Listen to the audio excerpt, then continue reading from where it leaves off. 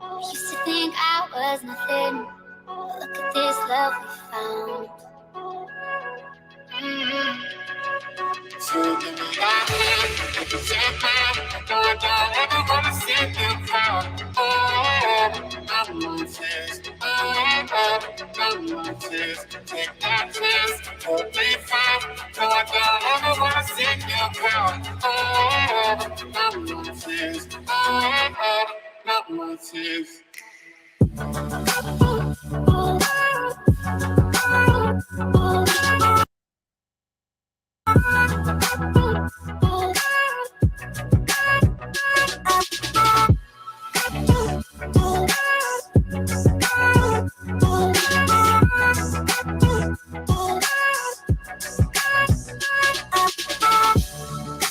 Never really saw you coming until you turned me around.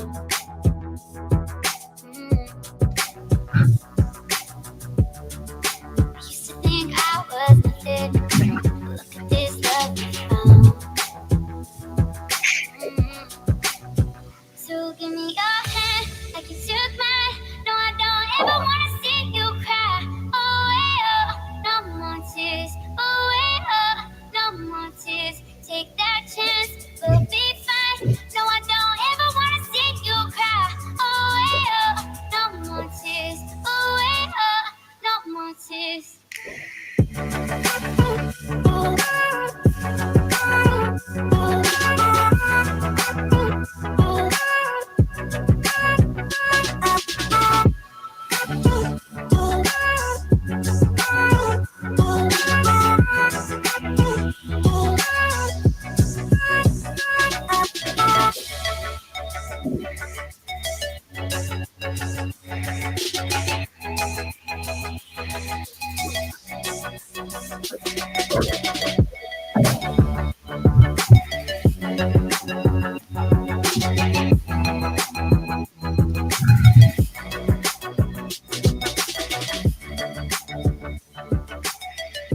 Good morning. Time to rise and shine. Happy shiny peoples.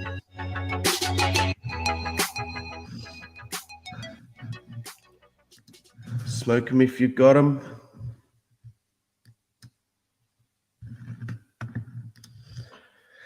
And good morning and welcome to Pixie. Good morning. You're doing well? Complaints, you know. That's the way. People with a lot more to complain about, isn't there? Indeed. Plus, it's a shorter answer. Yeah. And generally, I'm not saying this is the case with me, but people ask that, they don't give a shit. They're asking as a greeting rather than actually asking how you are. Which is so weird. I always pause before I answer because I'm like, really? Yeah. It's like, how am I supposed to answer this? Like the real answer or? Well, I used to answer them, honestly, every time. I'd be like, I've been better, I've been worse, and I'm currently somewhere in between. Welcome, Shy Ultima Cookie. I don't believe we've met before. And Clockwork's out there. You're Pixie. Silver's out there. DT. Good to see you all. Yeah, feel free to join Silver. Have I sent you? Yeah, I put the link in Pixie's chat today. Yes, it is in the wheels. I don't tend to join unless it is. Yeah. And depending on the mood of the chat, depend on which groups I put it in. If I want a nice, calm chat, I only post in yours. Aw, that makes me a little bit happy. Means I'm keeping my room good. Yes, it's a very positive room. I need to add more people, though. I just am afraid that, like, because it's not that I don't see other people as also being positive people or capable of being positive people, but, like, I don't know everybody's history with everybody, and, like, I don't want to go around and find out. So, like, I need to start making votes because I don't want to step on any of the current members' toes. Yeah, I know what you mean. It's like once you've developed a little group, it's like an entity, and to bring new people in is like How the create- fuck do you not know Shy? never met them. Me either. Shy is Jess.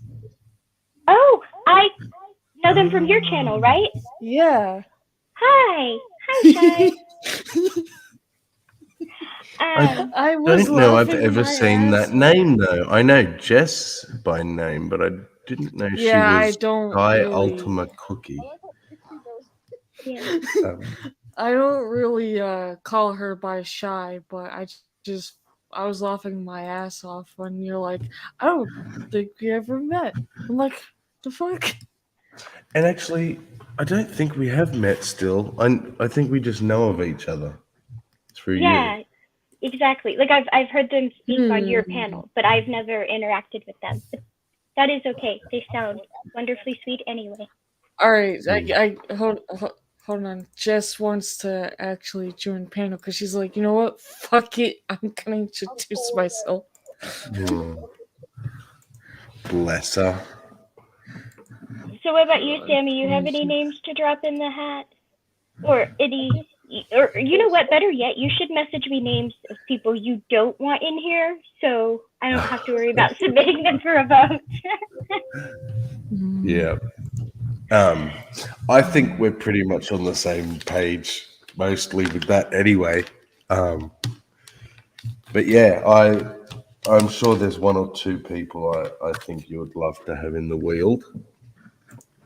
Kelvy's out there doing the face. The what's all this then face. I was going to look at two old dudes talking about the Jewish Yahweh narrative, but now I have all these shiny people in the panel.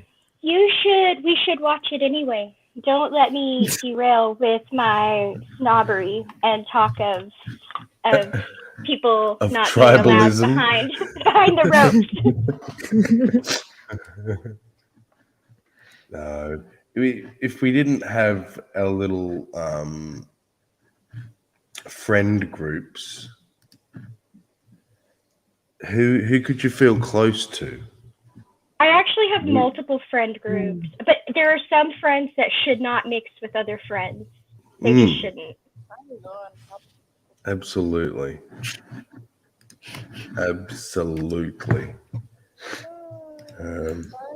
The quiet people will always end up silenced by the loud people. I agree with that, actually. Not just that, but like there's a fine line between having strong convictions and trying to justify the strength of your convictions to yourself by pushing them on other people, right? Yeah. And those people should not, you don't want them to feel challenged, because everything fun about who they are disappears rather quickly, right? Yep. So if this person over here likes to play with topics, I'm not going to invite them over at the same time, right? Like those are separate hangout times for a reason. Yeah. Welcome, Jess.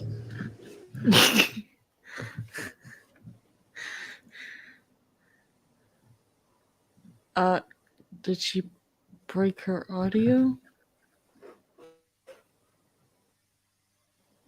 I think so. All gone very shy suddenly. Jess, did you break your audio? Jess I don't isn't think the she shy knows type. Is oh, she's how to called Shy. work Ultimate StreamYard Cookie. yet. Okay.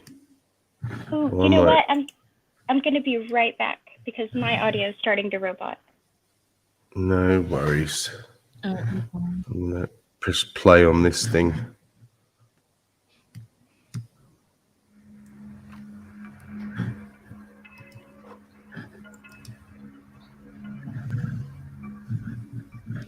The Jews believe in a single deity who they say created the heavens and the earth. They also say there's only one God. And because they say it and wrote it down, we Christians and Muslims believe it too, or so it seems. The Bible does tell us that this God has a name. It seems to us he must have needed one to be distinguished from the other gods. But speaking of saying his name, there's a Jewish prohibition on speaking God's personal name. This came because the Jews say its correct pronunciation has been lost. And they say they fear mispronouncing it, so they don't say it. However, the Hebrew Bible does indeed spell it out with added 4 consonants. So the existence of a proper name for their God is the first indication of the history of Yahweh and his worship by the Jews. It's truly a lot more complicated than most ever realize. Modern biblical scholarship and archaeological discoveries in and around Israel show that the ancient Israelites did not always believe in a single universal God. In fact, monotheism is relatively recent. No real topic tonight, Brojo. I just wanted to have a look at this 7-minute two old dudes video regarding Jewish Yahweh. But after that, nothing in particular. And if you were, I nearly messaged to see if you were going to start a hang because I only started one because there's no one around. But I'm happy to keep mine nice and short so I don't stream over the top of you. Alternatively, I'll drop you a link and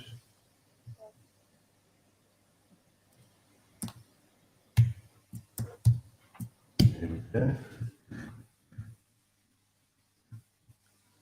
Did you see my video I shared to Ironic? I found his old band from high school.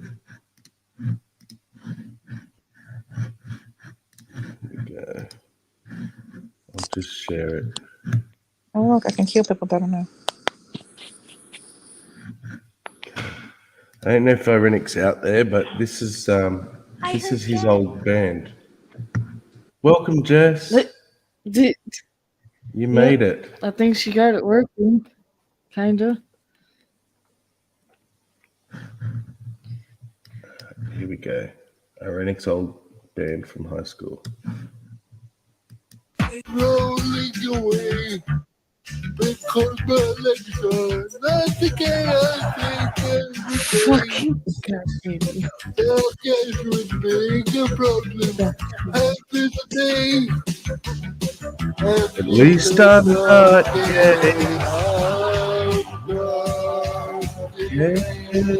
I'm not gay. I'm not gay. Being straight for my life.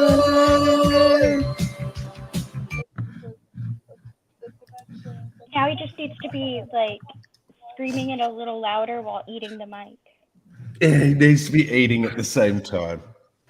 Oh And my he just God, needs to like you kill me. have the mic like half in his mouth while yelling. You know? Leaning right forwards into it with his eyes Yeah. closed. Yeah. Yelling, I'm not gay. Yeah. Yep. It's like, You my fucking life's kill shit, but hey, at least I'm not gay.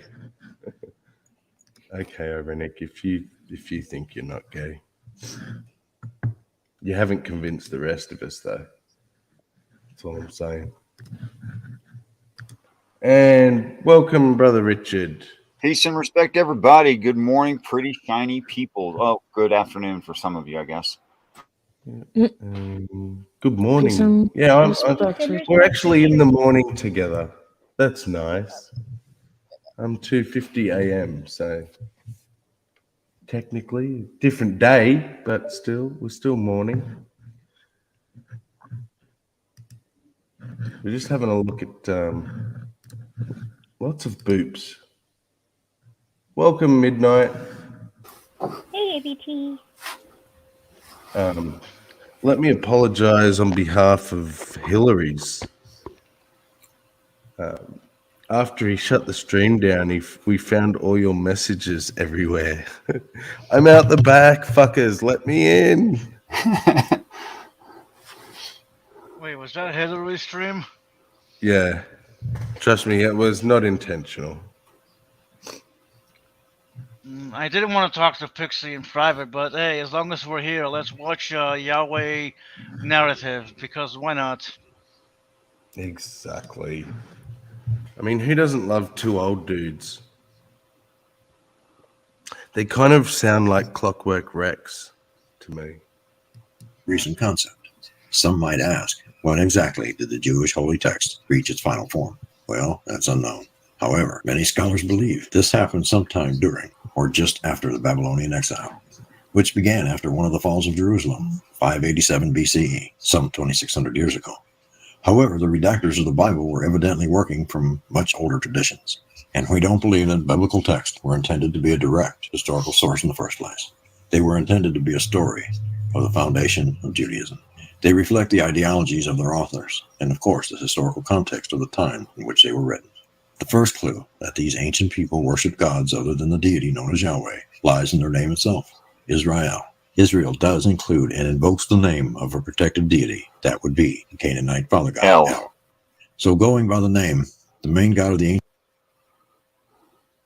I just said L. Sorry. I Was shouldn't have said muted. anything. No, that's okay. I paused to go, dun, dun, dun.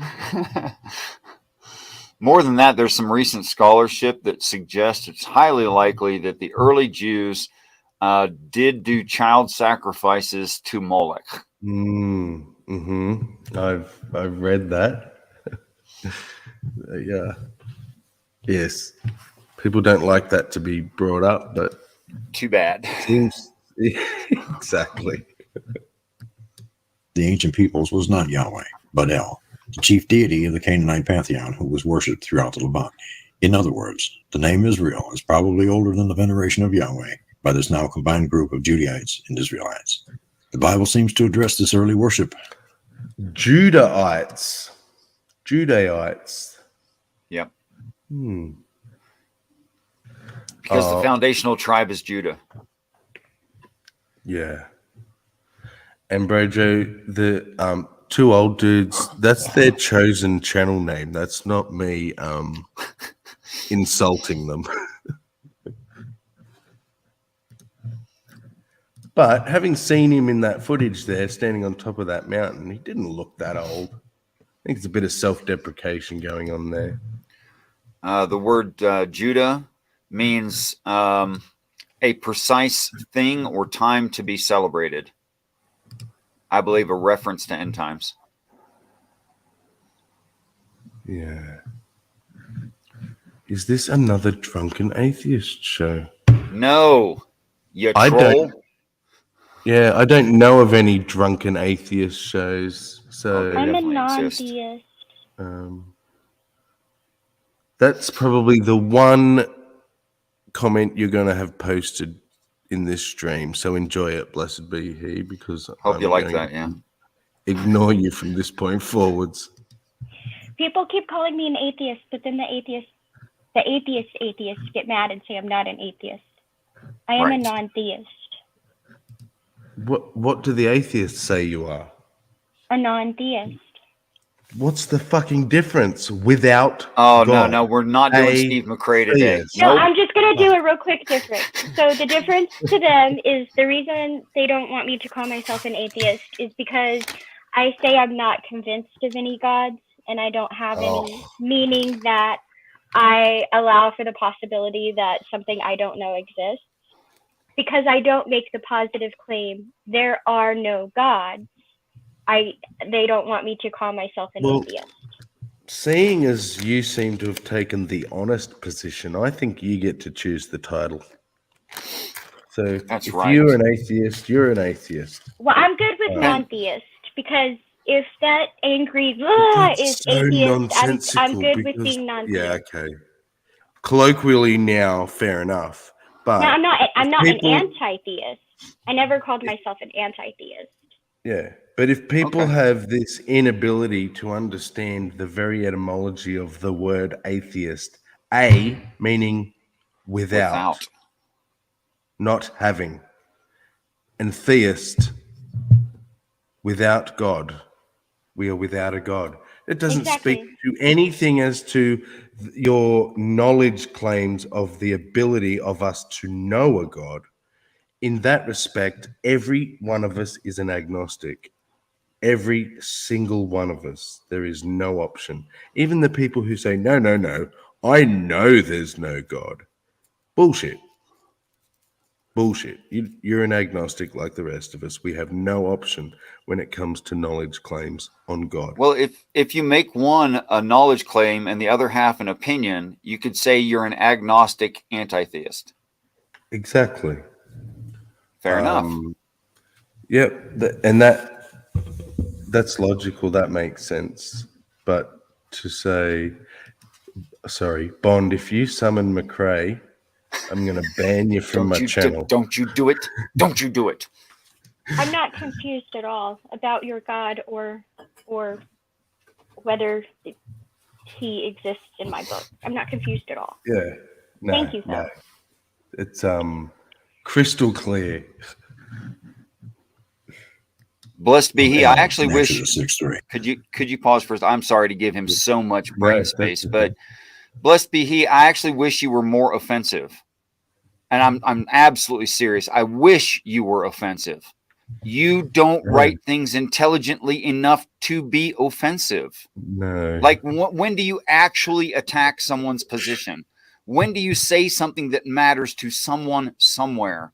I'd love it if you became more offensive by being accurate. I think they're Yeah. just upset because Crypta had a funny response to them. When they said it it was doesn't. the Drunken Atheist stream, Crypta's response was great. Yeah, well, she's a What was it? drunken theist. Yeah, she said that's She offensive. said I'm a drunken yeah. theist. And instead of understanding how awesome a joke that was, he takes it seriously as though as she would give a flying fuck what he says. Exactly. Exactly. But Blessed be he. You're just a bot that spews rhetoric. Like I could Google list Christian of rhetoric.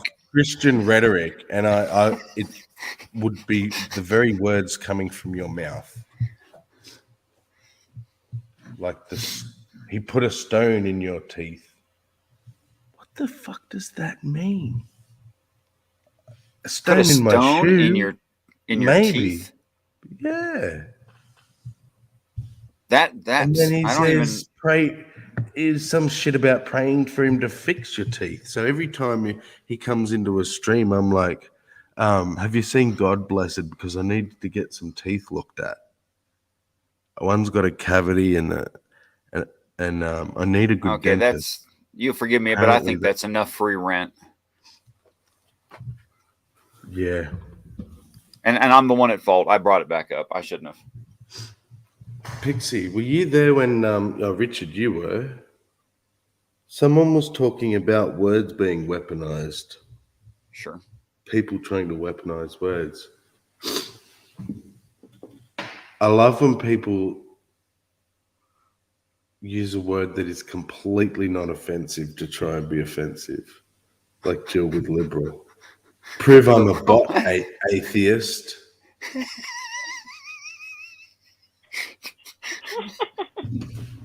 You're funny. You're so funny, Blessed.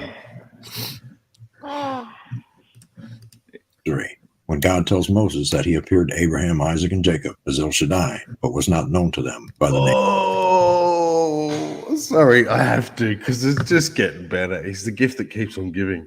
So I've just said about how he's never made an argument as long as I've known his existence. He just spews rhetoric, right? And look at this.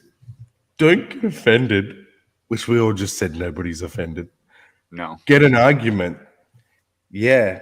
How about Oh, I'll tell you what, blessed be he. Ooh, I'd Next love to present comment an argument. that comes up on my stream that is not an argument, I'm blocking you. And I don't block anyone. Jill's the only person I've ever blocked. I'm going to block you because No, you're no, wait. a dishonest piece of shit, and I'm calling you out, brother. Let's skip the Yes, proving Bitsy. you're not a bot, and how about you prove I am one? I've got a great argument for blessed be he if he wants an argument. In fact, I've got, a lot of them against the way Christians think. There's something called a Texas sharpshooter or cherry picking fallacy.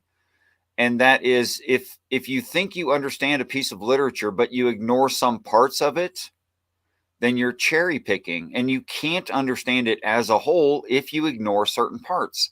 So blessed be he, I assume you assign some value to the Bible. Please tell me what the seven thunders are. Not what does the scripture read about the seven thunders. Tell me what they are. Yes, or your interpretation or understanding of what that's going to mean for me. I don't give a That'd be shit. even better. But like, here we are. He said, Richard is delusional. Prove me wrong. That's my argument. Okay, I'm going to say this one time really, really slow. If you think that constitutes an argument, you need to go back to like the equivalent of maybe second grade logic and philosophy. But there's a wonderful girl in the chat who's amazing with that. And if you can show just a little bit of humility, she might show you how to make a real one. And then you could be a real boy. Here we are. Here comes some rhetoric. Ready? Seven thunders is 7 levels of intensity of his fire within you. That's interesting. Why is one level not enough? Why not the most intense level, and then you're good? So that doesn't really make sense, because it would show that your God has levels of inefficiency. Try again. Yeah, what the fuck? Level 1 is like the setting on your vacuum cleaner that doesn't suck anything up. Like, why is that there?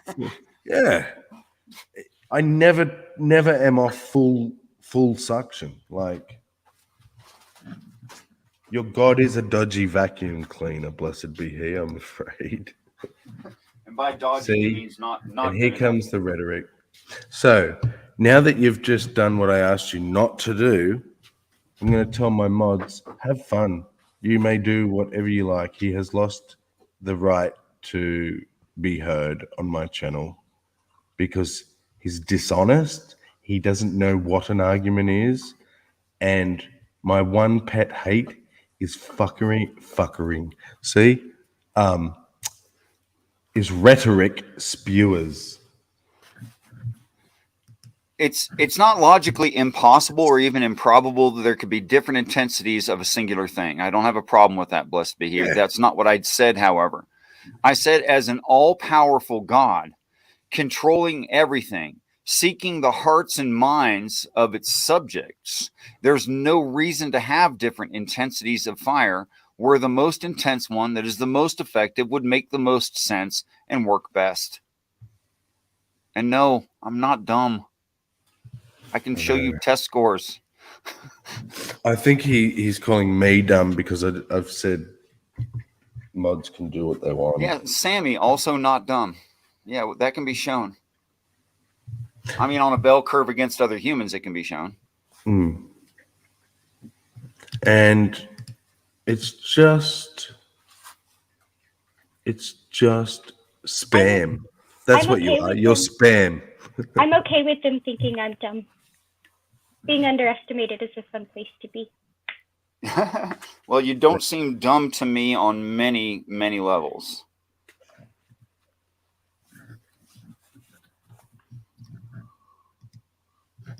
The name Yahweh.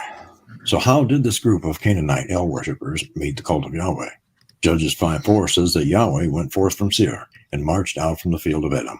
Support for the theory that Yahweh originated in the deserts of Israel and Arabia can be found in Egyptian text from the late 2nd millennium, which lists different tribes of nomads collectively called Shashu that populated the vast desert region. How exactly the Shasu merged with the Israelites or introduced them to the cult of Yahweh is not known, but by the early centuries of this first millennium, he was clearly being worshipped in both the southern kingdom of Judah and the northern neighbor of the kingdom of Israel.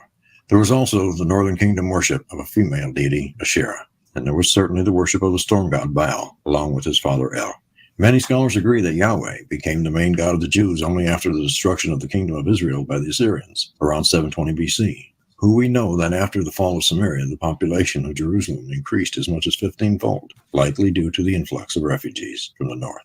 The transformation from polytheism to worshiping a single god was carved in stone, literally. But while Yahweh had by the dawn of the 6th century become their national god, he was still believed to be just one of many celestial beings, each protecting his own people and territory.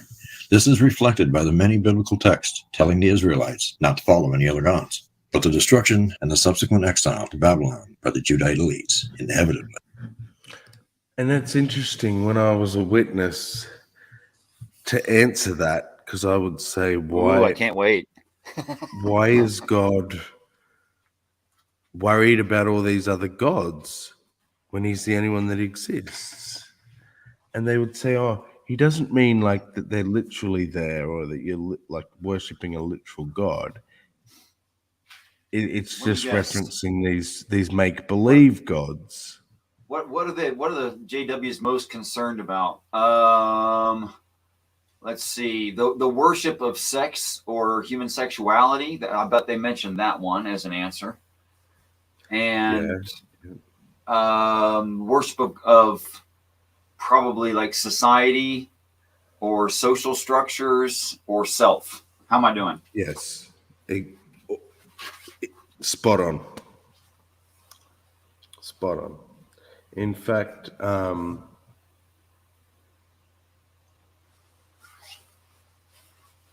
had a point then. They go one further. Sorry. Even. No, it wasn't you.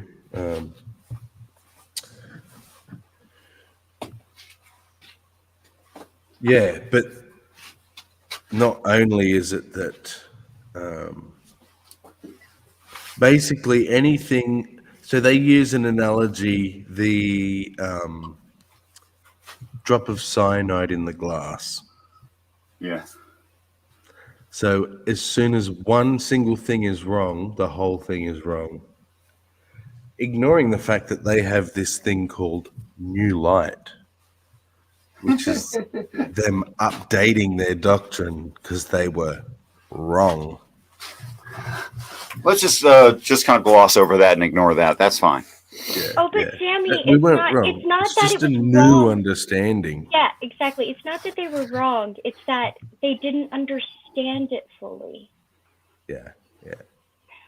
It's that human failing. It wasn't a failing of their God to pass the message along clearly by any means. That's not the failing, no.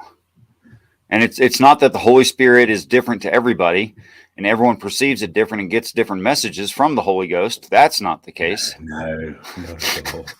Not that it's inconsistent. It's just that we wrote it or we thought about it wrong. That's what it is. I mean, it explains why no one in Christianity disagrees with anyone else. You know, if everyone had their own understanding, it would be totally different. That would mess up the whole joint and cause all kinds of different denomination and sects of Christianity, numbering in the thousands if that happened. God, could you imagine? What a mess that would be. The gods. But the destruction and the subsequent exile to Babylon by the Judite elites inevitably cast out some just one of many celestial dawns to worshiping a single god was carved in stone, literally. But while Yahweh had by the dawn of the 6th century become their national god, he was still believed to be just one of many celestial beings, each protecting his own people and territory. This is reflected by the many biblical texts telling the Israelites not to follow any other gods. But the destruction and the subsequent exile to Babylon by the Judite elites inevitably cast doubts on the faith that they had put in Yahweh. The ones that weren't exiled became known as the Sumerians. The question was, to the ones taken, how can we explain what happened? The idea that they agreed upon and accepted. I didn't know that. What part? The unexiled ones became the Sumerians. Yeah, that is, they stayed put. Did you know that? You knew that, obviously. I mean, I never thought about it succinctly, that one singular point, but yeah, I knew about it. Yeah, maybe I've glossed over it. But it's just interesting to think about them all sort of springing from a single source almost. It's not just a bunch of different groups stealing each other's things. It's everyone springing from a single source. Well, if they were exiled, right, and they're traveling, then they likely took what they knew and then added pieces of what they encountered. Yeah. Of course. Which technically would mean the Sumerian should have it closest to the original. You By would staying think so, put. but you would think so, but you would have to assume that in staying put and building this, you maybe their original text, but even staying put and becoming this civilization, bringing in trade, right? Then you're exposed to people coming to trade with you, and you could build or add it in that way. Even in isolation, you can build onto it, right? Just because some new natural disaster or some new plague or whatever. And so maybe the original text at the time of the split could be argued to be the most accurate. No, you're it's right. not most Because accurate. Well, I meant No, to the I just meant- I meant to the original teachings that came from, like, Yeah. but There's- they both could have divulged. Like In diverged. Islam, there's something referred to as the Injil, which was the message given to the people originally that gets corrupted over time. Now, that is exactly what I believe I see is the Injil, is that if you look at all these different societies and you see all the overlaps and you take into consideration cultural differences for interpretation, and then you add to that, telephone game or Chinese whispers over time.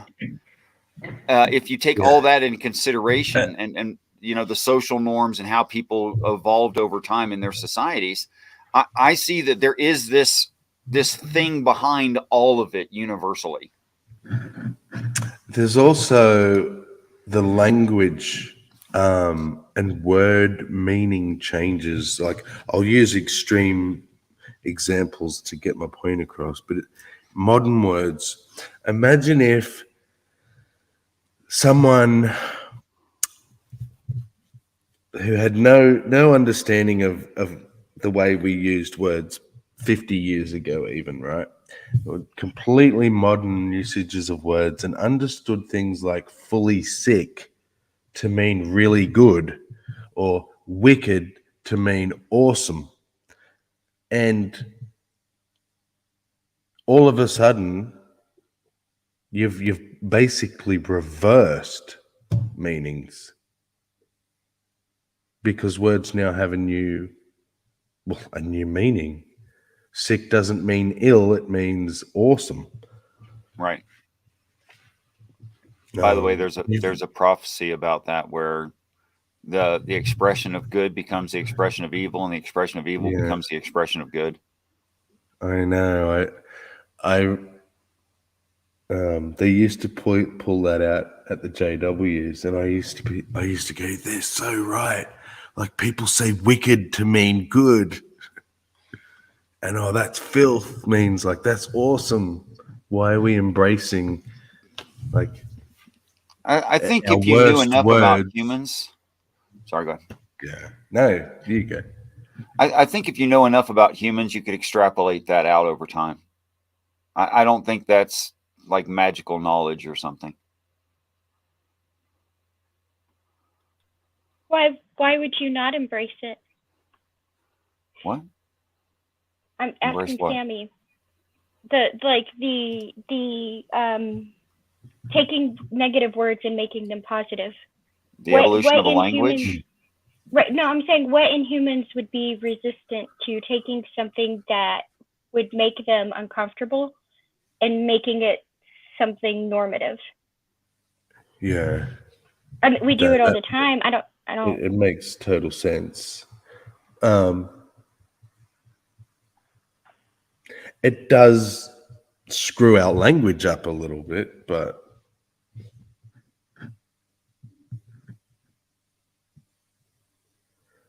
people within hip hop plays on this and comments on this too much. I always wondered where sick came from, though. I thought it must be like this something it did to them when they saw it. Like, I don't know. I don't know how that evolved. That is a weird one. I don't know. Try to figure out all the different ways the F-bomb is used. You know what? That is the most, I am convinced that is the most versatile word in the English language. Yeah, but it could be replaced by anything. Mhm. We could Right, use but the it could word be- rock the same way. No, you can't. Why not? Because, like, rock, Or well, I guess you could. Like you could use use any it as a word, noun. really, You but could use it as I a don't verb. give a rock. You could use it as an adjective, but can you use it as an adverb? well, first, I don't know what adverb means because I'm not a scholar. So that means you're a rocking idiot. No, that's an adjective because it's adjective. describing the Sorry, you're noun. So I'm saying, Okay, what- can it be? Because the reason I said it's the most versatile is because the F-bomb can be used as a noun, a verb, a predicate noun, a adverb, and an adjective. And I don't know another word that does that. Does it need to be an action in order to work? Is that what you're saying? No, Like, it's just no. So an adverb is describing the verb. So it's describing the action, but it can't be describing the subject.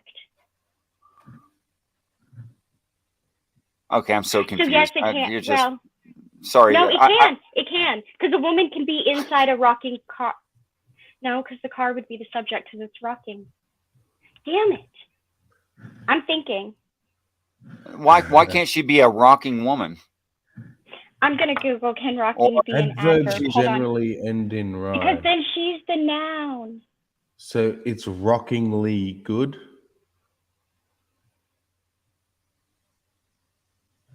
Or he ran rockingly. No. Why not? Well, what does it mean? Well, we haven't assigned a value to it, but we could. Just same with the F-bomb, we assigned all these values to the word. But that it's not the literal word, it's just a value we assign to it. What if he ran rockingly, where rock means to do very well, then and he ran rockingly, he ran very well. Actually, yeah, we probably have used it that way already. Could it end in ry? Like, you know, like they say dumb fuckery? Could we use rockery? No, that still wouldn't make sense. Well, the form would end up different, but the intent could be the same. Oh, you're that dude. Oh. Every couple of months, this dude comes in and starts spouting about some sesh city people being privileged, and I looked into it one time. I was like, "What the fuck? This is like the least important thing in the world affairs that I could care about right now." What is Sesh City? Oh, something to do with like there's a bus that go around and people, young people protest. They're protesting. There's a bus? What the? I don't need to know. Never mind.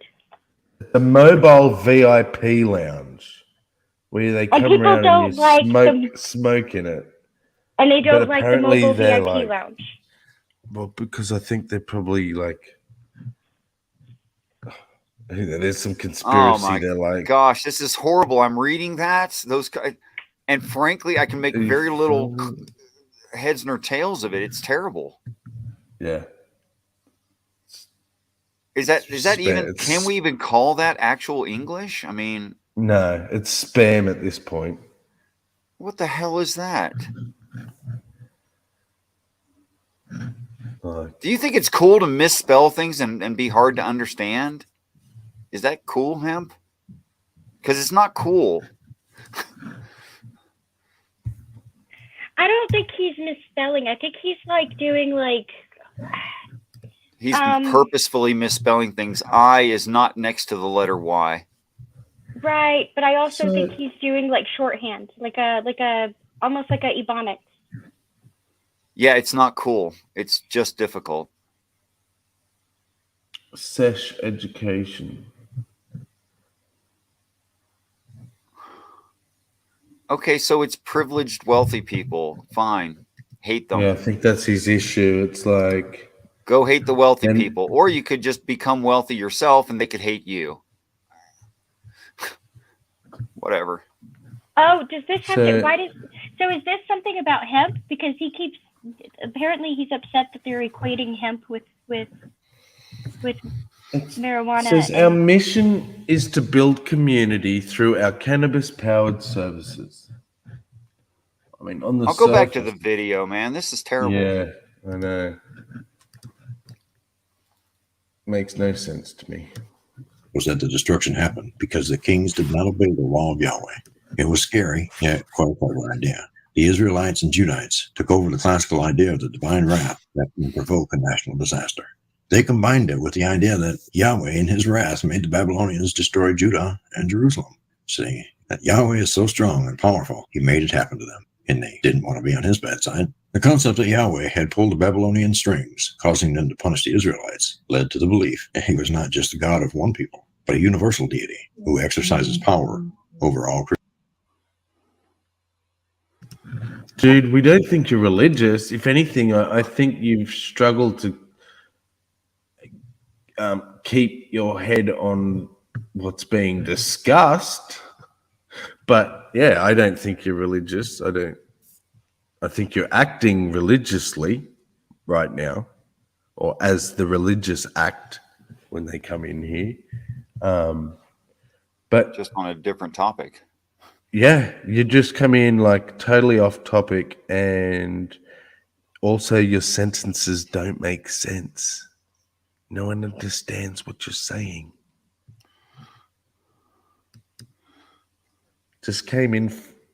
I just came in a 420 cannabis live stream.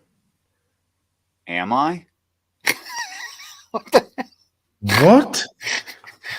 A Dude, statement no, followed you- by a question that are unrelated, and it's impossible to actually know what they mean. Let me clarify for you, friend.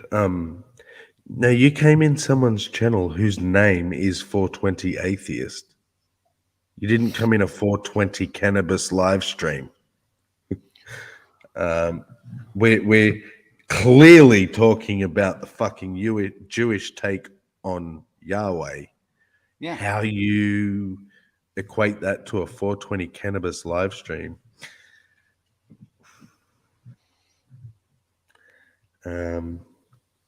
Pixie, you seem to understand. Apparently, I don't know what you said.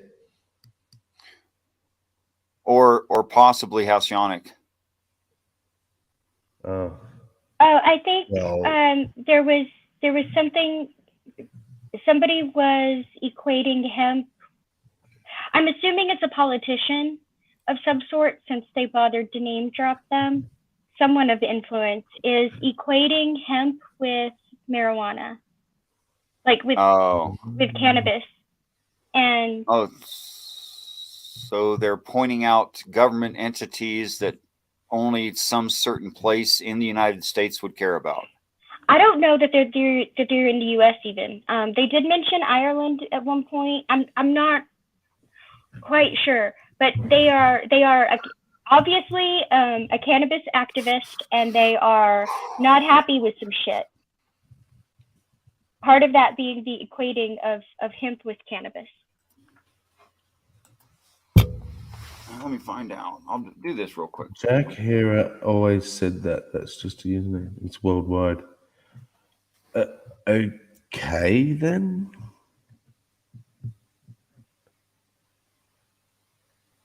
Like, you understand. Wait, Jack Herrera Wait. is a sativa dominant marijuana strain that has gained as much renown as, I'm not going to finish that. It's a marijuana strain, Jack Herrera. It's not a person. Okay. Well, like I said, opinions are welcome. Just try and make sense. Don't just come in off topic spouting rhetoric that people have no clue what you're on about unless they go and fucking do research, man. What the hell? Explain yourself better. I am not God. Also, I'm not God's chosen We are people. God's chosen people. I have no gods. Do I have you zero understand gods. the name 420 Atheist? What the hell are you on about, dude? Seriously. You're gaslighting me now. I'm a non-theist, but I'm very fond of the green stuff. So happy early 420, even though I'm 7 minutes late. Oh, we're 7 minutes late, but happy 420. Well, if you don't believe in time zones, it's always 420 somewhere. Yeah. I desperately need a 420 video so I can stop playing this for 420. I do whatever the Bible tells me to, except for the parts that I choose to ignore because they're unrealistic and inconvenient, but the rest I live by for sure. So let's not talk about how the good book bans shellfish, polyester, and divorce, and how it condones slavery and killing gays, because those parts don't count, of course. Let's cherry pick the part about losing my cherry and mine it for ambiguities and omissions to circumvent any real sacrifice, but still feel biased in my arbitrary parroted positions. And don't you dare question my convictions, and don't look closely at the contradictions. Just focus on a sacrificial crucifixion and have faith in its complete jurisdiction. It's the only way to measure if you're good or not, and in a debate just say to have faith, because when up against logic it's the only card you've got. So close your eyes, take a deep breath, and fuck me in the ass because I love Jesus. Fuck me in the ass because I love The Jesus. Lord would want it that way. Give me that sweet sensation of an irrational rationalization. It's just between you and me, because everyone knows it's the sex. Everyone that God knows can't it's the sex see. that God can't see. I really love that so much.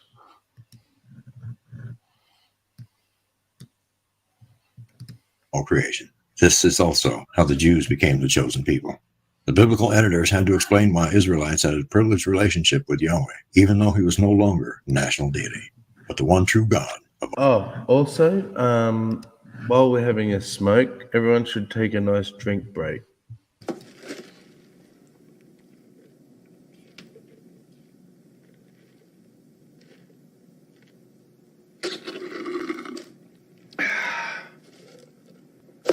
Gotta hit the spot. Oh, I hated that sound. And the coffee scene is better. I love his face, man. That look as he just I like the coffee sucking down the scene. dude's drink. I like the coffee scene. I don't know why. What? When Bonnie goes shopping, she buys shit. When I go Yeah, shopping, that one. I buy the gourmet expensive stuff because when I drink it, I want to fucking taste it. Okay? Yeah. But you know But what's you on don't my have to mind tell me right my now? shit's good. Ain't the fucking coffee in my kitchen. Okay? It's the dead N in my garage. When Yeah, it comes that home, one. I'm gonna get fucking divorced, okay? No child separation, no marriage counseling, fucking divorced. And I don't want to get divorced, okay? Yeah, that one. He's like, you don't have to tell me my coffee's good. I know my coffee's good. Bye. I'm the one who fucking bought it. When Bunny goes shopping, she buys shit.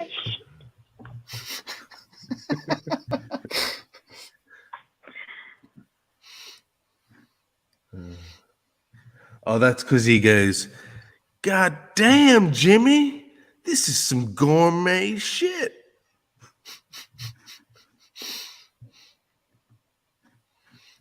of all nations. So after the centuries, as the Bible was redacted, the narrative was redefined and strengthened. This created a basis for universal source for three main religions, a source that could and would continue to exist for a very long time. Ultimately, all the other major monotheistic religions of today were established based on this Jewish narrative. Islam and Judaism are almost identical in their theology, except that Judaism doesn't have a clearly articulated hell or heaven concept, but their prophets are different, being Muhammad versus Moses. Although Christianity came out of a splinter group of Jews, it is quite different than both Judaism or Islam. Both Islam and Judaism do not view Christianity as truly monotheistic, and the idea that Jesus died for all of humanity's sins is quite alien to both Islam and Judaism.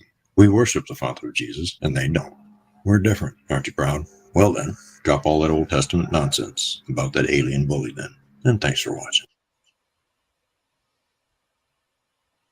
I'm going to set Lovely. you straight once and for all, because you're obviously the same person in a fucking another. You could have come in, you could have been cool, man. But I'm going to say it now.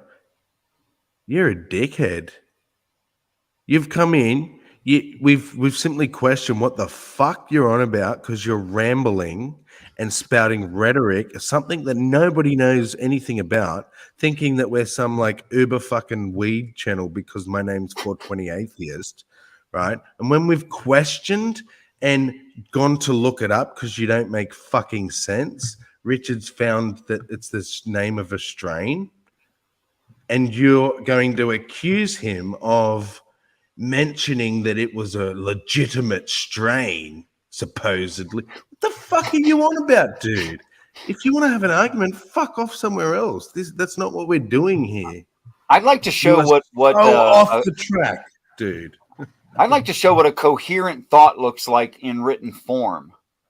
Jack Herrera was a famous marijuana legalization advocate. The sativa Richard mentioned is named after the man. See, this has explanatory power. Yeah. It's easy to understand. I'm willing to accept it just on the way that it's written. I believe him. Yeah. Yes. Thank you for that, Ironic, for actually explaining what the hell he lovely. was on about. Okay, here we go. Jack Herrera, sometimes called the Emperor of Hemp, was an American cannabis rights activist and the author of the 1985 book, The Emperor Wears No Clothes. He founded and served as the director of the organization Help End Marijuana Prohibition. As an activist, he advocated for decriminalizing the cannabis plant and argued it could be used as a renewable source of fuel, medicine, food, fiber, paper, pulp, and that it can be grown in virtually any part of the world for medicinal as well as economic purposes. True. He further asserted that the U.S. government has been deliberately hiding the proof of this from its own citizens.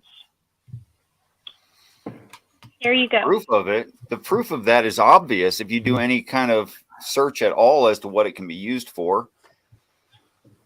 Oh, well. Well, I don't know about you Americans, but I'm Australian. I could not give a flying fuck about any of that bullshit, American politics. So, yeah, I know we're paying too much attention, but it's like a puzzle to me. I'm trying to understand. You're very much showing yourself to be with honor to the Lady Joe.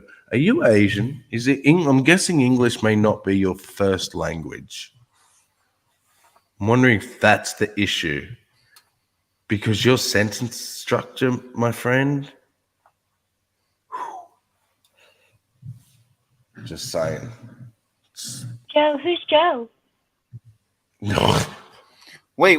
I know what Joe means. Lady Joe? Who's Lady Joe? I know what Lady Joe means. Joe is a derogatory term for American soldiers in Asian countries. He is Asian. Right. Where we called them Charlie, that. They called us Joe. That's so sad. Right. It's sad that those things linger. And no, you clearly racist prick. I've never been called Joe. That's my older brother's name. Actually, I would have. My parents would have called me Joseph plenty of times. They would have went, Joseph, Samuel, Benjamin. What's your fucking name? I know you live here. I'll figure out who you are. It's okay. Yeah, only Asians call people Joe. No, I didn't assume that. Again, well, open you're your ears. I said it's your horrible use of English. It's okay. Well, apparent that it's your second language, and the way you're using it is how I have found many of my Asian friends to use it. Sure. well, I am from America. You are correct. I don't know what you think that proves, though. I mean, my DNA covers like half the globe, so including Native American. So I don't know how Joe that makes me, but you're free to have that opinion. Have fun with it, you know. Yeah, in fact, Make up it goes whatever so else you want to far. make up about me. It's cool. It goes so far. I was like 14, and I had this friend who was very, very Asian, like pure blood, and his name, which I'm going to say poorly, was Nyuk Guk Goyen, and so he went by the name Charlie because Americans can't say his flipping name. I had a friend who I can't even pronounce his name correctly, but he would always smile when I tried to say his name. And I would always apologize because I got it horribly wrong. And he would be like, But you no. tried. He's like, you're closer than most. It's okay. But his name was Zhao Huan He. What is what? Zhao Huan He. Oh, that's beautiful sounding. Guess what? Sounds like the name of a flower.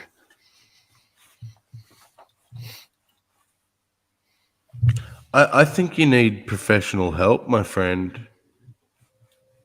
Or go over to the Christians channel. They love this shit. Where you come in somewhere you've never met a single person, you spout absolute fucking garbage that makes no sense in the English language, and then when everyone starts saying, dude, you don't make sense, you start accusing people. Are you getting bribed to do this? Blackmailed? Both? Just kidding, of course. Are you removing just some messages? Dude, I'm not even in YouTube. I'm only in StreamYard. I haven't got that window open to remove anyone. And we're reading your messages. How are they being erased? And let's see. Oh, someone my deleted gosh. it. But I'm sure it was... Oh, there he goes.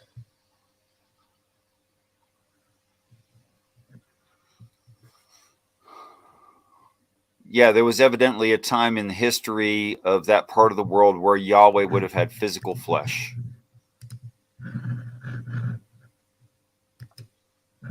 Yep. Of course, this just causes a problem within the Trinity for the Christians because, of course, they morphed that into personhood, but not personhood with flesh.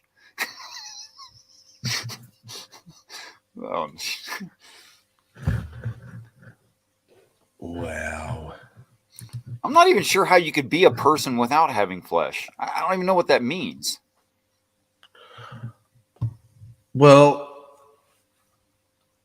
at that point, it's not really a person, is it? I guess we need to define person to do that.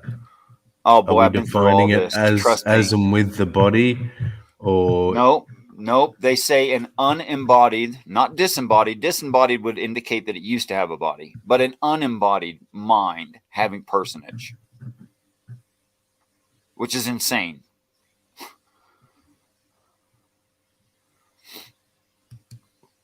Halsey says, I wonder if God is ticklish since he has a body. No, but I bet you are.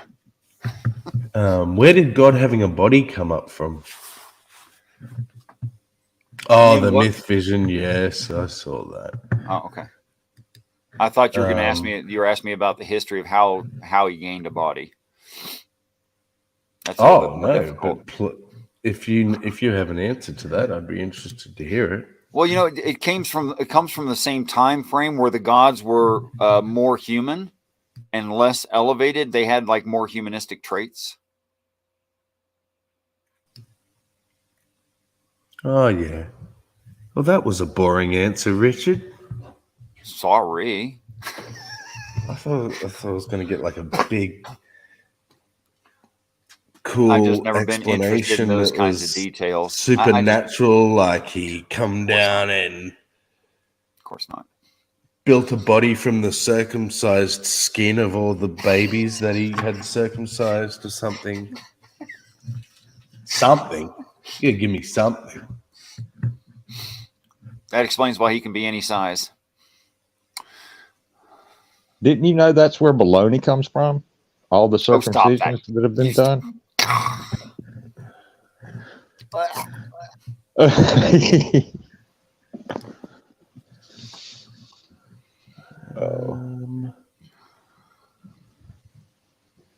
But yeah, the gods, well, let's just take the Greek and Roman gods. They all had a specific attribute.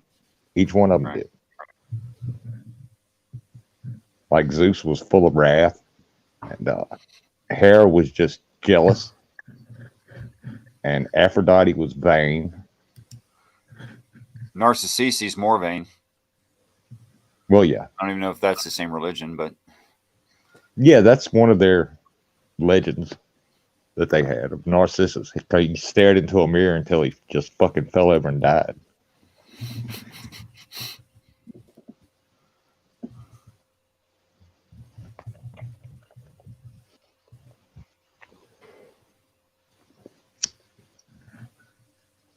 Oh, hey to everybody here. Thanks for letting me up. Hey to everybody in chat. hey. All right, I'm going to go pretend to work for a while, you know. Okay. Oh, I did that like earlier. cigarettes. Yeah, I did that earlier. So, All right, later days.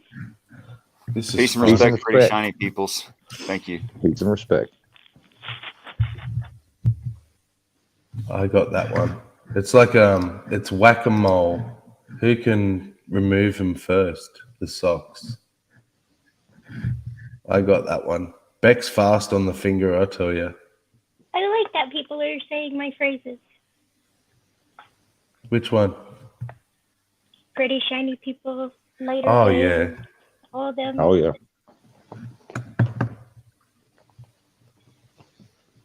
I started saying fair enough, and then a whole bunch of other people started to say that too. So. REM said happy shiny people. Oh, yeah. Holding hands. Yeah. Oh, Richard, why are you going to work? It's a holiday. I'm working.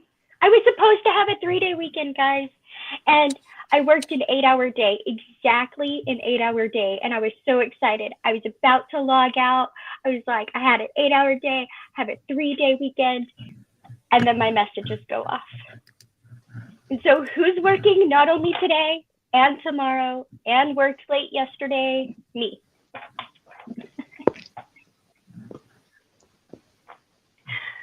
I got to help another team. You should be. I hope you're getting paid proper rates then. Oh, I'm getting paid overtime because I'm getting paid a full day holiday today. So whatever I work is straight overtime. Oh, well, that's nice. Yeah.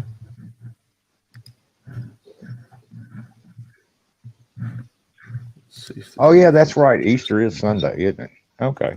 Mm-hmm. So 1, 2. This is a team I was responsible for the lift and shift for like 4 projects ago, but they need some help. So I'm back to help them while I do my other stuff. Someone's giving me. Let me share it so you can see it. This must be a new thing. Can you see here in the chat? Oh, it stopped now. That'd be right. There we go. Love hearts. Yes, I've been sending them. Nobody's been Is noticing. that you? Not me right now, but I have wasn't before. on this screen. That's not me right now, but I have before. It must be my tablet. I don't see those.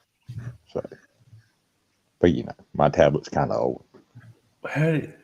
Is there a thing you click to send those?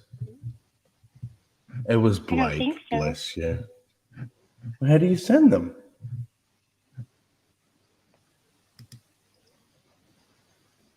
Blake, tell me how you do it. Oh, now I'm getting party ones. You can send any emoji. Oh, that's cool. look at that. That's like a TikTok thing. Oh my god. Now you've come in using. Oh, I figured they'd be back using some kind of Well N-word. done, Bojo. Yeah, I went to go. I see it in some people's, but I don't see it in yours. Did- So I don't know how they're Can doing it now. anyone So I'm see saying, how? sometimes I see Sorry. it, but I don't see it in yours. Sometimes it sees an icon in some chats, but not here. Yeah. It's just a random thing on the side of the screen. Wasn't there every other stream? It just appeared. What are you up to, YouTube? Yeah, that's what I was thinking. It's probably some YouTube fuckery going on. Oh, God. This dude's...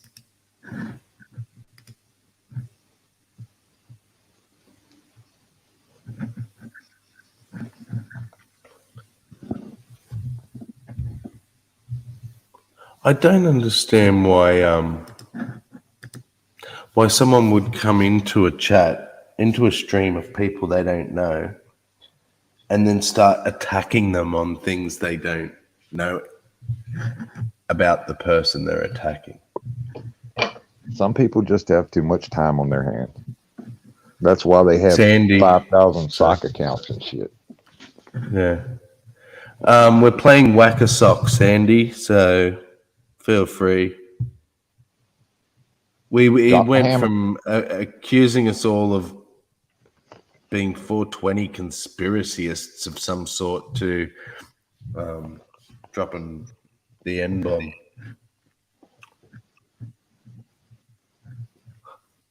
Blame it on that.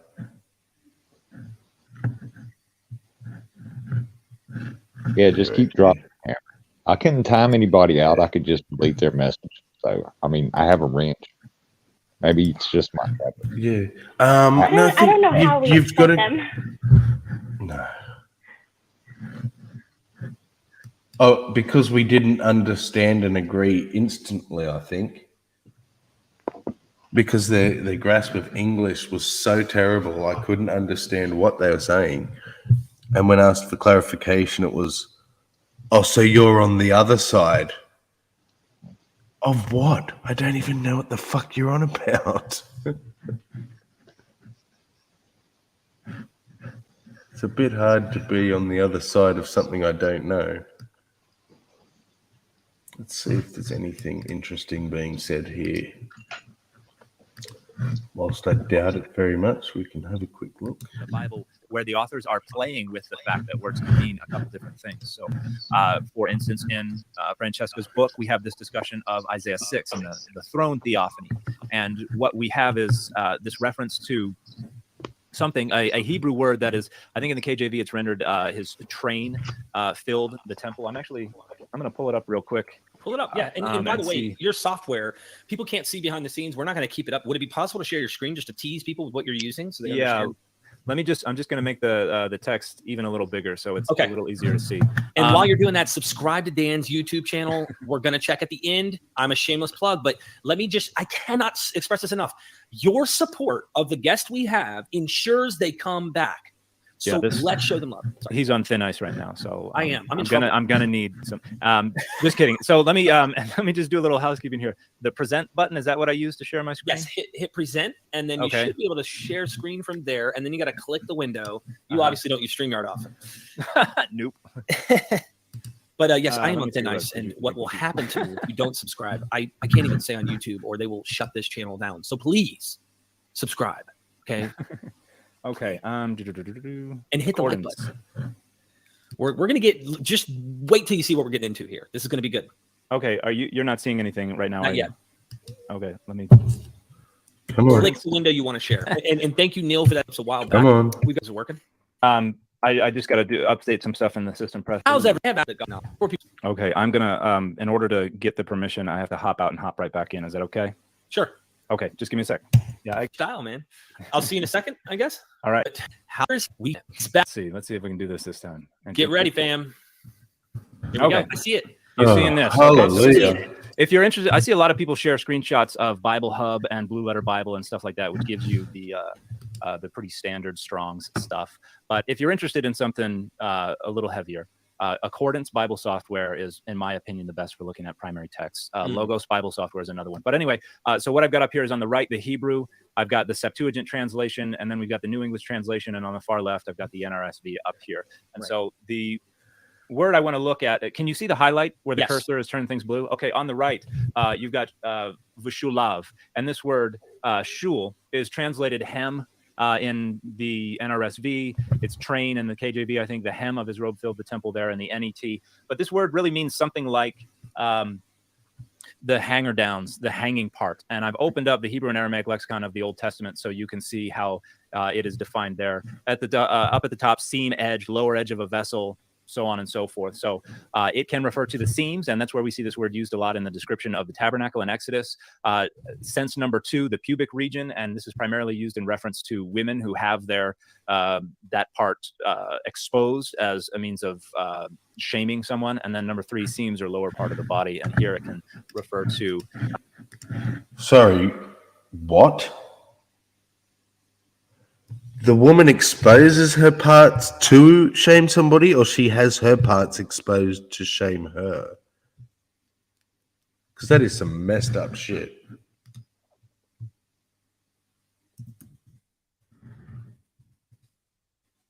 And so forth. So it can refer to the seams, and that's where we see this word used a lot in the description of the tabernacle in Exodus.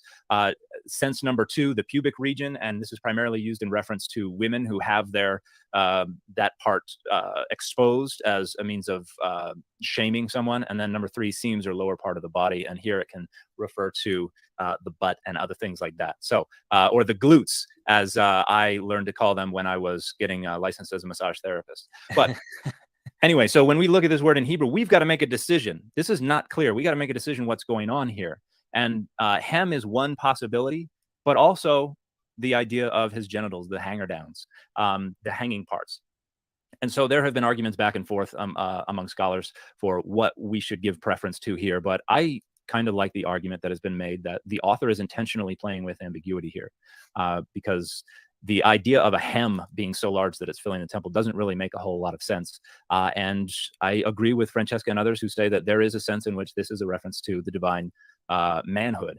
And Can we I'm going to pop us back and forth. Let me know when you want me to bring up the image that you're showing of the text. And I'm just going to come back to me and you so people can have an enjoyment in the video as well. And that is like, why would, this is like a fundamental question behind. I've noticed with the other academic who was, one of them wrote an article. Kip Davis is actually bringing a death blow to that article. It's going to be amazing. I can't wait. But the idea is that they want to divorce this deity from the rest of the ancient Near East. And they don't want it to walk like a duck and talk like a duck and be a duck. They don't want their God to be that. And that's my personal opinion is you see that precept come out where they're like, no, our God is different. Just like I see Christianity is radically different from the Greco-Roman world in which it arrives. And I'm not saying there aren't unique things about it, but if you looked at any and every divinity and every narrative, there's something unique about it. So, so the question is, why would someone like you or Francesca or any of you academics, and notice I'm putting you all in a category here, why would you think this could be God's private parts? I mean, what would make your unclean mind come to such a conclusion? Well, a lot of it, look, we're looking back about maybe around 2,700 years into the past. Right. And when we look back, we do not have a pristine, unadulterated, unobscured view of what they were saying, what they were thinking. We're looking back through thousands of years of interpretive lenses that have been brought to this text, ways it has been interpreted. And I've made a big deal a number of times and sometimes people give me a hard time for it, of saying that texts don't have any inherent meaning. The meaning must be provided by the mind of a reader, a viewer, a hearer. And we can only reconstruct meaning to the degree we have experience with something. And so sometimes, people will be like, well, I'm able to guess what the meaning of a word is in some places. Yes, that's because you're bringing the context and you're bringing a bunch of other experience to bear on how you're interpreting this. But the reality is there is no meaning anywhere except in the minds of hearers, readers, viewers. And so these texts, we are reconstructing the meaning. And for folks who have a commitment to a certain perspective about deity, that perspective is going to govern how they are going to reconstruct that meaning. But when we try to divest ourselves of those commitments and ask, how would they have reconstructed it anciently? That was such an honest position then I'm going to play it again because I enjoyed that. On how you're interpreting this, but the reality is there is no meaning anywhere except in the minds of hearers, readers, viewers. And so these texts, we are reconstructing the meaning. And for folks who have a commitment to a certain perspective about deity, that perspective is going to govern how they are going to reconstruct that meaning. But when we try to divest ourselves of those commitments and ask, how would they have reconstructed it anciently? If you try to travel back there and say, just using whatever data that we can reconstruct from this time period, what does this tell us about how they would have viewed deity? You do not get an incorporeal deity.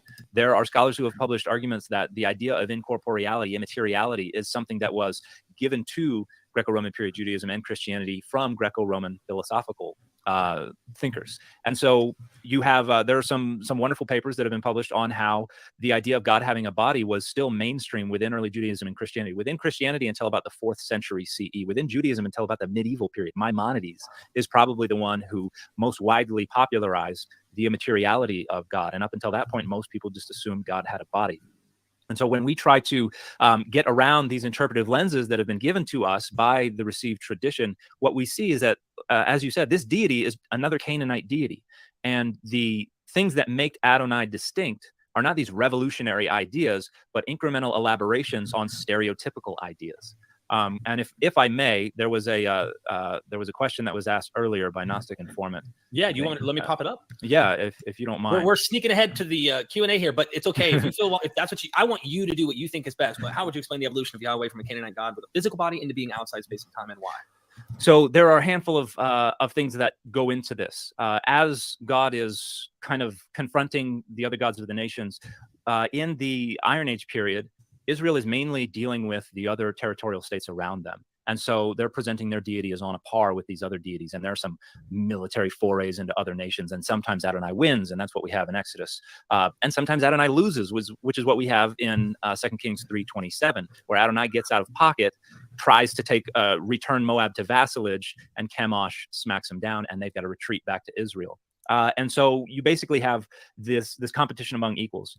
Once Jerusalem is destroyed and the Judahites are exiled, we now have a different problem to deal with. One, we got to figure out how we're going to access our deity, even though we're exiled in another country. And two, we've got to figure out a way to make sure everybody is still committed to Adonai, even though we are surrounded by all these other deities who are more accessible because there are a lot more divine images and who are more powerful. And so there's a rhetorical one-upmanship going on, where you got to say, oh, that deity is, so large, my deity is larger. That deity is so powerful, my deity is more powerful. And you keep one-upping everyone, and you get to a point where, within Deutero, Isaiah, and later literature, where God is, the earth is their throne and the heaven is their footstool. That's how gigantic they are. And then you get to this point where everything becomes a superlative. They are the biggest thing ever. They are the smartest thing ever. And this aids in people kind of reasoning about how it is that all these things can happen, and how it is that God can know all these things, and how it is God can help them through all of these trials. And so it's basically the trying to keep up with the circumstances and trying to present a deity that is capable of doing any possible thing that is ever needed. And ultimately you get to, oh, well, this deity's omnipotent. This deity is omniscient. This deity is omnipresent. Mm-hmm. And you get to that rhetorical statement before you have a rationalization for it, before you can explain it. And this is what I argue is the life cycle of a lot of religious dogmas. Religious dogmas are born of rhetorical need and rhetorical necessity. And then after they're born, you've got to go back and construct the rationale for it. And so the rationales, the explanations, the reasoning is pretty much always secondary.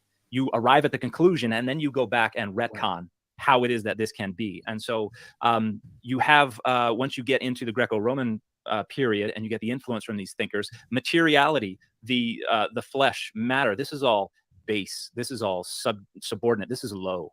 Deities are spiritual, immaterial. That is what makes them higher. And so once you get into the 3rd and 4th century in Christianity, apologists are trying to make the gospel more palatable for the Greco-Roman intelligentsia. They got to go, okay, you know what?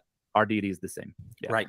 And then you reason all of that. And so it is a deity who starts off as one among many others. And I believe it's the 2nd chapter of my book, 2nd or 3rd chapter.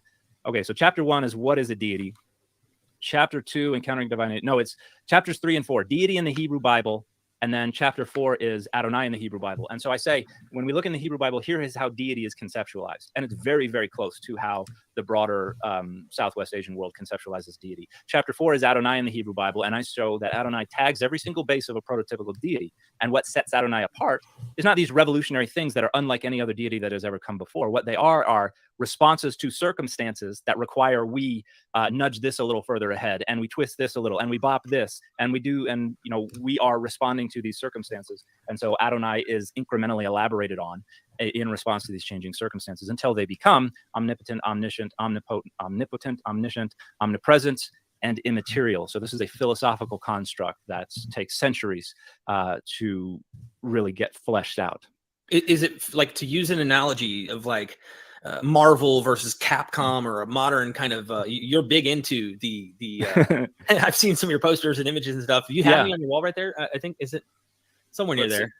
Yeah, so you're big into the superhero stuff. There's always competition to one up. Is Venom better than what is his name? Why did I bring up Venom? I loved the images of Venom, by the way. Spider-Man and X-Men and the whole nine. Like, they're always trying to outdo each other, and the competition of the deities is in a sense the same way. Where it's almost like what John Dominic Crossan said to a Muslim scholar, and I brought this up before, but they were debating. Not a Muslim scholar, but he might have been just a Muslim who was trying to say Muhammad's the way, the whole nine. And he said, if your guy was around in the 1st century and he was not claiming to be a son of God, a better son of God, we probably wouldn't even know who he is, because the game at the time was Son of God or Sons of God.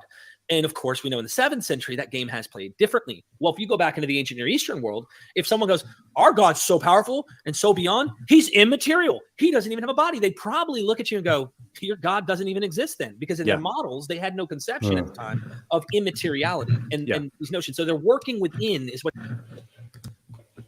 It's a good point, eh? Yes, it's me, Sandy, again.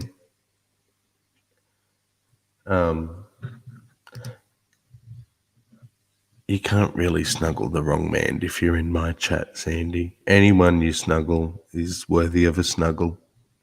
Oh, no, I forgot the point. What was it? Let's go back. Into the ancient Near Eastern world, if someone goes, our God. Yeah, the idea of, if you said back then, oh, my God's so awesome, he's like, doesn't even have a body, he's invisible and shit, they would have went, so he doesn't exist.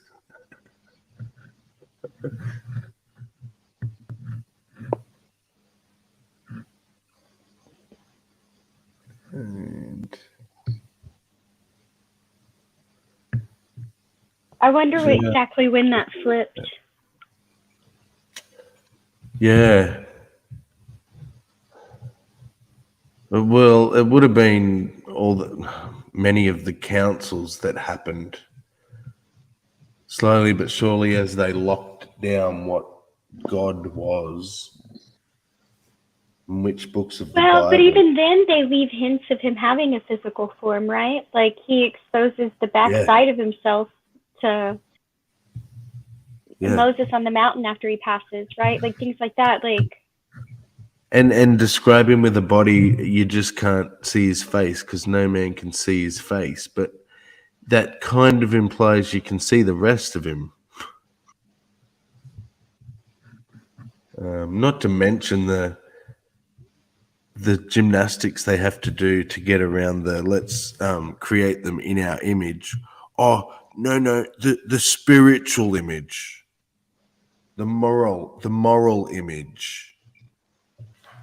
All the abstract things. That's the image. But they didn't create us in their moral image, right? Because we're all dirty sinners. So not they're to God's a failure. Until we ate the fruit of knowledge of good and bad, we weren't like them.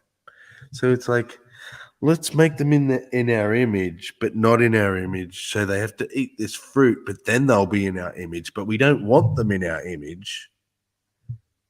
So what?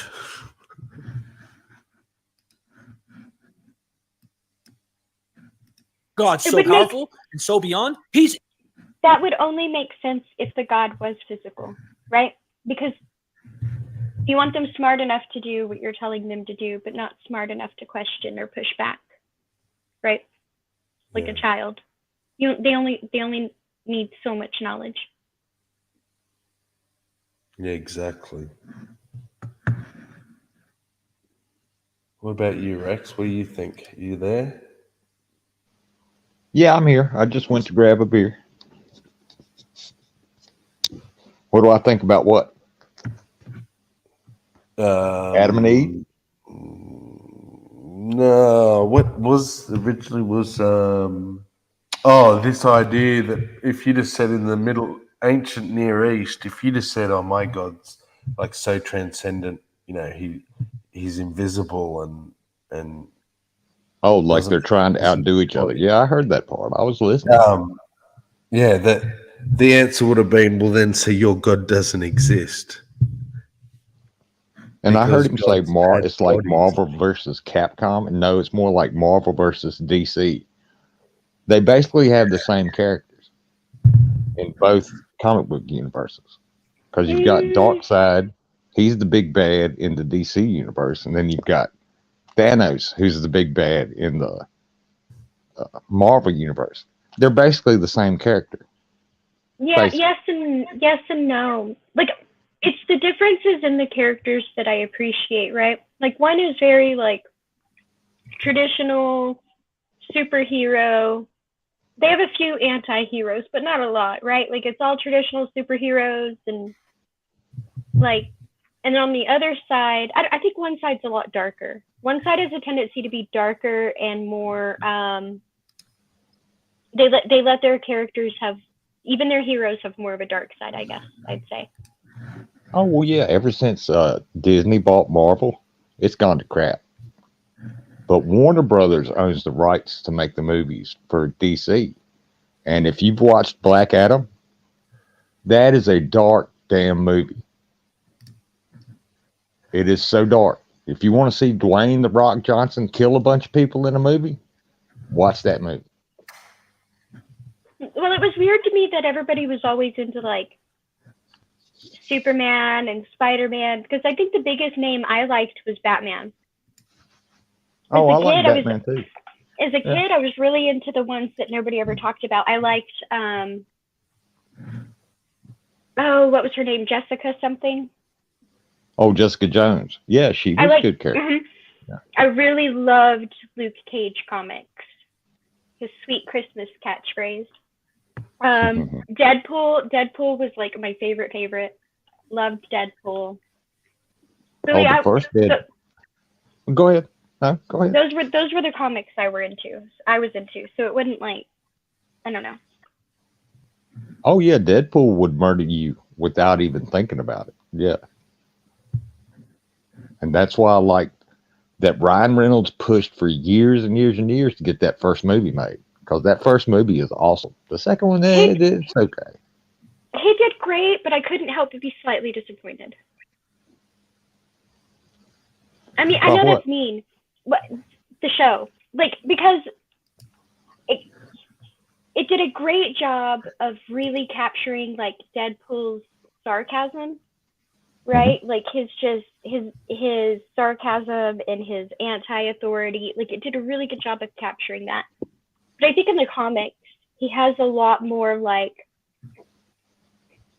just really dark humor and like quick, like that dark wit. I mean, it showed he had the quick wit in the movies, but it was always very sarcastic and not, I don't know, he just seemed not as dark, I guess. Well, I can see that. And isn't Deadpool a Marvel character? I mean, even though the movie was rated R, I think Disney still owned him at the time. I think he's a probably. He probably pushed it as far as they'd let him. Right. Yeah. Is the thing, which is why it was as good as it was. It's not that he didn't do a bad job or anything. I just think Disney has a habit of taking all the dark out of their heroes for some reason and rewriting them a lot. And Disney didn't used to be that way. They really didn't. If you've ever watched if you've ever watched the old cartoon movie that Disney made called The Black Cauldron, that was some dark shit. Oh yeah, I remember a lot of dark Disney stuff. But I think we also like I lost my train of thought, but that's okay. Sorry. Was it the bullshit rhetoric I just put on the screen? Because this stuff makes my brain turn to mush too. Praise the Lord or eat the bugs. Hey man, Morning, some hubby. bugs are really good. Dude, If you cook them right. Oh, I was Plenty going of to say, societies that eat bugs. I think in the Marvel universe, though, they did a lot of rewriting to begin with, just in the comics itself. I mean, the fact that Thor is the character he is in the Marvel universe is a complete rewriting of Thor. Mm-hmm. I mean, not Thor. Damn, Halsey. Yes, Thor. Well, they did it with Thor too. Yeah, it is Thor that I was thinking of. They also did it with Loki, which was kind of weird. Yeah, it was. It was kind of weird.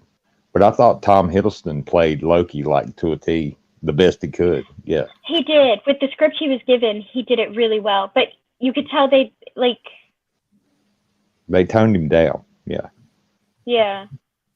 They just, I think in some ways they had to in order to play up Thor, right? Because Thor is supposed to be dumber than a box of rocks. Oh, yeah. If you read the Elder Edda, he is so stupid. Oh, yeah. And Loki's always giving him a hard time, like playing tricks on him and making him lose his shit. Yep. Because he's nothing but temper. Loki used to play tricks on everybody. Well, he is a changeling. And he was brought in. He wasn't like born there. And which one? I get Frigg and Freya mixed up. Which one? Frigga and Freya are brother and sister. They're twins. Right. So Frigg? Freya is the one that has a soft spot for Thor, right? She's always like, "Oh, poor Thor." I think so. Yeah. It's been a while since I've read it, but yeah. Do you want to know something funny? Completely off topic. When we're already off topic. We're already off. Yeah, well, off topic of the off topic. The word friggin' that people say instead of fucking, they'll go a friggin' hell. So in Australia, frig means the act of female masturbation. So to rub one out. Yeah. So it's hilarious when we watch American stuff and people like trying not to swear, so they're like friggin' this, friggin' that, not realizing that it's really not much better. You know where friggin' comes from here? It's from the way people said freaking instead of I know, but see word. that mostly turns into frickin'. Yeah, now say it fast. A lot of Which times. is what it's supposed to be, yeah. They're meant to be saying frickin', but they say friggin', which, as I said, is the act of female masturbation. Quite That's a weird. humorous That's to weird. But funny. I mean, yeah, weird, but it's funny. I just don't understand how that. Frigging in the rigging, frigging in the rigging, frigging in the rigging, because there's fuck all else to do. That. Maybe it's a British thing. We adopted it. I guess so. I don't know what the fuck you're Not talking sure about. where. It's okay. I just learned what blue Friggin'. stockings meant the other day. So. Go frig yourself, Pixie. I just learned what blue stockings meant the other day. So. I have no idea what they behind on are. the lingo. So tell me. You know, okay, so in the 1800s, I guess it's really weird time in America and all that, right? In the education system. So if you were a woman and you went to, you had education, like any higher education, it was usually this finishing school that taught you like etiquette and how to be a good hostess and like all this bullshit, right? Like not something we'd consider real education. Women were like fighting to get into the education system. And so they had set up these like, I guess they were like colleges kind of, and they were like adjacent to a real college where women could go study, but they were not allowed to graduate, right? And even before they petitioned for the right to graduate, even before all that, they just them wanting to go study like actual science or bio, just anything that they wanted to study. They kind of gathered this reputation, like these women were going to be spinsters, right? Because they weren't going to go have babies or whatever. And people called them blue stockings, which meant like too smart for your own good, like you're like stupid almost. Like it was like a derogatory word to describe women who wanted to learn. Huh. I had never heard that before. So, you learn something new every day. You know how I learned? That was the name of Super Munchkin's performance. And I was like, what the fuck does this mean? Google. Huh. And it was accurate to the kind of play they were doing too. So that was interesting. Oh, okay.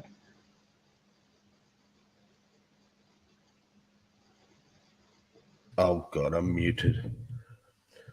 No wonder you're talking over me.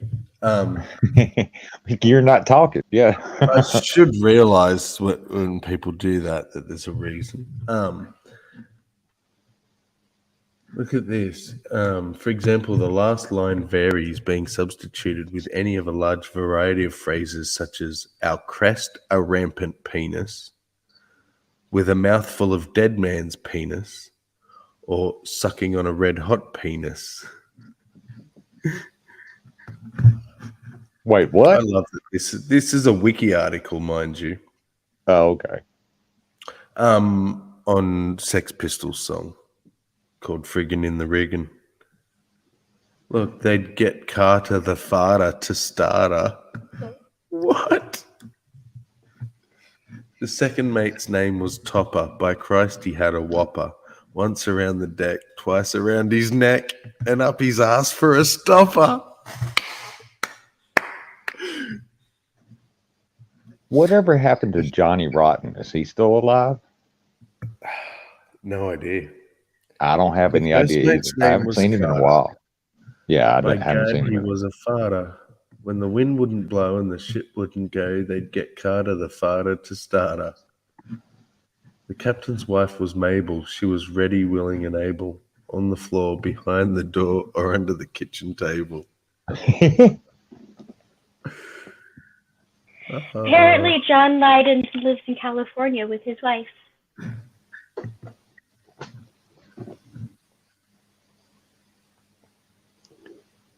Oh, he probably grows pot now. Like that chick from the first Blair Witch movie. She did that. She has a pot farm in California. That's what she does. So it's possible the song was inspired by an actual event where a female convict sailing on the colonial brigantine Venus persuaded members of the crew to commandeer the vessel, sailing from Port Dalrymple, Tasmania. Despite various reports, the ultimate fate of the Venus is unknown. This may have led to the creation of the drinking song. The captain's daughter, Charlotte, was born and bred a harlot. Her thighs at night were lily white. By morning they were scarlet. Oh.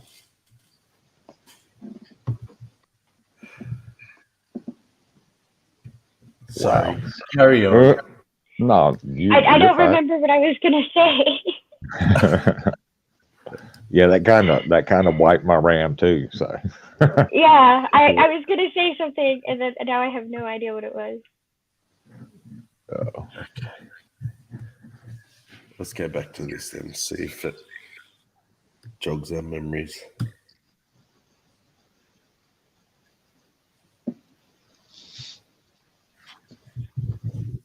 We went from superheroes and my God's better than your God. My God can beat up your God, to superheroes to sea shanties. So, yeah. Yep. About whores and absolutely getting them lyrics put on my body permanently. Yeah, there's some pretty cool lyrics. About celebrating 420. Oh no, I made it. It's 420. Cheers. Guess you're hanging with the dear double G. Smoke weed every day. There you go. That's my celebration. And actually, I'm going to press play and go and have one. So give me 2 minutes. Son of God, a better Son of God, we probably wouldn't even know who he is, because the game at the time was Son of God or Sons of God. And of course, we know in the 7th century, that game has played differently. Well, if you go back into the ancient Near Eastern world, if someone goes, our God's so powerful and so beyond, he's immaterial, he doesn't even have a body, they probably look at you and go, your God doesn't even exist then, because in their models, they had no conception at the time of immateriality and these notions. So they're working within, is what you're saying. So that brings me back to the perverted claim that has been thrown at these academics, such as yourself or Francesca and such. Why are we saying in Isaiah 6 or any of these other places, these euphemisms could be about God's penis and or sexuality of the deity? Is that a common theme among the non-Israelite deities? It is. In fact, in the Ugaritic literature, there's an interesting story. The Birth of the Gracious Gods is the name of this story. And we have El strolling along the beach, and there are 2 women, and he sees him, and then it says his hand grew as large as the sea. And the hand, the yad, is a euphemism for the genitals. And then there's intercourse. They are impregnated. They give birth to the gracious gods. And so this kind of stuff is represented frequently. And I actually have. I've shared this before a number of times on my channel. I don't know if you've seen it, but we have a drawing of God, Adonai, and his genitals. Have you seen this before? Is this the one with the dangling parts right there, and she's sitting in a chair? Somebody's sitting in a chair off to the side. Yeah, I'd love to show everybody right now, because your drawing of it is amazing. So this is an artifact discovered at Kuntilidaj Rud, which is kind of a way station in the southern desert, and there was what's called a pithos, a large jar, and there were drawings and writing all over this, and it was shattered. And this is a fragment that's been put back together. I was going to share it, if Please that's share okay. it. Yeah. Okay. Unless, actually, you know what? I'll just send it to you, because I think you're a lot better at this than I am. I'm just familiar with the software, so yeah. Okay. Right there, and everybody get ready. And so this is a drawing that I did of this artifact. The artifact is kind of faded. It's not the easiest thing in the world to see, but my drawing tries to make it a lot clearer what's going on in the image. Okay, I'm going to open this image. We're going to actually do something. I'm going to do a little better than what I did before when I showed that picture. That it's actually going to zoom in. We can actually look very closely at this. That's the goal. So we can actually, you're going to see much better. Is that coming through nice and clear? Let's see. Yeah, I can see it. Okay, that seems to be about the largest I can get it. Yeah. And then there we go. Okay, so what are we looking at here? So this is one of the drawings and inscriptions from Pithos A from Kuntilidaj Rud, and the inscriptions and the drawings have all been published. But we have these 2 figures here. One on the left is male, you can see in between the legs, and on the right we have a female lacking the hanger downs, and then we've got indications of breasts on the right as well. And then the figure playing the musical instrument in the background is highly debated, but is not really incredibly relevant to this discussion. But the inscription above talks about a person who is invoking blessings for, and then so the top line is the name invoking blessings, and then the bottom line, which as you can see is written over top of the crown of the male figure, it says literally right there, to Adonai of Shomron, or Adonai of Samaria, and to Asherah. And so we have a depiction, an inscription on top of this drawing that seems to represent Adonai and Asherah. Their arms are interlocked in the drawing. We have a male figure and a female figure. And the symbolism of these figures is patterned after what they refer to as Bes imagery. This is an Egyptian deity, and there were a number of deities that would kind of be almost like clothed in the symbolism of this Egyptian deity Bes. So there was a debate for a while over whether or not these are some other deities or if this is Bes, but I think the best case to make is that this is Adonai and Asherah, and they are just being assigned these. Space. Hello. I just came in for the viewing of God's penis. I'm just here for the cock. Yeah. Come for the roo, stay for the cock. That's right. Stay for Hello, the everybody else. God cock. It's even God better. cock. The ultimate cock. Yeah. And I have to say, I'm just going to back it up there. Yeah, I mean, he's average. Is he there on the left or what? Oh, I thought he was the left. Yeah. Now I'm noticing there's a dude on a chair on the right. Maybe that's God with the big cock hanging down his shin there. See? I mean, that Possibly, might be. But Where yeah, is this drawing from? Where did they say this drawing was I from? don't know. I might go back a little bit. It almost looks Try like and a pay cow attention. head on top of that person. Well, I'll tell you what. I thought they would have given God like a big super dong. Do you know what era this is from? Like time-wise? No, I don't even know if. Well, Nerdy was listening because Nerdy is like, I'm keen to see God's cock, and I'm like, what are you talking about? And then they flashed it up on the screen, so clearly he's the only one paying any attention to anything that's being said. So I was just wondering because one of the reasons why penises are so small in Greek statuary and stuff like that is because they considered like depictions or even the reality possibly of like large genitalia as like fish. And like it meant that you were of like low You broke intelligence. up. Like, oh, you still there? Can you hear me? Yep, you're back. Okay. So it meant that it was like a sign of like low intelligence and like mockery. Like if you had like a big dick, like in the picture, like you were like an animal. You were a lower human if you had like a big, penis. That's why like in most Greek statuary, penises are relatively small because it shows that they're more concerned with intellectual pursuits. Yeah, that's what Will's saying. Small genitals meant intellectual. Big penises were seen to be on oafs. Yeah, like oafish and like like comically stupid and animal-like. Or threatening, right?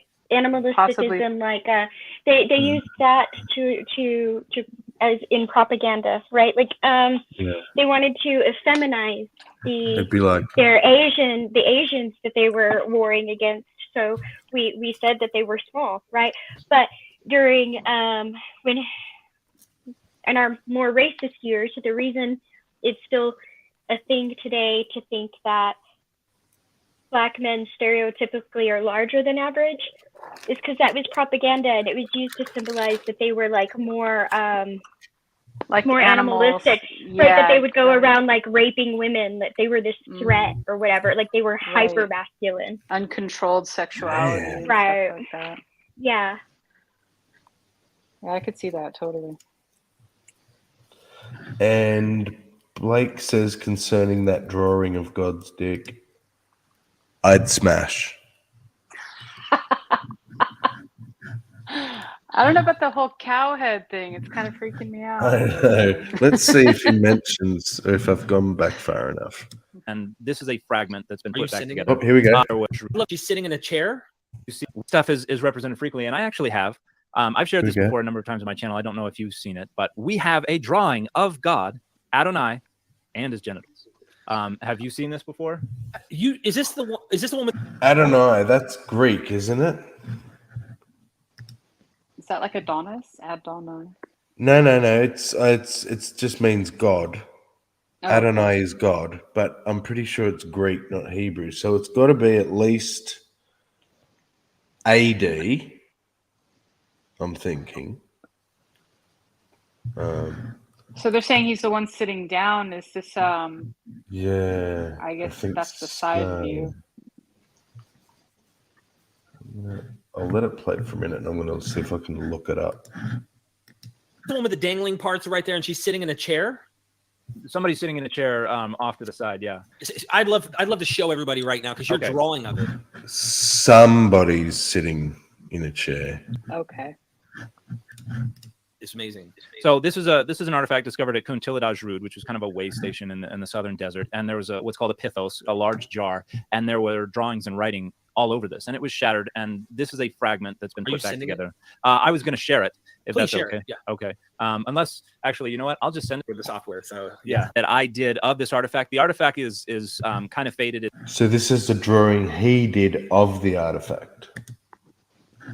It's not the easiest thing in the world to see, but my drawing tries to make it a lot clearer what's going on in the image. Okay, I'm going to open this image, and we're going to actually do something. I'm going to do it a little better than what I did before when I showed that picture. That it's actually going to zoom in. We can actually look very closely at this. That's the goal. So we can actually, you're going to see much better. Is that coming through nice and clear? Let's see. Yeah, I can see it. Okay, that seems to be about the largest I can get it. Yeah. And then there we go. Okay, so what are we looking at here? So this is one of the drawings and inscriptions from Pithos A from Kuntilidaj Rud, and the inscriptions and the drawings have all been published. But we have these two figures here. One on the left is male, you can see in between the legs, and on the right we have a female lacking the hanger downs, and then we've got indications of breasts on the right as well. And then the figure playing the musical instrument in the background is highly debated, but is not really incredibly relevant to this discussion. But the inscription above talks about a person who is invoking blessings for, and then so the top line is the name invoking blessings, and then the bottom line, which as you can see is written over top of the crown of the male figure, it says literally right there, to Adonai of Shomron, or Adonai of Samaria, and to Asherah. And so we have a depiction, an inscription on top of this drawing that seems to represent Adonai and Asherah. Their arms are interlocked in the drawing. We have a male figure and a female figure. And the symbolism of these figures is patterned after what they refer to as Bes imagery. This is an Egyptian deity, and there were a number of deities that would kind of be almost like clothed in the symbolism of this Egyptian deity Bes. So there was a debate for a while over whether or not these are some other deities or if this is Bes, but I think the best case to make is that this is Adonai and Asherah, and they are just being assigned these symbols of Bes imagery.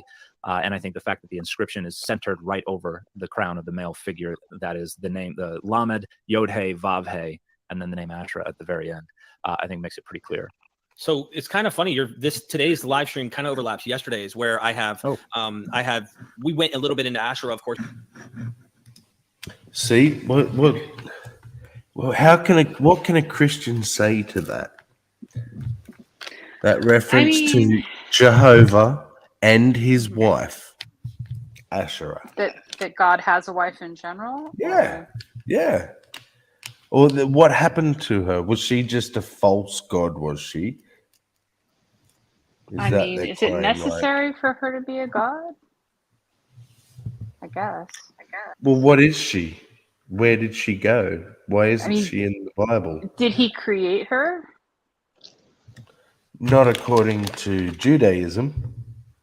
So she either created herself or something else created her, which means that originally that Yahweh is a created God. Okay. Same as Asherah. And El Elyon is thought to be the god above the gods that made all the gods. Because El Elyon means God the Most High. Where does that originate from? What's the oldest reference to El Elyon? The word? What group identified it that way? Well, good question. I think it's the thing is the word itself, obviously.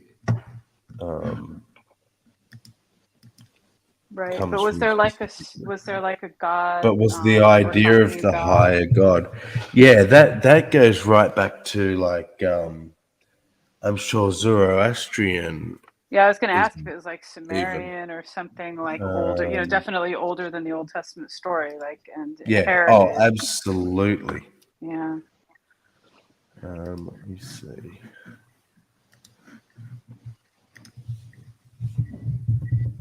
What?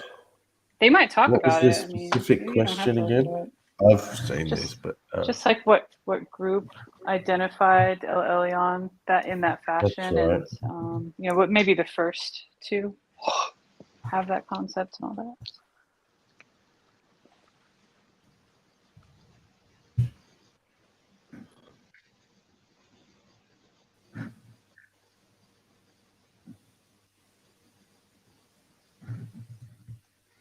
The origin, Masoretic.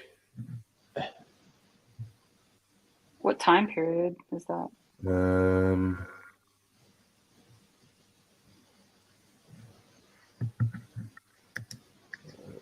maybe you could just throw your link of what you're looking at into the side chat, and I'll Oh, just yeah. do it. I'll You check have it out a on the squeeze side if through. you want. Yeah. Good idea.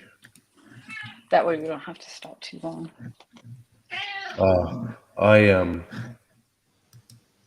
I get so easily distracted down little rabbit holes like that.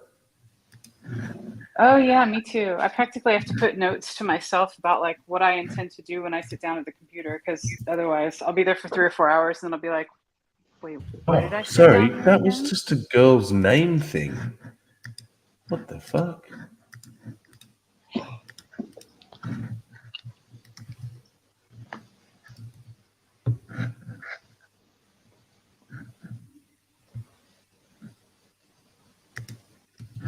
You know, I had a comment too about like just the drawing style and the fact that like, you know, the penis is very obvious and stuff. You know, it might be because I've seen other sort of primitive art that depicts genitals in such a way that it's I feel like looking at it, it could be a statement about fertility and like virility, but also it's like just to be unmistakably male, like in the depiction. Yeah, okay. See,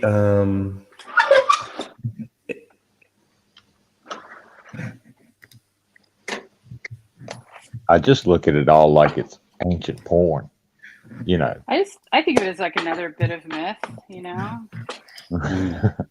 I think it's just fascinating, but the connections. Yeah. You know, how they all borrowed from each other and... Oh, yeah. Well, if you think how it over all time, connects to- like people reading stories and just passing them by mouth and adding little details or saying words a different way so that someone else interprets it and tells it another way.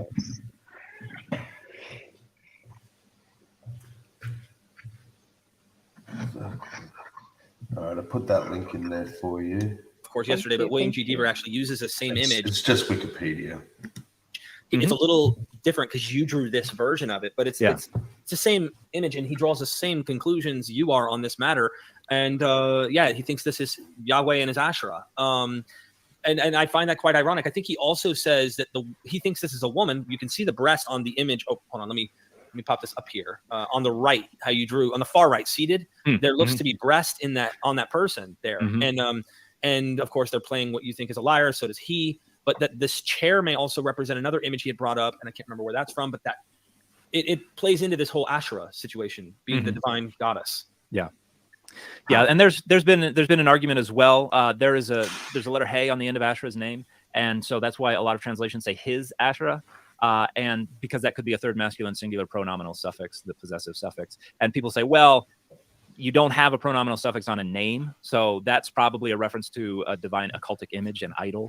And then there's another argument that that's the spelling that we always find in inscriptional Hebrew. It's Asherata rather than Asherah, and so that would still be a reference to the goddess. And so the scholars are somewhat split. Is this a reference to a divine image? Is this a reference to a goddess? I think the fact that we have a drawing of a female deity figure immediately under the image supports that at least whoever wrote this, and probably the people who saw it afterwards, would have understood it as a reference to the goddess and not as a reference to an Asherah pole or something like that, because we have on the other side of this pithos a representation of an Asherah pole, a tree with some ibexes on either side of it feeding. So we already have that represented elsewhere. So just back to the Isaiah 6 thing, we aren't sure. We are not sure. Not sure. What this ultimately means, what is actually going on, but it could very well just be the dangly parts of the God, which could be his penis. Just like you're saying, the hand the hand that shot up to heaven, the euphemism for the hand is clearly in the context helping you understand they get pregnant, they bear children, sons of God, the whole nine. And this is obvious that the hand is the penis.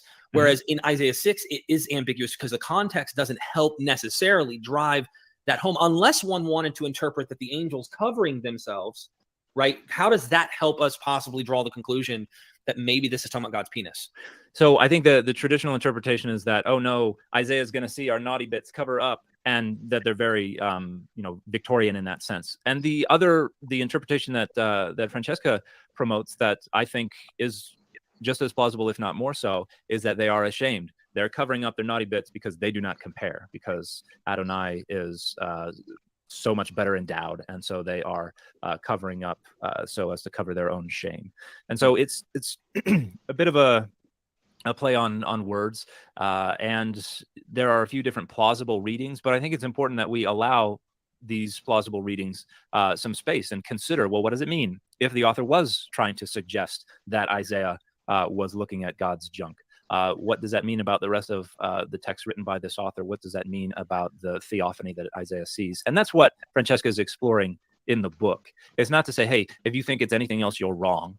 It's saying, hey, let's think about what this would have meant if this is what was intended. And whether or not it's what was intended, beyond doubt, that's how it was understood anciently by at least some of the people encountering the text. And so I think it's important to give those interpretations some space and consider them if we want a better understanding of how this was all working anciently, rather than trying to reduce it all down so that it just makes us feel better about our own dogmas, which is what most of the rejections and accusations and complaints are about, is protecting dogmas. Right. I see that a lot. And before we get into God walking with Adam or Abraham eating with Abraham and these clear places that sound like God has an actual body, he's a physical person in these situations, I want to get to that, but I want to make one mention for myself, and maybe you can tell me if that makes sense or not. And that is, when I started looking and talking to like Karakuni recently, I had heard about this in the past, but Karakuni is an Egyptologist I interviewed recently. Wonderful, amazing mind. I'm actually going to see her at the end of this month, the beginning of May, doing 2 courses with her. We're going to dive into Osirian mythology and the narratives, the creationists. It's going to be amazing. But she constantly brings up Isis and Osiris, the sexuality of this stuff, the cyclical nature of the deity. The list goes on, and there's so much sexuality from the obelisk representing the phallus. Like, there's so much of this, and I'm going, what in the world? This is very sexual. And then I find in Mesopotamia, we find the same stuff going on and on and on and on and on. And I'm going, very sexual. And it's everything's so sexual. But then we get to this little place here in between these regions, and we're going to say, no, as you say, dogma. And that's why her book really, using kind of a heuristic approach to other mythologies and influential regions that we know impacted these people due to the Genesis mythology, going back to Mesopotamia and reacting to it and stuff, that it gave credence to that kind of interpretation for me in evaluating it the way you're describing. Yeah, I think absolutely. The more we situate these texts within their original environment, the more surprising it would be that they are not taking sexuality as a salient sociocultural dimension of how deity works. And we have so many discussions in the Hebrew Bible about deity facilitating conception and facilitating childbirth and things like that. In the Hebrew Bible, at least, sex is something that is treated very transactionally, very casually in many cases. When you've got Abraham, Sarah's not working out. She goes, well, take my slave. Okay. And, and then that's where Ishmael comes from with Hagar, the enslaved girl. When you have Jacob, who's just, he's traveling, he's had a long day, and he's like, I could really use a prostitute right now. And then, he sees one, doesn't know it happens to be his daughter-in-law, doesn't know that she's about to, she's heck of a story. Yeah, that's a great story as well. But, these things are treated pretty casually. And the notion that, well, God couldn't have anything to do with that, we can't think or talk about God in those terms, is just nonsensical. Now, again, we've had thousands of years to think about this, and people who curated these collections of texts also had hundreds of years to decide what they're going to leave in and what they're going to leave out. So I think if we could see all of the literature that the author of Isaiah 6 had in front of them, everything that influenced them, I think it's beyond a doubt that there would be more graphic, more sexually explicit discussions about God, as there are in all of the nations around Israel. And that over the centuries, a lot of that was weeded out. It was covered with euphemism, was reinterpreted, or it was just ignored. as things became, and particularly as we get into the Greco-Roman period. Once you get into the Greco-Roman period, you get this idea that sexual desire is something to be avoided, that it is something that, at least within the philosophical schools of thought, with Stoicism, with Pythagoreanism, and places like that, you have this idea that this is bad. We need to conquer this because this is just the machinations of the corrupt flesh, and so we need to overcome that. And then you get the celibacy ideology that we find is scattered around Matthew and Luke, and that we find in Paul. And so I think it's really that period probably when the last vestiges of the sexuality of God were probably weeded out, because we don't really have much from, we don't have anything. Well, we have 2 pieces of text representing about 5 total verses from before the Greco-Roman period. And that's it. And that's from the Ketef Hinnom silver scrolls, which just have a tiny little part of the priestly blessing that date to about 600 BCE. The next available text of any kind that we have all dates to the Greco-Roman period and after. And so they're curating this and they're weeding it out. And so we are only seeing what the editors and redactors of the Greco-Roman period wanted us to see. Right. Dead Sea Scrolls would fall into that and all the above. What's interesting, just to make one comment about the sexuality, when you get to the Greek schools in philosophy, is they couldn't imagine the divinities committing sexual acts. And so Plato's like, no, gods don't have passions like we do. And so they cannot have sex. And so when they find bad stuff from their ancient Homer narratives about Zeus raping a woman, they're like, that can't happen. They have found a philosophical way in which made the most sense to them to divorce the deities from that and say that's an allegory or it means something else. And so you find that end up happening where when the births of some of these people, these heroes or these sons of God, like Plutarch writes about the birth of Plato. And when he does, he says that the gods pneuma, he uses the same Greek words, dynamos and pneuma from Luke that we hear about the overshadowing of Mary. He uses those for the god Zeus, or was it Apollo? I think it's Apollo. I could be wrong, over Plato. So it's not a sexual union, just like someone would look at the union between what God overshadows Mary and they go, that wasn't sexual. It's the same thing. And so it's almost like the elite thinkers, the philosophers, were doing exactly what you're saying. And the common folk, the folk religion, may still have vestiges of the sex and whatnot happening because they're not the intelligentsia, as you say. Yeah, and you see this in some of the later Christian writers, Origen, for instance, talking about anthropomorphism, the idea that God has a body, saying, this is rejected by the philosophers. So we can't think that. We have a story of, I'm gonna totally forget the name, but there's a monk out in Egypt that somebody is sent to go take care of this monk who's spreading this idea that God has a body, and the official goes out there and the monk explains that the scriptures make it clear that God has a body, and then the official kind of explains how philosophically this cannot be and this is not allowed to be, and then the text says the monk cries out that I have no one left to pray to. I don't know who it is I'm praying to. Because God doesn't have a body. Yeah, because now he doesn't have an image of God to focus on. And this is just a fundamental feature of the human experience. We need something to focus our attention on. And in the book, I talk about how divine images are one of the ways that we express this. And we do this even today. Headstones. People go to cemeteries and talk to headstones. It's like we want a piece of material media to help us focus our attention and say, I'm directing my discourse, my comments at something so that this will help me feel like I'm communicating with the deceased loved one. And divine images are doing the exact same thing. And the Bible ultimately fills that role throughout much of human history. That is the locus of divine presence and divine agency. And that's why some people think, you've got to treat the Bible differently than any other book. You're not allowed to do certain things with it, or you have to handle it a certain way. And this is all reflecting this idea that we need some kind of material locus of divine presence. God's body's gone. God's divine images are gone, but we still have the book. And so the book fills that role for a lot of folks. And there's some scholar, and I talk about it a bit in my book, but there's also other scholarship that talks about the Bible as an icon, because as human beings, it's hard to keep all these abstractions in place and to focus on them and to call them up efficiently and conveniently. And so we like to have something physical that we can use instead. Right. And that's what this monk was so distraught about. You're taking that away from me. I don't know what it is I'm worshiping anymore. I can't focus on who I'm talking to when I'm praying. Right. That's so powerful. I'm going to take a little pause there and let's go on a little side trip here. So Ox biblically is ultimated Judeo-Christian. That's his new name. Ultimated. Nice. Yeah. Oh, yeah, I know that guy. I've heard him Whatever before. that means. Look, Future PhD. That's awesome. Nice. Future. Ultimated Judeo-Christian. Imagine Guys, this guy's inner dialogue.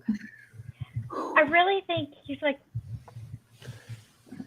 he and Wesley Curry, I really think that, like, Wesley Curry obviously has problems, but I think this guy has some obvious mental health issues. Like, he definitely needs some help. See, and because I see the mind as such a spectrum, right?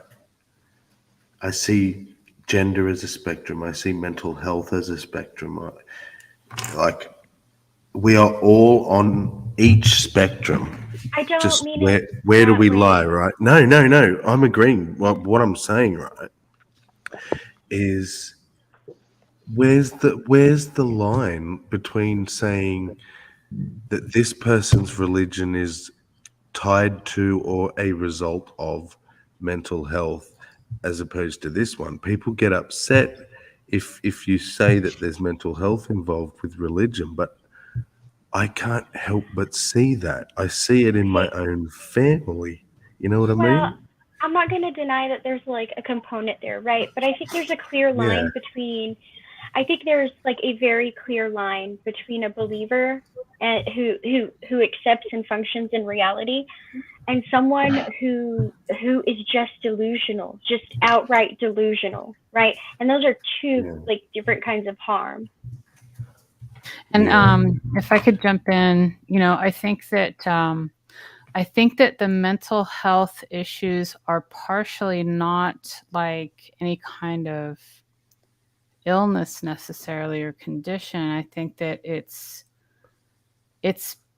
being used to the mental processes that allow them to believe in and accept something without evidence, or with like actively having sort of to disengage the part of their mind that says something's wrong with that.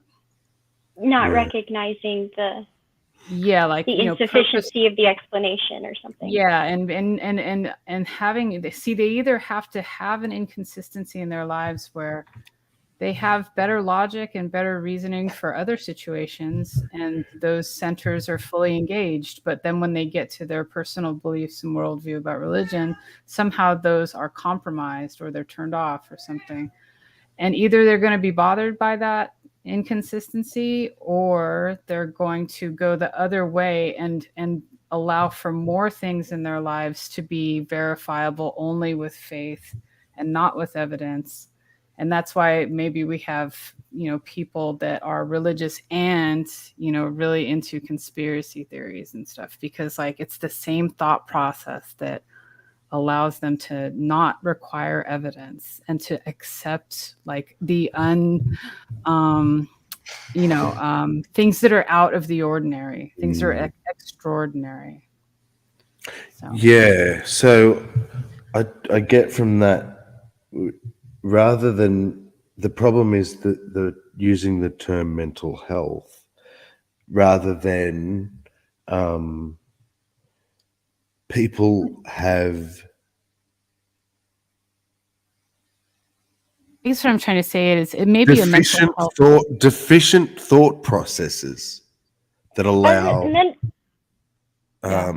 delusion to arise. It has overlap into mental health, but it's not necessarily mental illness. Put it that way. Well, I was going to say reasoning is something different, though, right? Like I would say that that's the difference between like mental health and mental strength. Yeah. Well, and I you think could argue that strength is health and health is strength. They're like they have overlap. Right, but like you can have a perfectly healthy person who can't bench press 20 pounds, right? But you can have a cancer patient who can bench like twice his body weight. Like right. So like strength and health have a correlation, but they're not. It's not necessarily always like a direct correlation. Strength tends to be something you can have an influence over. Greetings, all. Whereas health can generally be something that happens to you. Or So, requires intervention. for instance, if this guy, right, hears Jesus because he hears physical auditory voices, he could be schizophrenic, but the next Christian hears Jesus and it's just their internal monologue. Right. Yeah. That's, So I mean, that could this is be what, the line. like, Yeah. but how someone on the outside can ever know that? That's why, to me, there is no clear line. It's like, because to me, that person is delusional about God because they believe in this Christian God. That's a delusion. They may not be totally out of touch of reality, but they still having delusions. So how are they any better than a person who's fully delusional? It's Do you kind of think- arbitrary. Do you think it's real delusions, or do you think it's like delusions that are almost like willed into existence because of their desire to feel this connection and to feel as if they are receiving some kind of divine knowledge? Wow. I think it's That both. you just described exactly the difference between mental health and mental strength. Yeah, I when you think the will people who have no option in it, have mental health problems. But the people who will it because they want to, that's just mental weakness. I wouldn't even say. Go on, Pixie. I wouldn't even say no option, right? Like, I've seen multiple people in psychosis, and one thing is very clear: it's something that they value, something that they hold on to, and usually something that makes them feel safe or comforted. Yeah. It's dragged into the psychosis and twisted in ways that make it unrecognizable. That's the and part for someone, I mean is and out for of someone their who's right, for someone who's religious, they don't drop their religion once they go into psychosis, right? But just like reality twists, their religion is going to twist with it. And so it's really weird. It's like trying to hold on to something you know that brings you comfort, but not recognizing that it's as twisted as everything else in your reality has become, right? So like you can think your religion, like you can be like a normal Christian every day of your life, and then you can go into psychosis and suddenly you're on the roof of a house in a wedding dress because you're the bride of Christ, or these people aren't really humans anymore and you're supposed to save humans, right? So what do? Like things get, and that's why I say, like, when you become outright delusional to the point where you and your beliefs have become divorced from reality, like that's a whole separate kind of danger.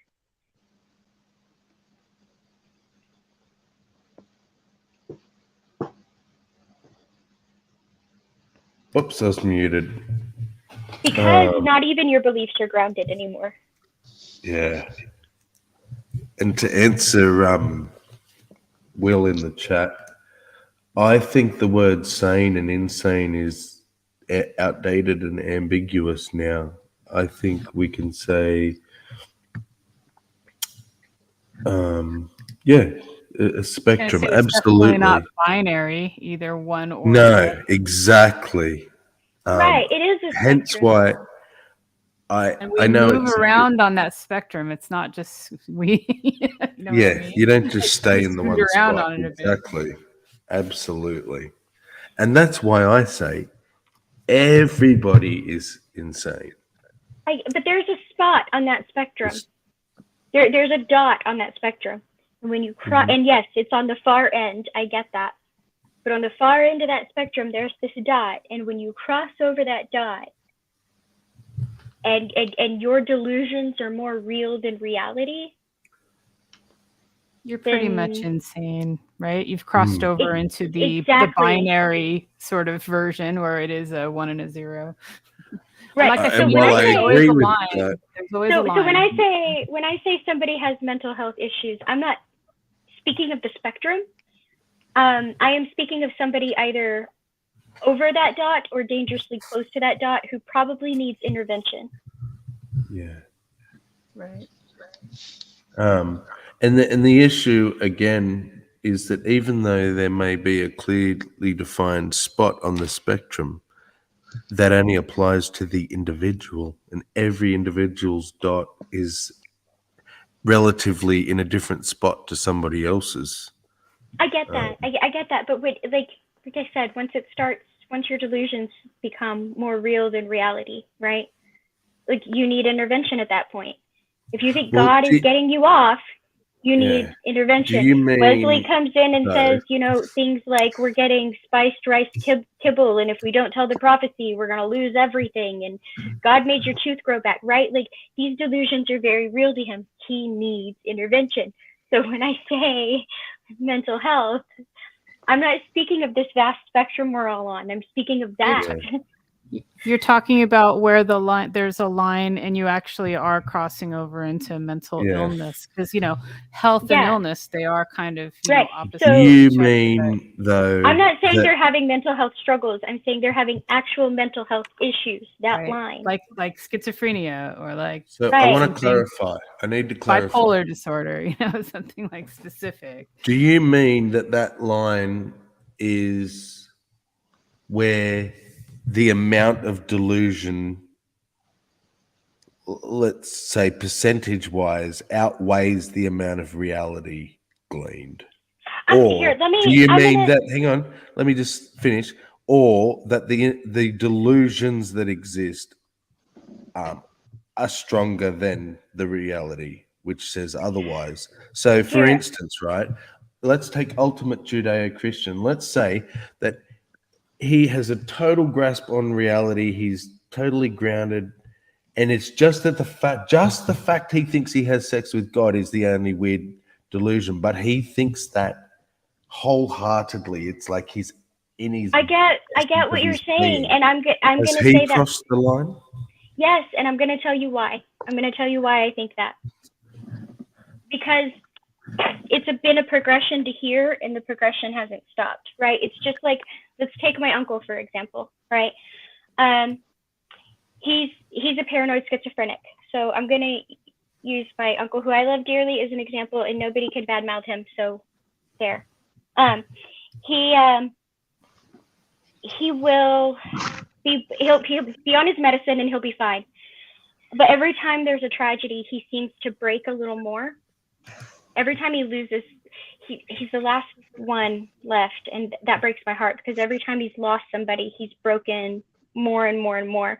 And we've had to go back and get his medicine readjusted, and sometimes new meds and all of this stuff.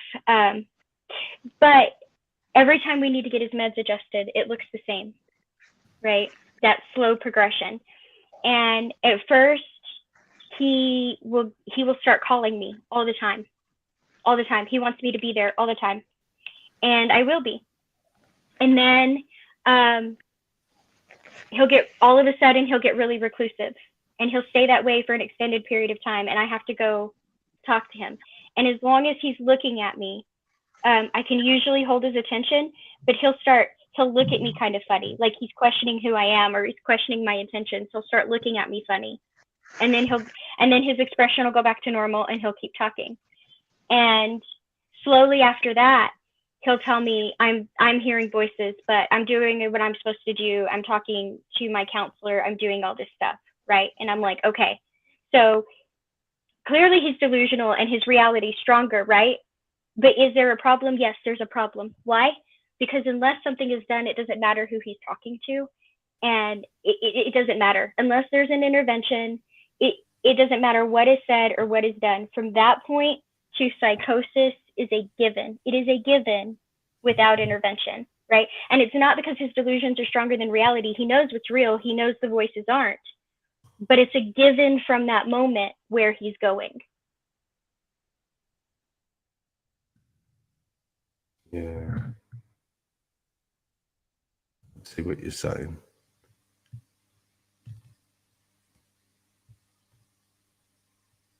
Did you want to chime in, Space? I feel like or Clockwork, you just unmuted. Yeah, I'm as nutty as a goddamn peanut pie. So I mean, I don't know. I don't know what I can say about any of this. No, And I you're know not. it. I know Anyone who says that isn't. Trust me. well, I'm not insane, but I know I'm crazy because of the shit I've done throughout my life. So But see, I think that makes you human oh sure. because it's human to do shit that you turn around and go, "What the fuck was I thinking?" I think that's what makes us. The more shit you manage to fuck up and come through it, the better a person you are. Yeah, as long as you learn from those mistakes. Exactly. Now, if you just keep doing the same shit over and over again, you know, didn't Einstein say that's the definition of insanity? If you keep Insanity, fucking up yeah. over and over again, yeah.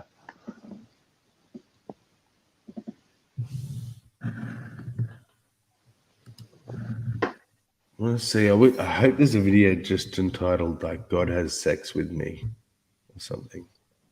Oh, I that's know. pretty much any video he does or any panel he goes on. Yeah, he will freely admit that he has sex with God all the time. I'm like, dude, that's masturbation. That's not having sex with God. Yeah. Well, Tea that John. must be bizarre because he must have some mental sort of images that he goes through during Greetings, these all. sessions. Yeah. Little god fantasies. It's so weird. This is YouTuber Ultimated Judeo-Christian. Welcome to our www.youtube.com channel/ministry and video proving Judeo-Christian /biblical presuppositionalism with facts on said video. What the fuck? I think he's from New Zealand, if I'm not mistaken. No, he's Australian. I unfortunately I have to admit it, but we don't all talk like that. I don't know what the fuck is up with his weird intonations. We Yeah, the tone of his obviously voice don't is all really talk like strange. that. It's The not a tone of his normal voice is really Australian fucking thing to do. I don't know why he does it, but was he just? Oh, maybe he was reading the title. I'm like, the dude's No, he talking talks in like that all the time.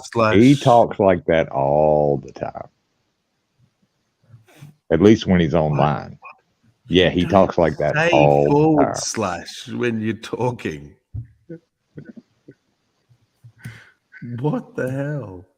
.youtube.com channel/ministry and video proving Judeo-Christian /biblical presuppositionalism with facts on said video description page below. Oh, I see. Furthermore, if there are falsehoods, typos, spelling errors, etc. within this www.youtube.com or www.patreon.com accounts /ministries, then please message me per www.patreon.com/ultimated Judeo-Christian for payments. Thanks. Moreover, please subscribe, like, and share our www.youtube.com account /ministry for greater Christianly publicity. I called him out Mostly- on it on a panel Also, once. please He stopped for about a minute. I forget whose panel it was, but yeah. I instantly lost track after like the second one.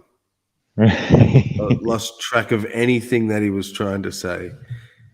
He's obviously like dropping links and stuff, but dude. Well, everything he says is word salad. I mean, none of it makes sense.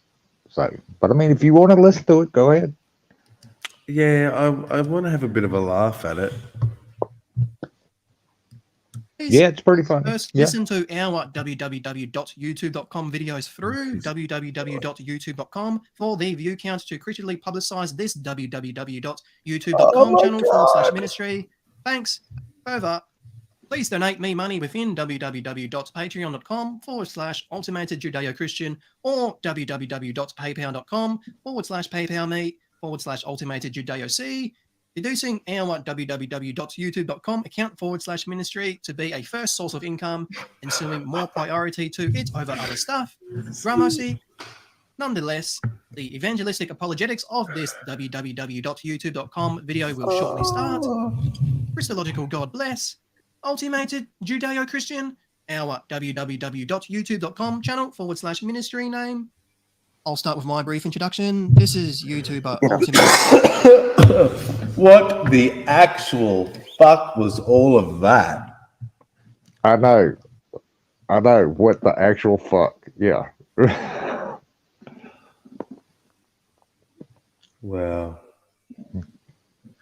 Keep can going. Someone fuck Hemp Man off with his bullshit in the chat. People kill people, guns only. Hemp. Who said that?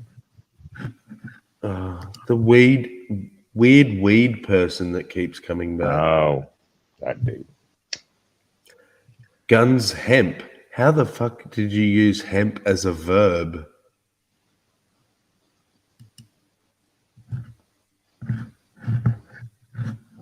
Weirdo. It's a Judeo-Christian.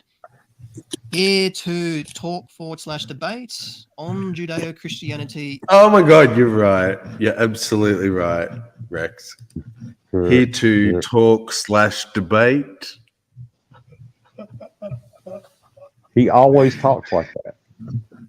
Shit like I said, I called him out on it.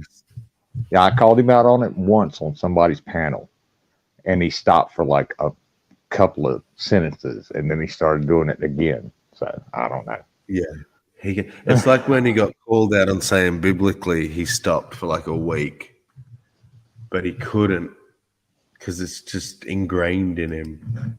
Mm-hmm. Presuppositionalism with YouTuber Zai. Is that how you pronounce it? Zaji. Zaji. That's how you say my name. Yeah. Okay, that's my introduction. You can start with your, and then we'll go straight to the back and forth. Yeah. So normally I don't debate like this until I'm really fucking intoxicated, and I am right now. Yeah, please refrain from swearing if possible. Okay, I'll refrain from swearing. Thank you for the reminder. But here I am now. I'm usually more open to debate. If any of you want to talk to me, I'm here. My name is Zaji on YouTube. I'm usually a recorder of other people, but I am myself a debater.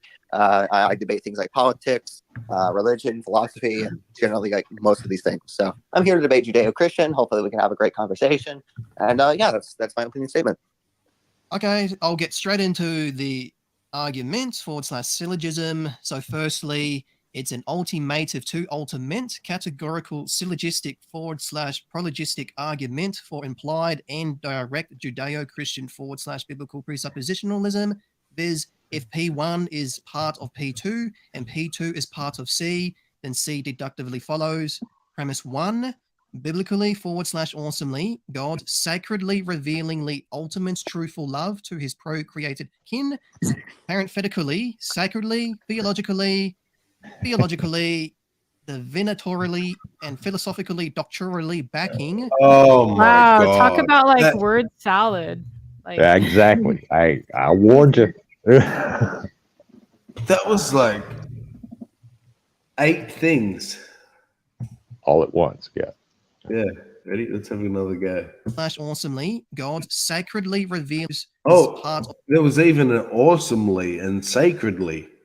Of P2 and okay, I'll get straight into the argument /syllogism. So firstly, arguments /syllogism. It's an ultimative to ultimate categorical ultimative to ultimate. So I'm here to debate Judeo-Christian. We'll get straight into the argument /syllogism. So firstly, it's an ultimative to ultimate categorical syllogistic /prologistic argument for implied and direct Judeo-Christian /biblical presuppositionalism, viz. If P1 is part of P2 and P2 is part of C, then C deductively follows. Premise 1, biblically /awesomely, God sacredly, revealingly, ultimate truthful love to his procreated kin, parenthetically, sacredly, theologically, divinatorially and philosophically doctrinally backing sacred theologies / revealed theologies, aka divine, general, also natural revelation, deducing the creator-creature distinction, perfect being theology, God's ultimate / brute factness, including his prescriptive laws of logic / thought. Premise 2, God divinely. Hang on. Like reading a table That of was contents or one something? premise? Yeah, he's got a script. He will stick to that fucking script no matter what you say to him. Oh my. And he'll read it just like he's been reading it. Ooh, I just grabbed the transcript of this because I just wanted to see it on paper.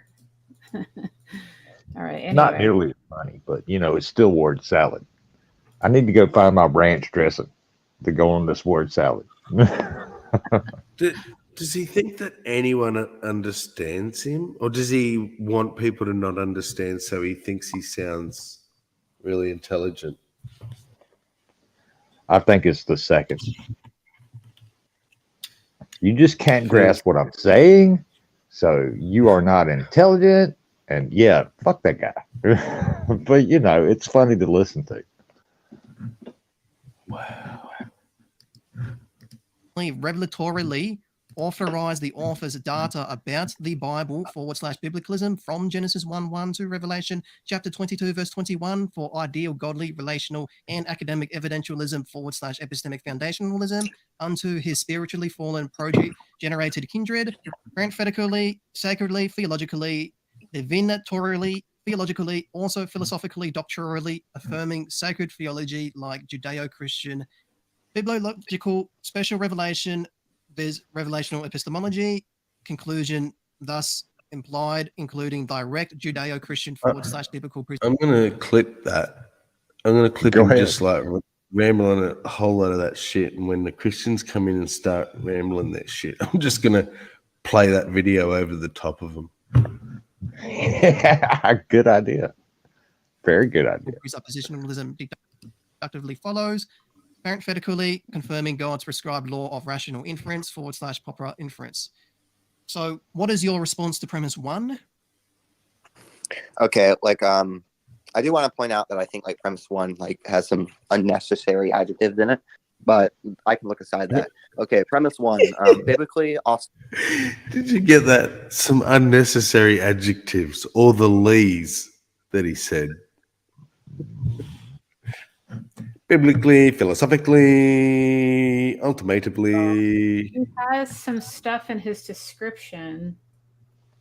I'm wondering if he actually wrote these arguments out, because it looks like he has. Yeah, he's reading off a card right now. I can guarantee it. Yeah, it's in the description. If you click on the more, it's like a big Is it? long. Yeah, check it out.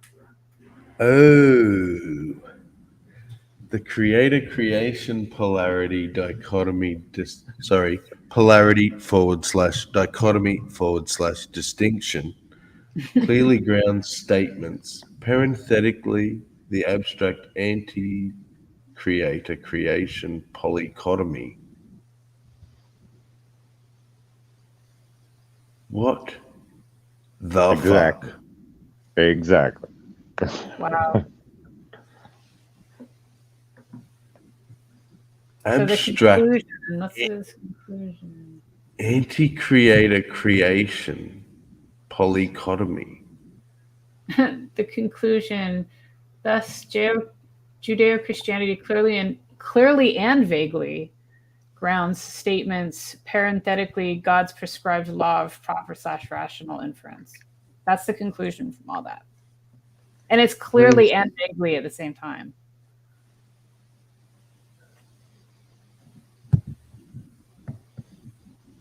I don't think I have enough beer, and I don't think you have enough weed to understand what he's saying. Dude, no, there's not enough weed in the world, Rex. This is pretty nuts. But Here, how does this guy respond? Link in here so that people can go and look at it themselves if they want to.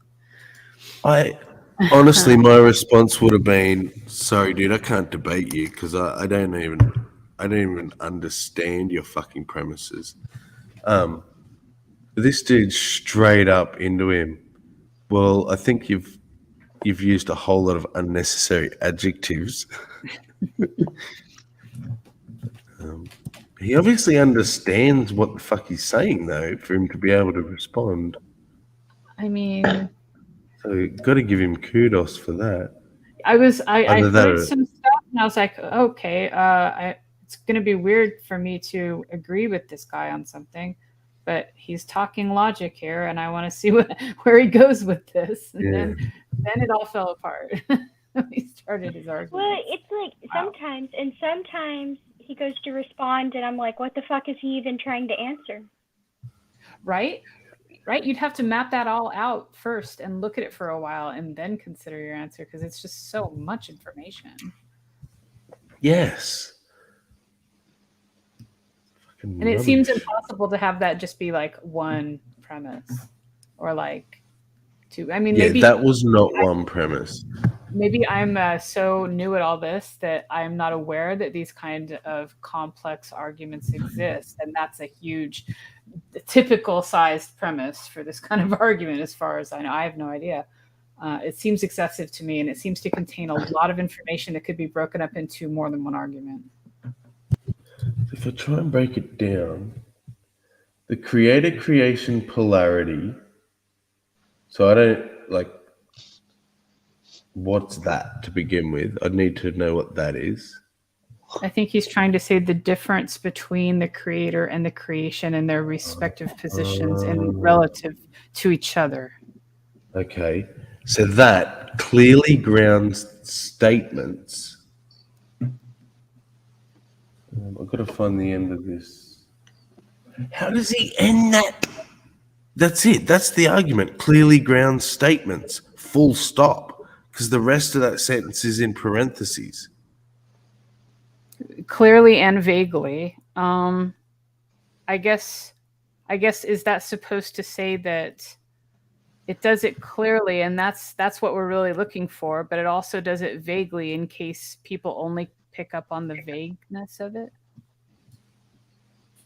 Or can only relate to the vagueness? That's the most ridiculous conclusion I've ever heard, House. But that's a very odd thing to say, vaguely and clearly. Okay. Seriously, that's his premise. The creator-creation polarity or dichotomy clearly grounds statements. Premise 2. Okay, wait a minute. Epistemically grounds statements. That's it. They're his premises. His conclusion is circular then, because it just restates premise number 1. Doesn't it? Kind of? So the creator-creation polarity clearly grounds statements. Thus, Judeo-Christianity clearly and vaguely grounds statements. I mean, I guess he's saying the creator-creation polarity on top, and then he's saying biblicism on the bottom. It's a pure circular argument. He just combines number 1 and 2 and repeats it all as one sentence on the bottom, right? But puts word salad in parentheses in between to make it seem as though like to try and fill out the argument. Yeah. Yeah. Oh, I thought he wanted to sound like he had some philosophical substance. That too, yeah. I think that's part of it. Trying to flesh out like a nothing statement here. Wow. Disappointed biblically. I'm biblically What about that disappointed. 1.1 underneath? Right underneath conclusion. Check that out. Ultimatively ontologizing the validity and soundness, main syllogism for abstractly voiding syllogistic fallacies. The main syllogism for abstractly voiding syllogistic fallacies.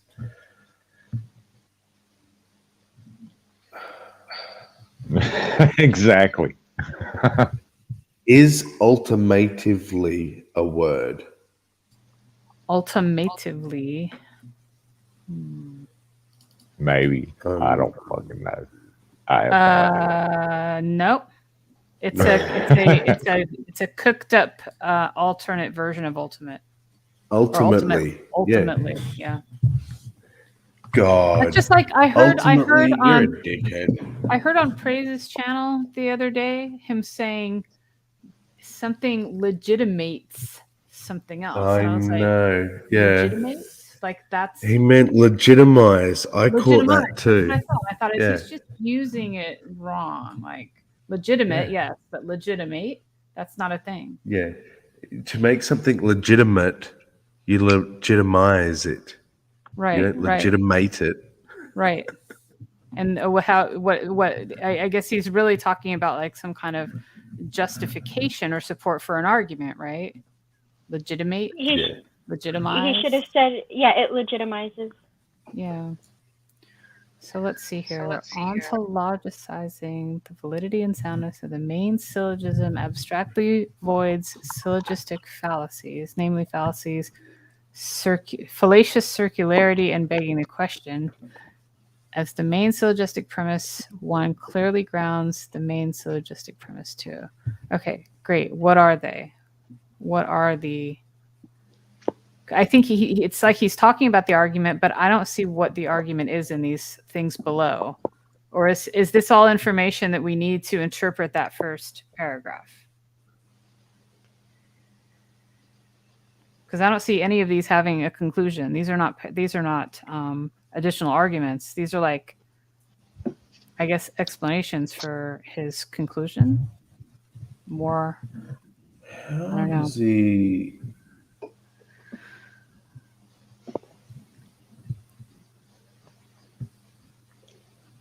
Well, I was bored as shit one time, and I listened to him debate somebody, and they kept taking him back to his premise 1. And he says, well, can we get past premise 1? No, not until you explain it. Right. Yeah. If it requires a jump, that's where we stop. Yeah, that's the end of the argument, buddy. Little buddy. Yeah, he got Okay, aggravated. like It was funny. Did he? I do want to point out that I think like premise 1 like has some unnecessary adjectives in it, but I can look aside that. Okay, premise 1. Biblically, awesomely, God's like sacred, revealing ultimate truthful love in his proclamated kin, parathetically, sacredly, theologically, divantrally, like theologically and philosophically doctrine back in sacred theologies / revealed theologies, aka there's a lot of conjecture in this.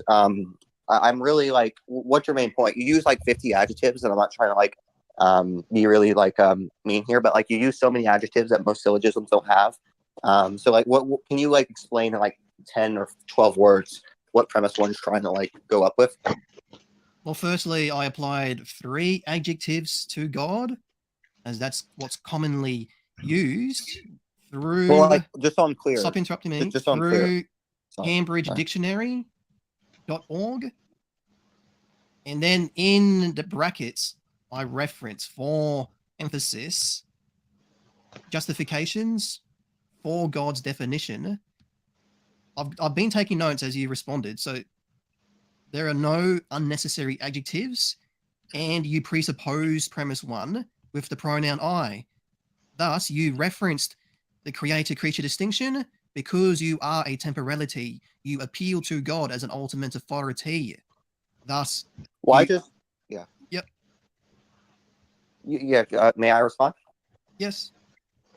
Yeah, like just because I presuppose my own existence, why do I like presuppose God? Because I like assume my own temporality as in me existing in time. Yes, because of the true dichotomy of the creator-creature distinction. So emphatically, the creator-creature emphatically, the creator-creature distinction truly, ontologically, is dichotomous, since God divinely, revelatorily, unsurpassable causeless ultimacy. Oppositely, thus, he upholds also precedes his procreated kindred and created temporal impersonalities, biblically proving Hebrews 1:3, God's prescriptive law of excluded middle, aka A or not A, including Tony Robbins' law of polarity, viz. The opposite of B is not B, rightly adversely, categorical trichotomies, abstractly with absolute nothingness, i.e. in Latin philosophy, ex nihilo nihil fit, trichotomously third, are false because God sacredly revealingly exists to his procreated kinfolk. Thus, the true Hold on. Yep. I do listen. I don't mean to cut you off, and normally I wouldn't, but like now you're going on what we call like a bulldozing thing. You're going on two separate points. I'm not. Right? So I'm emphasizing the true dichotomy of the creator-creature distinction. Hence why I said I just define it. Let's try to keep everything brief, right? Define what you mean and what you're using the creator-creation distinction with. What's your purpose? So that's in regards to your response of the pronoun I. Because you referenced your creatureliness, you have to appeal to the true dichotomy of the creator-creature distinction, as God is ultimate. Because God has revealed himself. But I necessarily disagree with that, right? So you're going to have to provide to me why God has ultimately revealed himself. Well, you made 2 points there. Firstly, you referenced premise 1 again, twice with the pronoun I, and for you to disagree with something, you reference ultimate's truthful love, aka God. And God, to justify why God is revelatory, is because he is personal and wants to have relationships with procreative to procreated kin. So God, out of love, has revealed himself to everybody, which refutes agnosticism and atheism. So you can't be ignorant on God's existence because God is revelatory. And because God doesn't have a theta, Oh my God, this guy just doesn't stop can't be. talking. I can't even do it. Fuck you, ultimately. I liked how he said there was See no what I did there? unnecessary adjectives. It's like none of them were unnecessary. Like, okay. Oh, Like, you I'm heard enough. straight out insult the guy. You're a cockhead. You need That's to premise really 1. sit down and look in the fucking mirror, buddy. Like, you were Well, just I mean, he reading believes she has sex with drum God. card, expecting anyone to be able to keep up with that much fucking word salad. I wouldn't be surprised if this dude is on the autism spectrum. He is laser focused on this shit, and he's got like a huge book's worth of knowledge just waiting to be fired out, and that takes a certain kind of focus that like neurotypical people don't always just naturally have, and to have it to this degree, you have to have it naturally. I think. It's mind-boggling. Nerdy says, "What's the name of the fallacy where you try to bore your interlocutor to death?" Did he say that? No, Nerdy. It's That's hilarious. We're gonna have to call that the ultimated Judeo-Christian fallacy. Fallacy. That's too long. Can we just call it the biblically fallacy? The biblically fallacy. There you go. Biblically. What? Wait, what was his funny word about ultimately? Ultimatively? Ultimatively. Yeah. The ultimatively fallacy. The ultimate. The ultimatively fallacy. You know when you've got to start making up your own words that surely you can't think you're on the right track. Gotta be extra.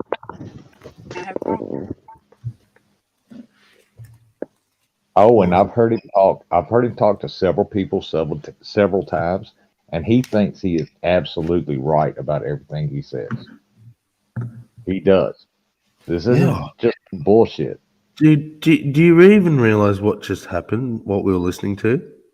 He was attacking the guy, not attacking, but he was saying, "You've just referred to premise 1 again by using you." He says by saying you, as in me, I'm admitting I'm a creation, and I'm admitting the creator-creation. You're like giving him dichotomy. further evidence. You're proving his premise correct. Oh yeah, I've Because I heard him see say, me. because you use the word God, then you must believe in God. I'm like, what the actual fuck? That makes no This sense. guy has no grasp of reasoning or No. logical fallacies, like Or language for that matter. or language even. Oh, that was painful. It was painful, but it was funny painful. Yeah, it is. Just the intonation of his voice is what makes me laugh. I know. Blake says he is the definition of a dick smudge.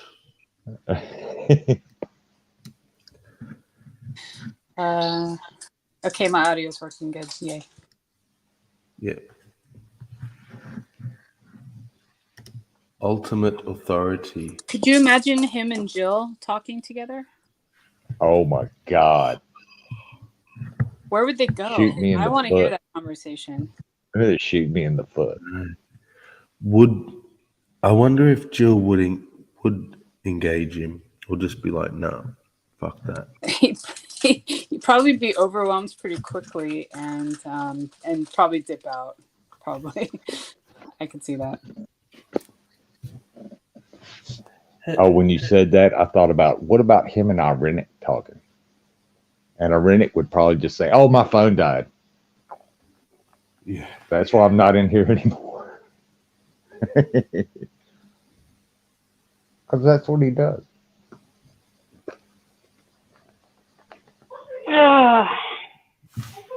I try to avoid him. You know, and I wonder if there'd be like someone that would be like listening to him and just being like, amen. Oh yeah, amen, brother. Like, you know, they don't really even know what he's saying. Dude, you Sure, it's positive. just read my mind, Halsey. Really? Yes. And There which are led me people- to then go and look to see how many subs he has. Because I was like, are people following this guy? You know what's worse? You know what's worse?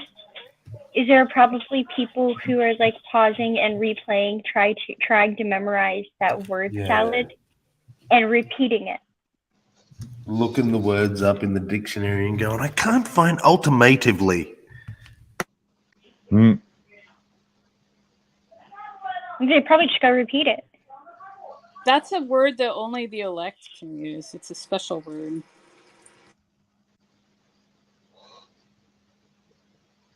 Man, do you know that the whole idea of biblically fucking pisses me off in a debate when you say, look, here's the definition from Merriam's, here's the definition from Webster's, here's the definition from Oxford. Right. Of like a Doesn't matter. And they go, oh, but the biblical definition. Right.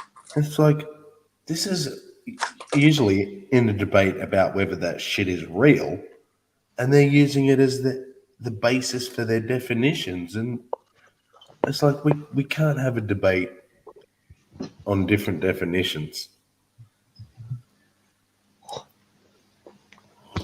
Not unless. And they won't be willing to give in to the normal definition. It's you have to shift to their definition if you want the argument to continue. Right.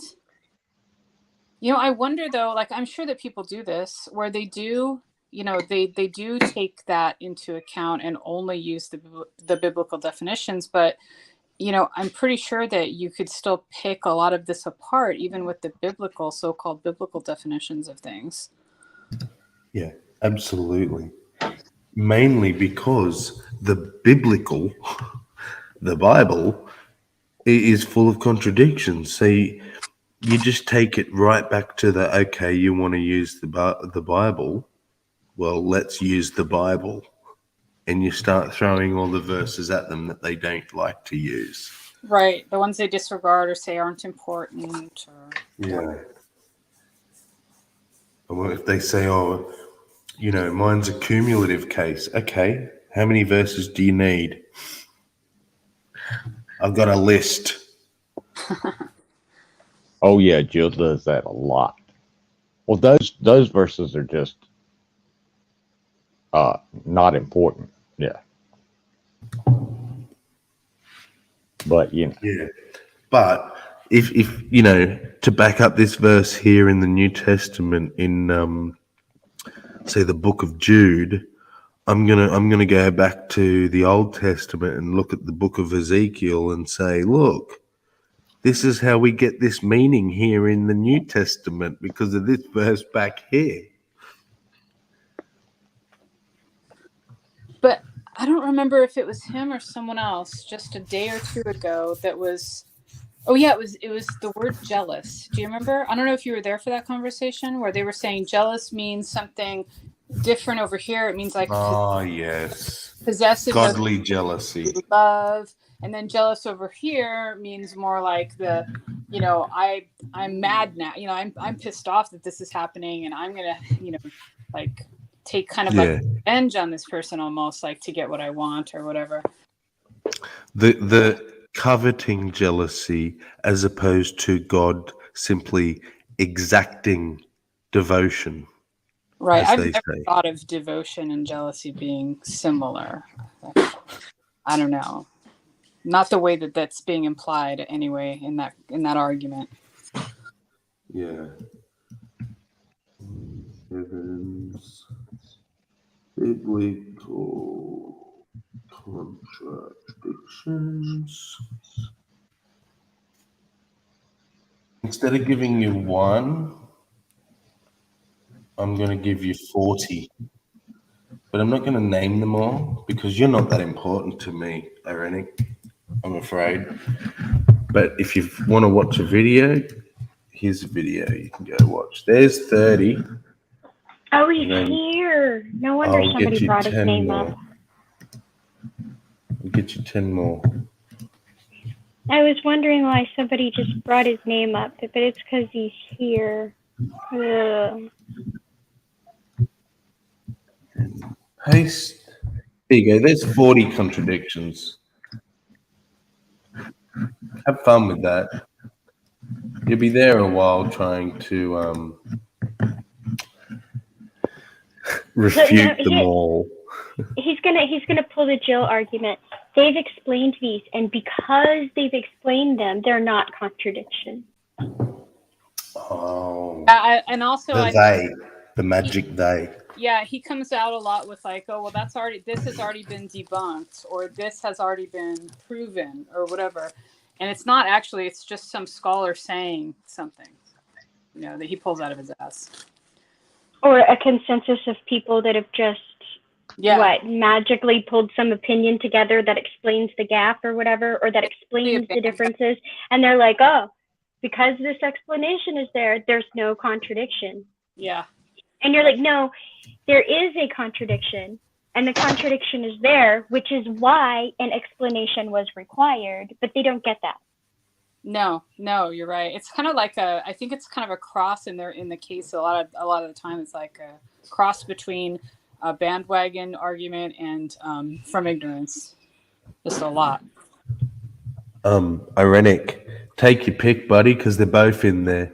But does anyone else want to address his question here?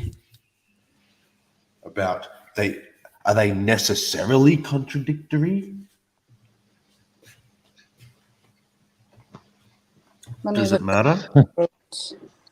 Does it matter? Okay, I'm gonna point you guys to a website. It's called the Skeptics Annotated Bible, and it's got the Bible in it. It's got the Book of Mormon in it, and it's got the Quran in it. The Skeptics Annotated Bible, all one word, .com. I think just a brief reaction to Irenic's question is when we say maybe necessary. What did he? How did he say it? Necessarily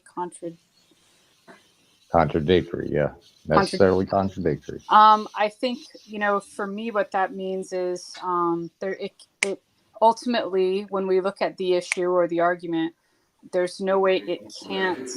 It is definitely contradictory, without a doubt. That's the necessary part. Mm-hmm. when we're talking about something that is. I don't know if anything specific's been referenced. He doesn't do specific. Irenic is like tap dancing around specific.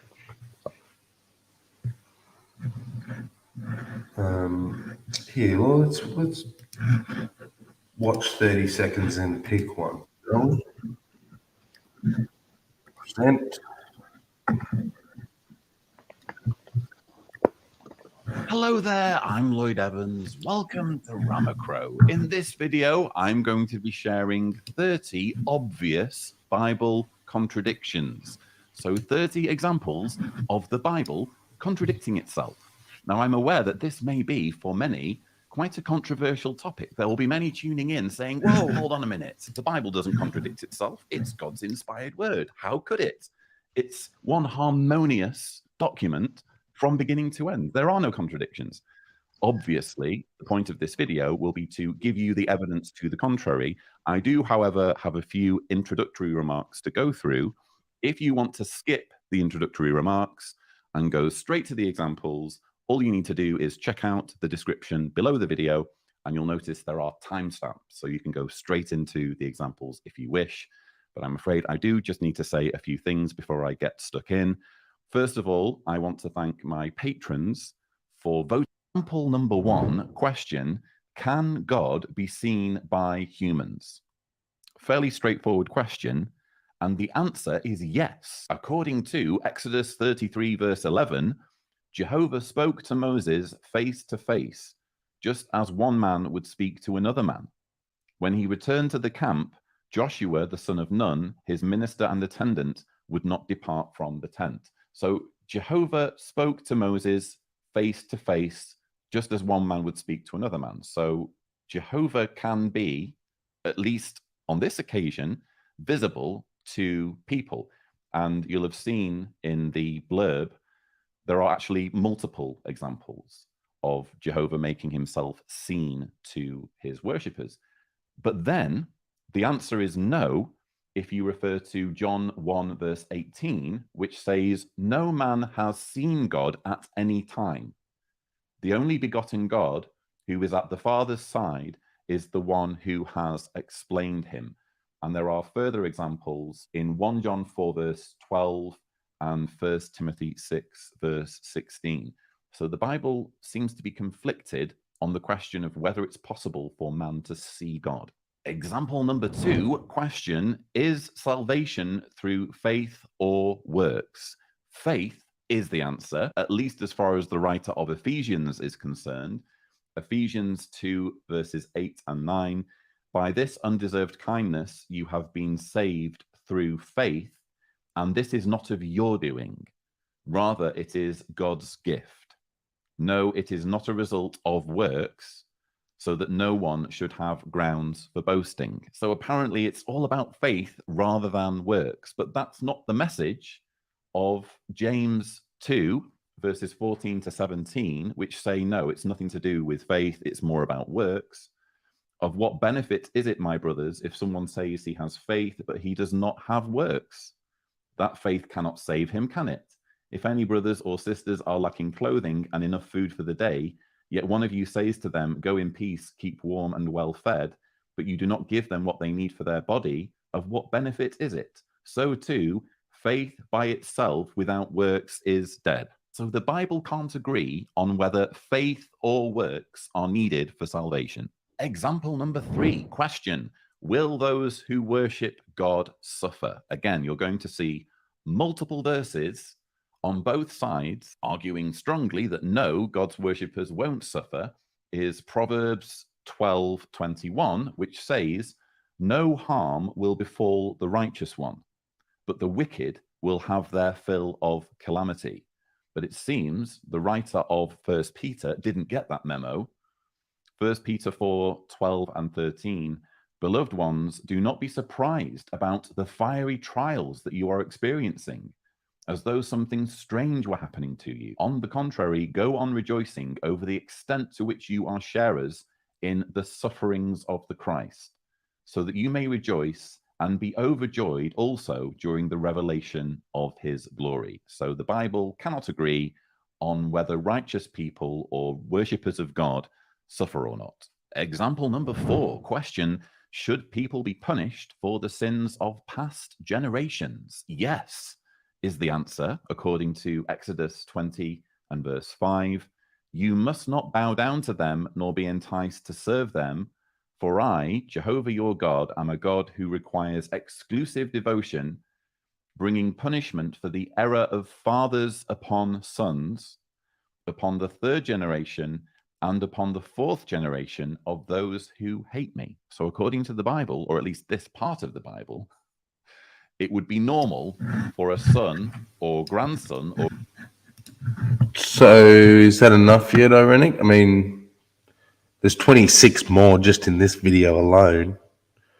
But, you know, I can't believe you actually asked the question. So is he going to say Name like one biblical contradiction. He's going to say it's not actually a contradiction or something. Yeah, I'll say those verses are taken out of context. So whether it's necessarily or not, his answer was, it matters if the contradiction you're pointing out isn't necessarily a contradiction.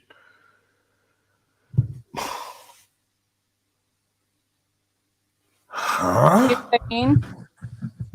He's Are saying, you saying it's not a contradiction if it's not a contradiction? yeah. Sir, I bow to your intelligence. You're far too clever for me to argue against. I can't argue against that level of logic.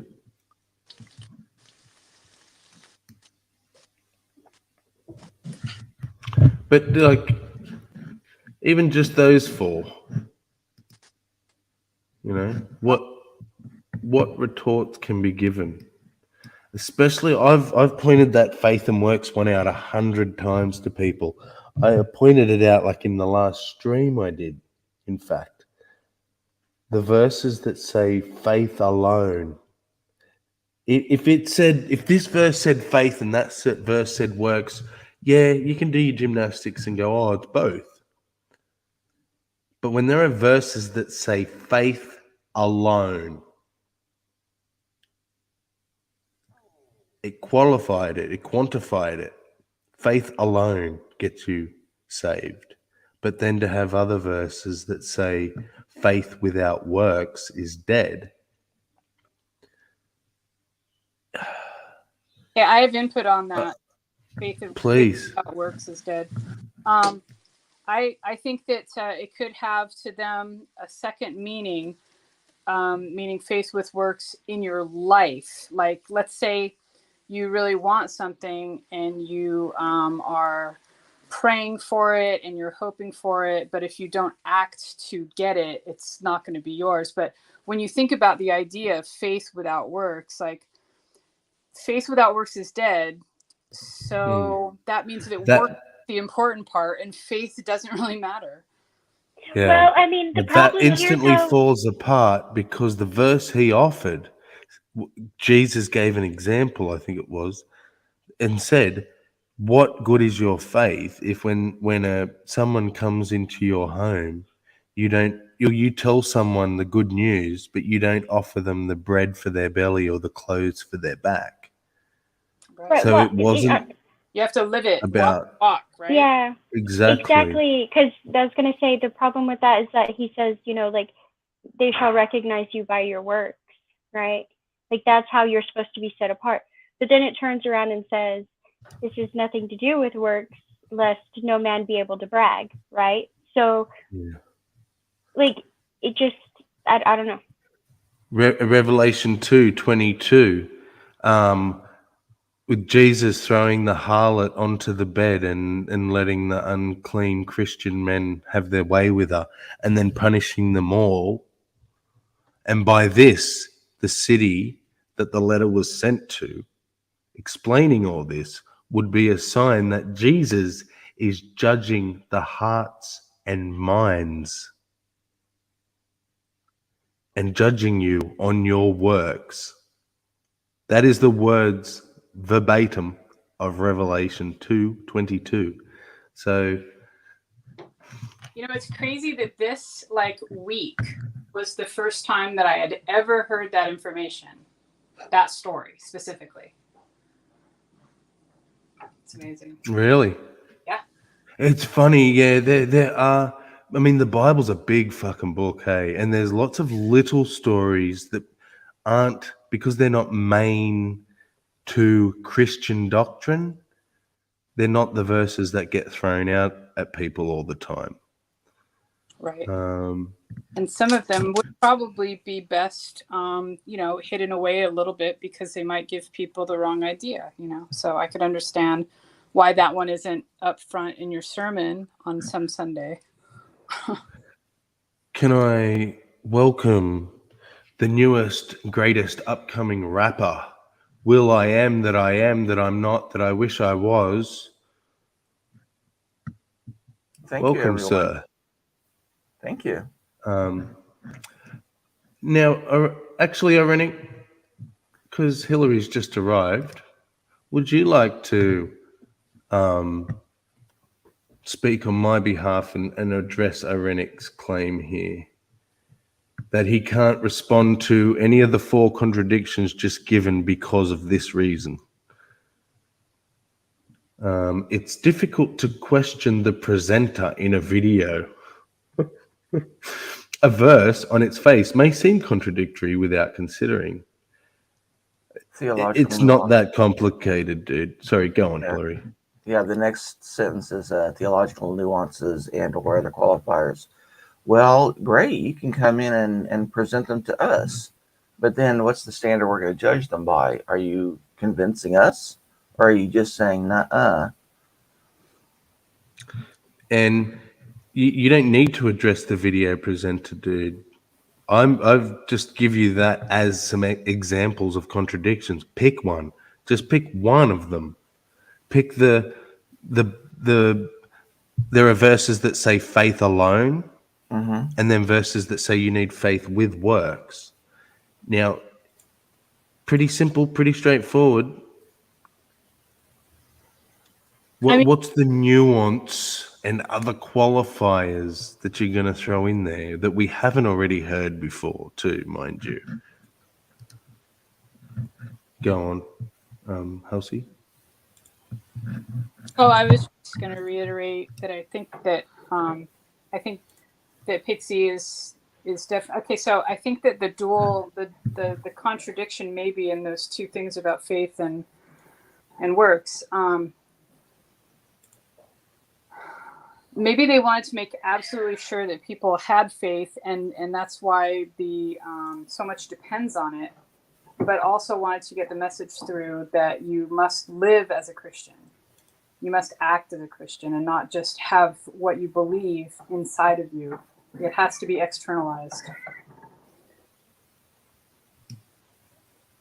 I mean, I get that, but I still don't see how it's not a contradiction. So go on, Hillary. Do you think it could be a response? Oh, sorry. Go. Oh, I've just heard all kinds of discussions on all kinds of panels of people disagreeing about all this, you know, faith and works and all this other stuff. And no one ever comes to a resolution. They haven't for over 2,000 years. So that's what I'm saying. Like, why was it not just them fighting amongst themselves, right? Those who believed that you could walk the path that he set before you, and those that believed you needed some like faith or belief in this jealous God, right? Like the religious versus the nominal kind of a thing.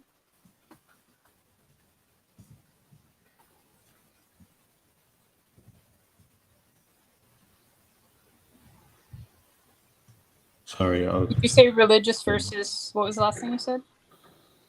Not like the nominals. Those who think like it's a good philosophy, it's a good path, but I don't necessarily have to believe I'm gonna go to heaven or God's gonna like come personally touch my life, kind of like, you know, like almost like a Buddhist take. Like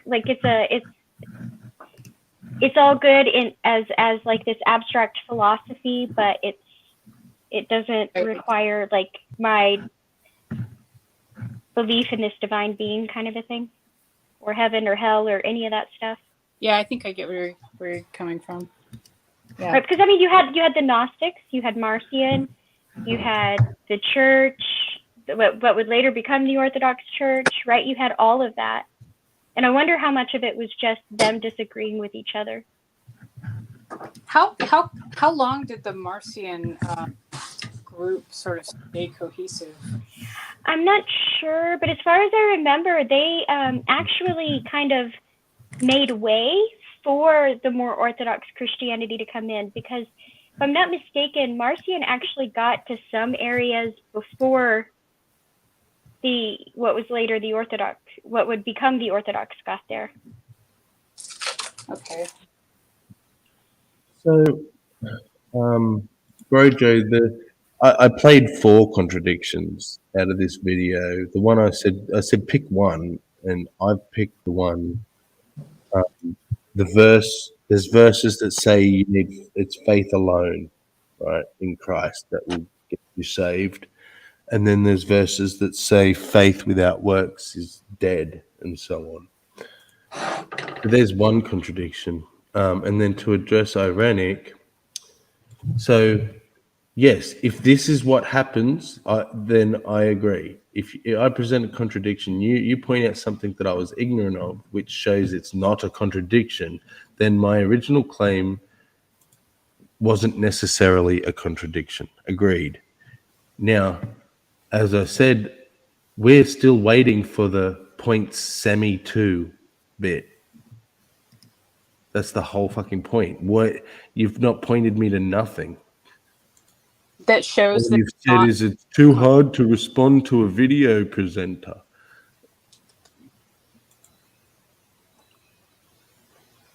Do you agree that that's a contradiction or not? You haven't even said that. Like, is that a contradiction in the Bible? Here we are.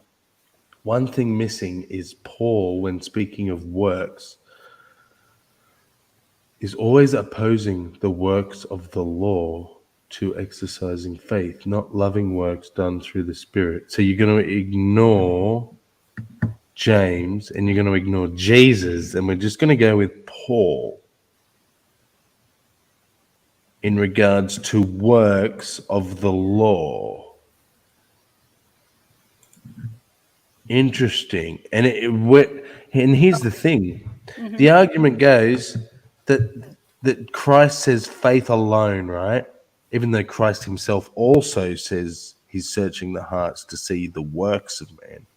But Jesus makes the claim faith alone, and your response is that Paul is opposing the works of the law to exercising faith, not loving works done through the Spirit.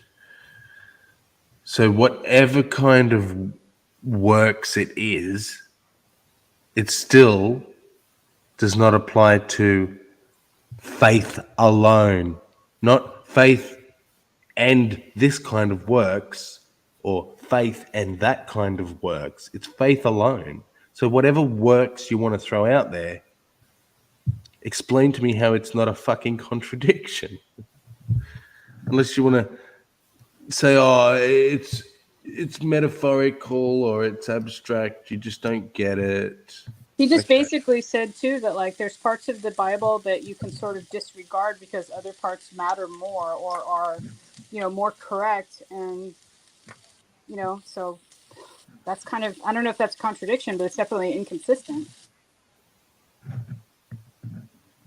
Yeah.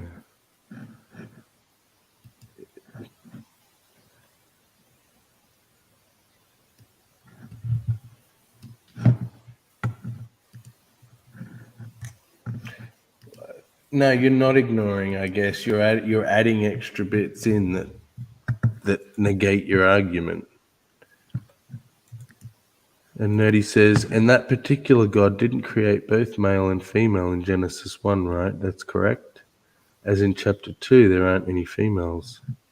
Correct. That's why God was looking amongst the animals.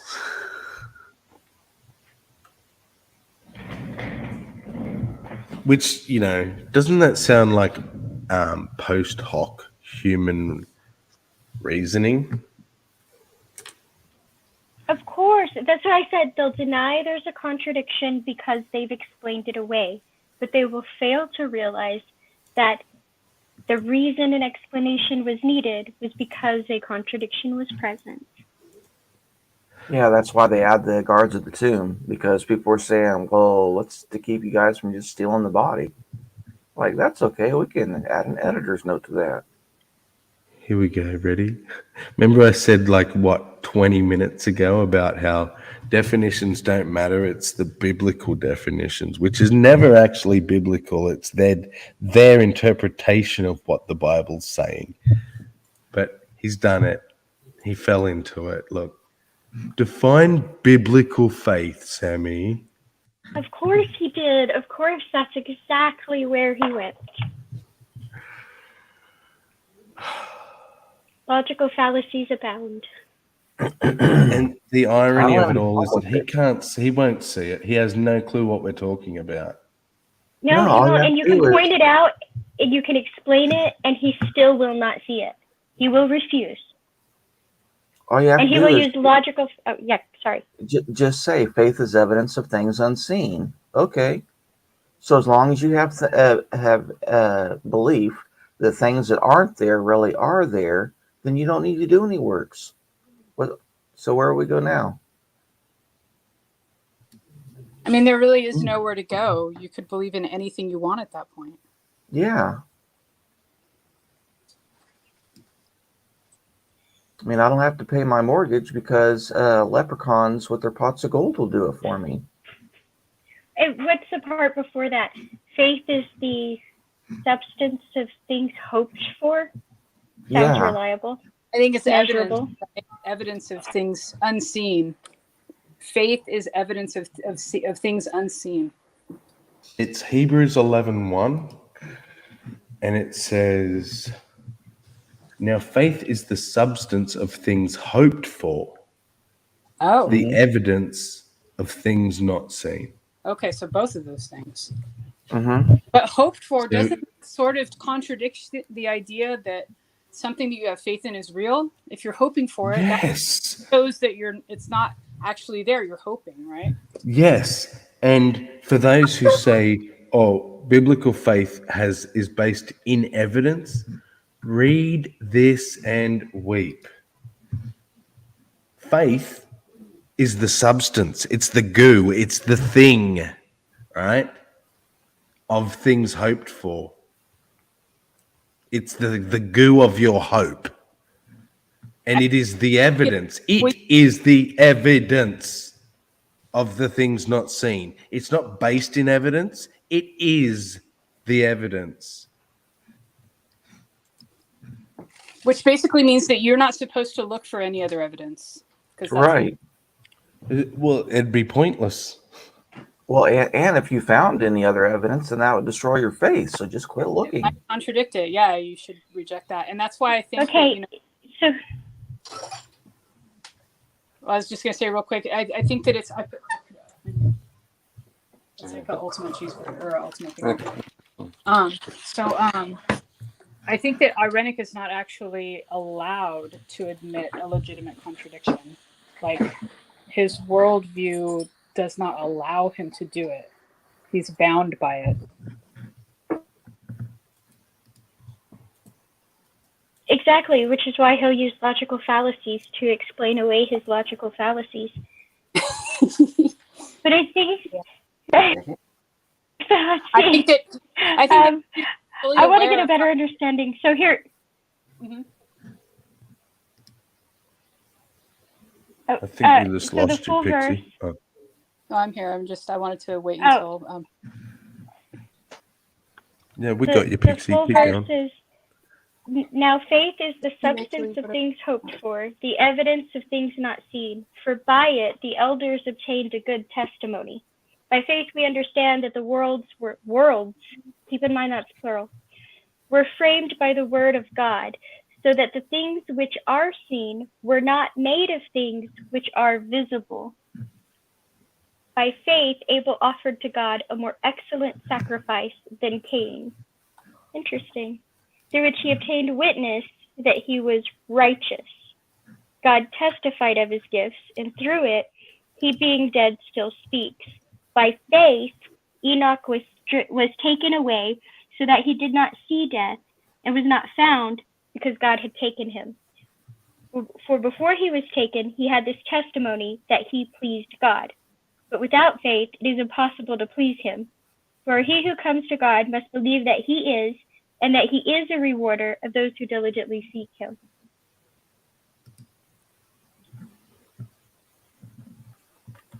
If you think too hard, you're going to hell. Now that was 1 through 6.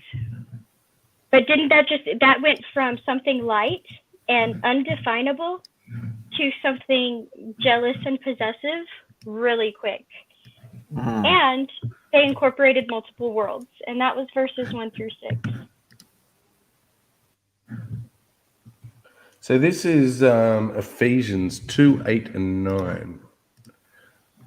For by grace are ye saved through faith, and that not of yourselves is the gift of God, not of works, lest any man should boast. There you go, Ironic. Stick that up your cloaca. You wanted the verse? So, what you need to do, Sammy, is show why Paul's use of faith means whatever it is you claim it means. What? So tell me, is faith what? Since Paul, is faith what? Paul's one example. How many do you want? Well, hold on. Faith had multiple definitions in verses 1 through 6 that I just read. So tell me, is faith the substance of things hoped for? Is it the evidence of things not seen? Is it the method by which the elders obtained their testimony? Is that what allowed Cain to give a better offering to earn him more favor? What exactly is this faith supposed to be signaling? Is it your devotion to a jealous God? Is that what faith is? What is faith biblically? Yeah. Pixie just gave a mic drop. Is he trying to say to try and do my gymnastics and put my Christian hat on? Is he trying to say that works are a result of the faith? Does that mean that somebody can look at you and decide? To say faith alone. So if works are a testament to your faith, then somebody can look at your works and be like, oh, they clearly suck, and they can say that because your works are a testament, right? Because by that measurement, I think a whole lot of Christians would be doing a lot more self-reflecting. So what Irenic's going to do is ignore the actual verses and just say, but overall, in the big picture, Paul and James agree on the mode of salvation. That's fine. You can make that claim, bro, but you have not answered the contradictions at all, my friend. You've had to ignore them. Like I said before, and you said that's not what you've done.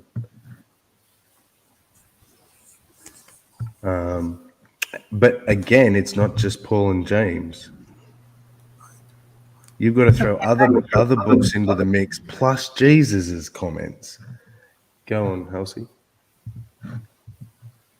I was just going to say that, you know, in a position that he's in, if he starts admitting that there's cracks in one place, it's kind of hard to not take the same standard of judging those cracks as cracks and refuse to like use that anywhere else. It's that the admission that there are cracks and how you saw them is something that, you know what I mean? Like if you see that, it's hard to look at other things that have similar cracks and not see cracks.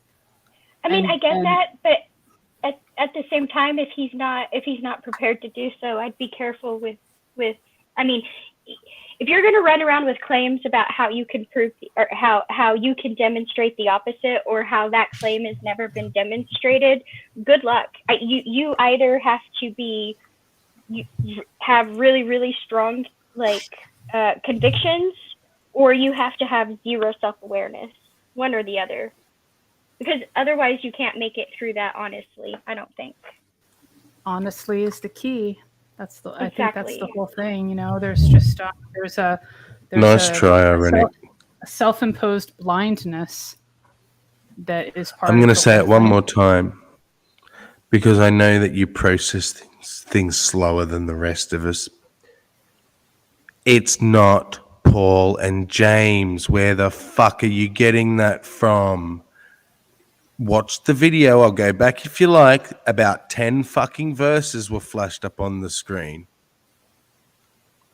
The argument isn't about Paul or James at all. It is, how are there parts of the Bible that say this and parts of the Bible that say that? You want to just take it down to two individuals because that's all you can argue? On top of that, the reason I brought that verse up was because Hillary said, answer it biblically, and quoted from that specific verse, which is why I brought that verse up. So if you would like to throw your vague, made-up insults so your ego doesn't hurt so bad, at least do try harder to be somewhat accurate with your bullshit. And this is the thing you don't get as a Christian. And I think you're a Christian, barely an open theist. I don't think you're open theist at all. I think you're a Christian that's embarrassed to be a Christian because of this kind of bullshit.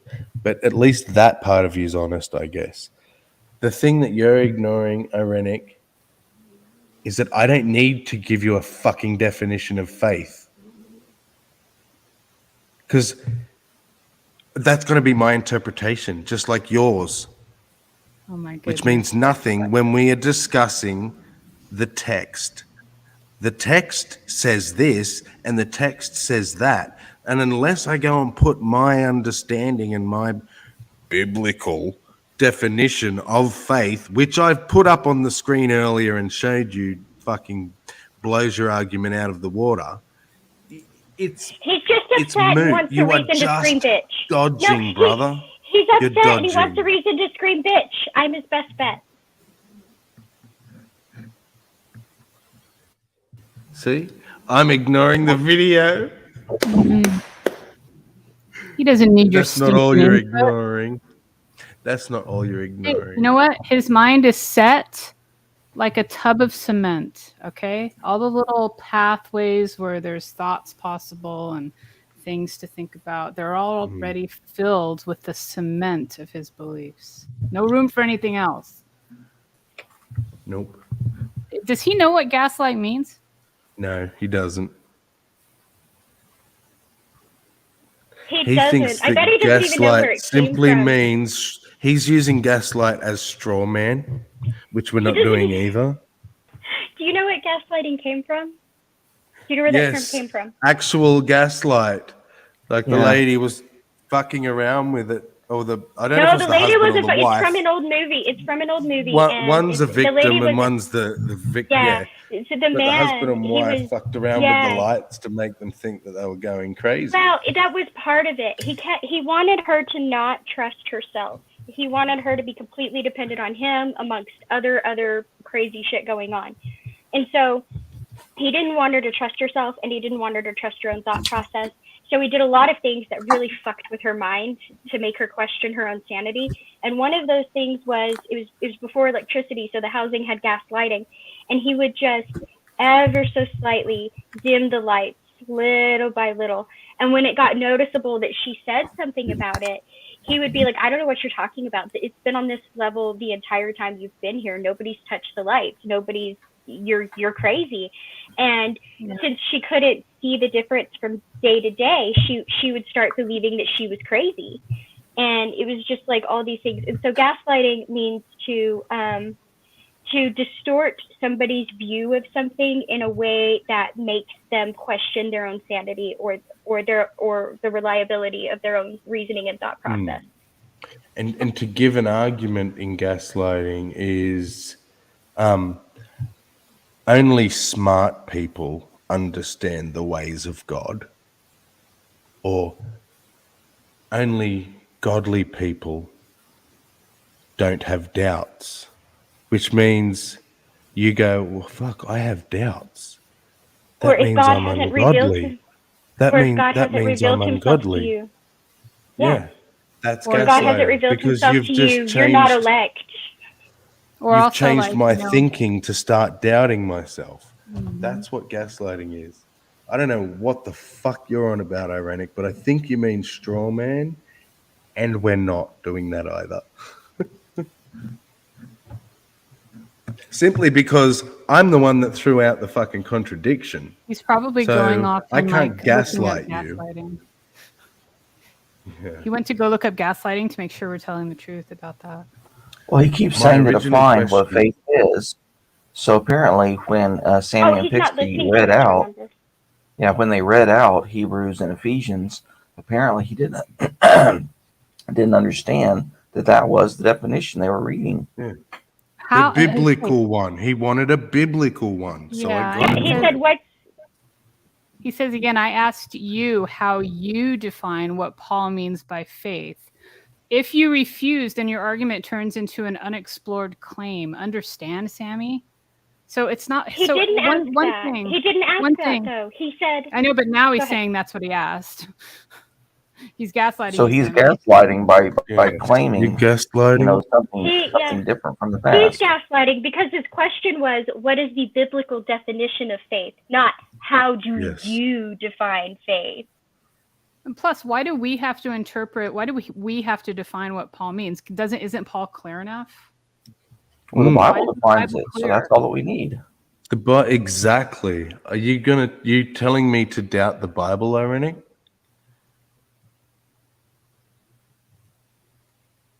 Because I'm telling you, my definition of faith is going to be what the Bible says, because I don't believe in a faith. I think a faith is something you have towards a deity, which I don't believe in. So I don't have faith. I have trust and confidence in things. So faith, I can only define biblically, because to me it's a biblical religious thing. I have a different, slightly different definition of faith, but it's less pointed towards religion, I guess. It's the willingness to fully participate, like in something, whether it's an idea or an action, without any guarantee that you're right in doing that or that there will be a favorable outcome. But you're in 100%. That, to me, that's faith.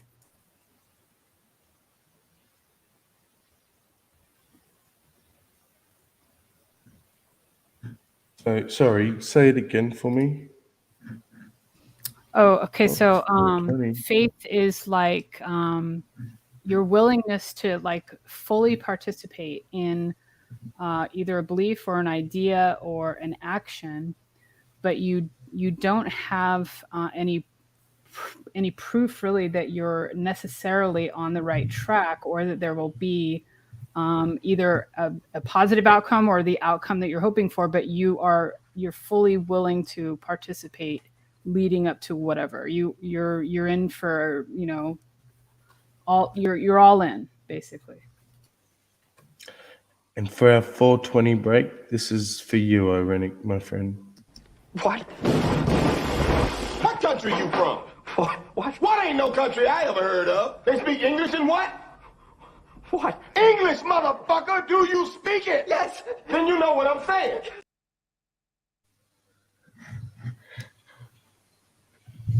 English, motherfucker, do you speak it? Yes. Then you know what I'm saying. Don't fuck with me. Oh, have I lost audio, or is just everyone quiet? No, we're all just quiet. Okay. I love that he called you. He must be driving, doing the voice to text thing because it's called Yeah. you House C. Right. But what was your irrelevant question that was probably extremely relevant? Oh, I didn't ask a question. I just said that I have a slightly different That's take on gold. the idea of faith. It could be applied to religion or not. It could be applied to something else, like just, whatever. But yeah, it's a participation thing to me. It's not. It doesn't necessarily tie to religion. Yeah.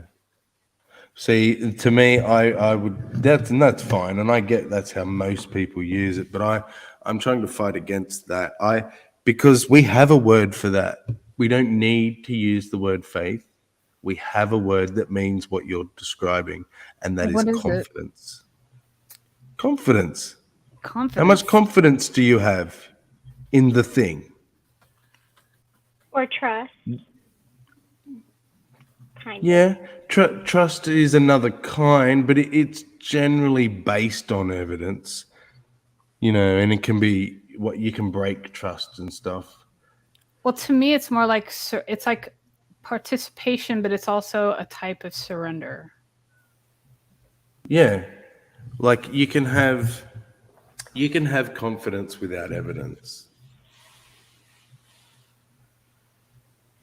Yeah, I guess I'm okay with faith meaning something that's not tied to religion, and I think that I just think that faith is not a good way to. It's not a good path to truth. Let's put it that way. To anything, but my personal opinion. But the reason I don't like faith is because it leads to ambiguity, and we end up then. You'll see Christians go from faith to trust, to confidence, and then use them all synonymously. And then certainty, yeah. And I've heard it's them like, sorry, we can't do that, because you're saying I have faith in that my chair won't collapse. Bullshit, do I? Because to me, faith is evidence-less, whereas my confidence in the stability of the chair or my trust that the chair will not collapse are based on evidence, are based on I can touch the fucking chair. Yeah, and it didn't collapse the last 500 times you sat down. Times I right? sat on it. Exactly, that's the difference. Whereas faith, I can't test any of it. Like you said, it's a proactive thing. I have to be involved and I have to make believe. Well, Irenic is gaslighting 3 minutes ago because he says, how do you think the Bible defines faith? And Sammy, we read it multiple times. We keep repeating it. It's Hebrews 11 and Ephesians 2. And I'm typing that in the chat, and you just seem to be ignoring it. Well, if seeing as he's ignoring it up on the screen, of course he's going to ignore it in the chat too. He's probably not. That's what I mean. He probably comes in, drops his little, what he thinks are bombs, and then leaves again, and then comes back to see who's responded or whatnot. That's the only way I can make out how he's not responding to the questions I've asked, not staying on track. Yeah. I'll respond to Jody saying the chair can be shoddy at some point, but lucky for us, we have these ways of when we touch something and it feels different, we can be like, hey, like, what's going on here? If we find out because we sat in it and the damn thing collapsed, well, now we have evidence of something else.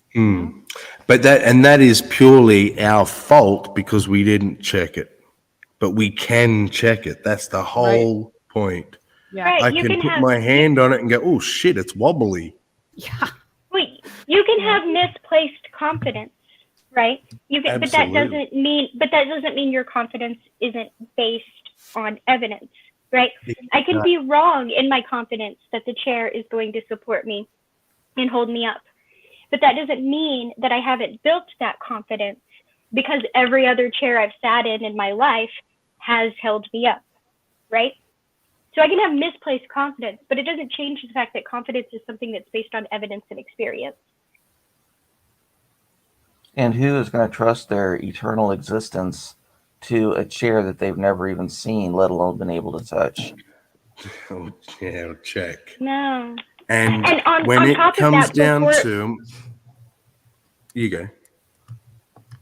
No, please. And on top of that, when come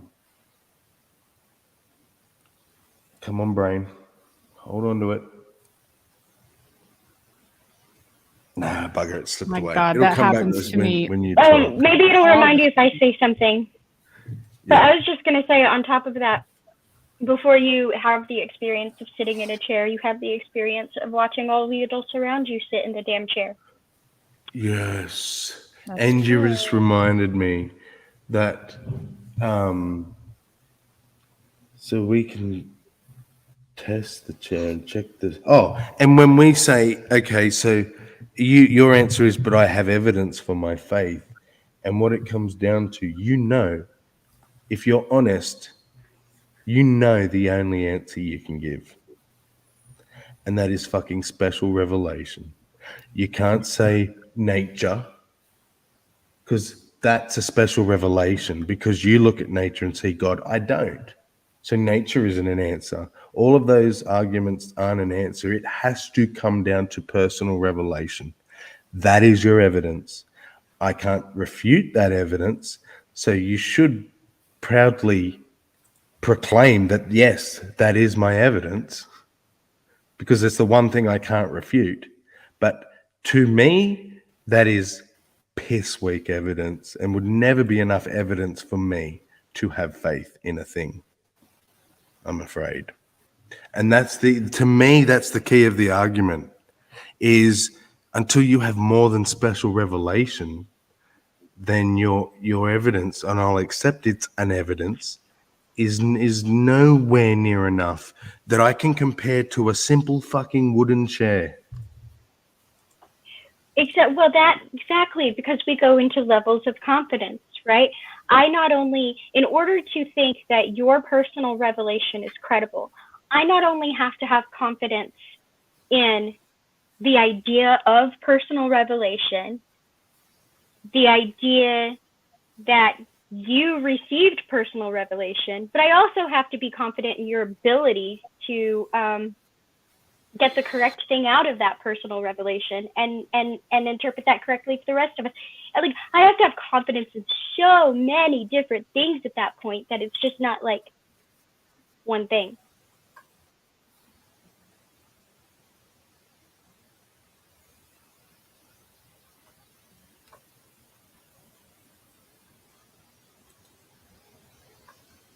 Sorry, like, what if I was it's hoping the right someone God, else wrong? would chime in, because I I was gonna say, like, what if it's like the like sure, you got this personal revelation from God, but did it tell you its name? Did it tell you which religion it was from? Or did you just guess that because you found something that you think fits it better, right? So now I have to have confidence in the book, confidence in the message, confidence in you, all things I don't have. Particularly the you part. Yeah, so exactly, and that brings us to this comment, which I'll comment on, and then hopefully you can discuss for long enough for me to have a cigarette. But, Jody, that's fine. The point is, right, your revelation ain't worth shit to anybody but you, or those desperate wanna-believers who want to hear your testimony because that somehow, makes them feel all fuzzy and so they think that's a proof of God, because nice feelings equals God. But the fact that it's only powerful to you should set off some bells in a rational mind. The thing is, though, I don't think it is just powerful to her, because they reinforce each other when they tell each other their stories. That's what I mean about the testimonies and bullshit. But they're the wanna believers. Like they're not looking for evidence. They're looking for confirmation. Yeah, validation. Yeah, absolutely. Validation. Yeah. And also, like, I mean, it's not an unwelcome thing for people to feel like they have a connection.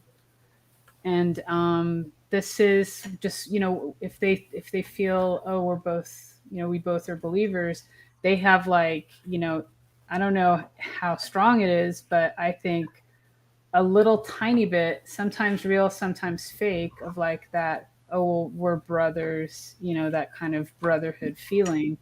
But so, you know, I see how that's attractive. And as soon as you put doubt into this picture, this is part of what you lose, you know, this community of people, because if you're not a believer, they could very well reject you. So that's why doubt is so hard for some people, because once they start, it doesn't stop, you know. Which kind of leads to what she's just said. It's like you're narrating what Jody's doing as she's doing it. Do you want to comment on this one?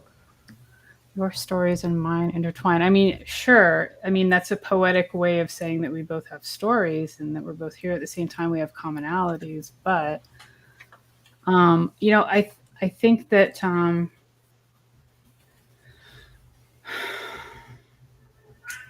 yeah, I don't know. It's just it's comfortable for people to have associations and to get confirmation that they're on the right track, and that other people feel like they do. I had a thought, but unfortunately it went away. Let me see. We are social creatures, right? Like, and part of being a social creature is this, like, you know, they call it the psychological need of belonging, right? Yeah. And so you're constantly checking against your peers, right? Like, if you, for validation, if you're on the right track.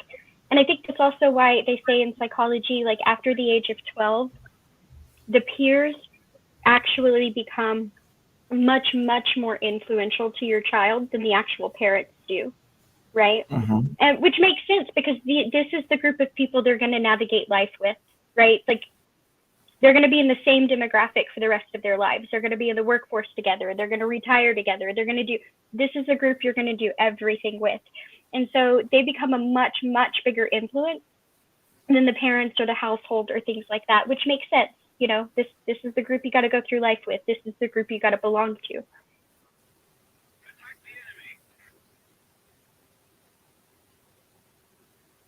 You made a comment right before I spoke before, Sammy, like 5 minutes ago. Do you remember what you said right before I talked?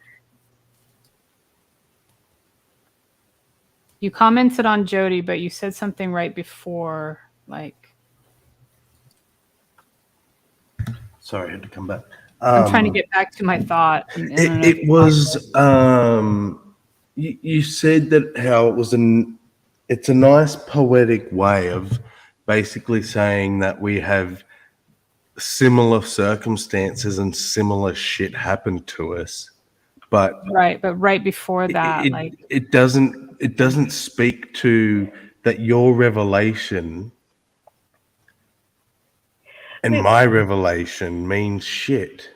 I think you were talking before that, Sammy was saying that you was like reading it correctly, and that she was just doing what you said she was going to do. Yes, and you were were talking narrating about as she's going along. Yeah, and I you wasn't were even talking, reading her chat. I was just but it was weird because her comments were like following what you were saying, and so that's what he was commenting on. And you were talking about how once they start questioning, they can not only lose their beliefs, but they can lose their like social circle. They can lose their like brotherhood, that like validation and that sense of belonging. And that's the direction we were going in. Self-identity, you know, the purpose of their life, their entire afterlife, and all the hopes that they had pinned on that. I mean, you know, it is a big loss, and so much more comfortable to stay within it. So it's really not surprising that people, you know, don't question until it's just that time in their lives when they do, but you know, that they go a long time without questioning, or maybe never question. Oh, you said the word poetry or poem or poetic. You've inspired Nerdy. Look, with fingers nimble, I compose words of meaning and grace, sending them forth to thee through this digital space, as we engage in conversation divine in a realm where time and distance do not confine. Nice. I like that. Yay! Also, I'm is gonna Brojo capture still here? that. Because I have a question for Brojo. It's been coming and going. I thought it. Well, maybe y'all know. I thought he was gonna stream the other day, and so I told it to notify me. And sometimes I get notifications, and sometimes I don't. And so way later, I realized, it didn't fucking notify me, right? So I went to go check, and this thing is scheduled for 4:20. So is this a special? What's going on with this special 4:20 stream? It's 12-hour marathon, and he Okay. wants it's basically a variety show of a talent show. So the first couple of hours he's got a musician booked. He's going to play their songs, and he's asking people to come forward with spoken word. Well, I suggested to him like get some spoken word people because I knew you, Pixie, Halsey, myself. Like there's a whole bunch of us that write poems. And he said, yeah, we'll have a fucking poem hour or open mic bit where people can come on, recite poetry, do karaoke if that's their thing. Oh Jesus! Are you gonna pick a piece A for virtual me? coffee I don't even know house. what I'd read. I don't even know what I'd read. Are you Yeah, gonna pick one for me? Send me a few and I'll pick one. Yeah, definitely.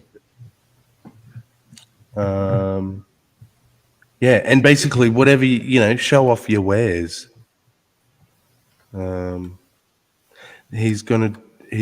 I suggested also, which I said to him, just do it if you need to fill time. Like if you can fill the time, don't do it. But he's thinking about doing Cards Against Humanity or Quiplash. So there'll be games. He's going to do Still have not- giveaways. Still never That played reminds Cards me. Against Humanity. Oh, I love Cards Against Humanity. It is so much fun. But Yeah. that reminds me though, I do need to get this game called Blockbuster. Somebody left this game called Blockbuster at my sister's house, and when she came and visited it, and they she had a bunch of people come over, and they just were playing all kinds of games, and they were running out of games to play, so they just busted this game out that nobody had ever played called Blockbuster, and they had a blast. So she brought it over, and Super Munchkin had stolen Cards Against Humanity and taken it somewhere else. So to fill the time, she brought out Blockbuster. And oh my gosh, it was so much fun. And now I have to go buy that game. What is it about specifically? Movies? Okay, so it comes in a thing that looks like a Blockbuster you know those cases, those old VHS cases? The generic. Yes. Yeah. Okay, so it comes in that, right? So like you draw 3 cards or whatever, and it's like pop culture stuff, but from a specific time period, like the Blockbuster time period, pretty much. Yep. Does that make sense? Yep. Anyway, so sometimes you get like quotes, sometimes you get the name of a movie, sometimes you get like the name of an actor, sometimes you'll get a song, just things like that. A lot of times it's quotes. But then so you're divided into teams, right? So the person who draws the 3 cards, you have to choose which one you're going to use words to explain, but you can't use the words in the title, right? Which one you're going to act out, and which one, I can't remember but there's 3 things you have to do. One you say, one you act out, and I can't remember the other one. But anyway, it's hilarious, and you have to try to guess more than the other side. Yeah, right. So it's like a mix of like charades and ad libs and all kinds of stuff. It's fun, and then people break out in song for random reasons. Like I got the movie Breakfast at Tiffany's, and I couldn't do the other 2 categories because the other 2 categories were already taken. And so I think I did the speech one, and so I just broke out in song, right? I said, what about Breakfast try to get at the other people to Tiffany's. exactly. Yep. So then we can move to the next one, right? And it's like that. Yeah, that sounds heaps fun. Oh, it was so much fun. Of course, we were tipsy, but you know. Yeah, yeah.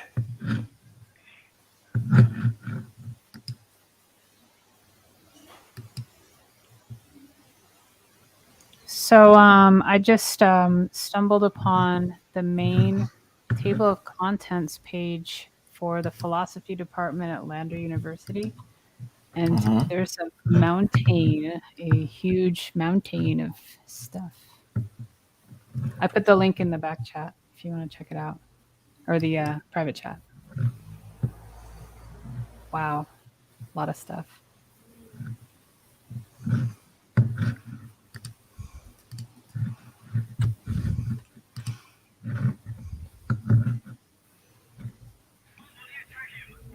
Jesus Christ. Right? Who put this site together, man? And it's free. I'm so grateful. I mean, this is like Lander University in South Carolina. I don't know much about it, but this is Look an at this. extremely generous department website, because a lot of times it'll require you to log in to get information, or it'll say, go read your textbook. So they've even got 6 sections on how to study. I was thinking about going through some of that. Then See what it says. an introduction syllabus. This is stuff that I like right here. Look at this. Yeah, I mean, Philosophy of life, man. Plato, Yeah. Bertrand Russell, Tolstoy. This is my kind of stuff right here. I have all kinds of Look, just the if I just look at ontological argument. Treasure if I just look at trove of stuff. if I just look at my shelf right now, I look at Philosophy of I mean the religion. three right in front of me are Plato, Machiavelli, and Hume. So, Peace and respect, everyone. I don't know, TMI. This is just this. I mean, how important is this? Do we really need to look at all this? I thought about maybe starting to stream just to go through philosophy books. I'd be into going through some philosophy stuff. Like, I have my favorite philosophers, and I need to refresh my memory for all of the ones that I wasn't sure I liked way back when, just to see. Look, that right there that I've highlighted is the reason a lot of people don't like philosophy. If no deductive proof is achieved, then how is philosophical reasoning relevant in determining how we ought to live? See, and I think people are looking at it wrong when they ask that question. I agree. Philosophy isn't the answer. Philosophy is the tool. Yep, exactly. And we do it all day long without even Every knowing. Yeah, it's basically so you have like a set of standards and lenses to look through to the world. If you're looking at things through a, like, let's say like utilitarian outlook, you're going to see things a certain way, and I don't know. I think that I like this information. I'm not saying that we as a group need to dig into it, but I would participate in a philosophy chat for sure. I think the first one that I would bring up is one that most people aren't really familiar with, because it's indigenous. I think the first one I would go over is Toltec, the Four Agreements. That'd be super interesting. Yeah. I have zero knowledge on that, so I'm game. Can we look at one? Oh, wait. I almost forgot. I'm a strict evidentialist, materialist, and no one should study philosophy because it's useless. And that's what I think. You do not. Why? I'm trying to make philosophical statements. Richard, to be honest with you, whenever I see you, I can't help but see you kind of dressed like those guys on that fallacy website where they're all sitting up on like, kind of like temple ruins, and they all have togas on and stuff. I would feel so comfortable I kind of sitting see there. you as one of those philosophers like out in the square. Does everyone understand this argument? Existence is not a predicate. Well, I would think if I Yeah. got into that it's going to say something like, since your experience is not directly related to your surroundings, your conception of existence, even your own existence, is not actually predicated on the reality.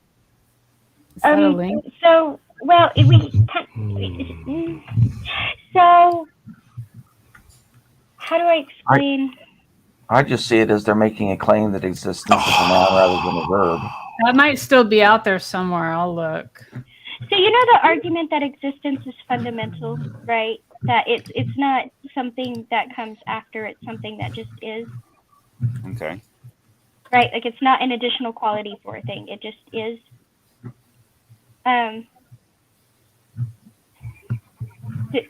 Well, I'll let you read it and see if that helps better than I can. To say it just is circular. Well, this is on. Well, no. I was gonna keep going. I'm just saying that wasn't like the whole. I was gonna keep going, but then he found this, and I said, "Well, I'll let him read it and see if that helps better first." No, well, that's ontological. I'll see if I can find it. Okay. So,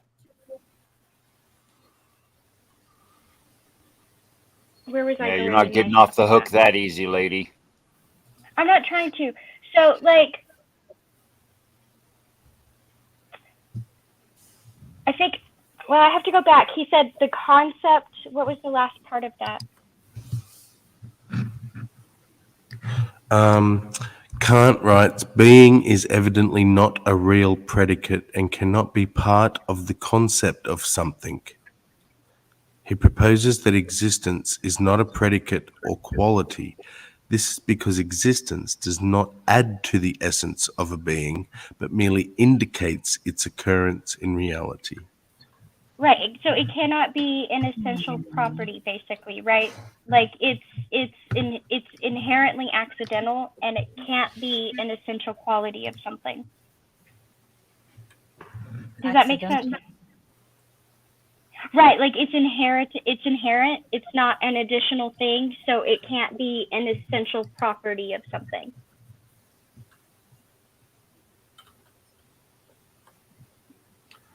It would be like saying, name 3 examples of things that don't exist.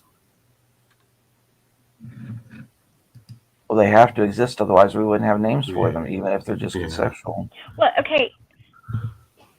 Exactly. Right. So existence can't be like the determination of a thing, because existence is accidental and inherent. It's not. Itself? But non-existence is not a thing, even though we have a name. I can name 3. I can name 3. Elizabeth, Jimmy, and Mike. That's what I named them. Okay, not give names to Well them. done, sir. Well done. I could do the same thing. Nice wordplay. Wordle, Curtup, and Water. And I dare you to define any of those 3. Of course, now Richard's going to give definitions for each. Wait, what were No, they? I was gonna stop right there. Okay. We were naming non-existent things, space. Okay. And Richard said, I can name 3 non-existent things: Mike, Tom, and Harry. Yeah. Oh, okay. He named them.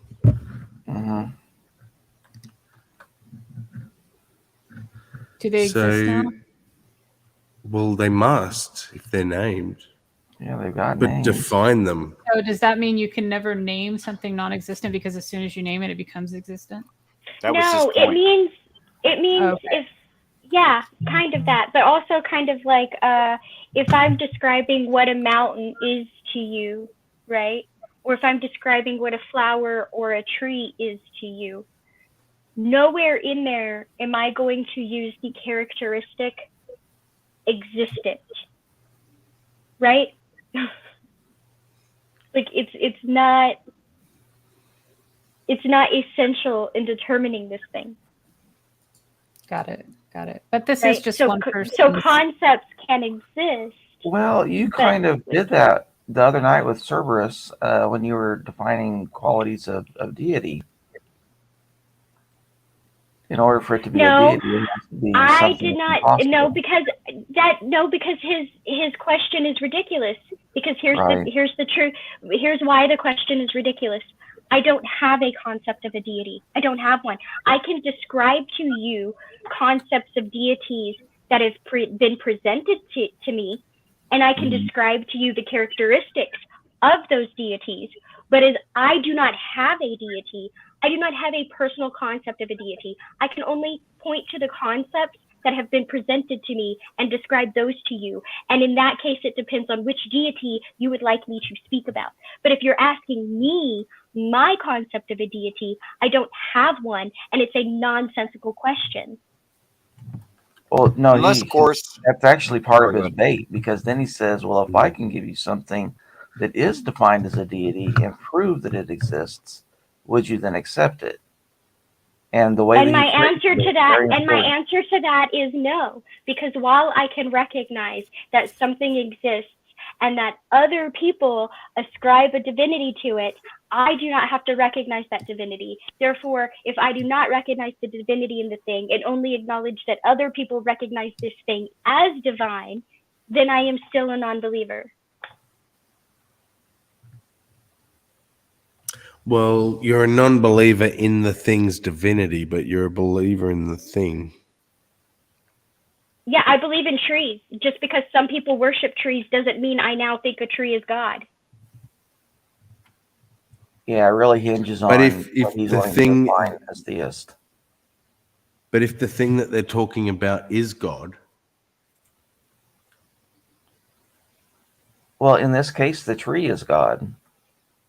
And in animism, it would be. so I according recognize to an it as animist, their you God. believe in God. No, I can recognize it as their God and not recognize a But God. according to them, you believe Right. in God. She's saying she No. recognizes that theists No, exist. That because doesn't make her a theist. there's exactly just because I You recognize understand you theists, can't say no to according to them. yeah, that's what I'm saying though. Just because they have a God and I recognize that they have a God does not mean that I am a theist. But to them you are.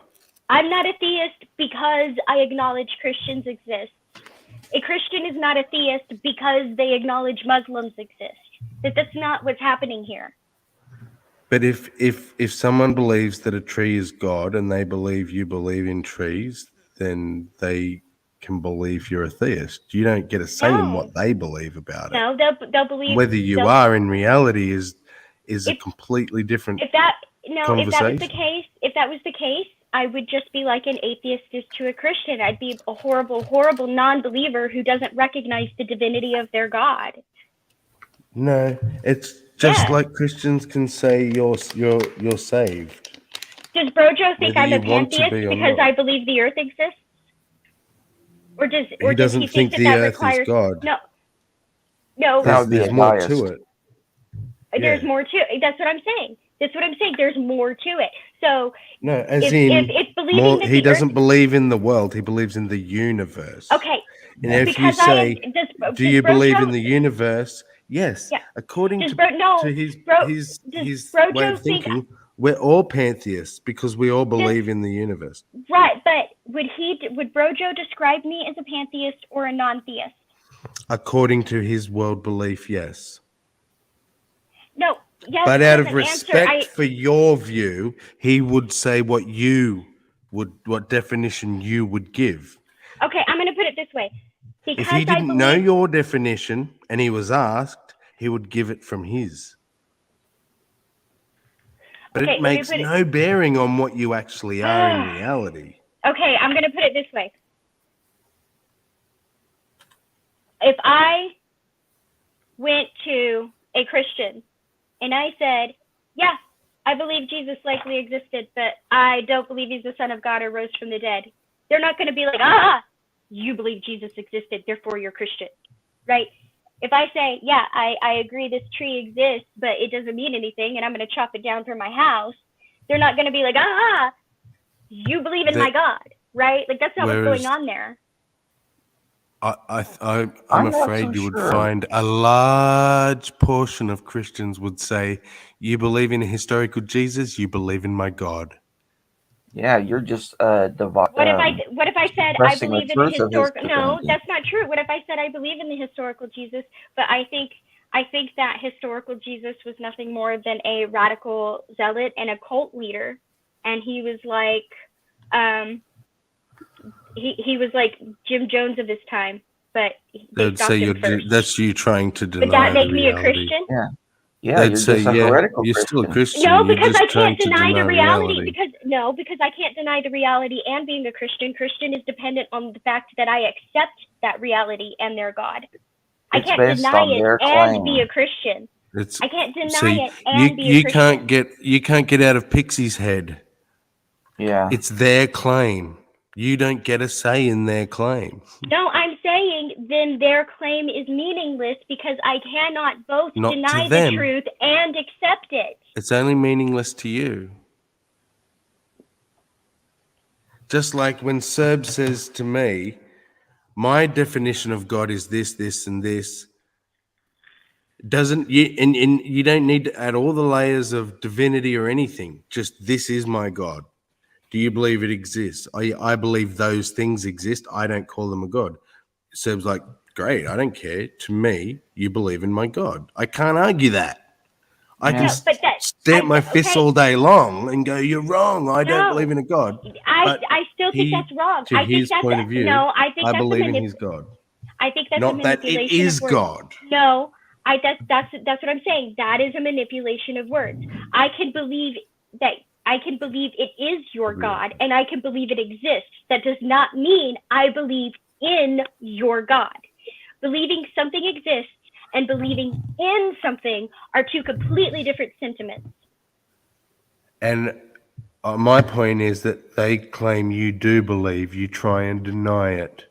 You can't argue that Suppressing fact. unrighteousness. It doesn't matter if I deny it. I'm not one of them. It does. That's your It does. opinion, not No, theirs. that's their opinion. Just like Yes, a Christian. exactly. If I You deny, got if it. I deny, You if I got it. deny Jesus Now let rose that from the sink dead, in, no, though. no. If I deny Jesus rose from the See? dead, I am not a Christian. Pixie. I disagree. According to Pixie. Yeah. No, according to Christians. No. According to their book and their faith, their required faith. Which ones, Pixie? Which Christians? The ones that would say, even if you think he's not God, you still believe in him because he's revealed himself to you. You're just in denial because that's the fucking majority of them. Trust me. Denial, sure, but the fact that Delusional, I'm in denial, yes, I okay, agree. I'm not saying agreeing that, with them. No, I'm saying you're, that you see, that's what I'm can't saying. stop You're them thinking no, that. what I'm saying is you're doing the same thing they do, and you're purposefully twisting my words. Nope. I didn't say that they didn't say that I'm just denying it. I said that they said because I'm denying it, I'm not one of them. When we're disagreeing, I'm not twisting your words. I'm fundamentally disagreeing that that's what they do. They think you believe, but are in denial or haven't And because glued I'm in on denial, yet. It doesn't and stop you because I'm being in a. denial- That's no, your claim that they no, say that is you're not a not my Christian claim. anymore. That is what So if they'll I tell present you 10 Christians that don't say it, then what are you going to do, Pixie? Because the And if majority of the So you're Christians going I to go add know popular. do So that. add popular. No. Fine, I'll play your stupid add popular That's game, and I'll your bring claim. you 50 That's people, your and I'll bring you claim. 50 people who tell you I'm not You're a the Christian one doing and I'm that, destined for hell. Pixie. I'm putting your fallacy back on you, No, that was your fallacy. and you can't see it. That's There why are I did it very specifically. Yes, there are people Do you out there see who will say what I'm that. saying? Yes, no, there are people Not out there you. who will say that. But according Hillary. to Christian orthodoxy, what is considered Christian orthodoxy? Not the fractures Oh, now of, you're not going the to speak for splinters of. Christian orthodoxy. Which What is one? considered Christian orthodoxy Catholicism? makes me not Christian. See, you're just getting desperate and flailing now. No, I'm not. You keep manipulating my words, and it's pissing me No, off. And no one has don't call me manipulated desperate and flailing anything. again, because I'll start calling you exactly what I think of you right now. Pixie. Well, you can. Please do, if it makes you feel better, because you're losing your shit. No, I'm not.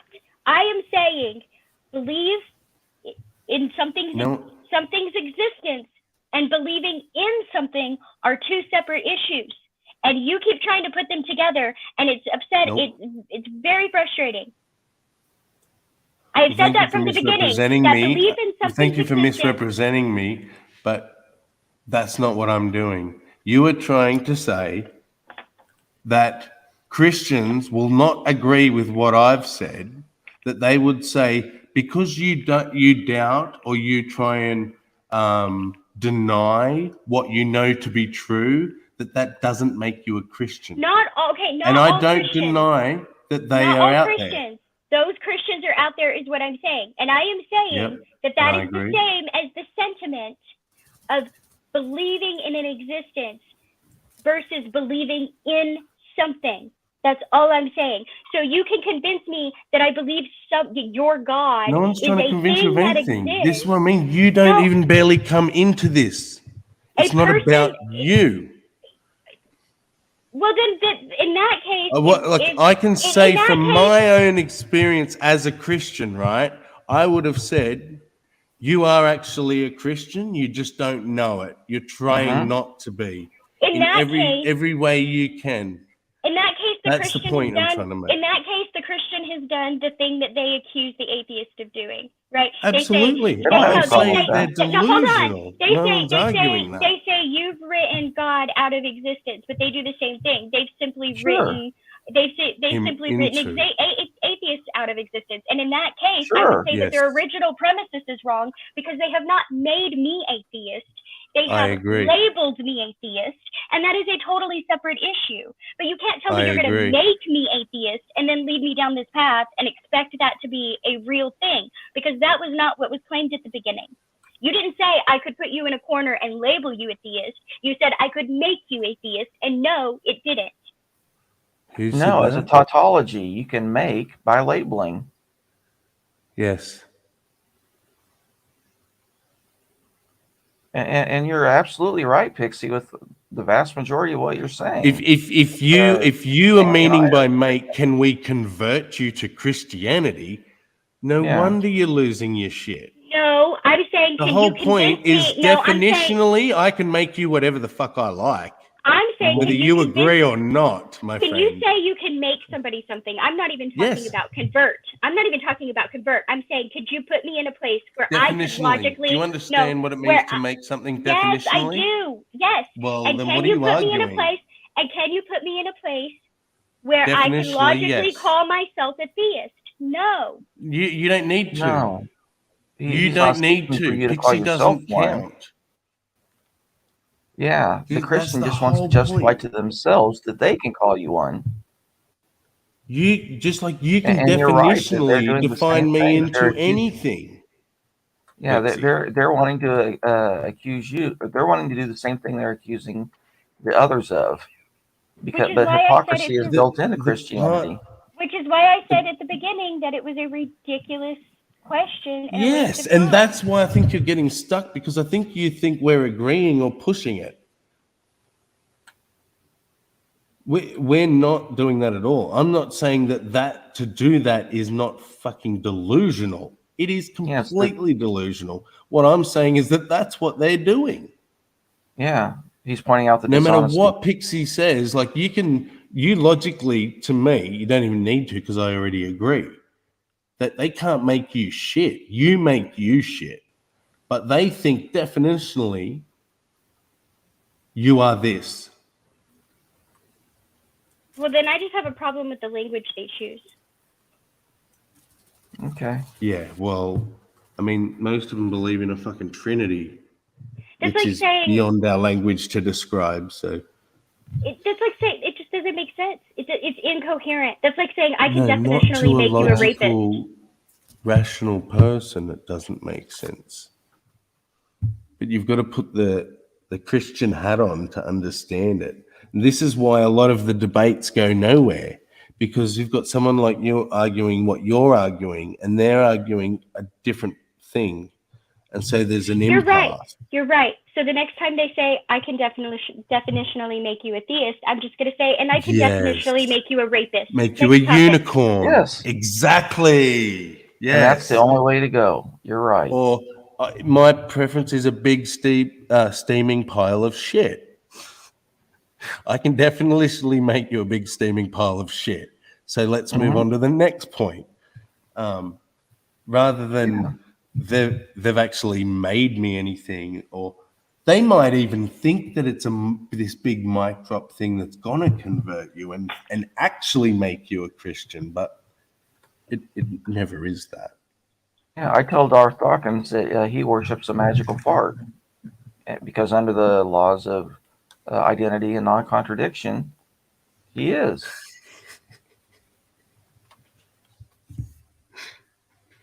Which he loves to throw out there, doesn't he? Yeah.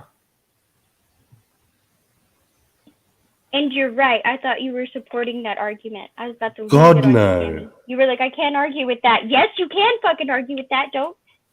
No, I can't argue that that's what they believe. All I can say is I think that's a crock of shit. But, like when Serb says, well, you believe in my God, and I go, no, I don't. He goes, yeah, you do actually. You just don't believe it's our God. Yeah. Well, okay, I can't argue that. Like, you can't argue that I think it is God, but I can't argue that I believe in your God. But that's what I'm saying. I have a problem with the word choice there, because I think that in itself is manipulative. You can say that you can't tell me I believe in your God. You can say I believe the thing you call God exists, but you can't say I believe in your God, because that would mean that I assign it the values that you assign it. Okay, if you were to restate it like that, I think Serb would still accept it and say that's fine. Yes. He would, but the point is he still does it. He knowingly does it. Hang on, I've lost audio. We hear you fine. Oh, good. Yeah, Serb knows what he's doing when he does it. Yeah. You know what I mean? He's not like it's... Yeah, I make the point. There's a difference between being motivated by persuasion or information. If you're trying to persuade somebody of something, you can try any dishonest tactic you want, and it's permissible. But if you're trying to inform, then you have to be honest.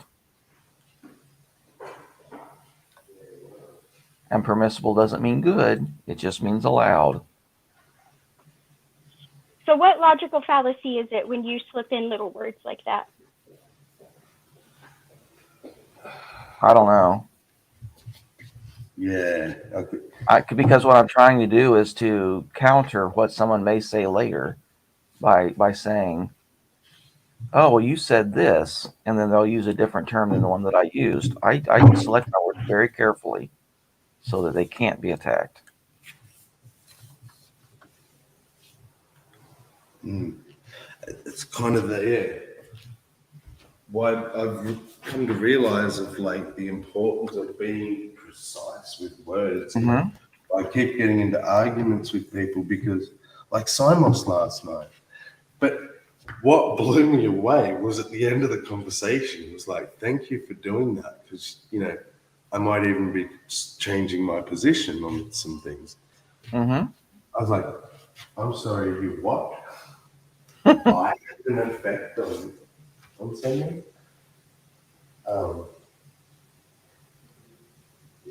You know, language is so loose. English. And I didn't know until I heard you telling someone last night, Hillary's, and you were describing German. It sounds to me like I should be German. Because it sounds like their language is a lot more precise. Mm-hmm. Yes and no. How is German not precise? You have a dedicated word order, very specific grammar. There's very little choice. I mean,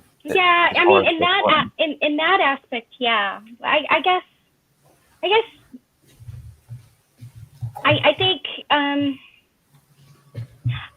in that aspect, yes, you can say it's precise, I wouldn't say like its accuracy is any better. A, because it's No, it's not completely intended to be. That's why we use it's- English for it's- law.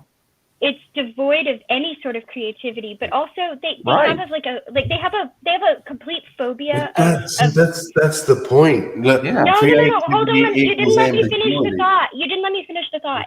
They have a complete phobia of. They have a complete phobia of new terminology or new words to the point that I think it's actually somewhat detrimental, right? Like, I think it's okay to call a glove instead of a hand shoe.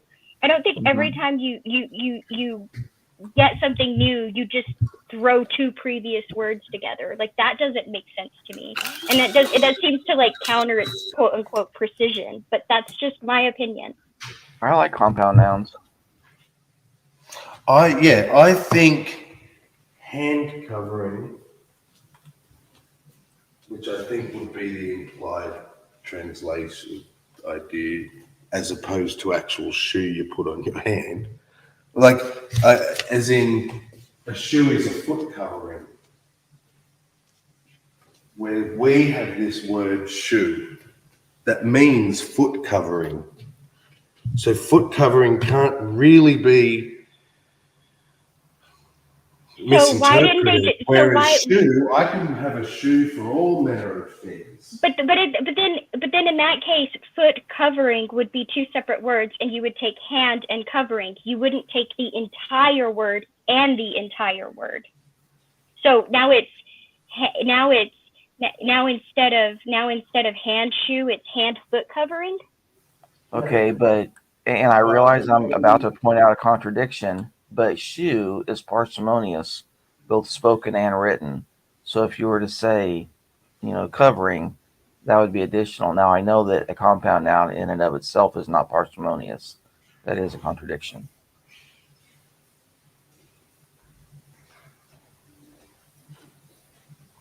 But and German does allow loan words from other languages. But you're right, it totally destroys imagination. And that's what Russian is great for. Russian has very loose, where a word comes in a sentence determines its importance. If it's at the beginning or the end, it's important. If it's somewhere in the middle, it's just clarifying the beginning and the end. And you can use all kinds of crazy grammar and still make it work. That's one of the fun things is to do word plays. I don't know. I think different languages are interesting. Like, sure. Like the Cherokee language, I find it fascinating for many reasons. One, they seem to be very specific in some areas and completely non-specific in other areas, right? Like, we don't differentiate between like different types of large cats. It doesn't matter if you show us a cougar, a tiger, whatever. We have a word that means big cat. That's what it means. And but they also have like, there's no concept of the word goodbye. There's not a word for the word goodbye in our language anywhere. I remember when Super Munchkin was real little and she was learning phrases and words, she got so frustrated at me because she was like, "What's the word for goodbye?"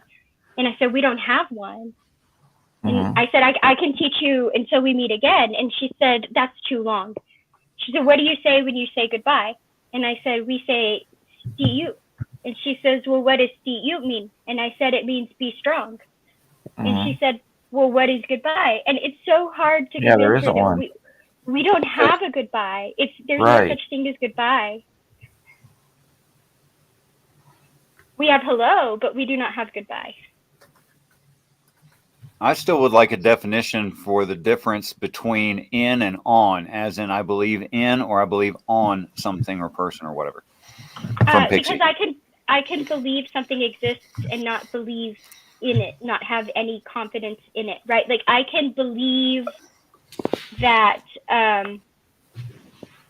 Jesus existed as a person and not believe in Jesus as like a figure or inspiration. I can believe Irenic exists and not believe in Irenic or his capabilities to do anything. In philosophical language, it doesn't work that way, though. On. No, the problem is it's always in, Pixie. So you believe in a historical Jesus, but you don't believe in Jesus as God. No, I believe a Jesus, a historical Jesus existed, but I don't believe in Jesus as God. See, that's not how language Do you works, though. do you believe this is this is important and Yeah. actually Hillary's was going to clarify it, that the way it's used in these philosophical conversations, which is what I was asking for clarity about, because it's already been highly standardized, the usage of these two terms. And in fact, Pixie, you're using it backward to the standard. Yeah, on your likes. Oh, well, in that case, learned. So I believe in and not on. Got it. That's correct.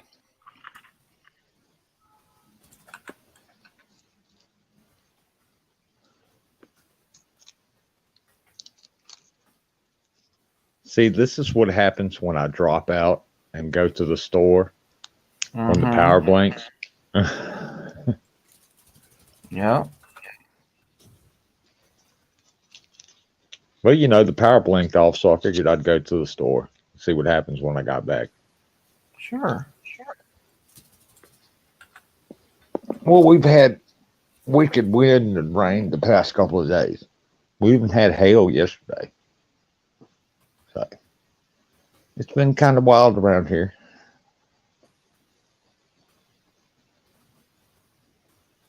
And just who was being hailed? No, the hail fell out of the sky. That's interesting. The ice balls. They were about as I've big heard as my that, thumb. Yeah. I've heard that if you're like important enough, all of creation will, sing your praises. But wow. Yeah. The hail It came was out of the pretty sky. bad. That's impressive. Well, I walked around and looked at all my windows, and none of them had got cracked or He's anything. not getting it. I get what you're saying. All hail Caesar. But the hail came out of the sky, Hillary's. Holy crap. All of creation. All hail knows Caligula. That's impressive. Like, you suppose there's speakers up there, or just somebody shouting real loud, or what's going on?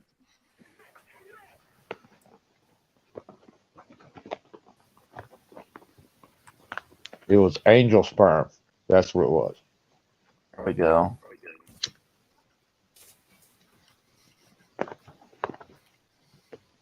It just froze into these balls as it fell through the atmosphere. So, yeah. All right, Okay. Okay, Zachariah.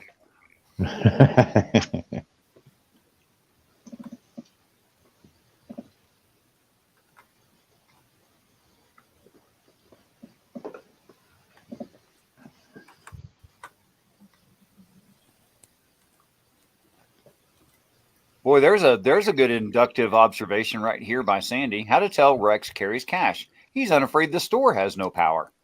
Well, I did actually carry cash with me today, but I had my credit card too, just in case. There you can see that was pretty good on her part. Yeah, that was good. A prophecy has been fulfilled. No, that's Sorry. necessary. It's almost necessary extrapolation in inductive reasoning. Yeah, but Sandy does it on levels above others, man. She is not just a pretty face. All right. She could have been a detective in another life. I'm telling you. Very observant. But I wanted to say something to what you were saying before when I was out just having a smoke. Before Who was the saying what? Sandy comment. I think you, Richard. I was talking about on versus in belief. Yes, no, slightly after that. Damn it. I can't remember. I'm wondering what the definition of analogical means.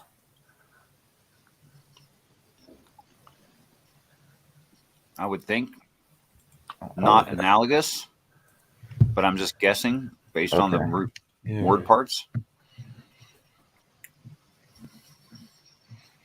Say the word again, Hillary's. Analogical, and Richard is correct, of, expressing, or composed of, Analogical or is something that based compares on an two different analogy. things.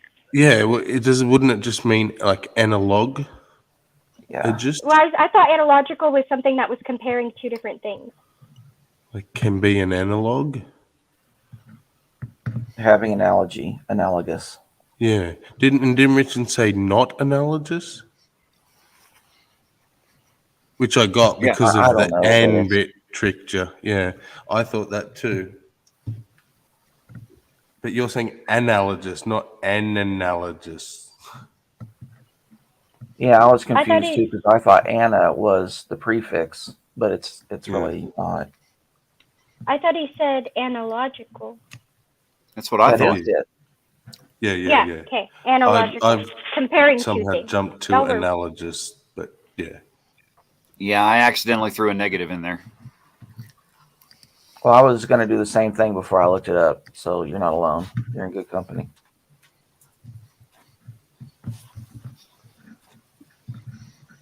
Now, is that a reverse ad hom that I did?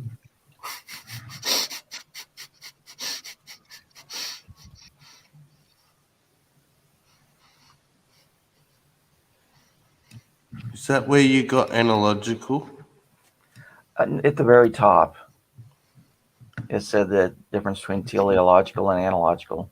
William Paley's teleological or analogical watchmaker argument is sketched together with some objections to his reasoning. So, well, and then they've got the arguments down here. The analogical teleological argument of Paley. If I stumbled on a stone. Damn it. Oh, keep your bloody COPD off the airwaves, will you? Don't worry, I do the same. I call it bong smoker's lung. If I stumbled onto a stone and asked how it came to be there, it would be difficult to show the answer. To show that the answer, it has lain there forever is absurd. Yet this is not true if the stone were to be a watch. Huh? That makes no sense. I disagree also. We know that the stone was not there forever because the earth wasn't always there. So that's what he's trying to say is that, we know that the watch was created by humans, but we know that the rock was probably not created by humans. But it doesn't matter. The rock was still created. And that's where the watchmaker argument falls apart. If you see a watch lying on a beach and you walk along, you say, oh, someone must have made this watch. But really, my retort to that is, forget the watch. Look at who made this sand. Look at how intricate it is and how much. That's the greater creator. It's just nonsensical. I don't agree with the argument because watch equals watchmaker, therefore universe equals universe maker. Yeah. Weak ass argument. Yeah. Sorry, go on, Richard. I would say that human beings occur naturally, and human beings make watches, thereby the watch is naturally occurring. You're right. It is. But then in that instance, all things are naturally occurring. Precisely. Because you can make the argument, okay, to you, this looks designed. And this covers the argument from design and biology as well. Okay, this looks designed. Show me something that doesn't. And what are you comparing it to? So, yeah, see, but you're using a slightly different definition of natural. It's not the definition that means not of man, which is... He's meaning natural as opposed to supernatural. Right.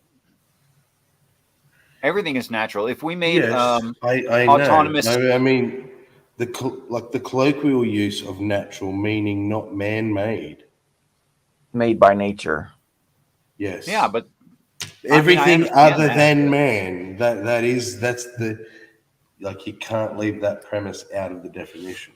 See, but the difference in those definitions is intellect. That's the difference. But did the human intellect necessarily develop unnaturally? I don't see why it should. Yeah, but I understand and I agree. And again, it's that stupid loose language. We shouldn't be using natural to mean not man-made, but we do. That's the problem.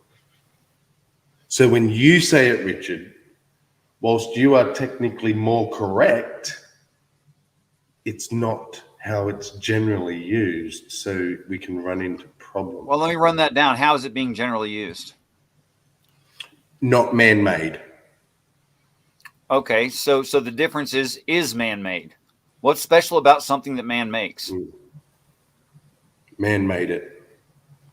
And how do we know that man made it? Because a man made it. I could make a lump of dirt. I could take dirt and make a lump of dirt. No, and you pack didn't it make into a the hillside. dirt. You didn't make Well, that's the dirt. man formed. Yes. Let's go back to Genesis. That's man The formed. hill, the hill might now be man-made, but that dirt, Okay. you didn't make it.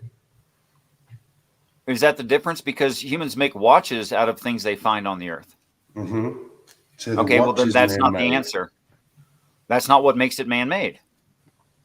And I can circle back to the beginning. If a man makes it, that is what makes it man-made. The reason we call things natural colloquially is because of the deification of the God nature. Man. No, the deification of nature. of If the nature is a nature. God and nature makes something, that makes it natural. Okay. And that's where we Whereas get if our we common do language, it- which is very imprecise, and that leads to a lot of confusion, whereas Richard's using the word correctly. So, yeah, I agree. That's what I was trying to say. I agree with you, Richard. But Yes, I know, Jody, but man I was still made. wanna- I was made by two the way humans. that everyone else uses it is where we run into problems. I still want to flush it out because I don't think they're saying anything different. They're just not thinking about it They thoroughly. are. How about if I said this? Literally What makes something evidently man-made is things like machining and characteristics of complexity, and that it serves some certain purpose that a human being would appreciate. That's what makes something "quote unquote" man-made. Okay. But So- that's your standards. Most people would simply say a man made it. I know that, but what makes He's being generous because one of the faults with the design argument is the complexity argument. right? So what I'm saying is, you could make a mundane thing. You could literally, with enough pressure and heat, take sedimentary material and make your own rock. Yeah. And voila, you have made a rock. And throw it in the river, and it looks Yeah. like every other flipping rock there. Yeah. So we wouldn't call it a man-made rock. Yes, we would. Absolutely. That's the difference. Okay, we between would. I said that poorly. We would call that a man- man-made rock. Natural diamonds, what we call natural diamonds, and man-made Industrial. Industrial, yes. Yeah. Okay, Or artificial. Synthetic. Artificial, fine. Synthetic, Synthetic. fine. All those words are fine. Okay, so, Including man-made. but a person walking down that riverbank, seeing that rock, wouldn't pick it out and say, "Oh, look, a man-made rock," because it looks like the rest of them. So that's not what makes something man-made. Yeah, it depends. What, the look of it? Of course not. It's whether it was made by man. Whether a person knows it was. Obviously, preclude wish you'd it quit being returning to man-made. that. Obviously, but I wish you'd quit returning to that because that's not the particularly interesting part of it. But you can't ignore it. I'm not ignoring it. I recognized, I even said make a rock and it would be a You've man-made just rock. changed, like. But that's not the you've significant part of the stated argument. What? It can't, if you've changed the stipulations for something, it kind No. of is the argument. I didn't change anything. It's just not the point of the argument. Okay. The point of the argument is that you can look at it and discern certain things about it that make it stand out as something intelligently made. In our case, man-made. That's the important part. Important to what? Okay, let me give it for instance. When the Christian says that the universe is obviously designed, what they mean by that is that some sentient had a goal in mind. That goal was us.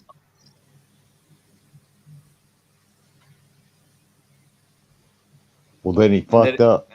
Yeah. How come they haven't been back to check on us and make things better and all that stuff? Oh, you want to get into divine hiddenness? Hang on. Cool. No, I didn't say that. Yes, you did. Did I? That's the definition of divine hiddenness. Yeah, I guess. I don't really know the definition of it. Is that it? It's just that propose a God. Why don't we see the God? Divine hiddenness. Oh, hiddenness. I thought you said something else. Okay. I'm sitting here going through my logbook, going, what other word do I use that sound like, or even combinations of words? It sounds like hiddenness when I say it. Hiddenness. It sounded like hit or miss. Hit or miss. Like hit No. or miss. All right. That divine hit or miss problem. Yeah. That's why I was like, I've never heard of that. I've never heard of divine hiddenness either, not put it that way, but It's talking about the failings of lesser or demigods.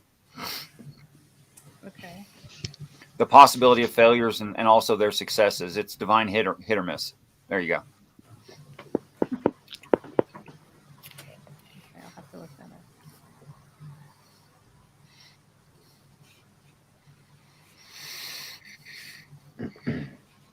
So, Sandy, Okay, I've got I think. Go ahead. No, go ahead. So, I think the point of the conversation in an argument from design is that Yes, I think that's where I was misunderstanding. I forgot that we had the argument from design on the screen, and that's what you. Oh, like you were talking about the appearance. I'm like, dude, what the fuck does appearance have to do with whether something is man-made? Right. Like, that was like complete nonsensical. If you're trying to argue from the argument of design. That's right, Pixie. It's saying that there is an appearance of design. Right. And that's what makes it God-made, as like. So in that analogy, man-made would mean it needs to look somehow not part of nature. Right. Completely understand. Completely agree. Gorgeous. Now we can move forward. Okay, so this dead guy right here that we're talking about and quoting, I think his mistake is that if you say item A looks designed because of its purpose and complexity, then there's nothing that you can't say that about.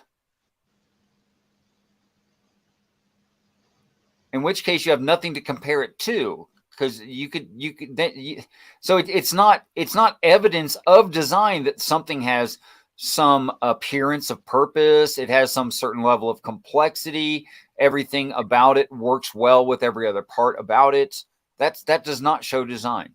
So that's why I think, although I really like what Hillary said about the watchmaker.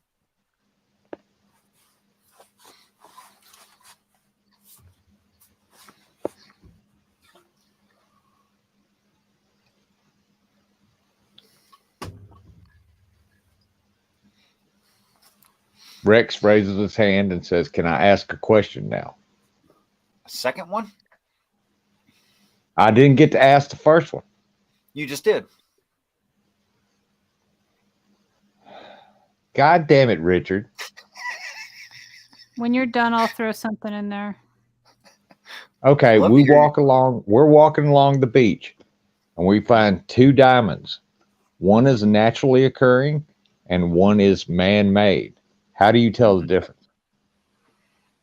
I think man-made diamonds, even like industrial diamonds, I think they already have some kind of obvious crystalline structure to them. They're not, or are they made just globby like a natural diamond?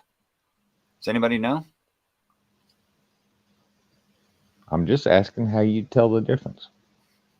If you picked them up and had the real one in one hand and the fake one, man-made one in the other, Sorry, I how would was you muted. tell the difference? They come out globby and then are cut.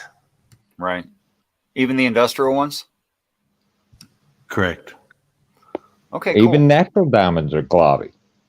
Okay, here's how I would think that I would know the difference between the two.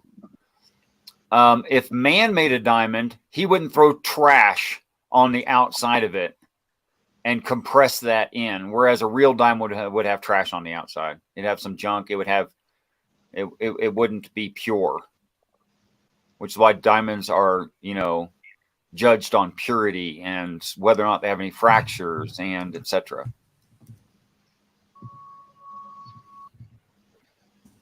I'm not saying you're looking at it under a microscope. I said you had the real diamond in one hand and the man-made diamond in the other. How would you tell the difference at that moment? I think junk stuck to the outside that's compressed and part of it. A man-made diamond wouldn't have extra junk. It would just have the stuff to make a diamond.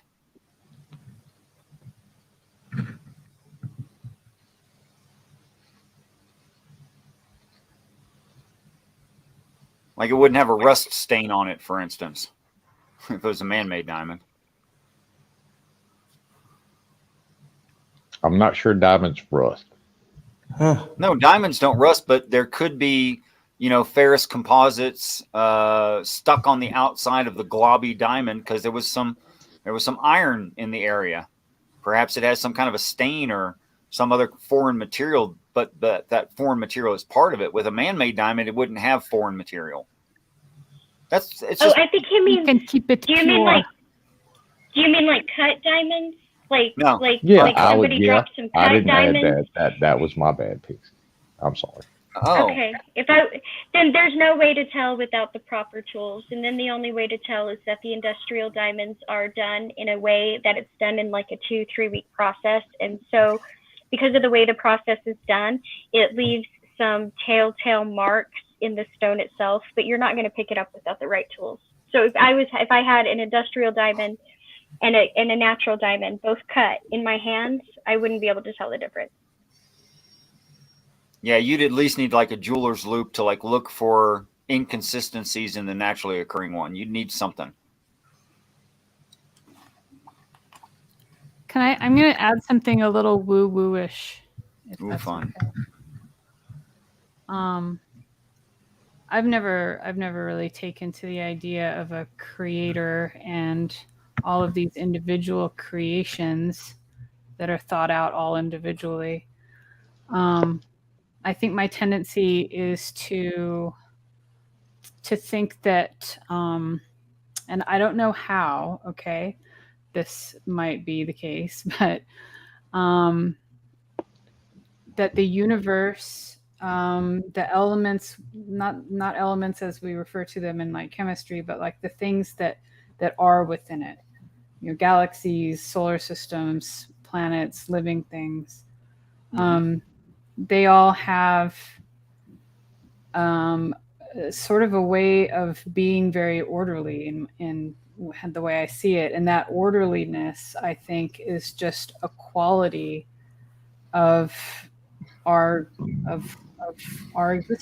our existence, but of the existence of the universe. Like I think that orderliness is just built into it, and I'm not sure if it really needs a creator.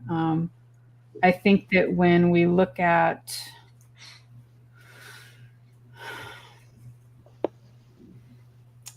Take your time.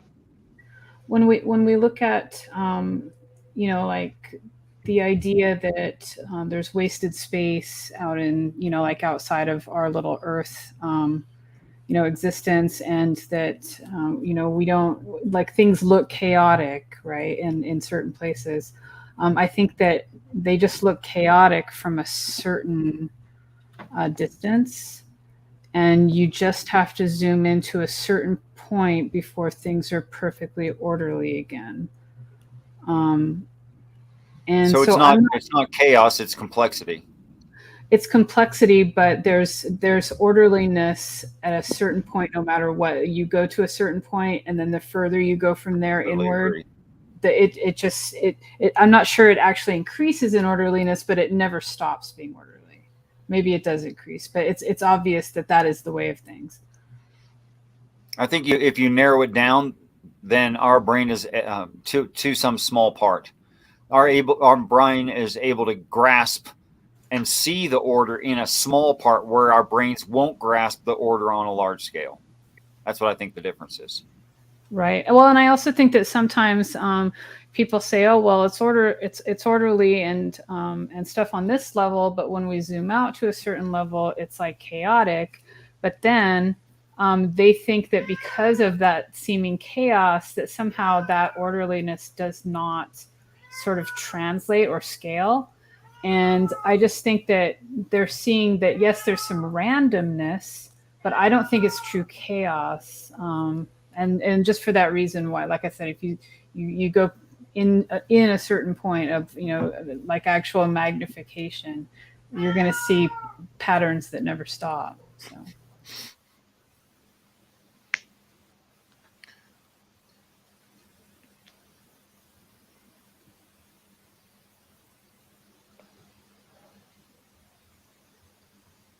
So what was the woo supposedly part?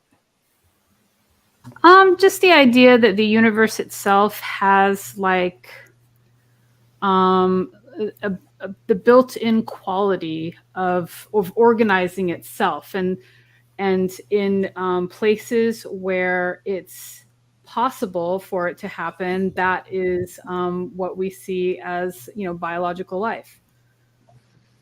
Maybe there's other kinds of life too that we just don't know about, but so far that's what we know about. And I think that it's just a matter of conditions being right and the type of life that's sort of a possibility on the table. It's, I don't think it's just, it's hard to say, oh, it's just chance. So it's, I don't know. It's like, it's really like kind of nebulous to me as far as saying it's random, it's accidental, there's no meaning, because I'm really not sure. But that's not really true anyway, because there are laws of physics that apply everywhere that we know of. Right. And everything that we see follows those same laws of physics. So it's actually not random. It's decided by the 22 constants.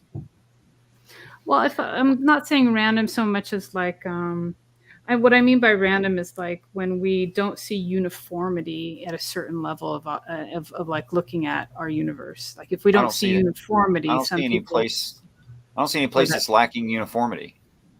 Okay.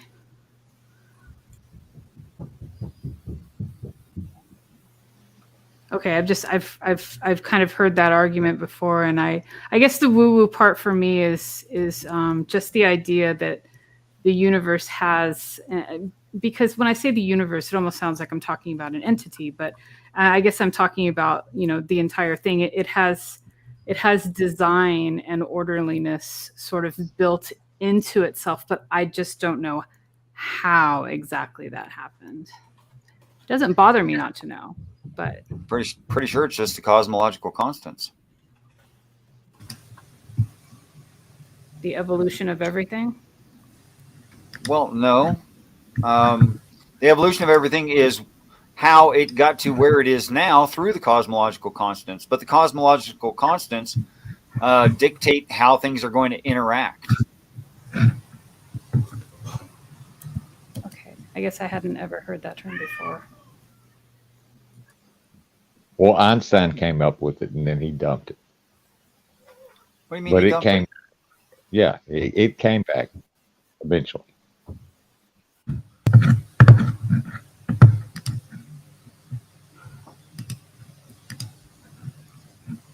I don't know if I agree with the chaos is darkness, which is ignorance statement.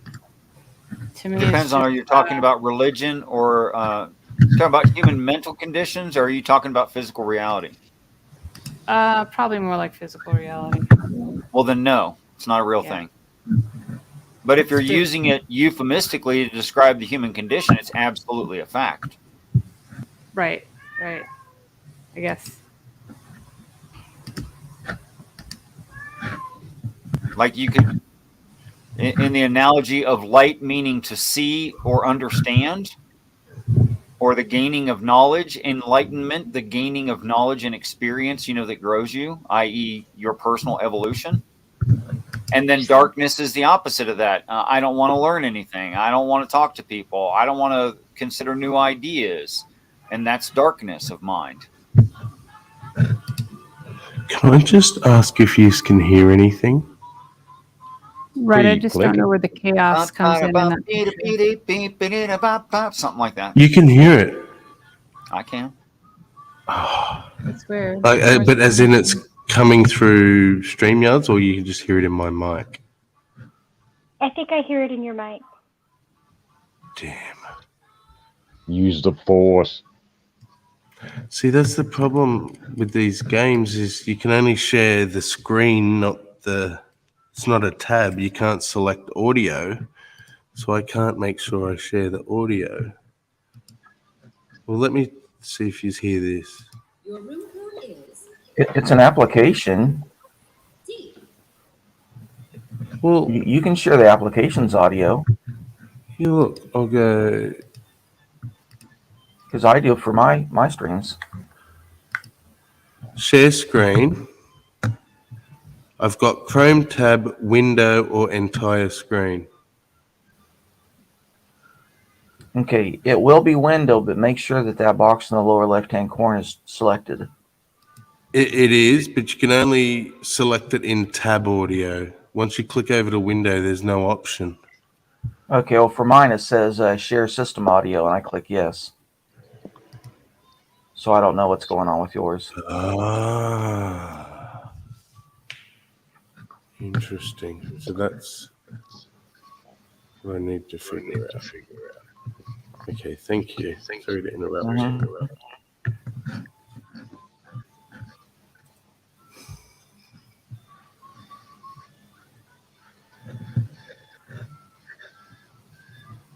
Well, if I could circle back to Halsey's question, there are 4 identified forces in the universe. There's gravity, there's electromagnetism, and then there's a strong nuclear force and the weak nuclear force. But to me, there's also a 5th one, and it's called entropy. And if you want to call it chaos, you can call it chaos, but it's things go from a state of order to a state of disorder. That's entropy. And so far, everything's been coming together pretty good, but eventually everything's going to fall apart. Eventually. Yeah, but isn't there something that said like it falls from order to chaos, but then if you look in that chaos, that it's actually falling to order again? Well, it could, but we haven't observed it long enough to see it coming back into order. No, not into order, like as in the other way, just a different kind of order in what looks like chaos to us. Oh shit. I had a quote in my head and it fucking, I lost it.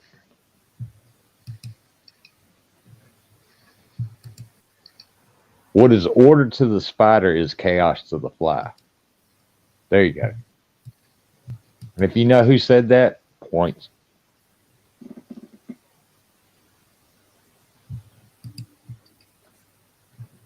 But it's true. We don't really observe chaos or let me rephrase. We don't observe randomness in nature, only pseudo randomness. There's always a recurrent pattern if you look far enough.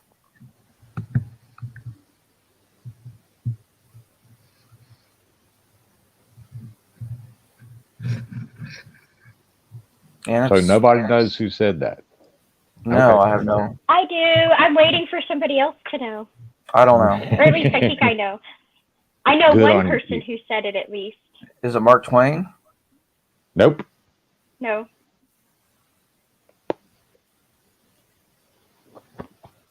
Actually, I don't know the real person who said it because it's the writer, but I can tell you the character.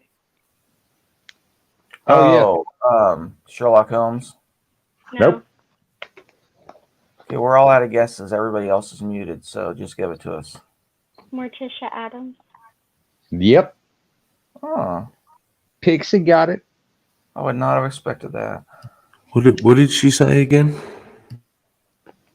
What is order to the spider is chaos to the fly.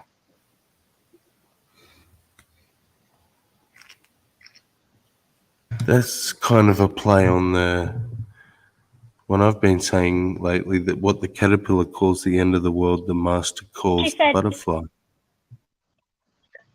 Yep.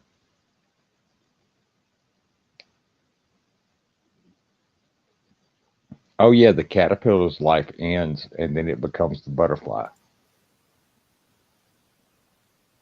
Was that in the first or the second Alice in Wonderland? I think it's the second one.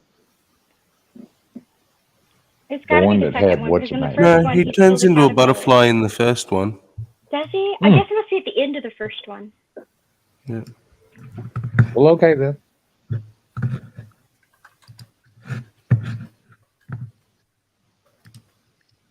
And gets angry at her, turns bright red.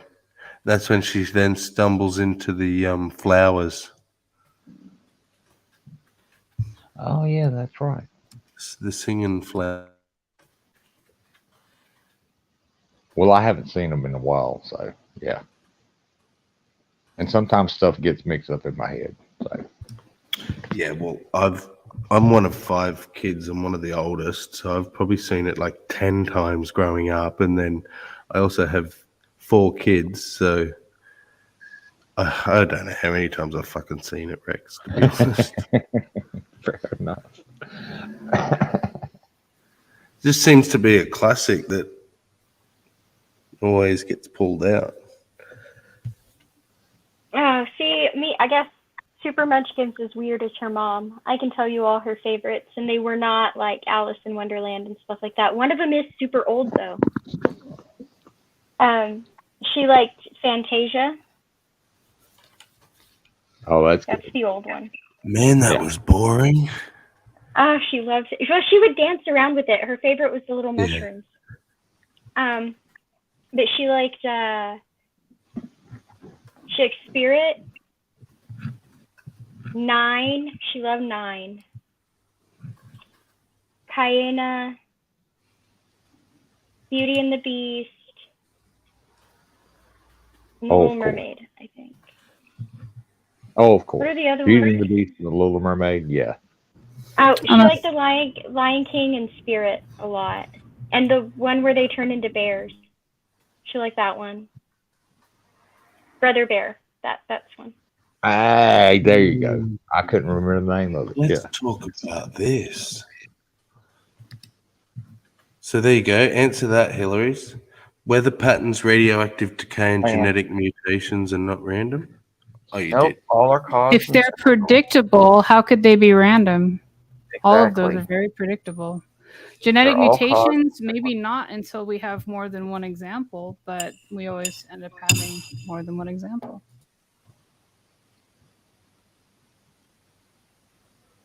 Yeah, genetic mutations are very easy to plot on a probability scale. Weather patterns we can do from the sun and just all the different things that predict weather, like Halsey said. Radioactive decay is so regular that we set our clocks by it. That is the most perfect way to keep time. So clearly not random. Actually, it's one type of radiation emitted by the cesium-133 atom because it emits more than one type. Okay, but on a galactic scale, we could use, carbon-14 or any number of other things to show the process of time. It just depends on what scale we want to use for precision.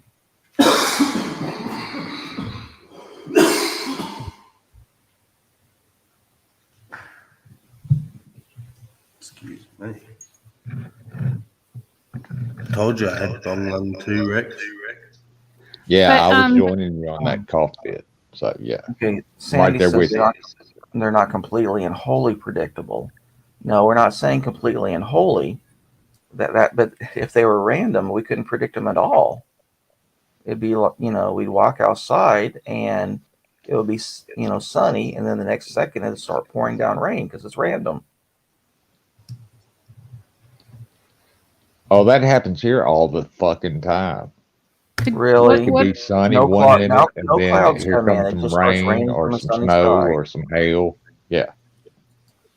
Can you Can't happen without the clouds, but yeah, So we'll have a bright blue sunny day, and then all of a sudden the clouds seem to almost appear. They Yeah, come in that I was fast. gonna say he's exaggerating. It's not that we don't have clouds roll in, right? It's just weird. Like there are days the weather is so erratic. There are days like I have woken up and I have to figure out how many layers I'm going to wear to work and in what way, because I will go to work and it will be raining. I will come out at lunch and it will be sunny and super, super hot. I will go home and it's snowing, right? Like I will go through 3 seasons in one day, and it's the craziest shit. And it's not that it's not expected. I know it's coming. It just feels random. We're just exaggerating. Well, yeah. Does that mean, Hillary, is according to you, that when we say things, and by we I mean humans, say weather is becoming more, I want to say erratic, but I need to say unpredictable for the sake of the argument, that's just blatantly false, because even if we are having an effect on it with global warming, that we can predict that. Right. As far as the predictability, we can demonstrate with weather predictions over the past 400 years. Well, they're not saying it's going to Red get. Night at Light, Sailors Delight, and now we've got up to the minute, weather forecasting. I can look and see next hour what it's going to be, and the hour after that, and the hour after that. Right, but they're not saying it's going to be. They're not saying it's going to be more unpredictable. They're saying it's going to be more. Erratic. Well, yeah, more erratic. stronger and more often. Unpredictability. Yeah, it'll be stronger and more often. Even still, it's not more erratic. We can look back at other eras of pre-human, history, and see from the ice cores. No, it was pretty erratic before. It's actually, I argue that the advent of airplanes and the contrails in the sky make it far tamer than it ever was before in Earth's history. Right, but there are periods where it's going to be more erratic, right? And I'm not saying that we don't contribute, or that we do contribute. Smarter people than me are debating this, right? But I will say that even if you look at those times, the rate at which the carbon gases are increasing in the atmosphere is unprecedented. Right, so but that's carbon gas.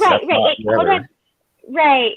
Well, the climate and weather are different, but they do have a correlation. I understand that, right? Mm-hmm. And part of the danger in that is it's not that the weather is going to become unpredictable, right? It's that these things have these regular storms have a chance of being like much bigger, much more damaging, and happening much more often. First, I'd like to say amen to Sandy's last comment about which valley it's going to hit. But I was typing it out, but my memory is messed up in the computer, and anytime I try to type something out, it screws up the audio. Yeah, the average rate of decay, but that's just the point. It's probabilistic. We're not saying, well, is it entirely random? No. If we can put them together, then it's not random, because they all average over time. I know what you're trying to say, but the way it's actually said, it's not random. It's pseudo-random. Right. And I was going to add too that orderly. It's not like a one or the other. It's not chaos or order. Mm-hmm. There's a little bit of chaotic activity and results mixed in, but like you say, averaged over time. Definite patterns are there. Just for some things, it's different amounts of time to be able to see those patterns.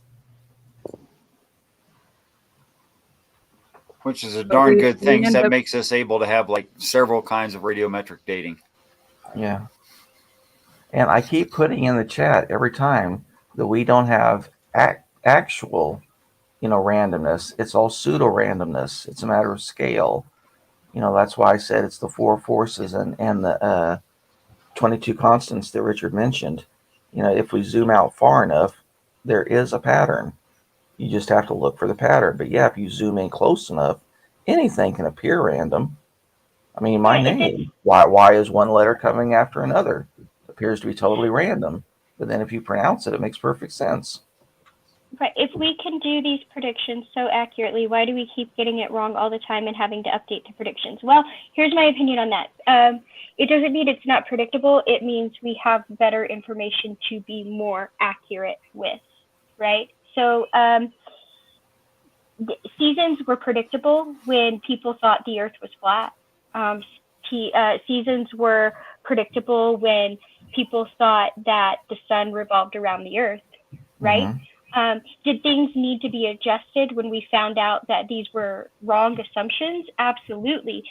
Did it make the seasons less predictable or more predictable because we were more accurate? Sure. But does that mean that the seasons were never predictable because of the inaccuracies in the model? No, not really. It just means we explained it better. Which is why I want to start a new trend. I want to get us away from calling it sunrise. Mm-hmm. I want to start calling it horizon fall. Ah, that's good. You didn't like Earth spin? It's horizon fall. It is Earth spin, but Horizon fall. I want to do something more personal, something by perspective.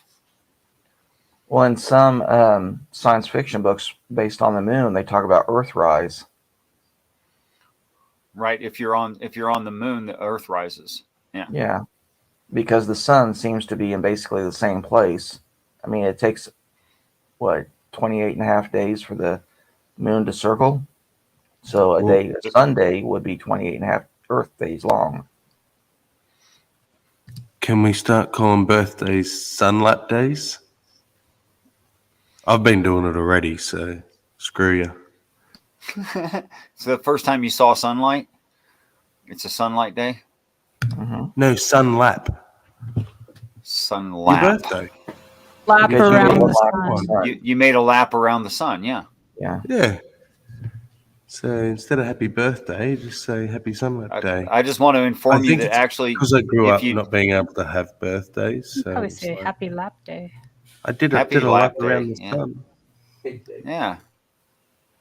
If you want to be accurate there, you have to say that you have a lap day every 365.250138888 days. Mm. And that's spot on. Yes. And then your birthday's going to change. But it already does. That's why we have leap years. Yeah, that's true. So you've got to add like 6 and a bit hours. Yep. No. Yeah, 6. Yeah. 6/4, yeah. 24, yeah. And a millisecond.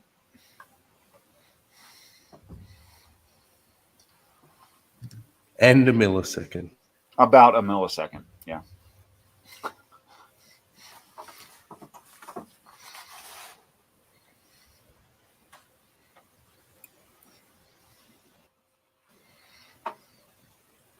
I'm liking this new terminology, horizon fall, sun lap day, or lap day.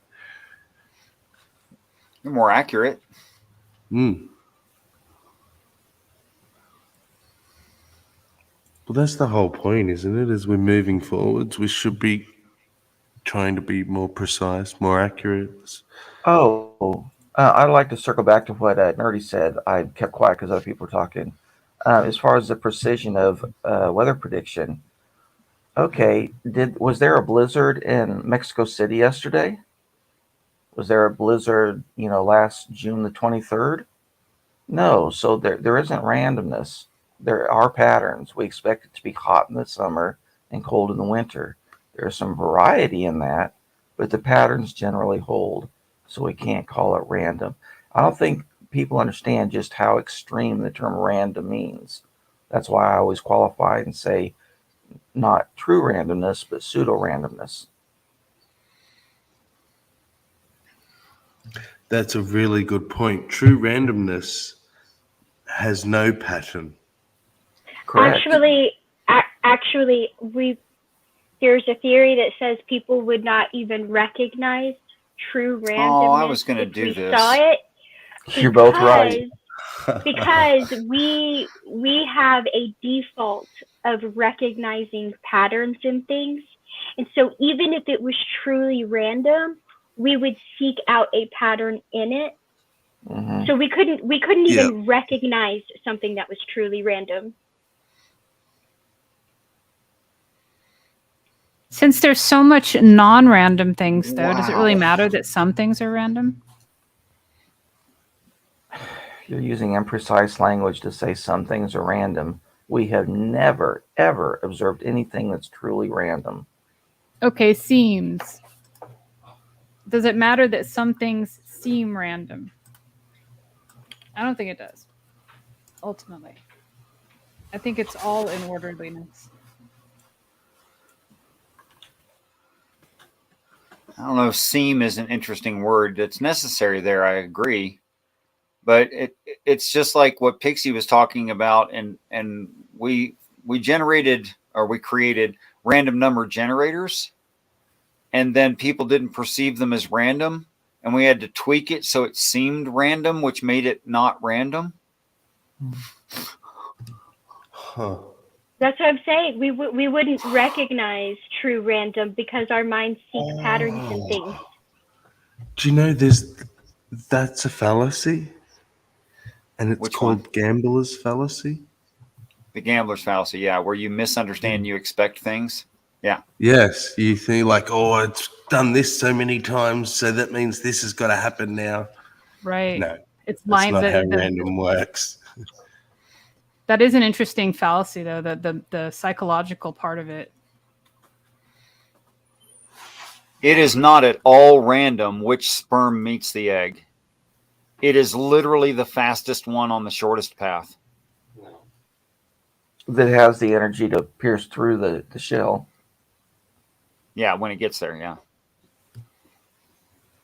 So it's like saying it's natural selection on a grand scale in fertilization of eggs, because the fastest, strongest, most healthy, longest lasting one is the one that makes it.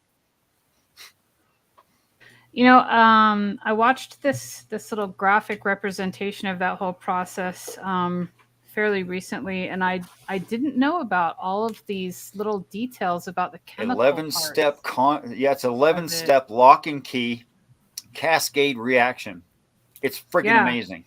Yeah, like there's a surface reaction that blocks all the other ones when they try to get in after that. These little fingers, like, actually. Oh shoot! Let me tell you the whole thing. And When it comes to getting women pregnant, Richard's the master. Crazy. Yeah. Dude, I was interested in women. So my mom was a registered nurse. So there were medical manuals laying around. I started seriously studying the human woman's body. I mean, like, serious study. And that really helped me out later. But anyway, okay. So first things first. Sandy does have a point. There are sperm whose goal is to entangle the tails of other sperm. Okay. I'm not. This has nothing to do with anything that was previously written. It's just this one statement is accurate. I don't know that you can say something like intention.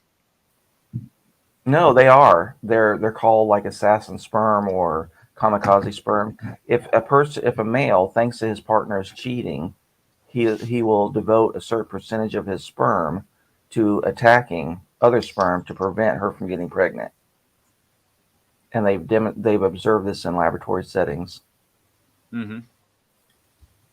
It's still hard for me to say intent. You could say, crazy. Well, they're programmed.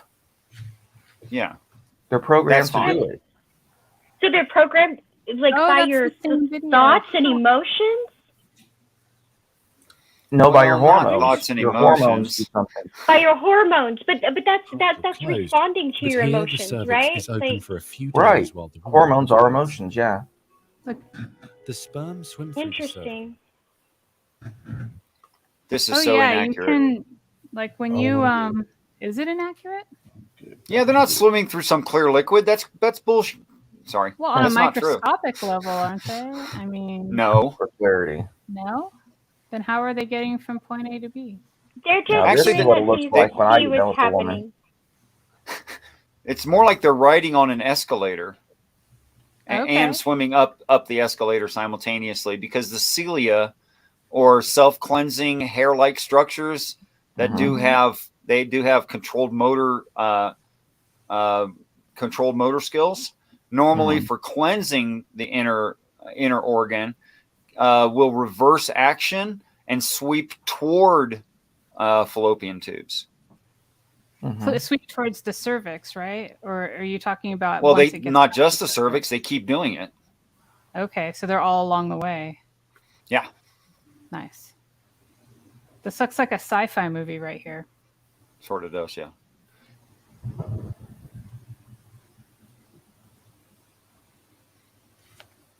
This is awesome. Okay, so a lot of things have to happen, and a Well, lot of the it dead has to. Oh, there's plenty. There's going to be plenty You're of dead taking a ones along the way. breather Yeah. along the way. Well, too bad, because somebody else already got there. Boop. See, now that's more accurate, because the cilia hairs would be moving it forward as well. They're tracing a lining. They're not just swimming through liquids. That's not true.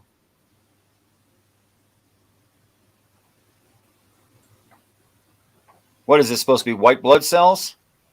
I could turn it up if you like. There shouldn't be very many white blood cells, because, well, yes, but sperm is always a foreign cell, and if the female's body didn't shut down its defense systems, aiming white blood cells into that area, there'd be almost no pregnancies.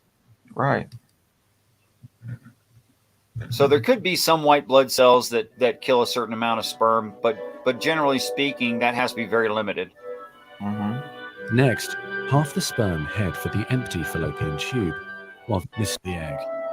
However, contractions are for a few days while the woman ovulates. Sorry, it's For more watery so than weird. cervix, the sperm through the mute.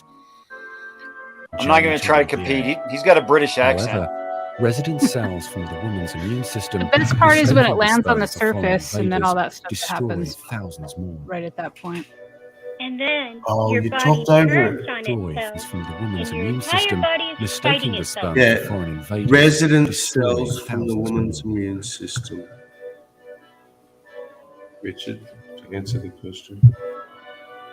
Next, half the sperm head for the empty fallopian It tube, doesn't say while the other white blood half cells. swim toward the tube containing the unfertilized egg.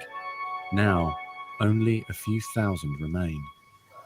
Inside the fallopian tube, tiny cilia push the egg toward the uterus. To continue, the sperm must surge against this motion to reach the egg. Some sperm get trapped in the cilia and die. During this part of the journey, chemicals in the reproductive tract cause the membranes covering the heads of the sperm to change. As a result, the sperm become hyperactive, swimming harder and faster toward their destination. Huh. At long last, the sperm reach Little the egg. fellas. Only a few dozen of the original 300 million sperm remain. The egg is covered with a layer of cells called the corona radiata.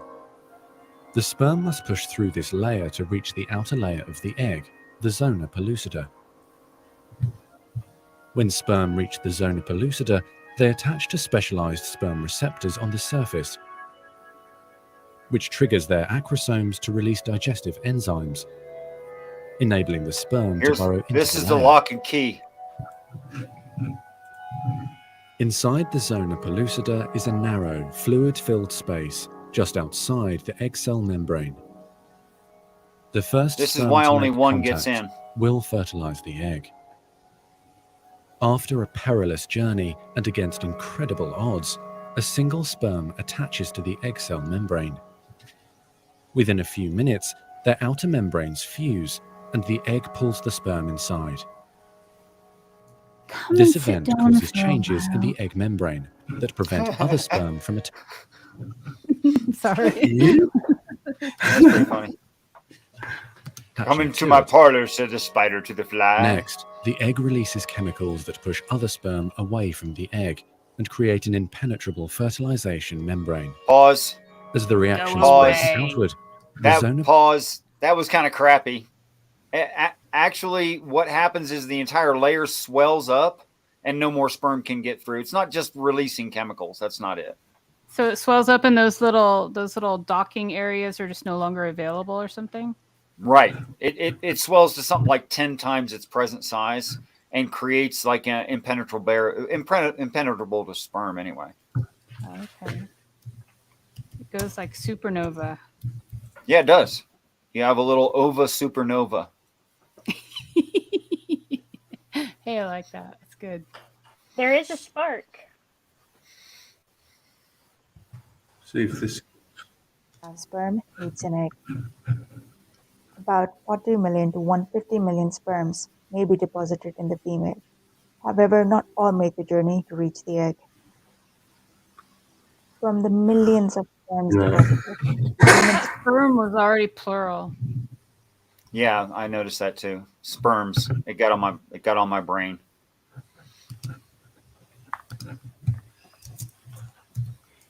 And then after the egg is fertilized and everything happens, your entire body is at war with itself.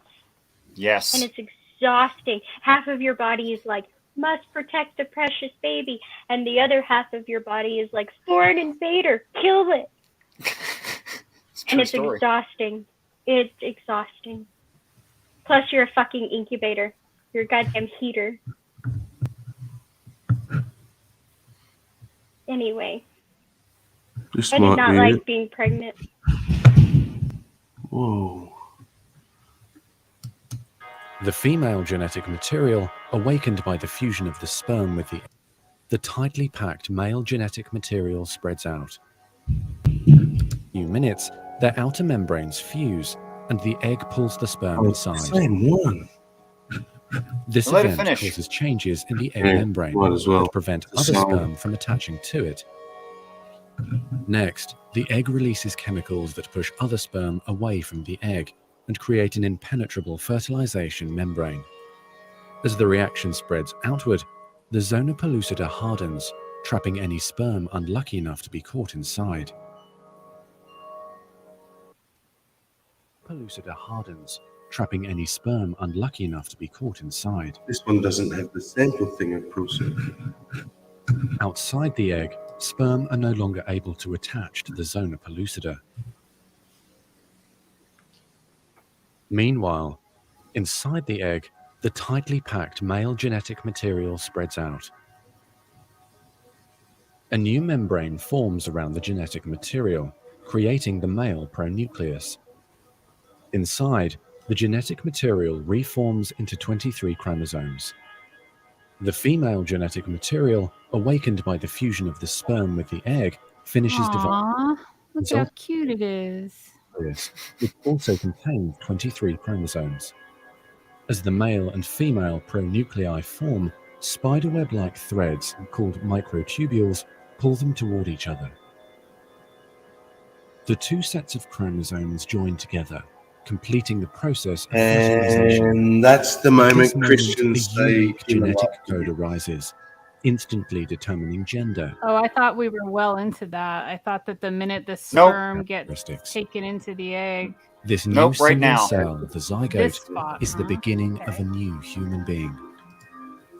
And now the cilia and the fallopian tube gently sweep the zygote toward the uterus, where he or she will implant in the rich uterine lining, growing and maturing for the next 9 months until ready for birth.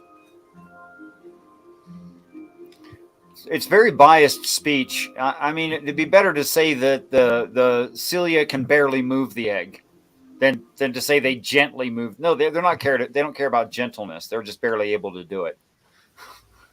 Right. It's just squishing stuff along. Yep. Really sticky, wet stuff. While you release only a single egg each month, your partner We can just watch this one if you just want. This is one of this as well.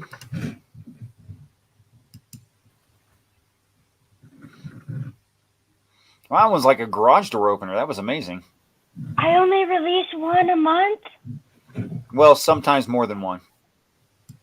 I want to run chromosomes out carried by the faster. sperm and egg come together, and the egg is officially fertilized. The fertilized You don't egg really then begins have the choice roughing about stage how many of the eggs you uterus. produce, Over the Pixie. next I 7 know. days, I just really the want them human to be embryo undergoes done. multiple cell So division. bad. Well, you could have them have irradiated. follicles. Yeah, you could have them. Yeah, they could do that. At the end Kill of them. this transition period, the embryo becomes a mass of very organized cells called a blastocyst. Once the embryo reaches the blastocyst stage, approximately 5 to 6 days after fertilization, I'll accept you want to call that a possible or potential human, but to argue that that is What, a blastocyst? Okay. I'm ready to argue this. human. Wrong word. See, that's our loose language again. I'm ready to argue this, Sammy. I don't think I disagree with you. With I'm going to That say is- this is. Sorry, go ahead. Go ahead. No, I was just going to say, did either of you state your position yet? Well, I was going to. That it is a human, because a human's a human at any stage of being a human. It's a human blastocyst. Like we have a human child, we have a human adult. Argue for its value.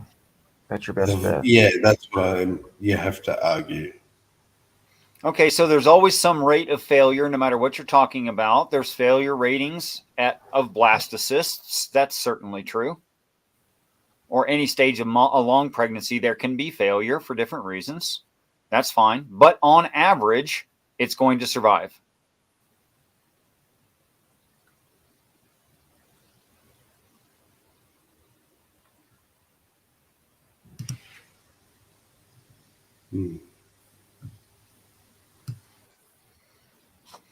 Now, if it's going to survive, that means it has potential. What's that potential? That potential is, pay taxes and other stuff, reproduce, So the differences between a blastocyst and an adult is only a few different points. Location, that's different. A stage of development, that's different, right? And consciousness, that's different. But we already have laws in place covering those three categories when adults are in those categories. Like a rescue worker doesn't have the choice of to not try to save an adult human in a collapsed building. Now that's an especially dangerous location where they can't take care of themselves. They can't get themselves out, and other people are compelled by law to help. Is that fair?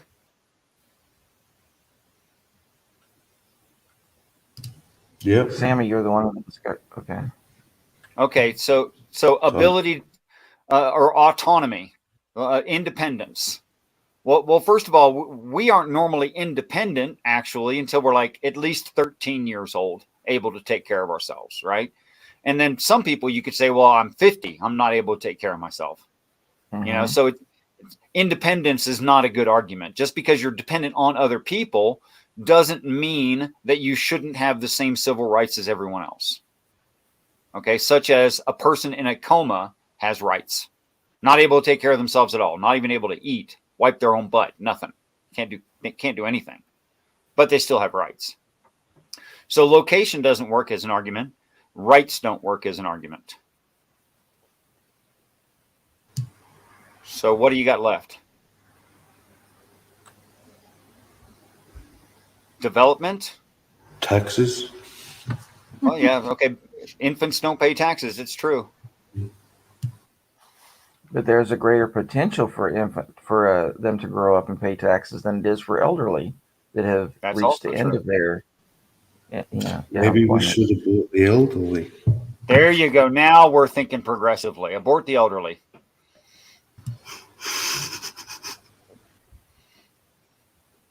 Canada and New York State are for that. I mean, really, other than emotional attachment, if someone is, say, like in a vegetative, unrecoverable state, or their dementia is such that their quality of living and their interactions with others doesn't even recognize their past relationships and ideals, why are you sustaining them? Yeah. I don't think that society should have to fund that. I think that should either be private insurance that they pay into or their loved ones covered or something like that. So no pension? No, he said if they're in a persistent vegetative state. Oh. You may mean something different from by pension. Sorry, I missed that. I thought we were talking about old people still. Yeah, old people, but old people that aren't even having their own life anymore. Like, why sustain someone whose mind is so gone, it's unrecoverable, that they don't even have their own life anymore? Why bother?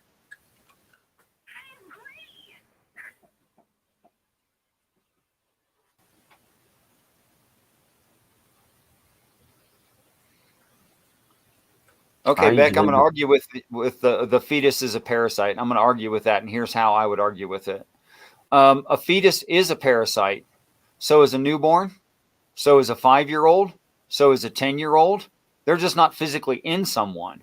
They're a parasite on the outside of someone.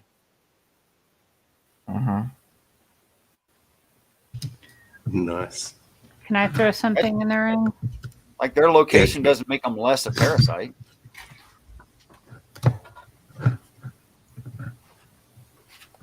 I think we always have to consider like the circumstances that the mother and the potential child will be in, because just because a life can live doesn't necessarily mean that it should, especially if the environment will be more likely to produce a damaged human that will have distinctive troubles that yeah, let's say for instance they have the birth defect that they're going to be born with their brain outside of their skull case, and there's just really no way to fix that, and they're going to perish in short order as soon as they're born, pretty much. Should that life be preserved? No, they're not a viable animal. They're just not viable for their natural environment.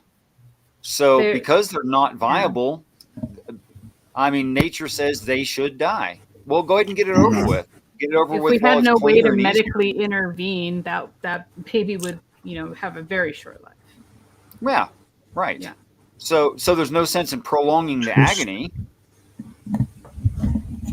Developing more emotional attachments of the parental units. None of that makes any sense. Test. Sorry. I'm just trying. There we go. Is that better? That's great. Like less echo? I wouldn't even worry about it, man. Your echo is kind of cool, I'm actually. okay with the echo, but it definitely sounds better. Cool. That was accurate.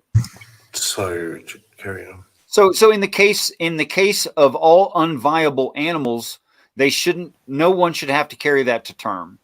And in the case where the unviable animal is suffering because of its lack of viability, before it's even born, a parent should not have the option of carrying it and continuing its suffering. That makes no sense.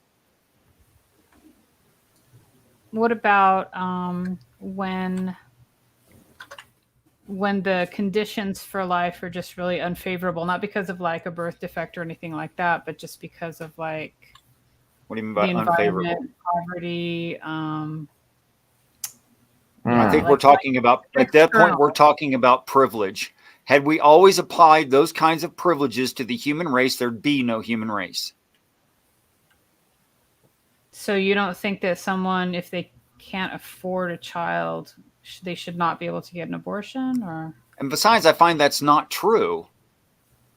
I mean, look at young married couples who made bad decisions, got married too young, didn't have good jobs. They were both working at McDonald's and they got pregnant and decided to keep it. Did the baby starve to death? No, it that's didn't. not a very high standard of living. That's what I said. Privilege. You're talking about privilege, not necessity. If you're talking about necessity, that's a different thing.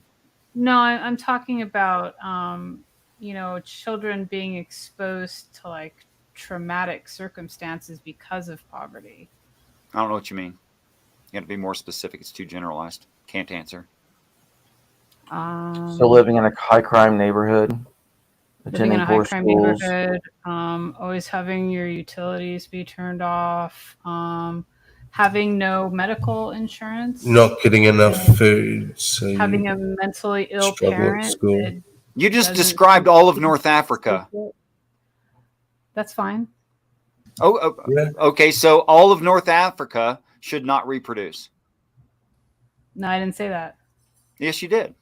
No, I said that people, if a baby's going to be born into that environment, a person should have the option, because they don't want to bring a baby into a situation without proper resources. That should be a good enough reason to be able to have an abortion. That's what I said.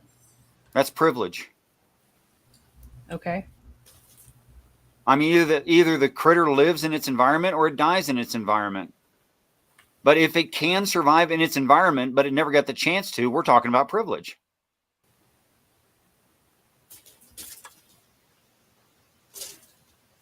And how many thousands upon thousands of years did we survive without those privileges?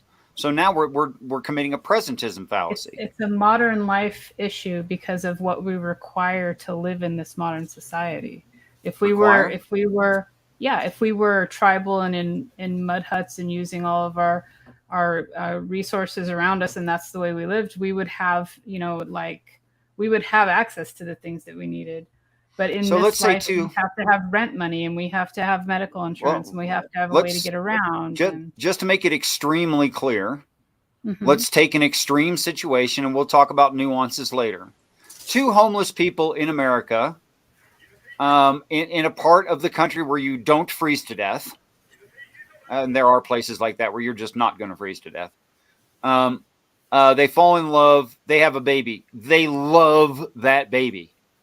Now, that baby ain't got squat. It's skinny. It's always dirty. The whole family has fleas and lice, and they can't seem to really get rid of the fleas and lice. But they love each other, and they take really good care of each other, and they beg on the street every day, and their average income per day is $20. But it's enough. It's enough for them to eat. What's wrong with that situation? I think it's incredibly irresponsible to put a child in that kind of environment and The expect child that is to happy, be and good their enough. parents are loving, and the child is loving, and the child is happy and well adjusted. I'm saying not that's gonna agree with you impossible? on this. I'm not saying You it's think that's impossible. impossible? I said that people who don't want to bring a child into an environment where they don't have the proper resources to raise it Well- should have the option to not bring that child Okay, into just the define environment. what you mean by proper resources, because I think you're speaking Whatever to they privilege, not consider necessity. enough. Whatever they consider enough. I don't think that subjecting a child to poverty, Well, I know where I just take this right off the argument. bat, is fair to that child. Okay, Well, I so wanna instead of flush the this out individual, first, let's Hillary. take this to the societal level. I'm going to invoke Godwin's law. Should the state of a nation be allowed to decide which of its children lives and dies?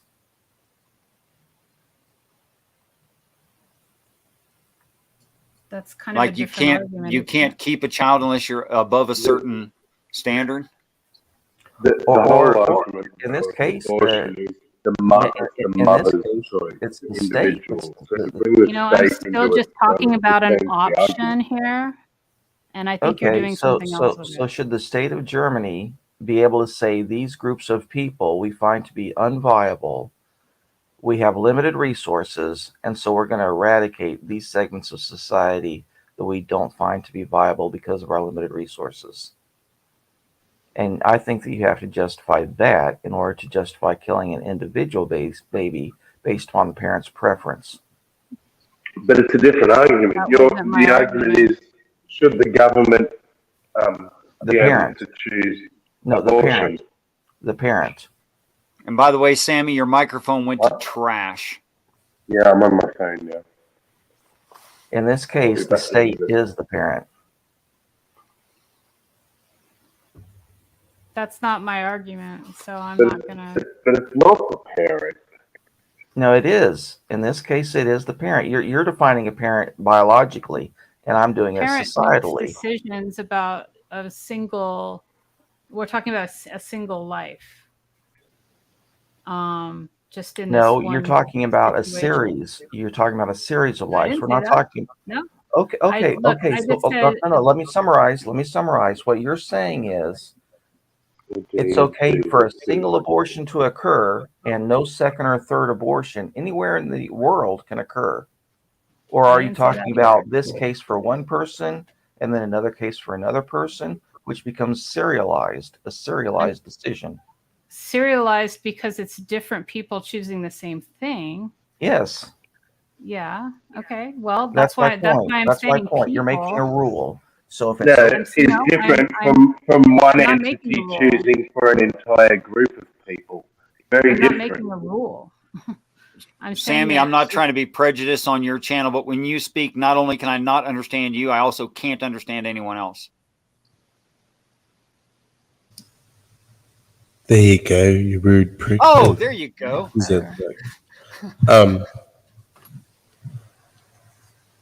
I forget anyway.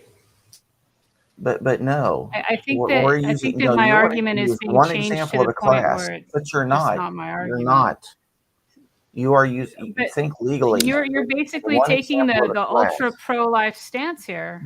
What? You're arguing taking for a one pro-life entity. stance. Whoa, what's the echo? Sorry. Is that you, Pixie? I like the echo, Sammy. Oh, no, that was Yeah, I don't mind it. Back to that was the a different sort of echo. back real quick. Back to the difference between a blastocyst and an elderly incapacitated person. That's easy. EEG. The blastocyst has had zero input as far as experience goes. Well, and it doesn't have EEG. It doesn't have brain function. It doesn't have any of that yet.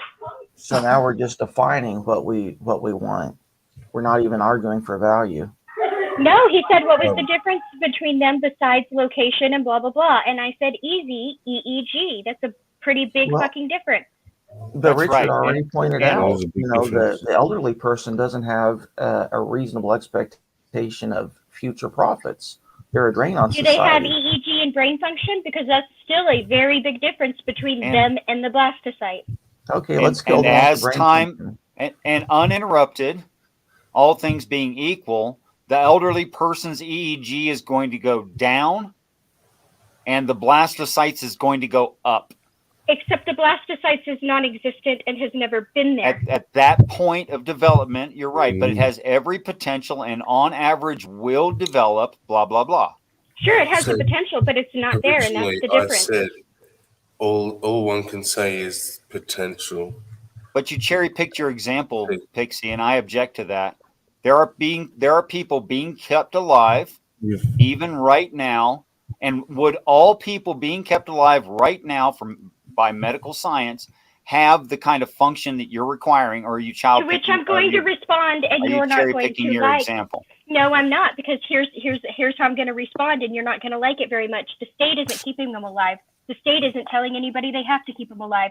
That is a decision by who? The family. Where is the state forcing pregnancy? Where is that? Anywhere where If it abortion is being makes banned. abortion illegal. Oh, okay. If that happens No, they're not. somewhere, and I don't know that They're not. it has or has not. I don't know that it has or has not, but should that happen, you would be right. But you're not right now. There's plenty of countries it's illegal, Richard. I don't know about Well, America. I'm not living in that country. But You're you. very So fortunate. now this is Well, specific you're a to man, the so it US? doesn't matter to you anyway. It does matter to me. I mean, it doesn't There's, affect you or your ability to have a child. It does or to affect have an my abortion. society, and it does affect me. It doesn't affect your ability to abort a child. Oh, no, I don't have the Right. ability to become pregnant in the first place. Exactly.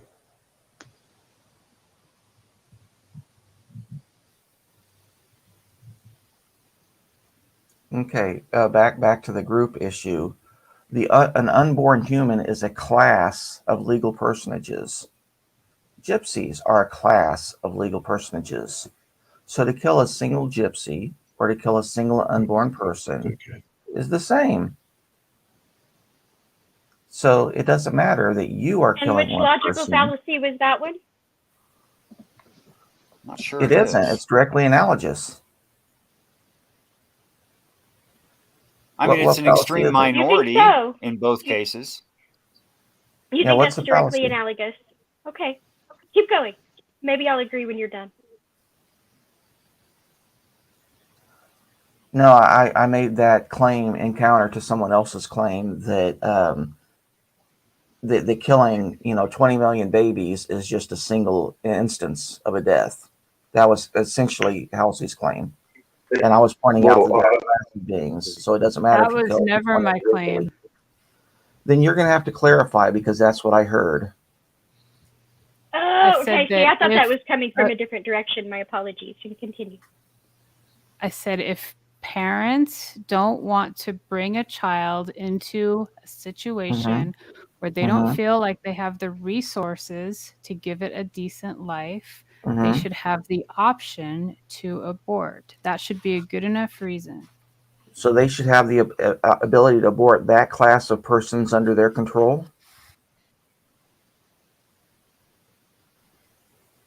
I'm I not know sure the fallacy exactly- he's using.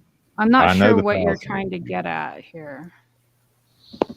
What's the fallacy? Because I don't see it. An appeal to authority. Well, that's what we're arguing is authority. What authority, though? Where? Whether it's the biological parent or the societal parent, they're both the authority. We're saying whether it's good or not, and I'm just saying it's directly analogous. So if it's good for one, it's got to be good for both. So I hope that I'm not the one that's It wouldn't be that's good appealing for to authority, the because all I'm doing societal is parent. arguing for uniformity. It wouldn't be good for the societal parent to force abortion, but I also don't think that it's good for it to force birth. Okay, well, no, you're making a different claim now. Let's just stick with the first one. You don't think it would be good for the societal parent to abort their child? To No, force you say abortion. enforce. They're the one aborting him. If Look, you're I aborting just your said baby, that- society's I said- aborting its baby. I said that parents should have the option if they feel like they don't have the resources. Again, you're making the fallacy, and I think it's a composition division. Right now, people have that option. Right now, people have that option. Okay, if a woman and her boyfriend, they get pregnant, she says, I'm not ready for kids. Right. We are not ready to be And if- married. This, that, and the other. I understand your point. I don't understand why you're not seeing the direct analogy. You are getting hung up on something. Why do we have to apply it to millions of people? Plenty of Because people it get is. pregnant. and Legally, have it is a babies. class of persons. It is the one example of that class that's under that parent's control. But I'm see, not that's saying that you need to go you're abort somebody else's baby, and you're But not, you're and us- you're not saying that either. But you're using the legal definition, right, to force the analogy, knowing Because it's full well. philosophical. No, hold on. Knowing full well that she doesn't see the blastocyst It doesn't as matter what a 8-month, 9-month-old fetus or a person or something like that. So forcing the analogy between that blastocyst and a living, breathing person who has been on this earth for some time that's Okay, you're not adding analogous. additional claims. You're adding additional claims that she didn't make. No, you said unborn child and gypsy. One being born and one being the zygote she's been referring to this whole time. Are two different classes. Yeah. Exactly. But you're using a legal definition to force her to Philosophical consider definition. these things, to force her to consider these things as analogous, knowing that without that legal definition, she wouldn't consider them analogous.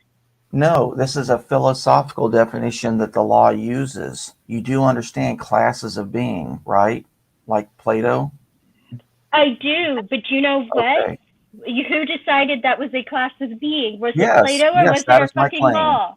That is my claim. Now it's up to her to prove they're not a class. And I just repeatedly emphasized my claim of this is one individual example of the class, but it still belongs to this class. And I have not heard a refutation of that.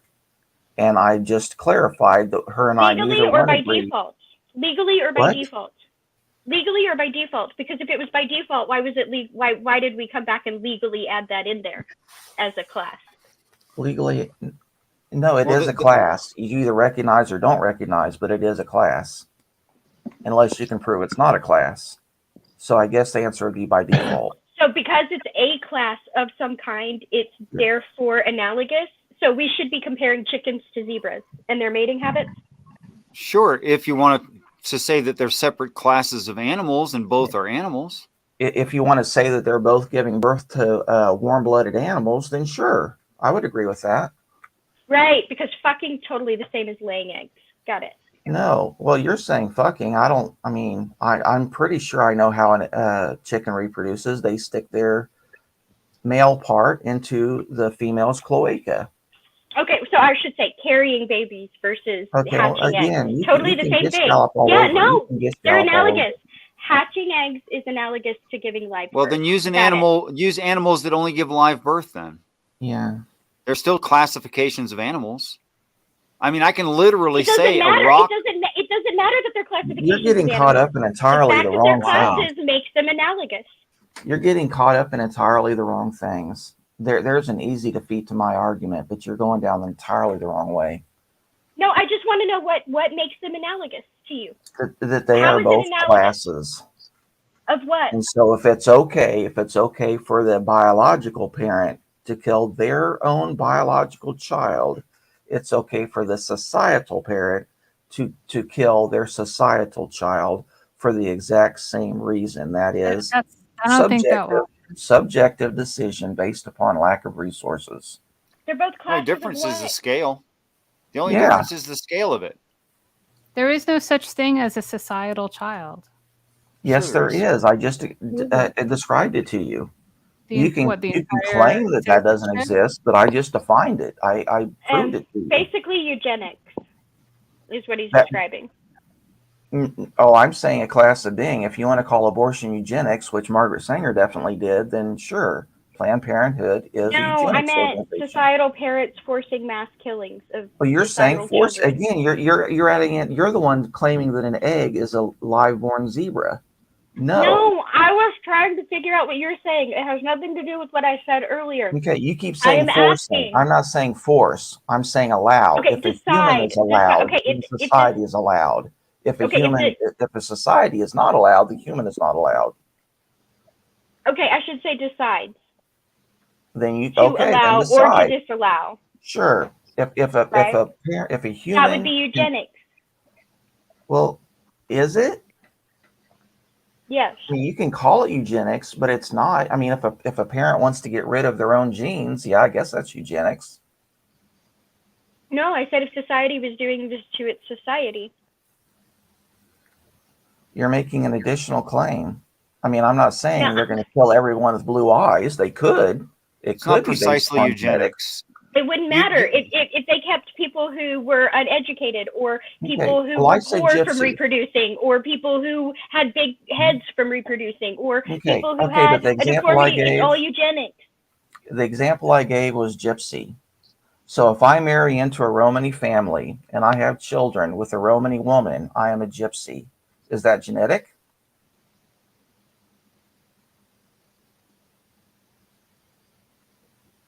And ox, if Oh, there's a this is different this is funny to me. definition of This is gypsy, funny to no. me because you've got one guy in here arguing with two women about what they can do with their own bodies. No, I'm not. Yes, That's you not at are. all what I'm doing. Yes, You're you bringing in a fucking totally are. different argument. We're arguing about what a society should be able to do. Well, Should a hold on. As society a be able to woman, eliminate a class of persons based upon the society's preference and lack of resources? as a woman, I think it's perfectly fair that men participate in these conversations. Women do carry It the would be risk and sexist all to the exclude the physical man. burdens, but women do carry all the risk and the physical burdens. I will give you that. But men it's have sexist the to same exclude the men. psychological and emotional attachments and concerns that Okay, that that's women have. irrelevant. And so I think it's perfectly fair for men to participate in these conversations. Well, first off, it's sexist to try to exclude men based upon their gender. Second, I it never has said nothing they to do- should be. No, I say Clockwork is.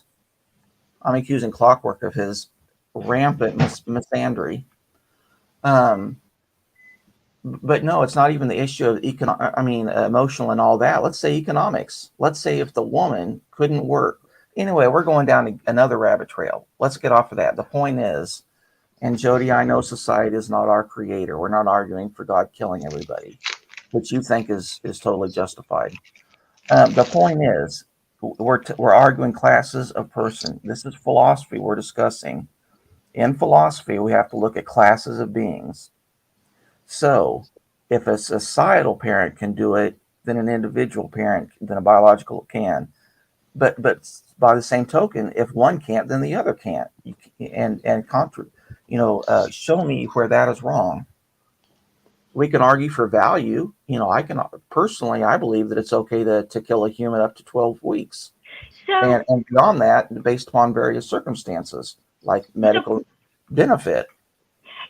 So you're saying If that it would cause psychological harm to the woman, by all means, Hey. rip it out. Did I hear correctly? Did you say that if it's okay for the societal, like the individual parent, it's okay for the societal parent, and vice versa? If it's not okay for the individual parent, then it's not okay for the societal parent? Correct. And you're saying individual. Okay, so I'm saying legally speaking, we've already decided. Legally speaking, we've already decided that that's not true. Well, it doesn't matter. Which is why the courts will go in and give blood transfusions or life-saving treatment to children whose parents deny it for Irrelevant, religious grounds. non sequitur. But you're the one who's saying that they're legally this class, and I'm telling you that legally we've decided that what you're saying It doesn't matter. make sense. You're talking about a ruling. That doesn't matter. And again, let's not get Then caught why up did on you these bring the things legal legal, because definition I'm into it to changing begin? Then why did you philosophic. bring the legal? Then why did you bring the legal definition into it to begin with? If the legal, Are you never listening? I mean, I've said this 7 times now. I've said 7 times. Yes, initially I said legal, but then I changed it to philosophical because the legal is based upon the philosophical. It's the Platonic classes that the law is deciding. Now you're bringing in legal rulings as opposed to legal concepts. Totally well, then different. you're going to have to lay out that these are philosophical classes rather than legal classes. They are.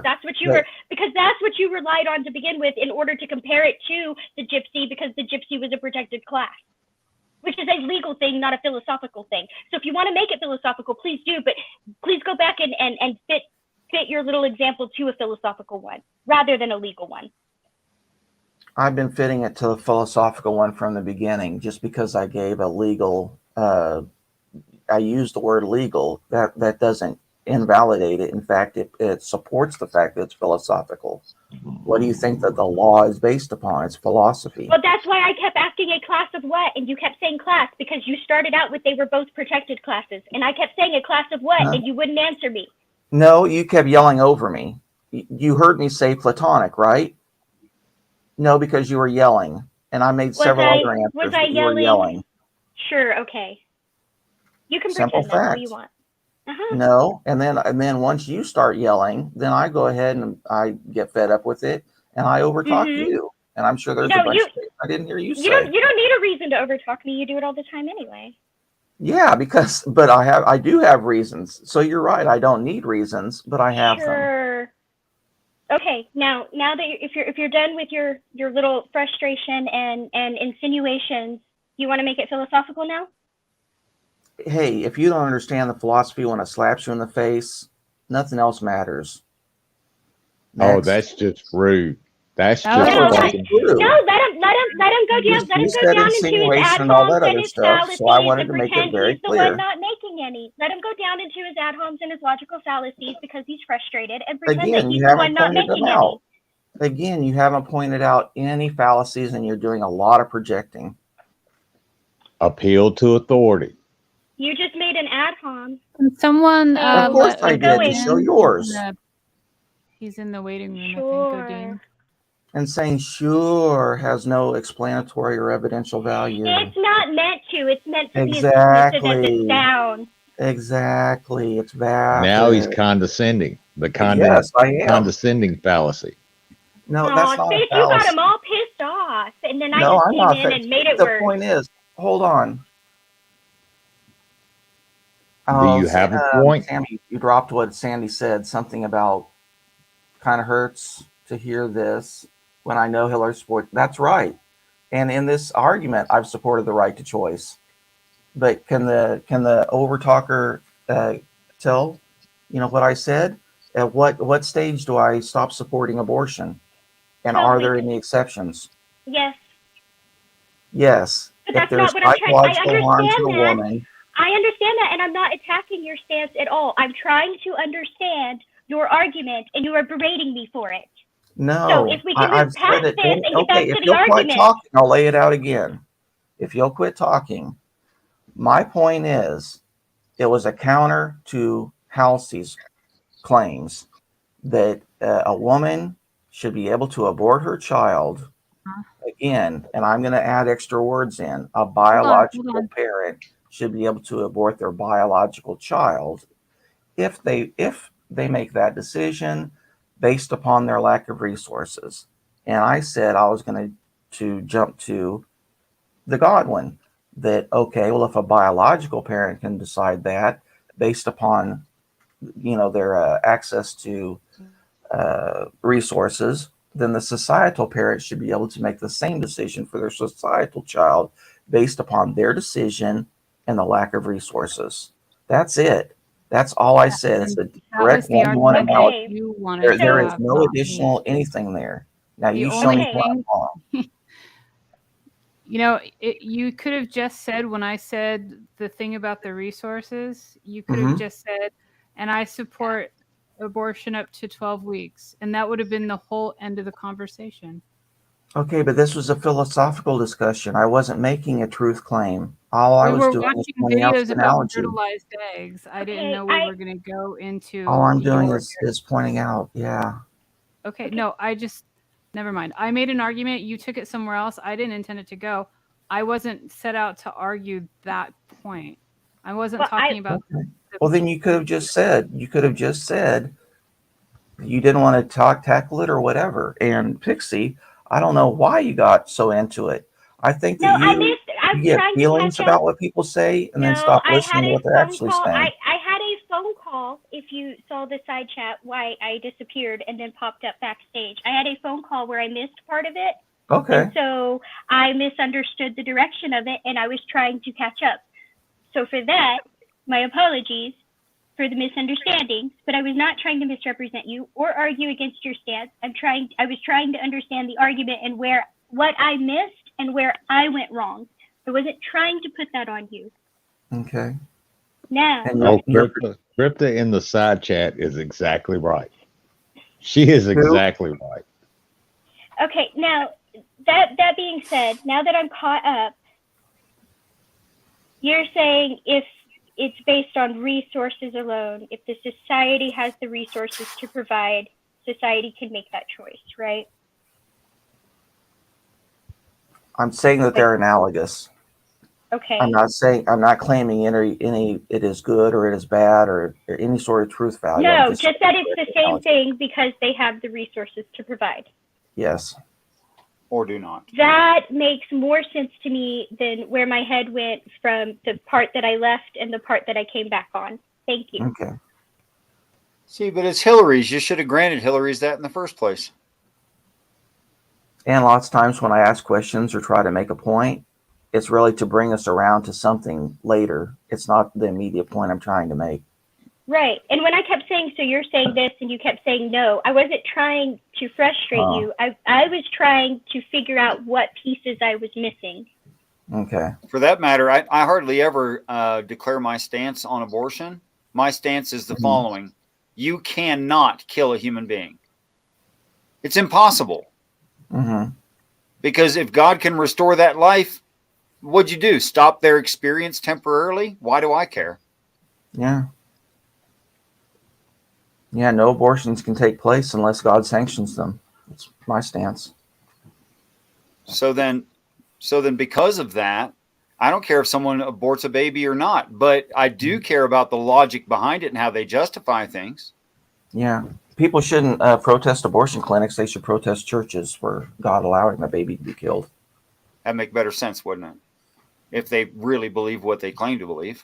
Yep. No, I think if they really believed what they claim to believe, they'd be fighting for better adoption laws and better health care and Sure. fighting How about child this? poverty and Sex things like that. education. Yep, that'd be good too. Yeah, prevention. You want to talk about the best way? Prevention. That's the best way. There is a church you can look up. I'm going to say his name wrong. I just know it.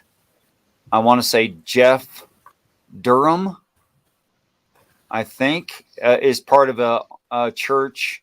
They do YouTube videos. They have a big community. They collect funds from their rather large community, and they go to abortion clinics. They try to convince people, if the reason for the abortion is financial, to not do that. And if the people do not have an abortion, they cut them a check every month. Mm-hmm. And they don't do it too often to where they can't afford to properly offset the cost of the child. They do it. So they're not just talking crap. Now, am I saying that's the norm? I'd love for that to be the norm. It's not. We need better adoption laws too. Because some people want to have a kid, but they really feel like they can't afford it, so they don't.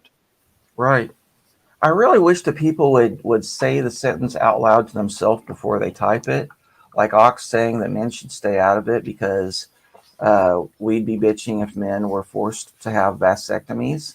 No woman in the U.S. is being forced to have an abortion. That's not the issue. The issue is whether men should be allowed to have vasectomies.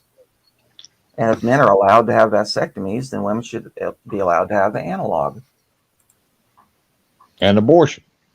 Well, the analog is not an abortion. That's not true. No, it would be hysterectomy, partial hysterectomy. I think or even just tubal ligation. Oh yeah, just Well, go in there and pull my lady parts out. Yeah, that'll work. No, but here's the thing though. I think a lot of women's health care needs a lot of reform because people say things like that. Well, why don't you just go tie your tubes? Well, why don't you this? The day after I had my daughter, I begged and I pleaded with 3 different fucking doctors. Did you offer to sue burn them? my tubes, to tie my tubes, to do something. And you know what every fucking one of them said to me? You just turned 21. You're too young. You're going to change your mind. That's what they told me about my vasectomy too, and I threatened to sue them for all the expenses of all my future children. Guess what? They scheduled me for my surgery. If you say that and you're willing to sign a document absolving them of any future lawsuits as a result of whatever preventive action you want, then they'll do it. And if they refuse to do it, you absolutely can sue them. And they're going to pay out the nose. And Beck, you're saying still forcing her not to be able to make a choice. No, she can make the choice, but she has to be responsible for her actions. No one is forcing me to not put a gun to somebody's head and pull the trigger, but I have to accept the responsibility for my action. Yeah, that's but I all think that it is. I think a lot of people, and I'm not saying this because I want to bring up the exception to make it okay for everybody else, right? I'm saying this because there's more of those quote unquote exceptions than people realize. And those are women who didn't make a choice. They had no say in the matter. It is something that happened to them. What if right? we grant that? What if we grant that in all cases of forced pregnancy or unrighteous, I'm going to say righteous. Wait. I'm not just talking about rape. First of all, I said it is something. I wasn't either. Right. We're talking about a girl under the age of 14 whose parents refused to get her the medical treatment that she's desiring. Right? Right. It could be that. It could be rape. It could be like, okay, because abortion. Let's grant all of it.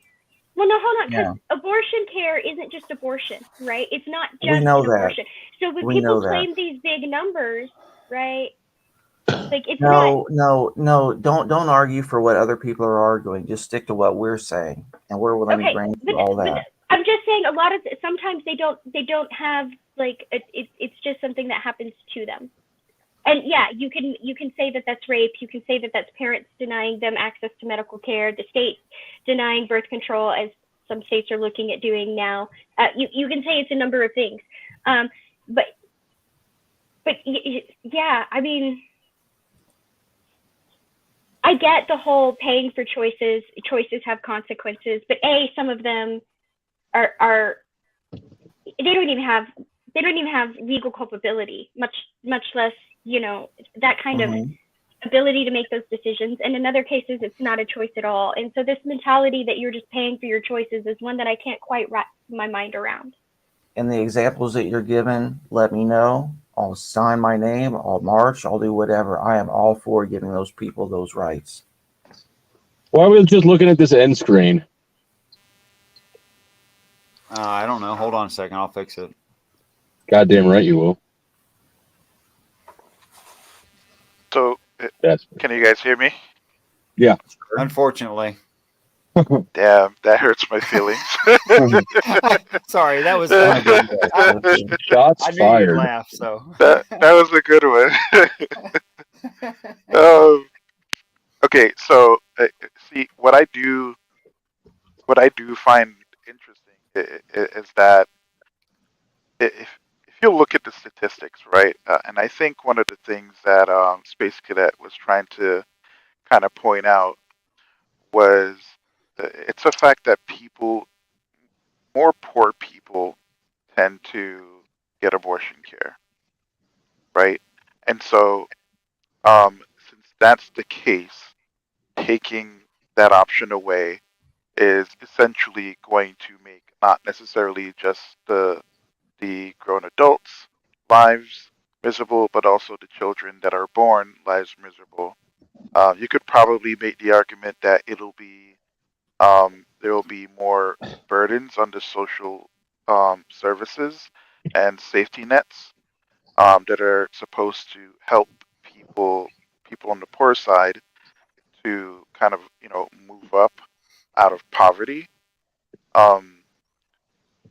But I think that for the people who want to get rid of that particular option, to me it doesn't come off as genuine, mainly because there is absolutely no effort to, well, not saying it doesn't exist, but the effort it's minimal in nature to ensure that those people have very easy access to birth control. And when I say access, I don't necessarily just mean, just giving out condoms and that's it, right? The pill should be cost effective. Education should be easily accessible, all of that stuff. Is birth control covered by Medicare or Medicaid, whichever one poor people get? If you're on government insurance, can't you get birth control for free? I don't think so. No.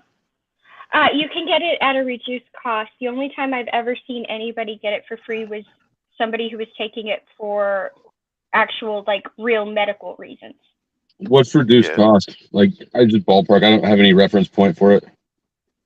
So I'll put it this way. Reduced cost may be like $20 a month. as opposed to 100 and something a month. Seems reasonable. I want to start a new social trend. And I want all of you men to start saying this to all the young men you know. You know, if the coolest thing you could ever possibly do when you turn 15 is get a vasectomy. Because that can be reversed pretty easily later. Minimally invasive, minimally scarring, inexpensive. Where they come up through the tank? Yeah, they come up through the taint and clip and knot, and there's plenty of slack there. It can be spliced back up later. Oh God! I think what we should be pushing is for the hurrying up of the male birth control pill or lotion. That I think once that really hits the market, I sincerely hope that that's something that's really pushed, because The pill will be okay. But you're going to want a pill will be okay, but you're going to want to wait till you get to the shot version. That's going to be better. And here's why I say that. The problem with the pill is because it's pure hormones. You have to take it at the exact same time every single day, or it's not as effective. Even the one that's going to be for males? Well, that's what I'm saying. I don't know. I was talking about the male one.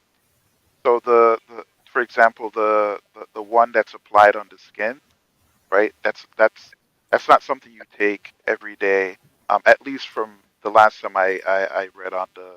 Oh, so it'll just be topical. That's Like they already have spermicide. Yeah, like that's basically how it is. You just apply it to the skin, every couple days, right? And essentially, what it does, it kind of does the same thing that the other ones do, where the little tails that propel the sperm cause them to move.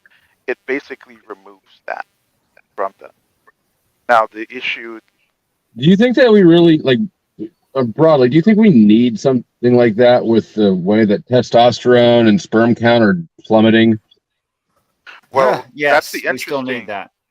That's the interesting, dude. One regular man, even a man with probably low count, could still repopulate the whole Earth, dude. Well, with one ejaculation. the low sperm count thing. Well, I mean, we'd have to have a lot of people involved in getting this one nut distributed appropriately. Yeah. And but just so that everyone knows, they don't even do cutting the vasectomy anymore. They put clips on. They put 3 clips on my left side, 3 on my right. They just put a kink in the hose and clamp it. Yeah, that's it. Yeah. So I mean, again, right? Like for men, the options are either kind of limited or it just sucks. And it's surprising to me that like all of these years, right? It was just more recently they really started focusing on male birth control. And if you're an investor, once you see some kind of real breakthrough, even though they're in trials right now, you should probably start investing. But I think I think that would definitely help a lot. But again, right? It comes back down to accessibility, right? Is it going to be cheap? Are people going to know about it, right? How is it? What are the side effects? All of that stuff is really important. And this is where the education part comes in, right? Because even if you make it cheap, if people don't know about it, they're not going to take advantage of it.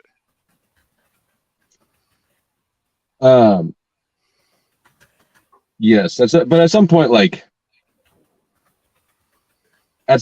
you can only do so much publicity, and if people still don't know about it, it's just because we've got so many fucking social programs and conveniences and things like that, the gene pool, natural selection hasn't really done its thing with humans.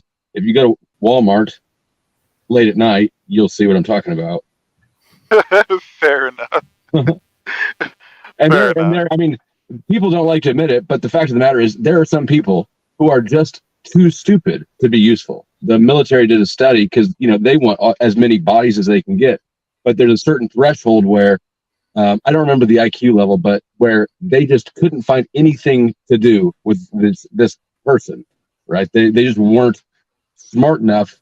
It took more resources to get them lined up properly than they saved. So, I mean, I don't necessarily think it's just competence is an issue. I think a lot of it has to do with education and you know, using ways to really pull out, because pull out, like pun intended. yeah, you know, pull out that the what's the word I'm looking for, the potential out of people, because everyone learns differently, right? And most schools just kind of teach and address students just one global way, right? And so the problem with that is that no one is going to really be able to figure out really what they're good at the years when they probably should. It's kind of like, you know, I don't know if you were in the room in our conversation about trade, where I was saying every single adult should know a trade, right? Right? Like, and you should learn it when you're a teenager.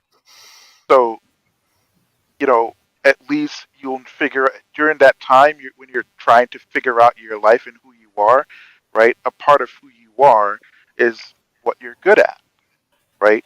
Yeah. And so if people can figure out what they're good at, they'll be more competent when it comes to contributing to society. So even if they join the army and they probably can't read, I don't know, maybe you know, he's a really good mechanic for whatever reason, or you know, or he'll be able to track really well, and like I do hate, like, you're absolutely right that people should learn a trade. I hate that we have kids go to school, and then make them decide what they want to do for going to college or you know, into the workforce. Like, how would they know? They have not done anything. Yeah, and now see, I think to some extent, right? Like maybe it's their parents' fault. I don't know, but you'll see that a lot of kids grow up not wanting to run the family business, for example. Like Because they're that's not. lazy. I don't necessarily think it's a lazy type thing. I think it has more to do with value.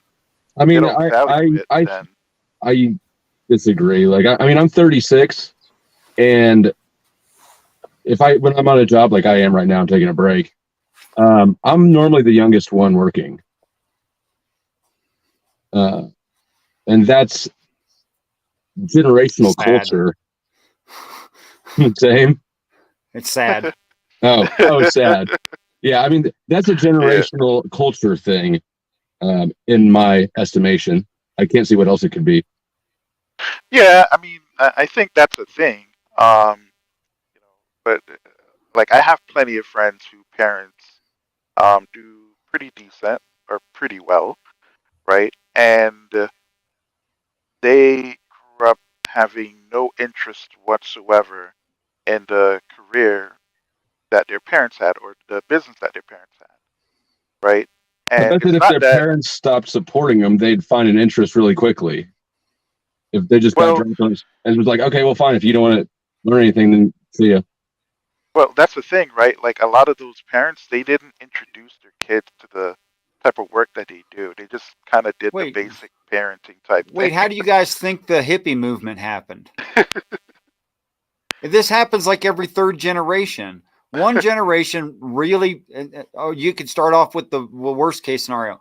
One generation is really, really damn lazy and irresponsible and living off their parents' money, and they spend all the money and they got nothing to give to their kids. So their kids work really hard to build themselves up, and they suffer, they have a hard time. and they raised kids, and those kids did not have a very wealthy upbringing because the grandparents screwed the parents over. But then those kids who had a pretty rough upbringing want it to be, better for the next generation. So what do? They work really hard, and how does the next generation end up? Repeat. So you're saying the boomers fucked everything up? No, it's always been like this. It's cyclical, basically. I still blame boomers. You just happen to be the generation, and I'm of about the same generation, that I worked my butt off and I had nothing to start with. Yeah, it's I don't know, it's interesting, but I think that poverty and just being poor that shouldn't be a block in a society, in one of the richest countries ever, for people to be able to really be successful.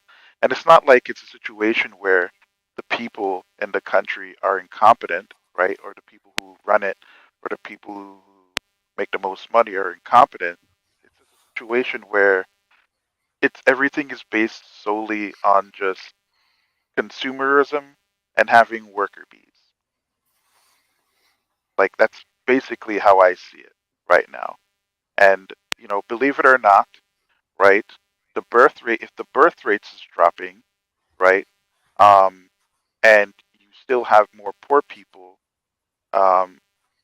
not having kids, guess what? You're not going to have enough worker bees.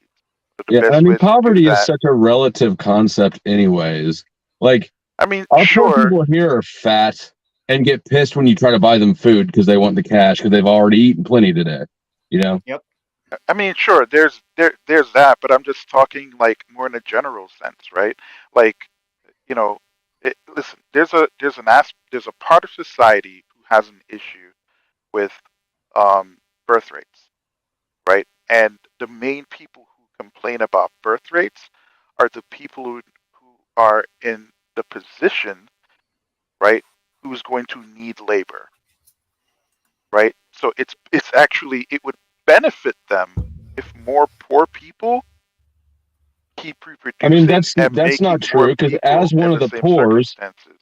look, as one of the poors, if you don't have a higher birth rate, more population, you need somebody to support your hypothetically Social Security, which I don't think would be there for us.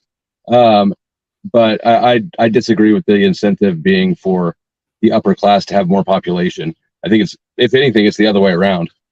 No, that's what I'm saying. They want more poor people to keep making babies because they need poor people to offer to generate the money and the funds to A maintain permanent their underclass. level You're of absolutely society. right.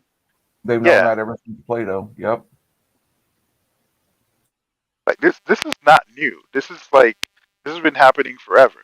And so the massive push, for example, some people would argue that the massive push to basically get rid of abortion is it's that, right? They need to fill that gap of labor.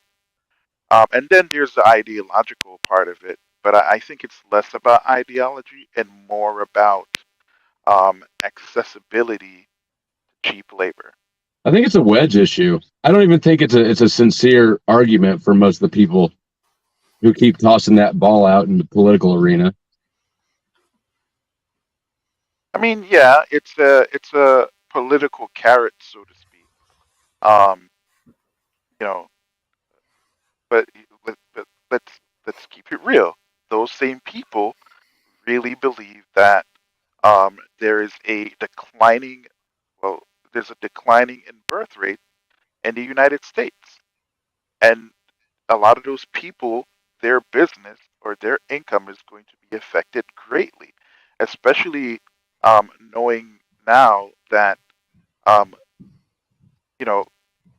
trying to make money overseas is not. But if really you gonna make be it, a if thing you with take it from China. an economic standpoint like that, you're completely ignoring the fact of automation, AI. Tech is going to outpace the declining birth rate, right? We're going to need less labor faster than we have less labor. I mean, yeah, but those same people, they don't care about AI or anything like that. It's their production. Like, you talk about the business owners class, the ownership class. Yeah. Yeah, of course they care about that stuff. That's what's going to make their business more efficient. Well, yes and no, right? Because again, it comes back down to ideology, right, and having a sense of control. Because if you have what typically happens in a country where the middle class, for example, completely disappears, or access to that class completely disappears, the poor people get really pissed, and eventually, revolution or whatever might happen as a result. So they have to maintain a certain balance. This is why a lot of companies, they won't even entertain the idea of using robots to do certain things, right? Because one, they know it's gonna result in a lot of people losing their jobs, right? But then again, you have the implementation part of it, where it's really expensive to have those setups. I don't think that what you're saying is correct. Fair enough. I Yeah. know the uses of it, right? Like, to me, it might make sense from a business point of view. Just go, straight AI, right? It'll increase production time. Like, it's a big investment, but long No, it's term. not. It's super. How much does it cost to use Chat GPT or whatever? Well, I'm not talking AI in terms of that. I'm talking in terms of like Automation. I providing. mean, you've got self-service counters everywhere. You walk through Walmart, you've got 28 of the 30 lanes closed. You go to Taco Bell, and they've got kiosks where you put in your order yourself. It's just we just don't need that many people anymore. No, I mean, I'm not necessarily saying anything is inherently wrong. I'm saying when it comes to producing goods, right, and certain types of services, right, they require human interaction. But Like prostitution. AI, well, even that too, probably, right? Sex bots is going to be a thing eventually, right? Where They you can have get one the of Greta girlfriend. Thunberg that says, "How dare you?"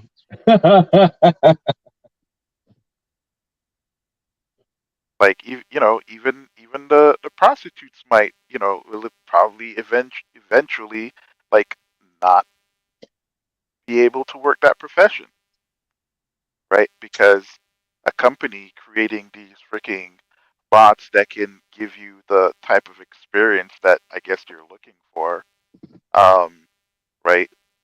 With a proper AI to give you human-like responses, like, a lot of people are just gonna be fine with just having your base needs served, and that's good enough. It's kind of like the situation that we have now. Let's keep it real. Most people just want to be comfortable enough to eat, be entertained, and fuck, and that's it. Bread and circus. Yeah. All right. Well, hey, I gotta go, but let me leave one more, I guess, perspective to consider regarding the abortion thing. To jump back to that, I think, and this is my perspective, that I think that the narrative of unplanned or unwanted pregnancies is too negative. And if you look at human history, or just consider human psychology, having a baby is a scary fucking thing, right? You never feel, I mean, as presumably some people do, but certainly I didn't ever feel like I was ready for it. You could always have more money, you could always be older, more mature, more stable, more married, whatever. Like, there's always a thing that you could accomplish to be better situated for that. And I think that there's a lot of people who get pregnant and are ready to be parents, but don't feel like they are. And the narrative surrounding abortion and unplanned pregnancies plays into their unvalid or their false fear, and so they end up getting abortions when really they would have been fine. They're competent. Things could have worked out just fine. So I don't know. That's my view, and have fun batting that around, I guess.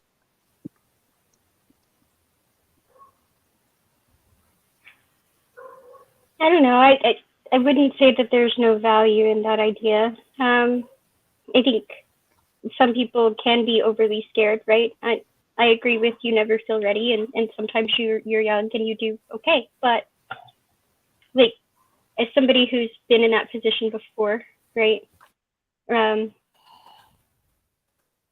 That's not what entered my head. It may be for other people, but because of the reasons that was on the table, like I don't know, like I make my choice and I know where I stand, but like I wouldn't make that decision for somebody else. And I have a hard time like thinking that where I would put myself or where I was at the time is the same as somebody else.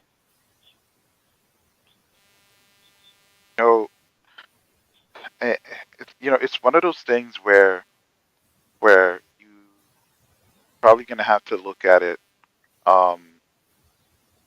like from, okay, what are the benefits it might provide society, right? But like most things in society, there are good and bads that come with it, and a lot of it is, a lot of it is relative. But like I have friends who they're married couples and they already have a certain amount of kids, and for whatever reason, wife gets pregnant and they don't want another kid. Not necessarily because they can't afford it per se. It's just that they have a particular lifestyle and a life plan for themselves and the current kids, and another child is going to completely derail all of that. And so, as soon as they found out that they were pregnant, right, they, gotten a pill or whatever, right, to abort. So again, some people are going to look at that as being, bad or whatever. That's relative to me.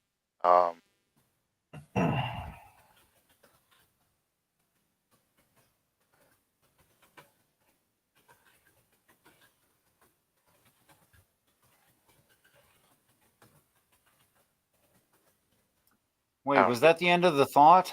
I'm confused. Yeah.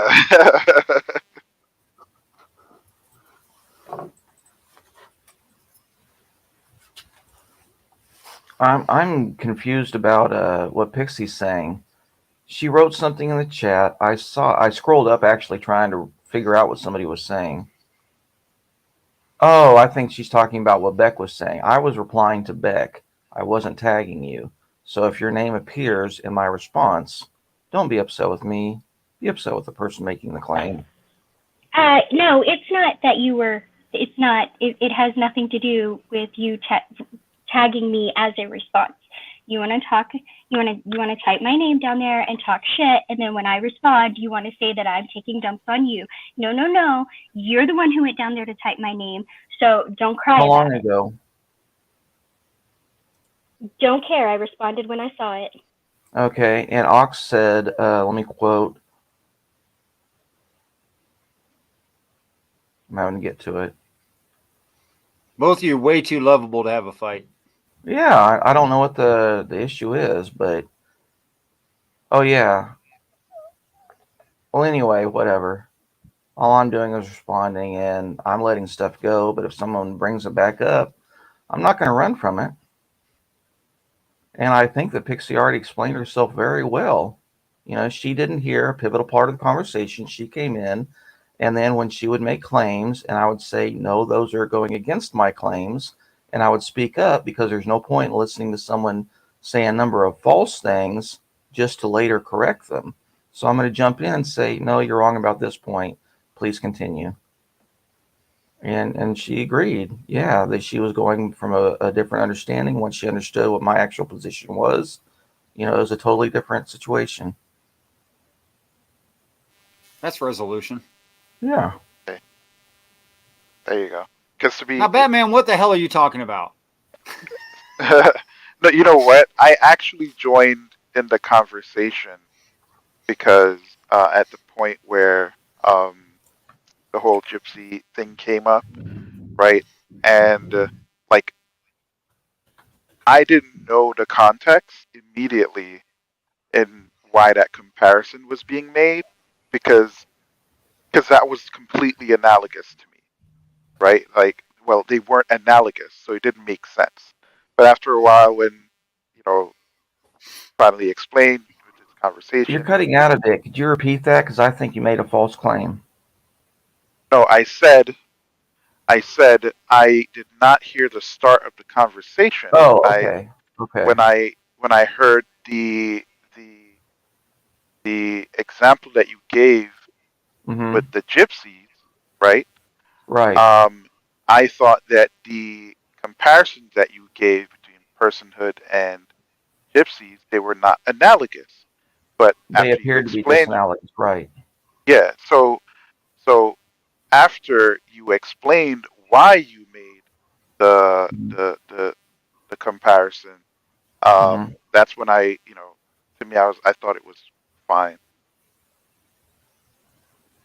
Any issues with it because now I got the context.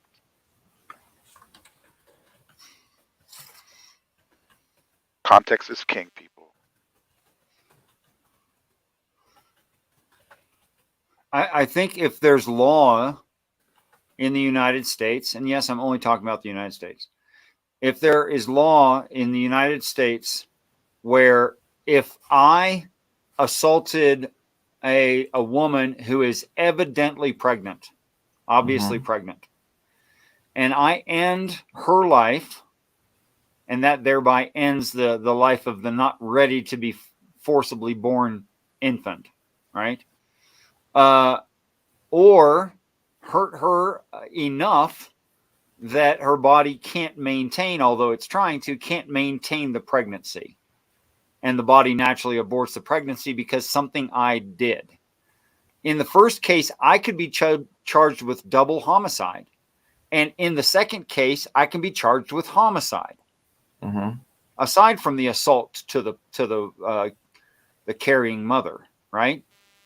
So since these laws already exist, we already have standards of rights for the unborn. Mhm. Now, why those can be like chosen to be ignored, I have no way to justify that. It doesn't make a bit of sense to me. Right. The same thing with Dr. Kevorkian. Dr. Kevorkian was doing exactly what the Texas law allowing abortion says. If it's Right. done by a medical provider, whether doctor or not, and it's for a woman's reproductive health, I'm paraphrasing there, then it's allowed. It's not to be considered any sort of a crime. Right. So that would be my argument. You know, if it's okay, and the Roe v. Wade wasn't about abortion per se; it was about the right to privacy. Privacy. So for me, that's a Fifth Amendment position. So if a person has that right to privacy in their medical care, then assisted suicide should be the same way. You should be able to have assisted suicide. That's a private medical procedure. No one should be charged. Right. It's fully on the individual. It should be their choice. Yeah, well, at that's some all point, I'm saying. Yeah. At some point, they're gonna have to make that a written right because the way how Make it a things are what? looking, a written right, your right to Oh, privacy. an enumerated right? Okay. Yeah, because right now, right, I feel like thing the Supreme Court to basically write laws or to determine whether or not a law is constitutional, despite it being perfectly consistent with the Bill of Rights, right? Like, I think that's a dangerous path, and I think it eventually, like, one party has abused it, and the other one is going to abuse it, and it's eventually going to keep getting abused, and will go down a type of rabbit hole. I don't know how you can say abused though. I mean, it's it's so subjective to say abused. Abused just means something like, what was it intended for, and what does the general society think of it? But if the general society thought of it differently and wrote it differently and intended it differently, it wouldn't be quote unquote abuse, it'd be use of it. So I'm not sure it's really abuse of whatever given law. Well, so I was more talking about the institute, using the institute, parties or businesses using that specific institution, right, to get specific outcomes that they want, that the population may not want. Oh, well, that was always the case. Yeah, like a really good example, right, is like voting rights, right? Like there are certain things that states could not do, Sure. right? Unless it is approved by the federal government. And one of the main reasons why that had to be the case was that a lot of states engaged in voter suppression of many different kinds, right? And so eventually, I don't remember the name of the case, but eventually a case went to the Supreme Court, right? And the Supreme Court sided with the state. And so as a result, it basically it gutted the amendment that allowed people to basically be able to vote without any hindrances, basically. So a state can now put as much roadblocks in the way to get, for example, a subsection of their population to not vote. Or, for example, Yeah, but they if could. both sides are doing that, how much does it matter? Well, I didn't say, I didn't pick a particular side. I'm just talking about the issue in general. Right? Yeah. I'm just saying that it's a rabbit hole, right? And so it's like once you change one thing that completely guts a law, then the law becomes useless. So that's what I was kind of referring to when it comes to abuse. Sure, is that bad? I think it is. Which law? A law that doesn't do anything is a bad law. No, fine, that's fine. Which law became ineffectual? I think it was the Voting Rights Act. So you think that voting in the United States is not what the founding fathers intended and what the people deserve? Oh, that's not what I said. Nor do I think. Well, what's wrong with it then? What's wrong with the way it's going right now then? So what's wrong with it is that Are you arguing for the repeal of the Voter Rights Act? No, I'm arguing for the Supreme Court decision, for example. I'm not making an argument in one way or the other. I'm just using that as an example to show how. Oh, you got to now, buddy. Huh?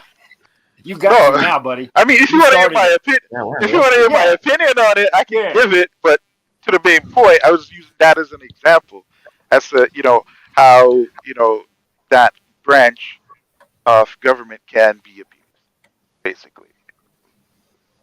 Kind of like businesses being treated as a person. Like, let's be honest, a business is not a person. That's not in the Constitution. Theory. People with money can spend money to find a way around restrictions. People without money cannot spend money to find ways around restrictions. That's not going to change.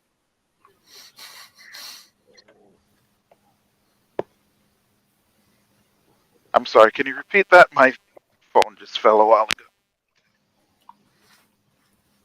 That's okay. You don't really like that phone anyway. I spent almost $2,000 for it. Well, you better start to like it and respect it more then. Right. Okay. Because people with money find a way to skirt around things, and people without money can't find ways to skirt around things, nothing's going to change. I mean, the people with money don't have to worry about skirting around anything because,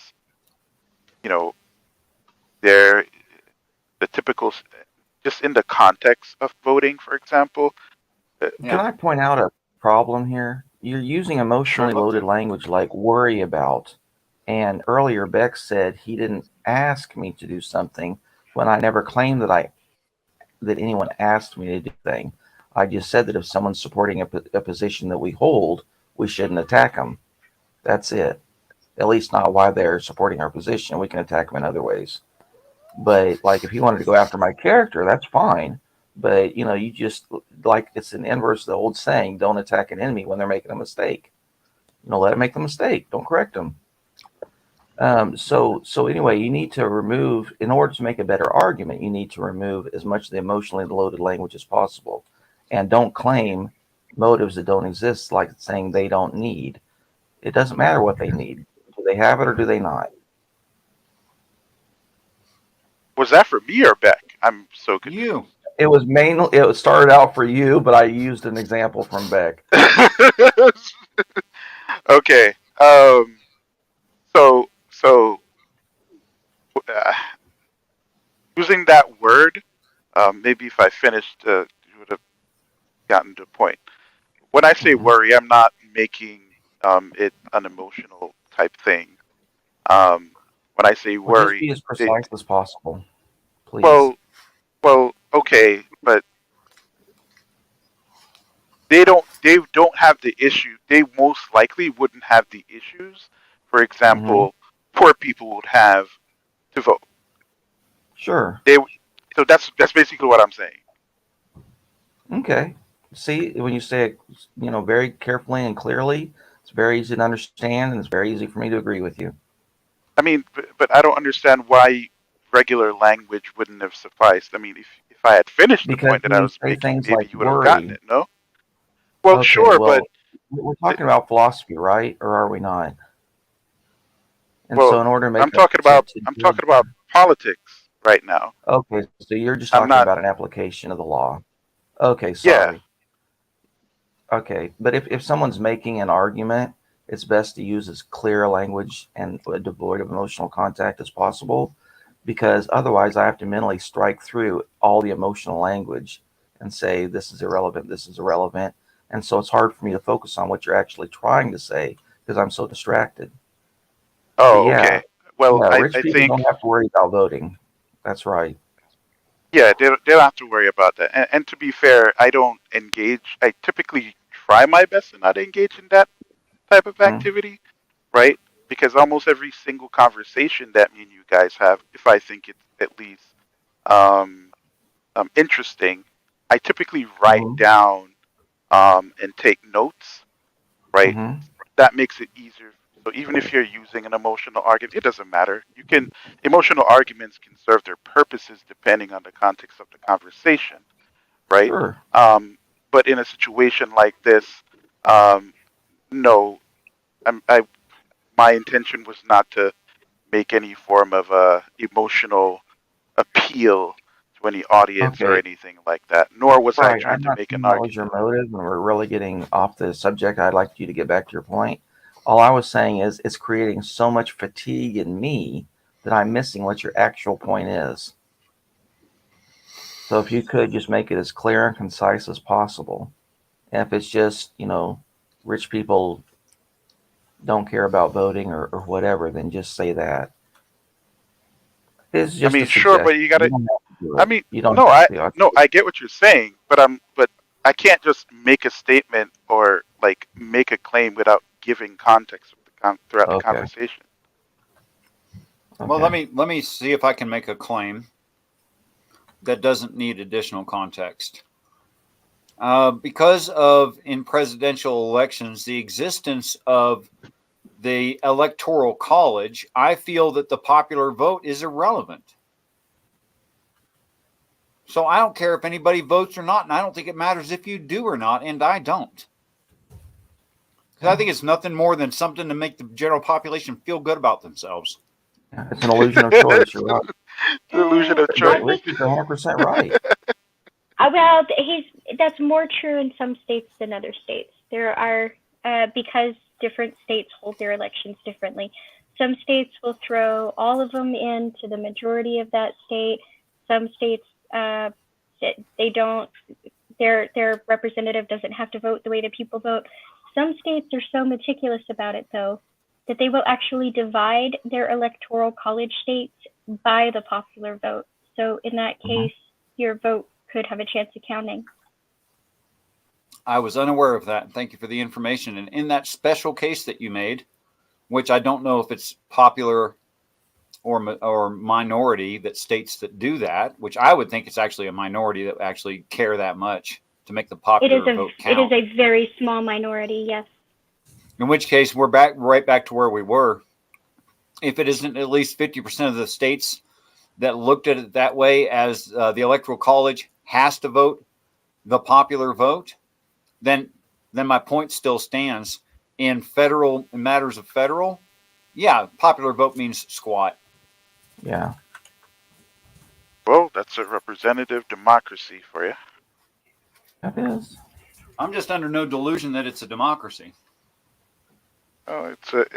I guess on paper it's kind of like some countries where we were never a democracy. Yeah, it's a representative. Representative. Republic. We've never been a democracy. We're a republic.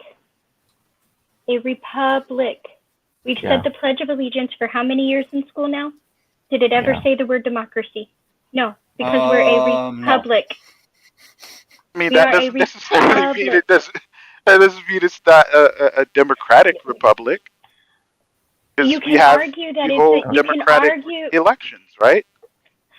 yes and no, because true democracy is nothing more than mob rule, and the closest we ever came was Greece, where you didn't just vote on your representatives, you voted on every male property owner voted on every single issue the community faced, and they voted by casting a black stone or a white stone that was then tallied after the vote, right? They didn't vote for people to represent them. They voted for every decision being made.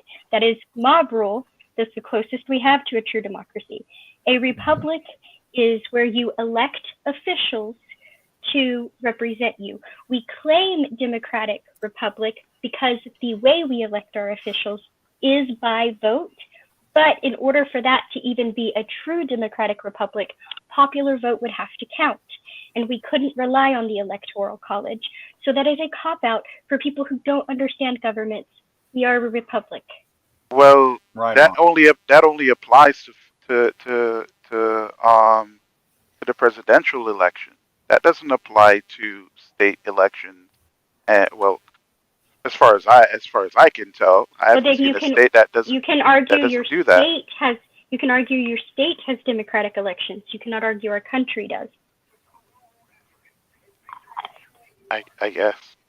And then when these stones got standardized and pretty much shaped like a little kind of a heavy-duty M&M, classic M&M, and were black and white, and that got standardized and was made in factories. And then when population reductions resulted in more stones than needed for elections, they invented the game Go. By the way, none of that was true.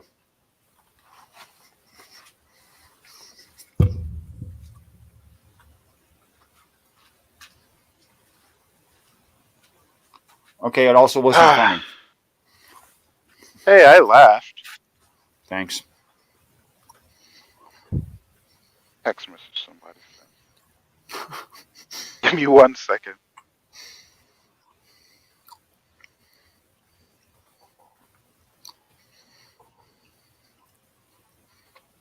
Where did Halcyonic go? I need to know what time to start the study logic stream tonight.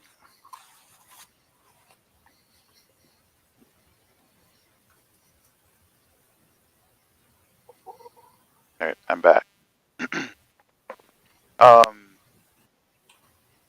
Oh yeah, so you gonna do another stream tonight? We're going to do as many as we can for as long as we can stand it. Okay, there you go. Because there's like 4 of us in this community have pulled our resources together and spread them across 4 different channels. And now all of us can stream as much as we want.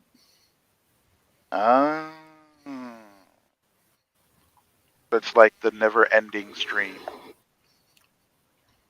You could do that too, except YouTube won't air it. Why wouldn't it like be? Is there a cutoff point? 12 hours. So once it 11 passes hours and 12 hours, 55 minutes exactly. 11:55. Sorry. Yeah. oh, that's interesting. I did not know that. You'd have to like get another stream pretty much ready to go a couple minutes We do. before the. That's what we do. Okay. But then everyone has to hit the new link, which is no big deal. Yeah. But that makes sense. So have you I mean, like? Oh, go it's ahead. less work than picking a full handful of green beans. I mean, it's not that hard. Fair enough. So have you learned anything interesting so far in your studies or new? Yeah. Here's one thing. There's no T in the word learned. Okay. I'm just kidding you because you said learned. Actually, I have picked up on a few things since we started, and we're really only just getting started. Yeah, I was listening to the guys' conversation last night, even though I wasn't there for the most part. Learning the difference between a statement and a proposition, like even stuff like that. Even though on its face it might not, you're gonna be like, probably no difference between that, but yeah, there are differences. I think that's pretty interesting. I would say, like in terms of like in practice, like have you have you learned anything so far that would, for example, change the way how you might argue, or like your considerations for how you might express yourself? Like, did you get anything new when it comes to that? I've sharpened up some terms and can probably use them better than I have in the past. But have I been introduced to, complete whole large ideas yet? No, but I will be. Okay, so it's just more so sharpening, so far at least, just kind of sharpening the tools you already have, pretty much. Yeah, but we're just getting started. Okay.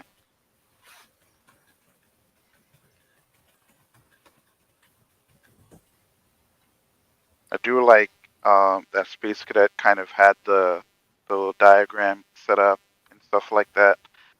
I'm sorry, bro. If I were to sit and just read all of them words, and it was very hard when I was trying to learn. Just trying Are you to saying you comprehend. appreciate the Venn diagrams and the examples? Is that what you're saying? Oh yes. Oh, good. But and again, like even the I never even tried to think about it in like the form of Venn diagrams. I never even thought about it that way at all. Ah, gotcha.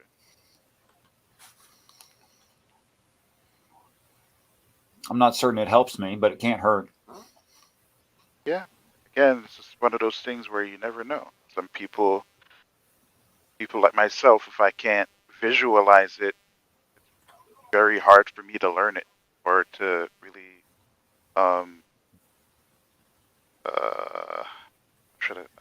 what's the word I'm looking for? Comprehend it. Mm-hmm.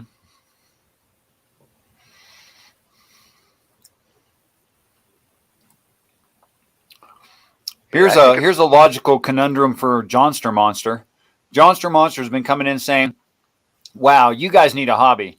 You guys need something else to do. This stream is still going. I'd like to point out that in order for this is our hobby. In order for you to make that observation, well, you probably have too much time. You need a hobby." Right? Oh. Exactly.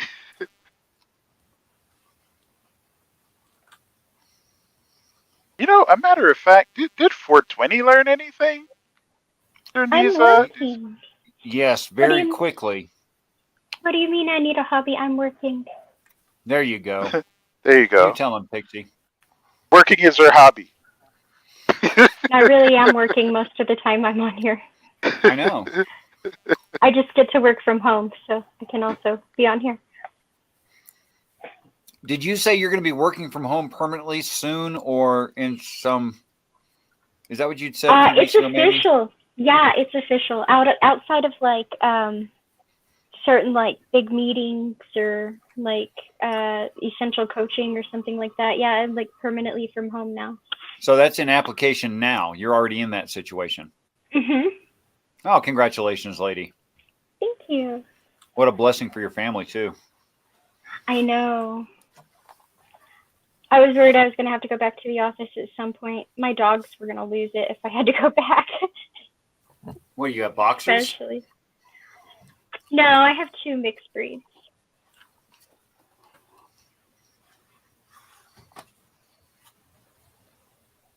But one, like, ever since I started working from home, if I even leave the house for like 5 minutes, she acts like I've been gone for weeks. Right. Well, I don't want to disappoint you, Pixie, but no matter how much time you spend with the dog, you're not going to teach it to reckon time. No, it's good. Well, they experience time different. That's what I'm saying. I mean, reckon it the same way you do. Yeah. She's the sweetest thing, though, so it's okay. Time is for losers. B theory, B theory, B theory, B theory. Yep. Oh boy, man, I remember back in the G+ days, dudes used to get into serious arguments over that time shit. I think both A and B theories are wrong, but people take that. Some people take that pretty seriously. Speaking of taking things seriously, Sandy, I resent that you think I was kidding with Johnster. I deeply resent that. I am livid.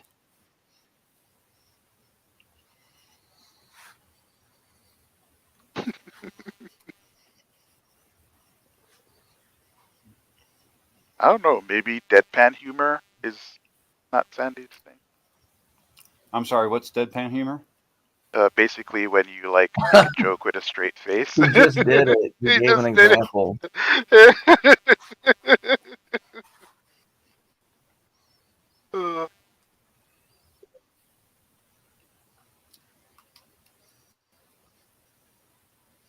Here.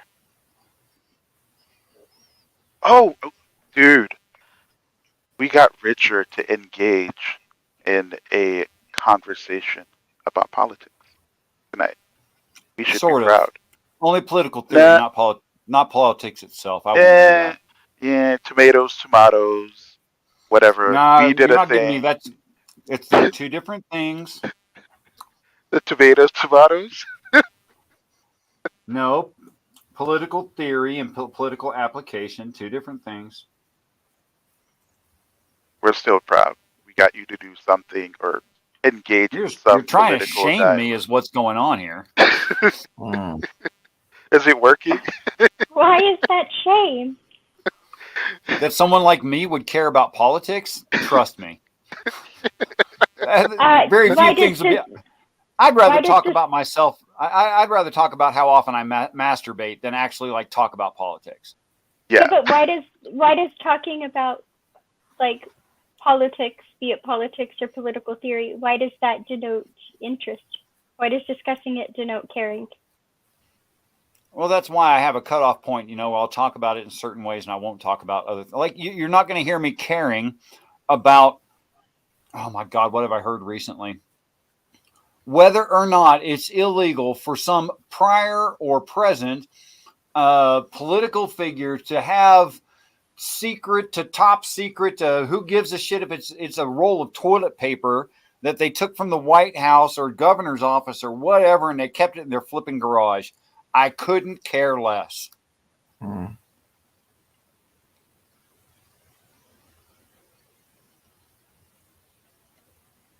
Yeah, there are a lot of crazy arguments.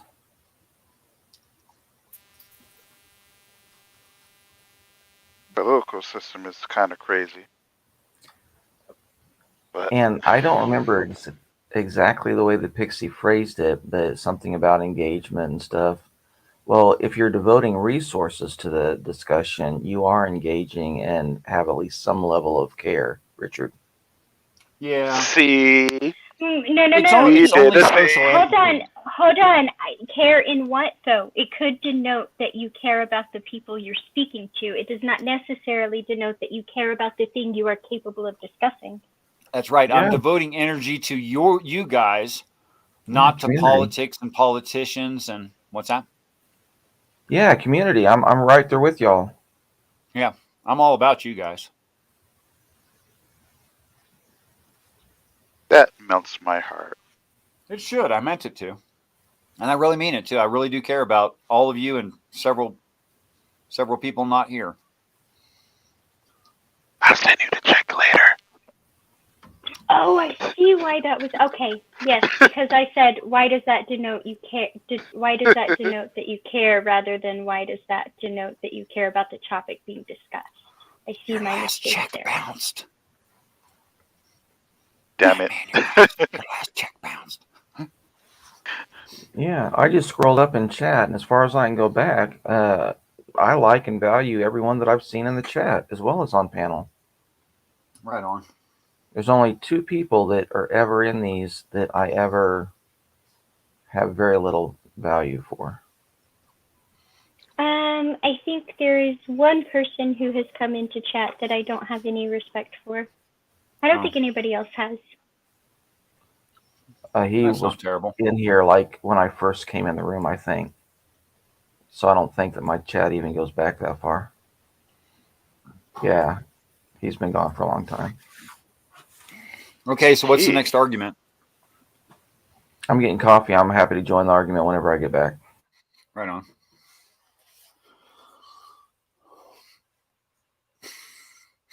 Shit, Make I an don't know. assertion, Batman. Make a religious assertion. A religious assertion? Sure. Anything. Go ahead. Okay, here's an interesting one. Back in the days when people worshipped gods, they did not see the gods as the physical manifestation of the elements. They saw the gods as persons who has the ability to affect or use the elements for whatever purposes. Now, are you speaking from personal experience, or are you saying this is this is some kind of consensus from people who study these things, or? No, this is my personal understanding based on what I have learned so far about just religion in general. That's my intuition, so- and I'm turning it into a claim for the sake of conversation. I don't necessarily. Well, I'm arguing for the sake of conversation. So let's keep going instead of explaining that we're having a conversation. Okay, so all of your information, none of it is firsthand. That's right, yeah? Yeah. Unless, do you know people who are like living in animistic cultures that would fit that same understanding of a religion, that they still practice it that way? If you're in like intimate contact with people like that, you may have personal knowledge. I used to, but that was like years ago. Like I knew let's talk people about who. that. So, for example, on my grandfather's side of the family, he was a Maroon. Maroons in Jamaica they're like a subculture basically, and some Maroons, or some Afro centrists, they still engage in the worship of some African gods and tell stories about them, like Anansi, for example, right? Like what? And Anansi, Thank you. which is a spider god of sorts. Yeah, I've heard of that one. So the idea is that they're not necessarily worshiping it or giving any homage because it's a spider or that they like spiders. It's just that what he offers in terms of wisdom through storytelling and stuff like that, that's the reason why they worship. I feel I a don't web know. analogy coming on here. No, never. I will fall in that way. Is there a web I got analogy as trapped. part of the story, though? For real? Yeah, there are a few, but a lot of them really have to do, like for example, some of them have a lot of humor in them, right? But a lot of them is to basically pass down life lessons that that's kind of focused on not being trapped, for example, in the past, or being trapped by tricksters and Right. grifters and stuff like that. Yeah, so it's the Bible. Keep going. So even though the representation is of a spider, right? I honestly don't know the history as to why he would manifest as a spider. Because it's perfect. Because a spider is the perfect thing to use to represent certain ideas. Yeah. And in that culture, you couldn't do a better job than using the idea of a spider. That's possibly the case. I wouldn't be against that particular idea. Now the So, interesting part. what's a spider do? The spider manipulates its environment in very particular ways. Sometimes creating fall traps, web traps. The spider is also very, very well defined in its purpose in life, and it's very efficient in its purpose in life. The spider has a lot of offspring at one time, and over the course of its lifetime, the spider will have a lot of offspring. So maybe a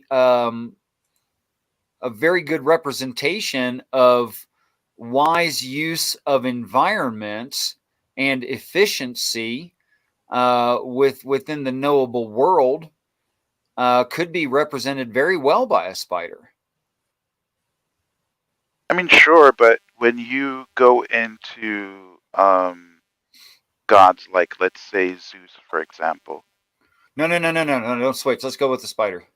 No. I'm doing the comparison for a reason, right? Oh, because crap. remember, Okay, I'll try to keep up. Yeah, so remember, right? The representation is that people would associate an element with a god, for example, or in the In some Nancy's cultures, case, right? He's a spider, right? And so,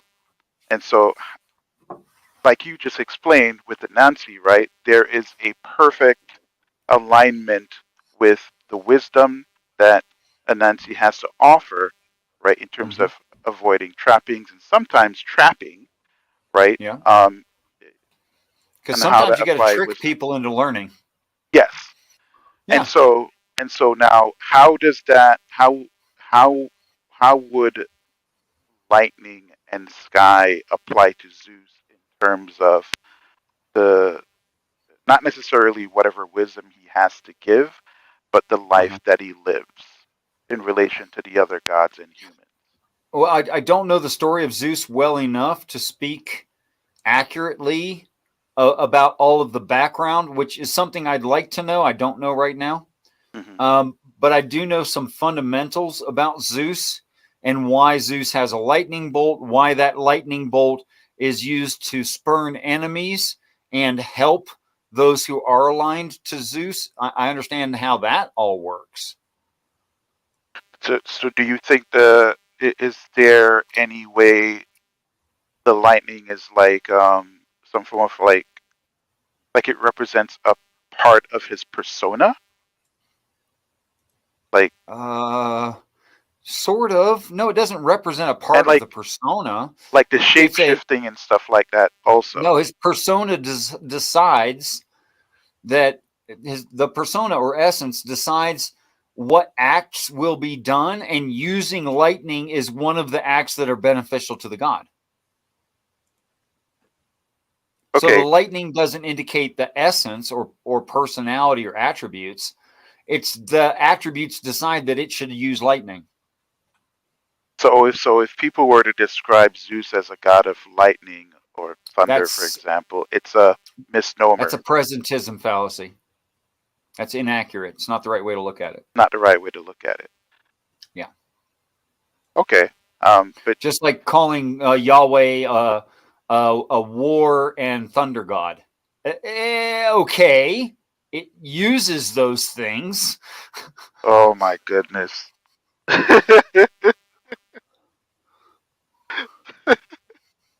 I'm sorry. I just saw. They changed his picture too.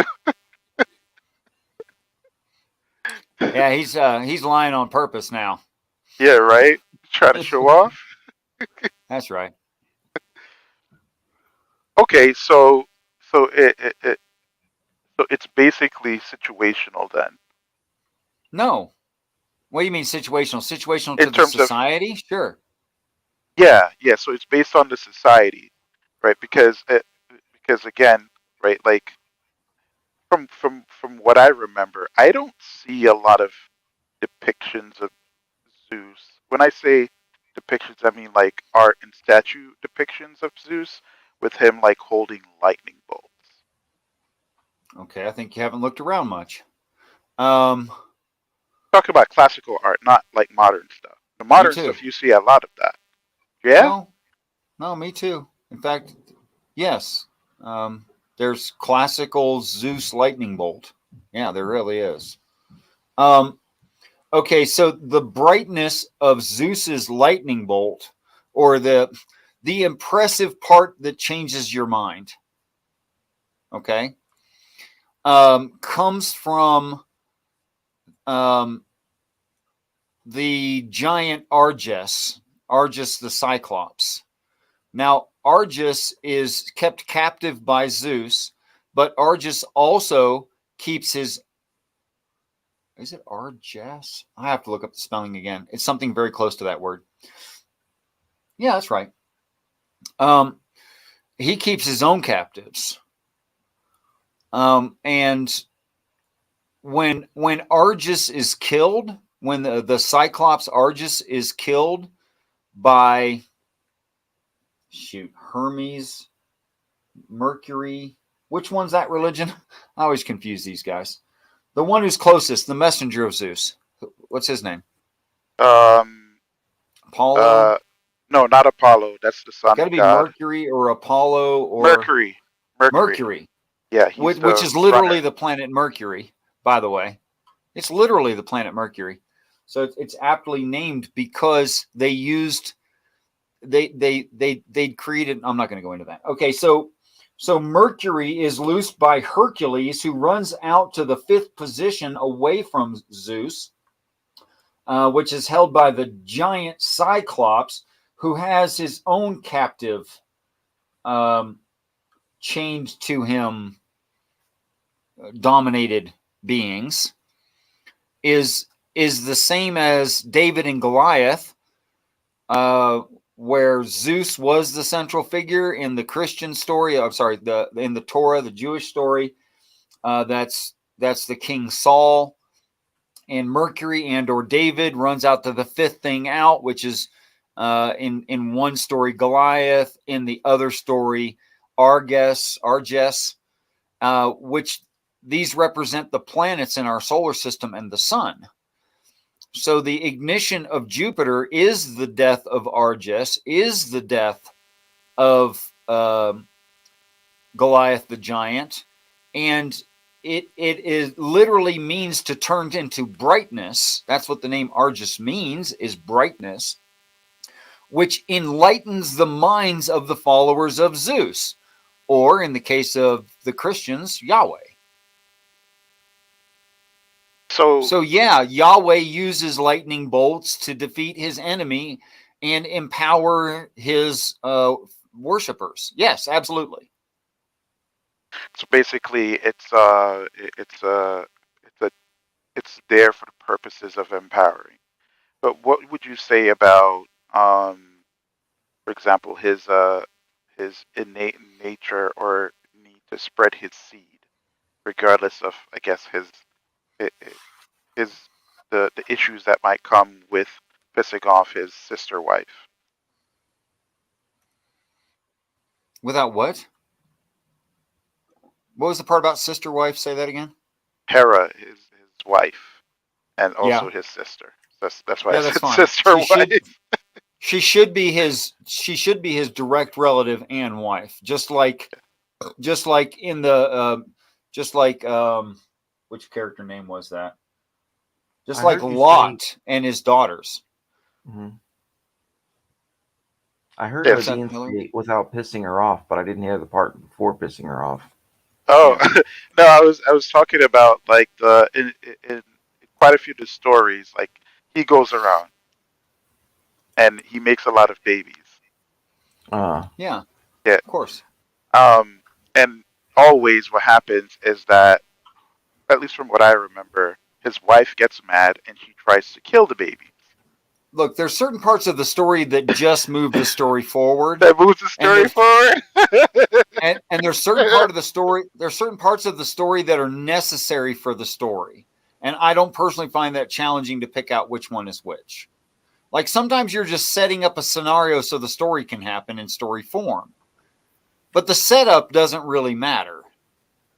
The results matter, and just like Hera gets mad at Zeus and does something, fairly unpredictable, which changes the paradigm, which is just one way to go to the next story.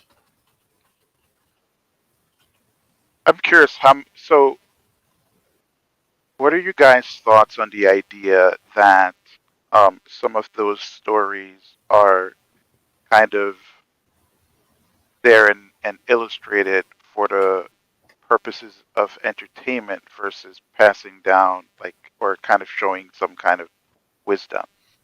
First of all, I think all these ancient religions are inerrant and the word of God. All of them. They are without mistake. There's only mistakes in the way that people understand them. Okay, that's the first thing I would assert about that. And go ahead. Okay. Well, I wasn't.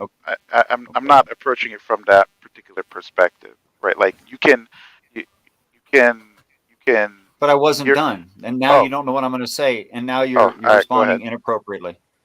Okay, and that they're designed on purpose to be fairy tale like, so that they can be dismissed. But they're colorful enough, and they make sense enough in some given society that they're memorable within the society. So the society values them less and less, but still remembers them. And that was the goal, to get it where we're irreligious, but remember.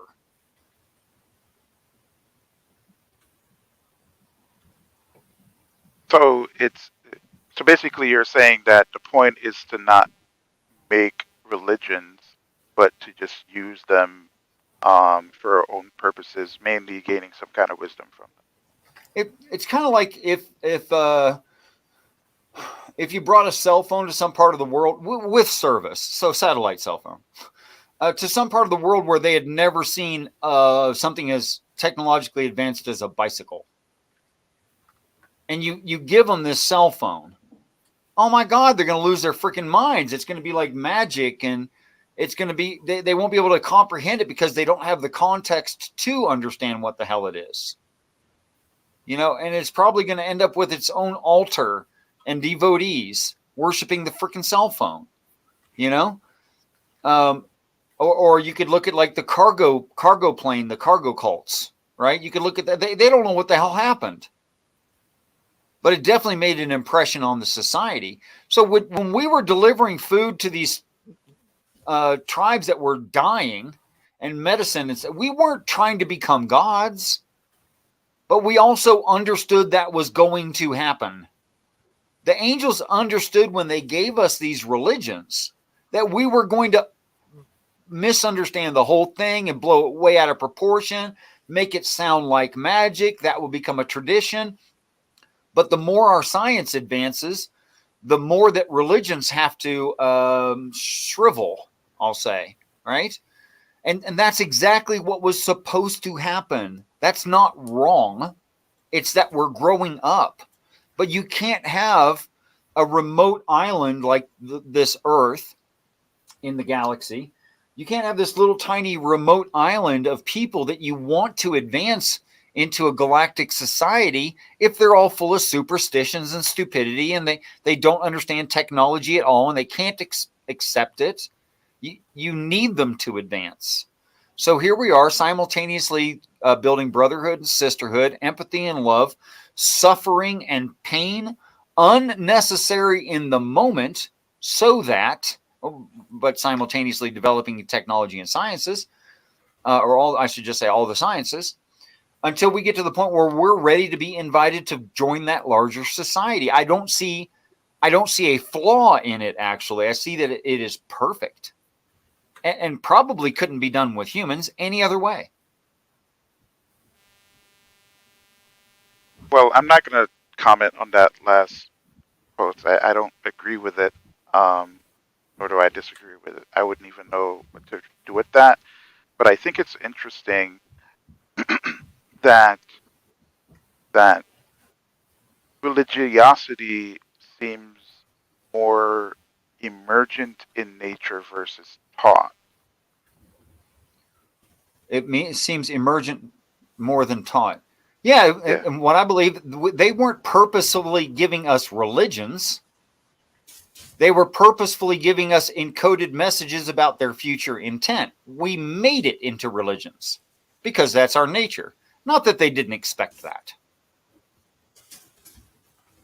Okay, so if it's this thing, if religion or religiosity is within our nature, right? Then I don't think it's going to be extremely difficult for us to not be religious. Sure, we're going to have full exposure of truth to get not religious. But I mean, people form religions based on whatever truth they think that they might have access to. What you're saying so is, even in what you're asking me is, how would the angels in the heaven spaceships make it so we don't make that into a religion, right? Yeah. Okay. Because even children born into heaven don't have a concept of religion. There are no religions being practiced in heaven. There ain't a religion. There is no tabernacle. There are no churches. Those things don't exist. So our religiosity and superstitions here will be something we giggle about. Well, I don't necessarily think it's fair to associate being superstitious with being religious. You can be religious and not be superstitious in a sense, right? And I mean, the core of whatever that society might venerate or or I guess worship or whatever, right? Like they can still ground that into something that is not divine. It could just be an idea, kind of like, for example, if you just say, like, let's say God is just an ideal. It's essentially a life constitution, right? People can venerate that and behave in ways that are religious, or you would typically associate with people who are of a religious dogmatic state. Okay. I don't think that part of us is going to be very easily. I don't think that it would require to strip that nature. We would have to strip that nature from us, biologically speaking, in my opinion. That shouldn't be too difficult. Okay. After all, we're talking about the realization of the rest of our genome that's not coding right now, and becoming still human, but a very different animal. And perhaps the release of that constitutes exactly what you're asking would be necessary or suggesting would be necessary. And with a severe change of environment, like you in heaven, you couldn't have someone who doesn't know what the transporter is or what the food replicator is or whatever. Like everybody would just come to know those things. Okay, but it's again, there's two things that you're doing. You're basically saying religions are formed based on the lack of truth, right? Well, lack of understanding, lack of truth, yeah. Yeah, and our proclivities towards religion is a result of genetic defects. No. Don't words in my put mouth. I didn't say it's genetically defective per se. It's perfect for now on this earth. However, it wouldn't be perfect in heaven. But there is a genetic component to it, no? Yes, but that's two different things. I'm just talking about different potentials realized at different stages of the human development. No, I mean, fair enough. I get that, right? And for all you know, right? I'll even grant that that's something that won't even necessarily a full blown invasion or perfect clones wouldn't even be necessary to get rid of that. I'm just saying. I'm just trying to figure out, is it a situation where currently the genetic information that makes us up pushes us towards those religious or dogmatic, I should say. No, I think it's. proclivities. I think that's the wrong way to say it. I think it's human nature that we are problem solvers. We want the flipping answer. So because we so strongly desire to have the answer in all cases on all things, if you don't give me enough information, my brain would just make some stuff up and throw it in there. But if you had all the information, your brain wouldn't just make stuff up to fill in the gaps would be filled. And that answers the puzzle. And you don't need we don't need superstition. We don't even want it. Sure, it's just the best we got right. It's just the best we got right now. Sure, I'm not necessarily saying that. What I'm saying is what causes the religiosity. A major part of that is the need to assign dogmas to things. What do you mean, assign dogmas? What's a dogma? So a dogma is like, I guess it's like a secular version of doctrine, right? Okay. Like you can have. But wait, you're just saying it's a standard way to think about a thing. Yeah, it's basically an established standard. Like that. Okay, is that dogma based on provable truths or not? I mean, it doesn't matter. It could be based on that. Well, it could be based on that. The reason I say it doesn't matter is because it could be based on it or not. All I'm saying is that seems like something that's inherent with the nature. And the thing is that we can all look understand things, sure. Sure. But the issue that you run into, in my opinion at least, is that we all have those proclivities and we tend to form dogmas based on our. Wait. What's wrong with the dogma if it's correct? That's the thing. Everyone's going to think their dogma is correct. Okay, what if their dogma was actually correct and we could show it? Well, so let's say we all see the. Let's give a hypothetical, because I think there's probably a misunderstanding in the way how I'm expressing things. Let's say the rapture happens, the angels come about, and everyone is witnessing it. I would think so. That's what it claims. The whole world will witness simultaneously. Yes. So everyone is seeing the same thing, but whether or not everyone is going to think it's a good thing, right, regardless of what they are experiencing, is another issue. I doubt that. It actually says that people will misunderstand. And it actually says that people will hide themselves in caves and caverns. Okay. It says that. Some percentage will not get it at first. Okay. So what I'm so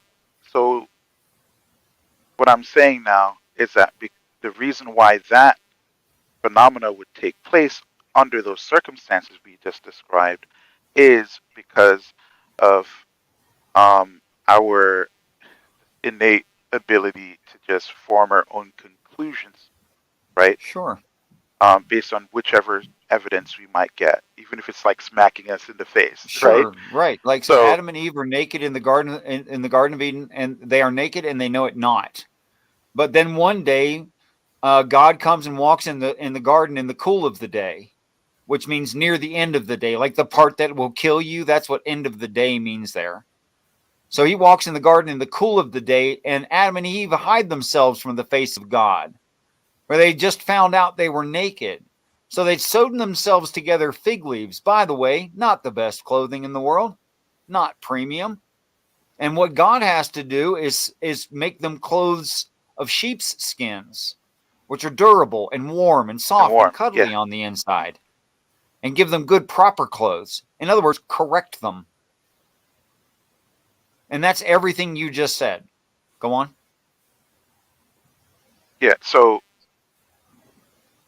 even with all of those corrections, right? Sure. How do you know, it's going to come back down to changing, I think, a specific nature of humanity. Which part of the nature of humanity? The one that allows us to create dogmas that are of what do we create dogmas from? Opinions. Our yeah, opinions. Our opinions based on differences of experiences and lacking of a universal knowledge of truth. Well, knowledge of truth, I don't necessarily think you even need to go that far. I think they just really need to experience. Make it easy, though. Not necessarily, because most people aren't thinking that deeply about these things. They're going to go based on their what they're experiencing, right? And it being explained to them that, okay, this is the case. But how they take that is going to be dependent solely on the base human nature. They can accept it or not. Yes, and there will be some small percentage. There's a prediction of a very, very, very small percentage of people, less than 1 in 264,000, who just can't catch on. Okay? And yes, they give an actual set of numbers that can be calculated. And yes, that was an actual calculation, not a guess that I just gave you. Okay?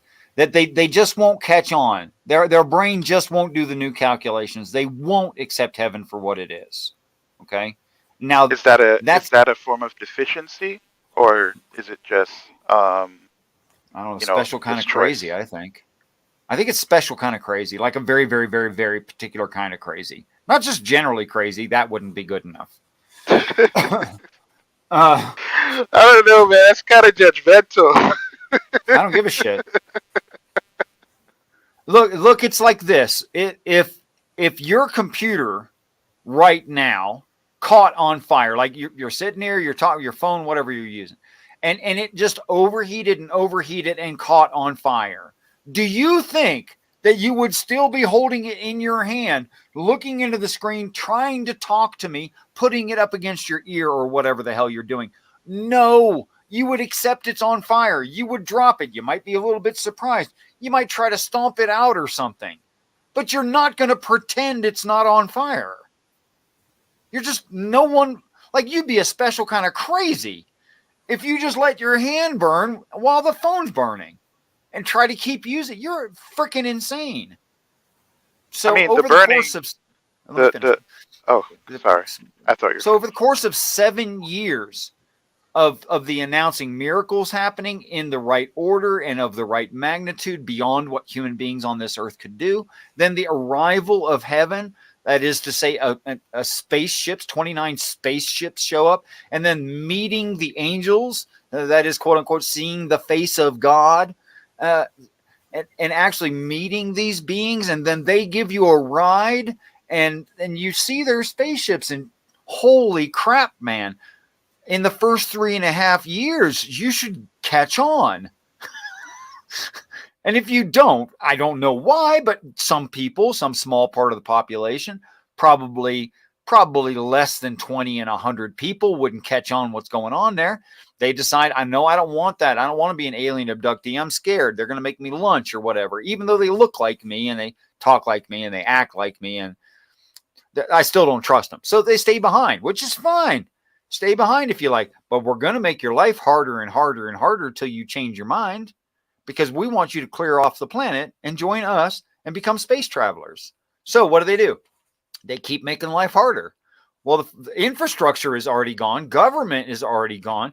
Now you've got gangs, and whoever has the biggest machine gun wins, and those people are taking over. Now you've got small groups of 10,000 or less living like it was 10,000 years ago.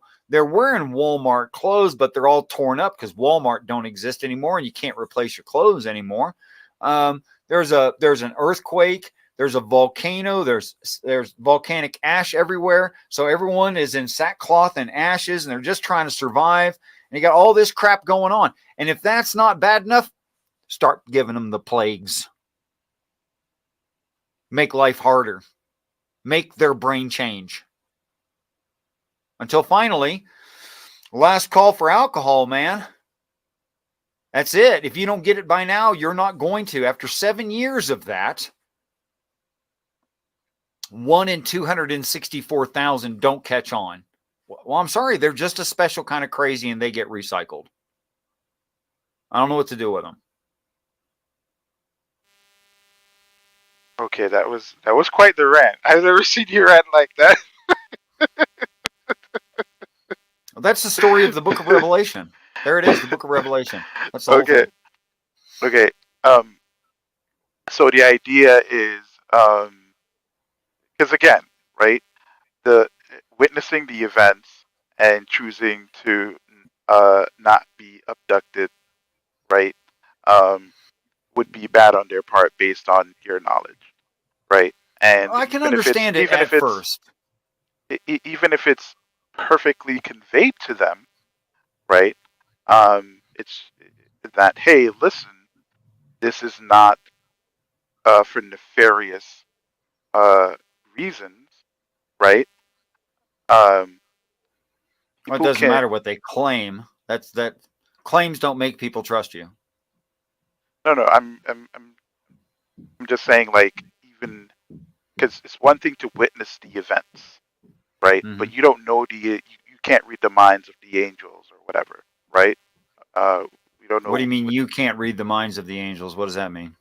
The invaders, the regular guy who's on a farm, who's seeing giant ships and all these beings flying down, right? With him living in a shitty world where there's plagues and all sorts of disasters. Okay, I can't make a universal statement because I don't know everyone's experience.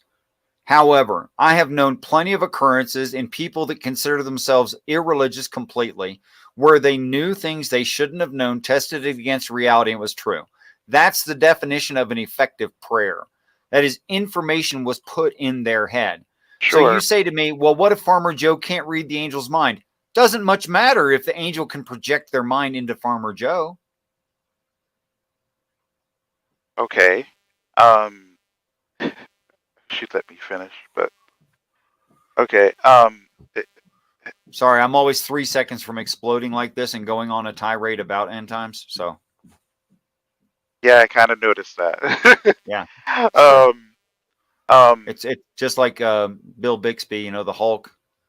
When Dr. Bannon is asked how he switches into Hulk so quick, he says, "Oh, I'm always angry." Yeah. It's actually a pretty good analogy. No, what I was getting at was, you know, even if it could be like shown in, because earlier I did say, you know, even if he can witness all of these events and the intentions are beamed into him in such a way that there's no doubt about it, right? He has to still make up his mind, right? And free choice is accounted for. Sure, it's fine. yeah. So with that in mind, right? And again, the same proclivities that I think a lot of this has to do with human beings wanting order in their environment, right? But we have different ideas as to what that order might be like or how it might manifest, right? I think what would be probably the ideal situation to prevent this is to either um, um, have a form of totalitarian rule or change the biology of humans. Yeah, I think those are the two options. I don't. Maybe I'm creating a false dichotomy. I don't think there's a necessity for authoritarian rule. I think there is necessity for exposure to truth. But people can get the truth and still do what they want. What? That's what I'm saying. People can still get the truth, right? They will look at something, right, see for what it is, and still do whatever I think they you and want. I have a very different theory of human. Here's the difference.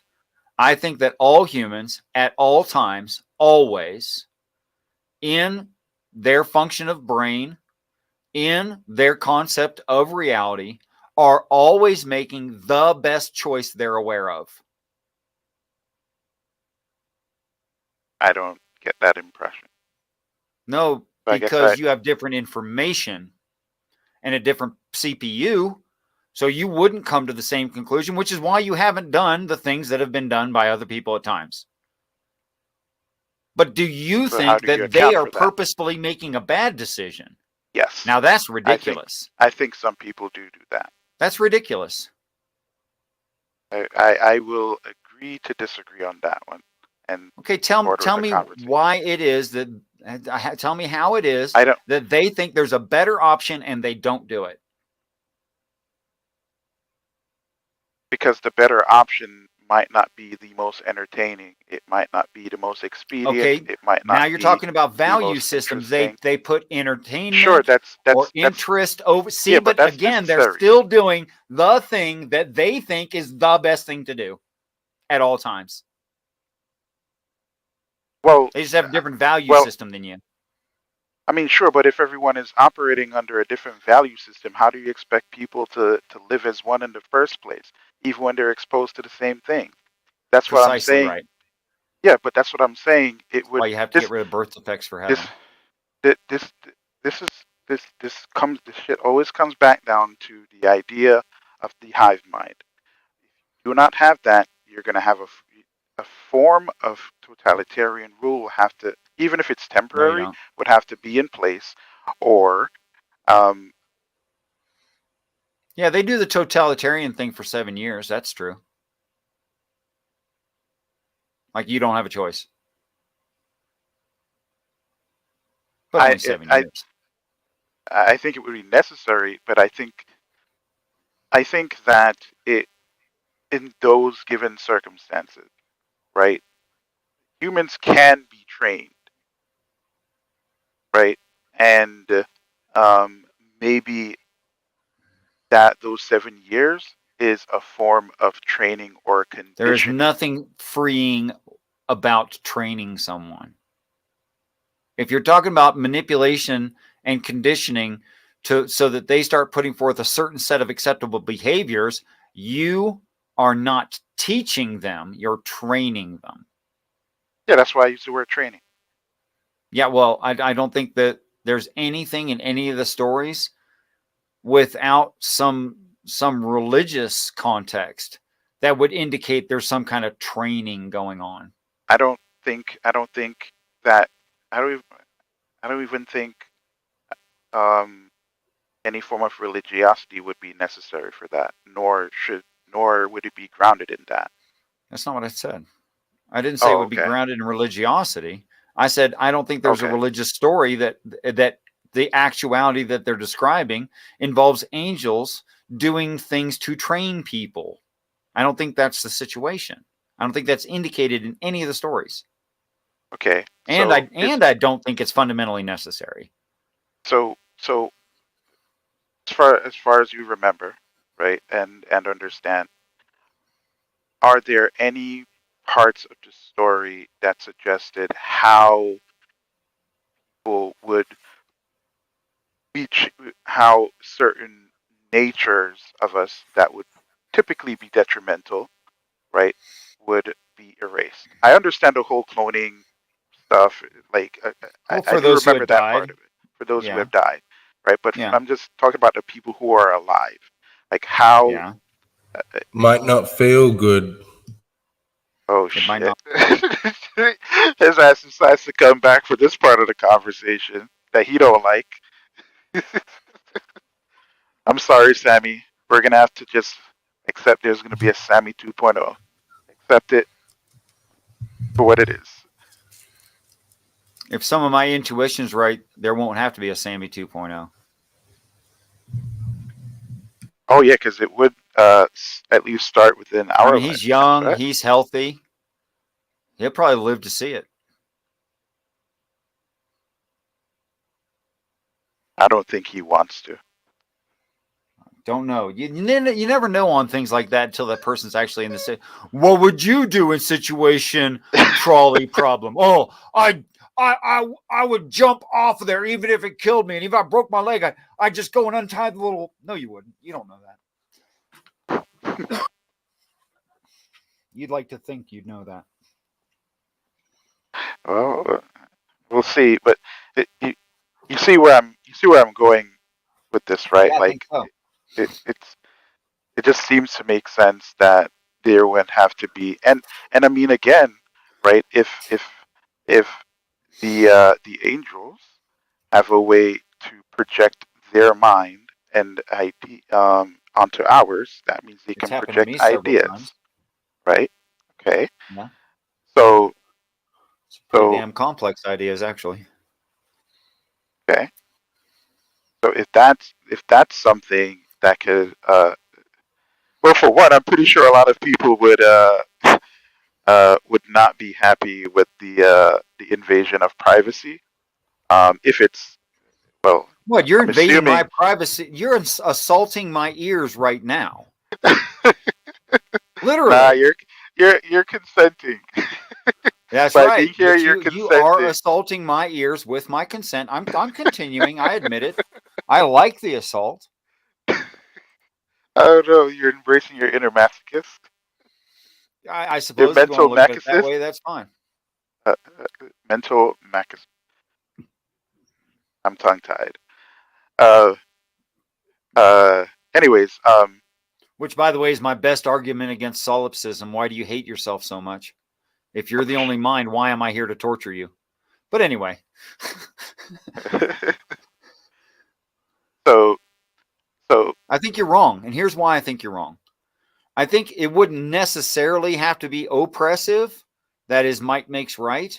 Nor would it have to be hive mind if everyone's brain were functioning at their genetic premium and they were just exposed to the truth. After all, who would steal unless they had kleptomania, which you can't have kleptomania in heaven? Who would steal stuff they get for free? You just take it because it's yours. And by the way, if it's yours and free, you can't steal it. It's yours anyway. Take it. so we would be stripped of greed and a sense, I guess, an individual sense of ownership, basically. Well, I mean, you're using a thing. It's yours to use as long as you want or till you destroy it. And there's another one to replace it if you destroy that one. I mean, how much energy do you want to use taking aluminum baseball bats and smashing up cell phones? Help yourself. Do it till you're exhausted. Who cares? I just heard myself chime in. It might not feel good, and that's when I realized that I was responding to you guys about 10 minutes ago because I was listening to the stream on my phone, but I've walked back to my computer and unmuted to respond to a point on the stream, not realizing that you're 10 minutes off. So what might I'm curious what might not feel good. Reasons to do things you don't think are best because the best option doesn't feel good. But, you No, know, that's it's a the really best good point. option. Sometimes people do things because it feels good, or don't do things because they think it won't feel good. And that's a good a motivation as any. But still, they're always doing what they think is going to be the best situation, no matter what. I have literally said to myself, this is the worst possible thing I can do, but I'm going to do it anyway. Wait, you had better options and you when I chose? had better options, absolutely, What are you talking about? When did you do that? many times. Give me an Like, example. that's like being human. No, give me an example of it. Are you Like- saying being an idiot is being human? Yes. Well, no, I don't think he's actually No. being an idiot. And I'm gonna break this down. I'm gonna show him I'm why joking. that was No, the best option I know you had the at the point time. you're going to say, but I have to disagree with that reason. It was your best option at the time. No. Do you operate on pure logic? How are you defining best? That's See, right. We have different Yeah. definitions of It's best. not based on just logic. It's not. There's other things added into it. I'm not talking about the objectively the logical best the thing. best thing would give you the best outcome, but I don't decide to do the thing that will give me the best outcome. Sure you do. Now, No. it doesn't all your plans don't always necessarily work out the way you think it's going to, but you are going for your best outcome. Well, he's not necessarily talking about the process. It's more so the expected result. Like, he knows the results of doing it one way versus doing it the other way, right? But he does it Chooses the worst way. the worst way. Yes, but if you choose the quote unquote worst way, let's say it was the hardest way to do it, let's say that you're going to get the minimalistic result when you could have gotten better results, then there's some emotional state, not a logical state, that's influencing that. Perhaps you feel like I don't deserve the best result, in which case the least result If your is your definition, best result. then that means that your definition of best is what's emotional, which to me is the Well, it's a mix. I don't know. It has. I think you got to establish what best means in this situation. Best to the person in their opinion. Best. Okay, but if he's decided, then if you he's can't really defined argue best that. to be, I don't know, let's say he has to turn left or right. Left way is the hard way, right? Right is the best outcome, right? Okay. Now, You mean by best, you mean easier because the other way was hard. And by hard, I assume you mean physically hard. yeah, like it's not gonna give him Okay. the same outcome as the right, Okay, right? go ahead. or But less he benefit. Yeah, he chooses to go left. Okay, the hard way. Yes. Uh-huh. Now The he least not benefit. it's the least beneficial to him. I heard you. So now that we've established that, like, can continue the conversation from there. Okay, why do people go work out? Same thing. They feel To like get they should their work best out. To for whatever reason that outcome. they want, they are willing to put in effort A, which is not an immediate result. I mean, you're not telling me near enough for me to judge this. Yes, it is. If I think the best outcome is for me to get up and go to the gym and work out, Then you'll do it. no, Yes, you will. no. Then it's not your Because best I've outcome. thought that for years. It is. No, it's not. That's Is why there any I wait? think Is you there have a anything very against? odd definition of best. No, it's by the You individual think what they think is best. That's emotionally what I fit, claimed in the but first place. whatever I feel like doing is what's best, and I don't agree with that at all. Because it's about outcomes. Let me restate it. It's not about outcomes. It is to me. Let me restate it. Any person is going to make the best decision possible with the information and influences they have in that moment. Because no one actually wants the worst thing possible. Now, you might say, I do things that are bad for me. But if you did something that's bad for you, it was because there were other influences like emotional states. Yeah. I'm not But you saying still, that. but you added in the emotional states when you made the decision. The reason I don't want to go to the You've gym, made a even though I you've know done a that going to the fallacy gym would there. be okay. You can point it out as I'm done. Yep. The reason I don't go to the gym, even though I know working out would be good for my heart and my body, and I don't have any injuries where it would make my life worse in the long term, I don't do it because I'm not willing to make the emotional commitment to that. And I'm, I don't know, too busy. I got better stuff to do. My body being strong isn't that important compared to my education. I'd rather sit here and read. Now, did I make a bad decision? Yes. By how? Because it's going to give you the worst outcome. So learning is a worse not, outcome.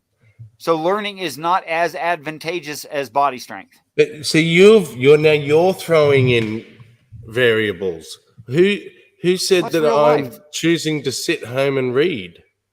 I could be I don't choosing know to what the sit other on my thing is you ass and chose. scratch my balls. Like, But that's what you chose what to do I'm because that's what saying you. But that was is the best it's thing for about you. outcome for me. And Scratching your balls was the best thing. No, No, Richard, not in my opinion. what you're not. So it's based on your accepted knowledge, that internal knowledge. Like, let's say your ultimate goal is to live longer, right? And Okay, you now we have a understand goal, that going, yeah, like you understand that going to the gym, right, and working out daily, is going to allow for you to live longer, right? So that's what's best for you, but you decide to stay home and engage us in these conversations, right? Right. Now, the question is, are you doing what's best for you? In your opinion, with the information and emotional states that you have, yes, you are doing what you think is best. So what's best? So what's best? Change that. It's not. Wait, it's not what's objectively best. Why are you guys sticking objectivity into it? It's an opinion. There is no objectivity. There's no objectivity. He just said that you've decided that the best thing to do is to get up and do the exercise. So to You didn't then really believe choose that. to not to,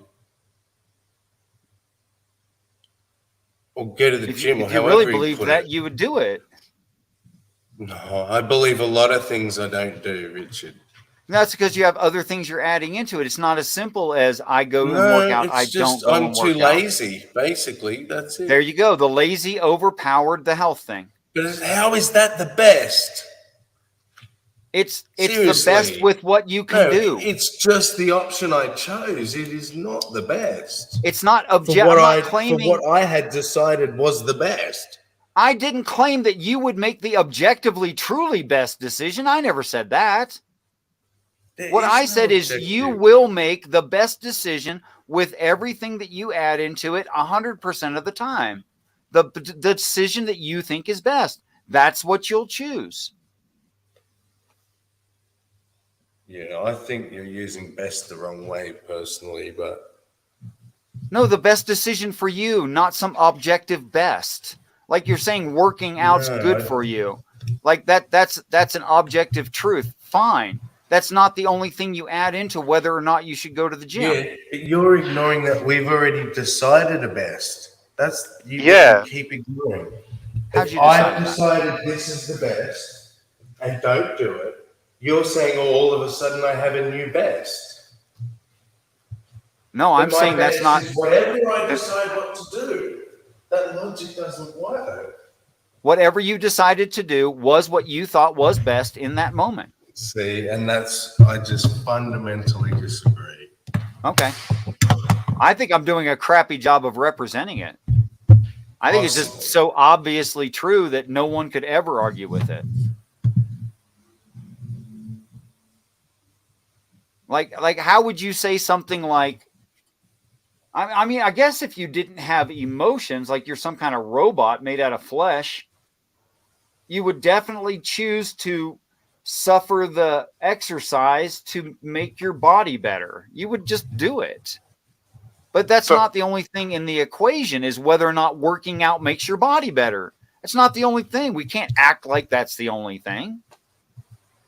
Maybe think anyone needs. Sorry, tell me about me. so. The example that I gave, just to kind of make sure everyone's on the same page, right? Is that Richard understands fundamentally. I'm just going to repeat the example. I know you don't like when I repeat myself, but I'm doing it for the sake of this conversation. Richard understands that Richard wants to live as long as possible, right? Let's even put a number in. Let's say you want to live to 100, right? Richard does his research and realizes and learns that if he goes to the gym, let's say 4 times a week and works out for an hour, right? He will live up to ages 100, right? So to achieve the goal of living to 100, the best thing to do is to go to the gym, right? Now the circumstances is Richard is on here talking to us about philosophical and religious stuff, right? And so you're choosing to do what you find to be mentally fulfilling or entertaining or whatever the other reasons are, right? Like you said, I'm engaging in torturing your ears, and you kind of like it, right? Okay. So you decide to engage in that conversation. So if I can point out something that you need to satisfy, everything that you said so far is correct, Odin. The one thing I'm waiting to hear you satisfy is, oh boy, I'm going to lose it again. That being on here somehow precludes him exercising to reach his goal of living to 100. And I'm taking a bath. I've already run it, but I did want to make one statement.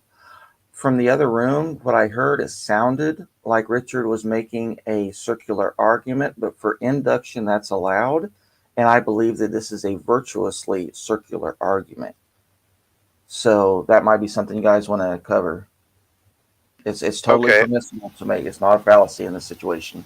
It sure sounds like a circle. So I thought that would have been implied in the example, since he's not going to the gym at all in the example. He chooses to come here and engage in a conversation. That's fine. I want you to finish your example. Yeah. So that's it. That's the example. So with that in mind, it can't be the end of the example. There's no way. I keep seeing these diners. They say they got the best coffee in the world, or the best coffee. And I wonder, do they really have the best coffee? In their opinion, I'm sure they do. Yeah, I guess that's the argument. Or if it's in quotations, it just means someone said it, whether they invent it or not. You got the best pizza in Waterbury, Connecticut. Something like that. Yeah, I see that a lot. And if you could just pay someone $5 to state that as a fact, and then you use that statement that they said for $5, you put it in quotes, you're just quoting what someone said. So basically, you're using the best as a very subjective thing. It's just a word of like, I think I'm the best. I was just about to step in the water when I heard you give that example, Green. In that case, unless they define what metric they're using as best, they're making a valueless statement. It can't be. The value lies in the ultimate goal. That's why I said the ultimate goal is to live to 100 years. I gave that already. Okay. So let's say in your example, I'm sorry, go ahead, Hillary. No, I was just saying that I came back because of what Green said about the best coffee. Right. In philosophy, that has no value content because best is not defined. So it's just, it's actually considered not even a statement. It's just a declaration. Right. Like if I said it's the best coffee under the ocean of people who drink coffee under the ocean without any gear. Yeah, it's the best coffee in that situation because it'd be the only coffee. Because that doesn't happen. Something like that. Okay, so Odin, if I know that I could extend my life by working out, which seems to be like some kind of consensus, people believe that's true generally, and I choose to stay here and talk to you instead, it is evidently true that I value talking to you over my wish to live to be whatever age, to be in whatever health state. I have chosen because I think that talking to you is more important than the other option. That is, I have consistently within myself taken all of the information available to me and made the best possible decision according to what I want. Now, I will fail. Sometimes it won't work out the way I think it will. Perhaps you'll just be like flipping me the bird and I never get anywhere in the conversation and we don't actually talk and I wasted my time and I should have just went to the gym.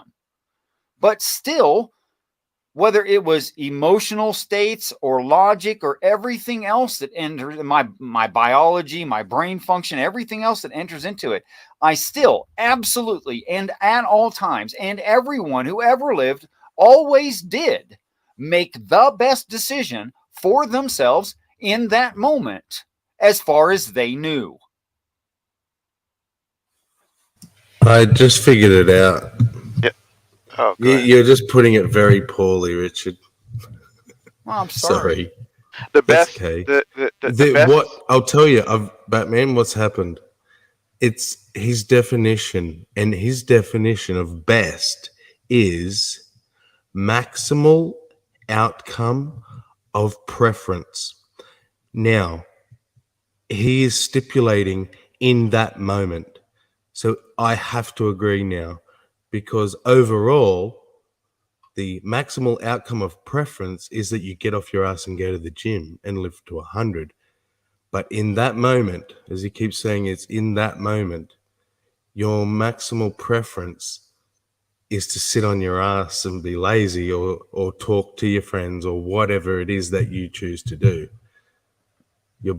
Your best Give that is ball getting sack a good scratching. Yeah. Whereas, so it's preference as opposed to, we're saying the best goes against your preference. Oh, I agree. Usually. Sometimes. And yeah, there's a quantifiable, measurable best that we choose not to do. So different bests.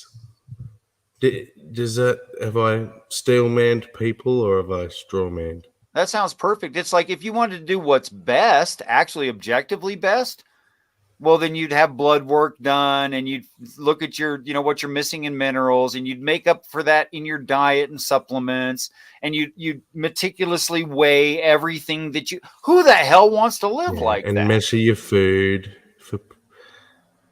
Make sure you walk exactly 11,210 steps a day. I mean, what the hell, man? That's not living. Nobody chooses that. Well, I don't necessarily think. My understanding is that best is whatever you feel in the moment. That is not based on having an ultimate goal or anything like that. Right. So you kind of agree as well. No, I mean, personally, from my experience, right? Yeah. I fundamentally disagree. But if that's how he views best, right? Then I can't disagree with how he views it. So I started all that to extend it to this. The rapist couldn't have done otherwise. Oh God, you had to go there. I'm serious. The thief couldn't have done otherwise. The person who picks up the injured squirrel off the side of the road who was just hit by a car and is not quite dead can't do otherwise. They can't. But is that is an excuse? No, it's not an excuse for anything. Should I? The woman who holds her newborn infant can't do otherwise. But those And there's aren't no the same need for an thing. excuse for that. They're exactly the Those same thing. No, a person making the choice to go and rob someone, right? Because knowing that it's wrong, knowing that there are other means to go and get whatever they want, right? No, or there just isn't. choosing to not want to do, or choosing to not do it. It's not the same as a woman holding her newborn baby. You have never read about the psychology of rape, have you?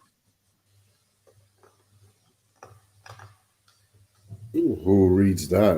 I never read that book. I did because I wanted to know what the hell rape was. Okay. Because I said to somebody, I don't know why a man would or anyone would choose to rape someone. And someone said to me, "What the hell do you think rape is? It's not like when you're hitting on someone and you want to have sex with them. That's not the same thing." And because I'm not a rapist, I couldn't understand what rape was, so I went and read about it. And what did it tell you? It told me that they never had a choice. They're a rapist. Yeah, So you you're- don't have a choice to rape? I They thought you don't choose have- that. Not really. So there's no Richard, choice. listen, man, you gotta send me that link because there's all sorts of shit that's wrong with that. Yeah, I got a lot of questions. Citations, please. Listen. Well, first I was looking at rape as sex. First of all, my first mistake fundamentally was I was looking at rape as sex. And it's physically sex, but it's not There's a it's not sexual fundamentally aspect. mentally. Well, yeah, of course there is. But that's not really what rape is about. Or for that matter, I think saw you're a being way 14-year-old too general. I saw a 14-year-old girl pick up a dove that had apparently fallen to the ground because it had smacked into a window or something up high. And I watched her walk around for like a half hour or 45 minutes with this dove in her hands. She doesn't know what the hell to do with it, but she can't put it down and she can't break its neck. She doesn't know what the hell to do, but it's an injured little tiny innocent thing. And she's a 14-year-old girl. And if I really wanted to help her out, but it would fuck her up for the rest of her life, I'd have said, "Oh, I'll take care of that." And as soon, well, maybe she wouldn't follow me. Maybe I could get her to not follow. Kill the damn thing. That's what you do. Is that how rape Listen, is if you use the birth example, 420, smoke them if you got them. I unfortunately, Definitely. like if you had just kind of stuck with the mother holding her newborn baby type thing, I can understand that. Why'd you just say that? Well, because some people can argue that oxytocin is one of the main things that causes that effect that mothers have towards their newborn baby. No, everything, every time. Like the way you just formed that sentence, you didn't have a choice about it. And you couldn't have chosen to not say it either. Just like I can't choose what I'm saying right now. Of course I could have worded it differently. No, you couldn't have. You're saying that post hoc. I think that's the it's a bit problem. of determinism. Yeah. happening. Are you See, you're a after the determinist? fact, of course, it's one.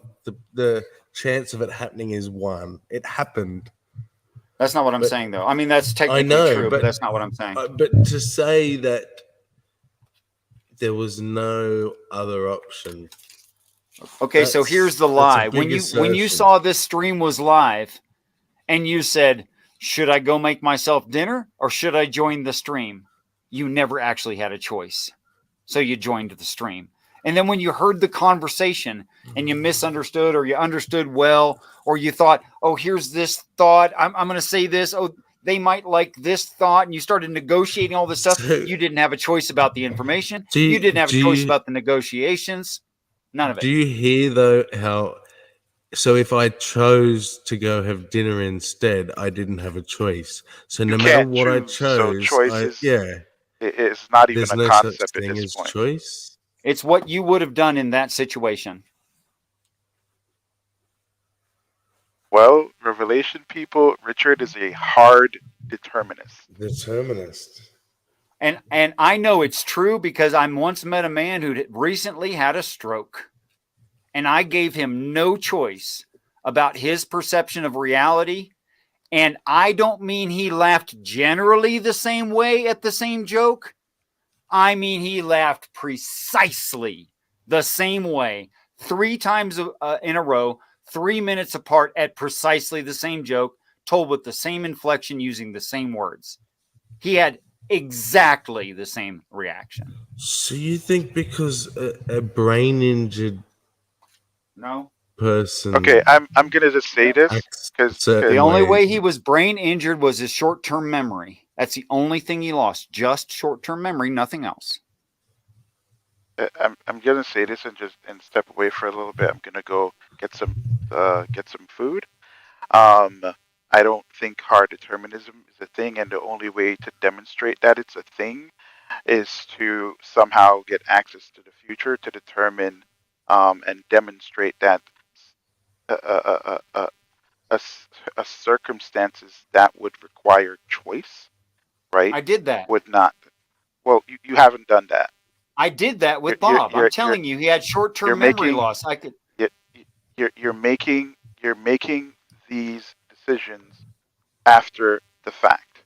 You're not listening to me. I met a man who had no short-term memory because he recently had a stroke. He knew who I was, who all the people were, his favorite foods, what his dog's name was. He knew everything. He didn't lose any part of Bob. All of Bob was there, except what happened in the last 3 minutes. That was gone. So I walked away from him for 3 minutes, and I came back and I did the exact same things, the exact same way, and all of his reactions, everything he did, how he raised his eyebrows, where he put his left hand, how much he pointed with his middle finger on his left hand, compared to it was all precisely the same every time.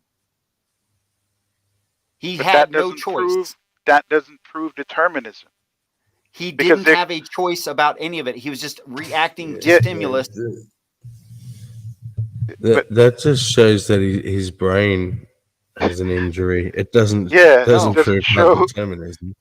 What kind of brain injury do you think that indicates? Dude, I've seen that in different people with different brain injuries.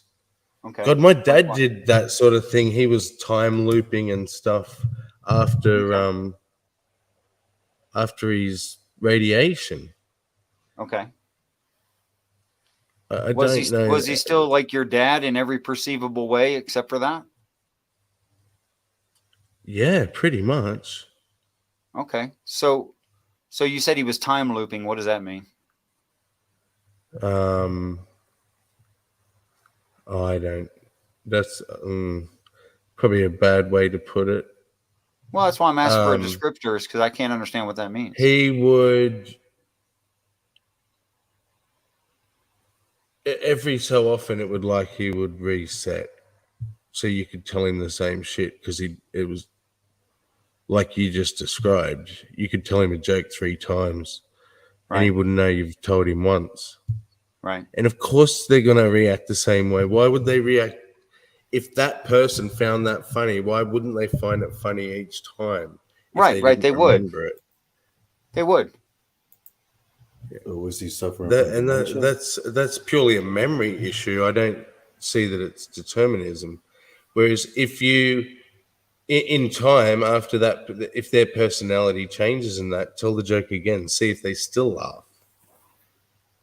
Well, if they remembered it, then there's additional information that changes the situation. No, I'm saying not remember, but just different person, like different personality now. You change any of it, they should have a different reaction. That doesn't refute hard determinism. Exactly. No, but it doesn't really point to it either.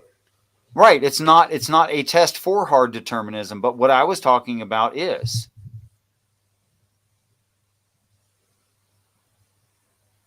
The example that you gave. Now you can like try to like change the situation or say, well, possibly this and possibly that. But I'm telling you, I was the only person at at the family reunion, there were hundreds of people there. And everybody interacted with Bob as Bob, and Bob was Bob by everyone's measure. But I was the only one that ran a test on Bob because I'm a weirdo. So I just did a real-time survey of Bob. And I mean, I was extremely careful to do precisely what I had done before. And he had exactly the same reaction. It was like a recording and just hitting play.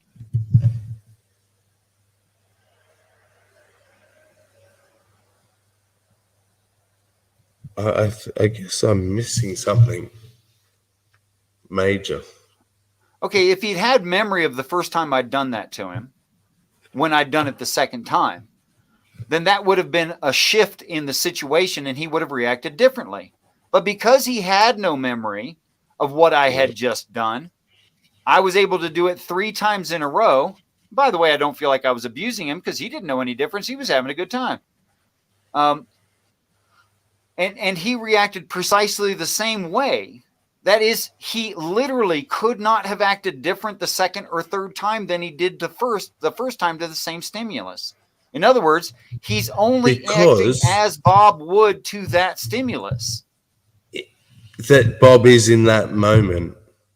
If you take that same Bob with the same memory issue who forgets the same joke but doesn't have the same personality, well, then they would act like because he's act. 10 years older, and he might have developed his sense of humor or whatever. Like, sure. And then tell him the same joke as though he's never heard it. Right. To say that because he found the same joke funny 3 times in a row in the same half hour. Less, of course, the man hadn't changed. He, of course, Right. is going to find it. I don't see how that. Okay, let me tell you what you just said, though. What you just said is different person or future Bob would have different experiences, and you're right, and would react differently to the same stimulus, and you're right. But he's still only acting to the stimulus from within his experience, and he doesn't have a choice about it. But it's no different than, like, it's no more evidence than what you'd already said about us not having a say. Right. That from your chemistry and from your brain function and from your experience and how you've mapped reality, you are going to act a certain way in any given situation, any set of stimulus. You are going to be you. And you can't not be you. You have to be you. You don't have a choice. And you couldn't think of it differently if you wanted to think of it differently. In fact, here's a good mind screw. If you say, I'm not stuck like that, I'm not controlled by my environment, I can do whatever I want. In fact, right now, just for no reason at all, I'm going to shut down this stream without warning anybody. I'm just going to shut it off just to show you that, no, you wouldn't have had any choice. You have to shut down the stream.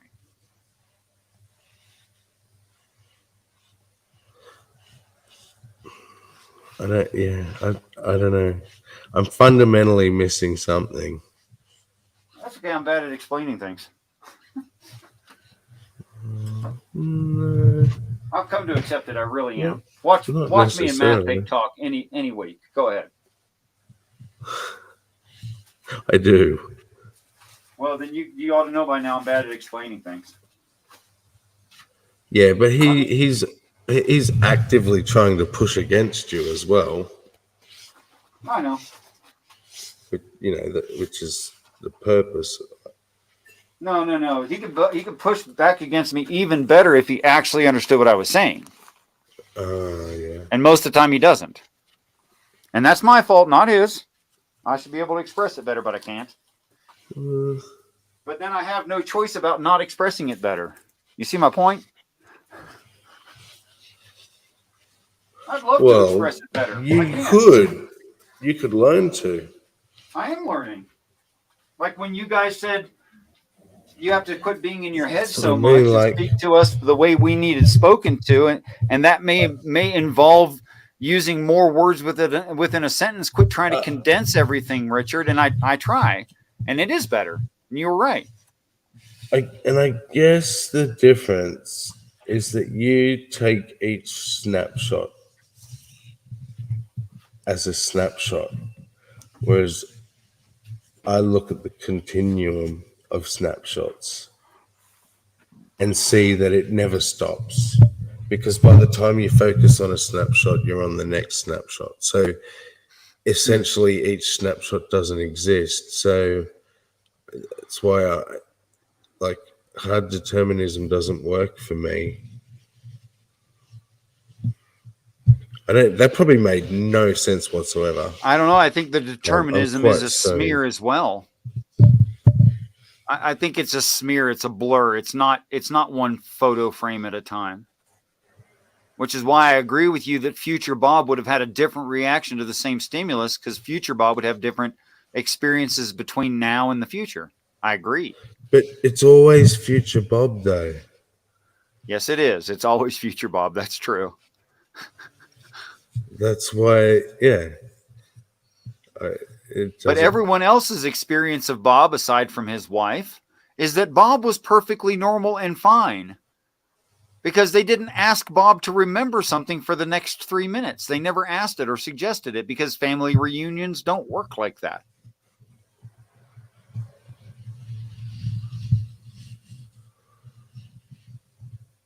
And it occurs to me that nobody would have thought to, oh my God, I have such an immense opportunity that Bob just had a stroke, to test this, this theory of experience and personality and how much freedoms we actually have.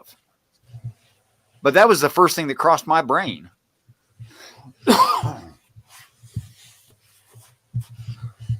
Yeah, whereas I don't see that. I just see it as a test of memory and a showing how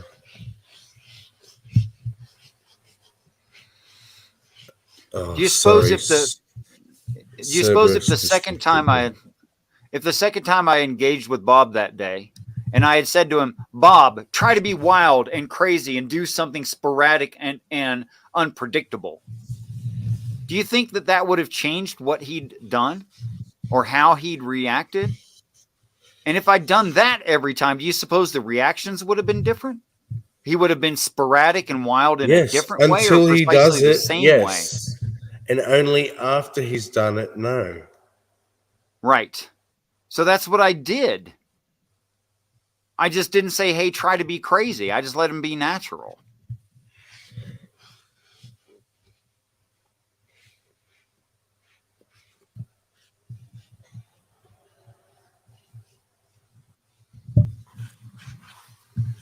Here he is. Super Serb. Yo. Hey, if you intended other people to use that link, you might want to post it again, because it double posted it. You had to edit the link. What's going on? Yeah, the link actually stops at C. I see. Or P. It stops at P. Yeah. So,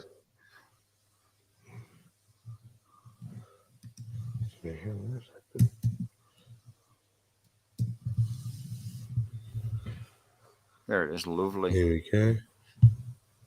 That was odd. Okay, I'm having a smoke break. Maybe I double hit paste. Probably. So I don't know. I don't know if I'm arguing for the sake of it or if I'm enjoying it either way, but I couldn't help but enjoy it. I actually have issue. Did you hear me? Yeah, I heard you. I said I don't think I had a choice as to whether or not I'm enjoying this. I am. Oh. So what are we talking about? I heard about the snaps, the shots. Richard's explaining why he's a hard determinist. Oh, that's unfortunate. Well, and I said I don't see each snapshot. I see that by the time you look at a snapshot, you're in the next snapshot. So Cerberus, my assertion is you didn't have any choice about coming into the stream, and if you leave, you don't have a choice about that either. All right, my assertion is the fundamental principles of the universe are probabilistic and not deterministic. So even though it might seem like I can't make a choice otherwise. Okay, so I never gave can't be myself the determinate. label hard determinist. No, I I never did. said that. Oh, Yeah, actually, yeah. I mean, Odin did. And I don't think agree. that's what that I'm espousing. What I'm saying is right now in the moment and everyone at all times are a collection of their mapping of reality, their emotional states, their brain chemistry, and they are doing what they have to do at all times, and they don't have a choice about it. Well, it actually started with people are doing their best option, what they believe to be their best option. That was just a basis foundational argument Yeah. to get to this one. Okay, I got. You want to take a smoke break first? Because I got something. Absolutely. To add to it. Because I have no can choice wait. about it, you know. Yeah. Okay. Yeah, that's addiction, not hard determinism. Oh no, the fact that I'm addicted was determined. Or determinism. No. Yeah, I'm not. I don't think there's a difference between determinism and hard determinism. Yeah. Because you have what's kind of a soft determinism and compatibilism. So. Okay, so there's determinism and soft determinism. But call it compatibilism, because you'll trigger people that aren't determinists by calling it soft determinism. Unless that's your goal. If that's your goal. Essentially, even though essentially that's what it is. Yeah, compatibilism is everything that determinism is, except for they say you're still making a choice, basically. Even though you can't make another choice. You're still making a choice.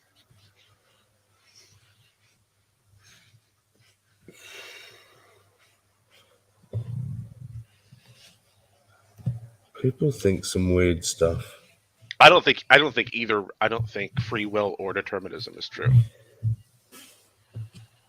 And Yeah, I don't think I'm somewhere in that position myself, because I think we're a result of environment, and there's so many factors and variables that just to say it's one way, or there's one factor, is silly.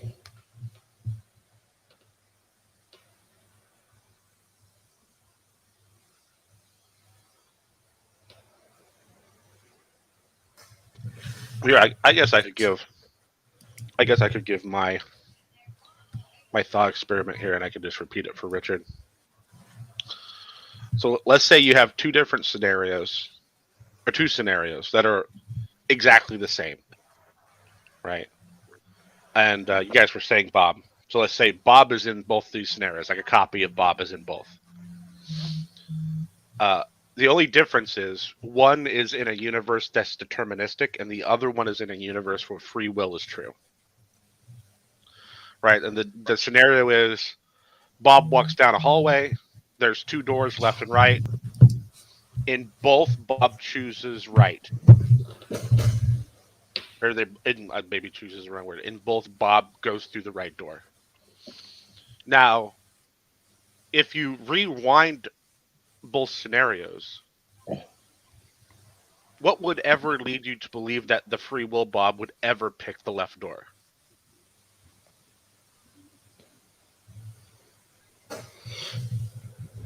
The fact that it's a 50-50 chance. Yeah, but even in a free will universe, right? It's not a random universe. Bob is still making his decisions based on what he knows and what he wants, right? So it's not like what he knows and what he wants is going to change. I don't think you would expect it to change over the course of a couple seconds walking down a hallway. When everything is exactly the same, right? Every atom around him is exactly the same position, even. Right? So there's no different stimulus, whatever. I don't think the free will Bob would ever make a different choice. No, he wouldn't. not in a few seconds or even minutes. And that was my point that I would concede to Richard in his example of his crazy uncle. I shouldn't say crazy, brain injured uncle who'd had a stroke and had a 3-minute memory and laughed the exact same way at the same joke 3 times. And I was like, I couldn't see that as proof for or against determinism, because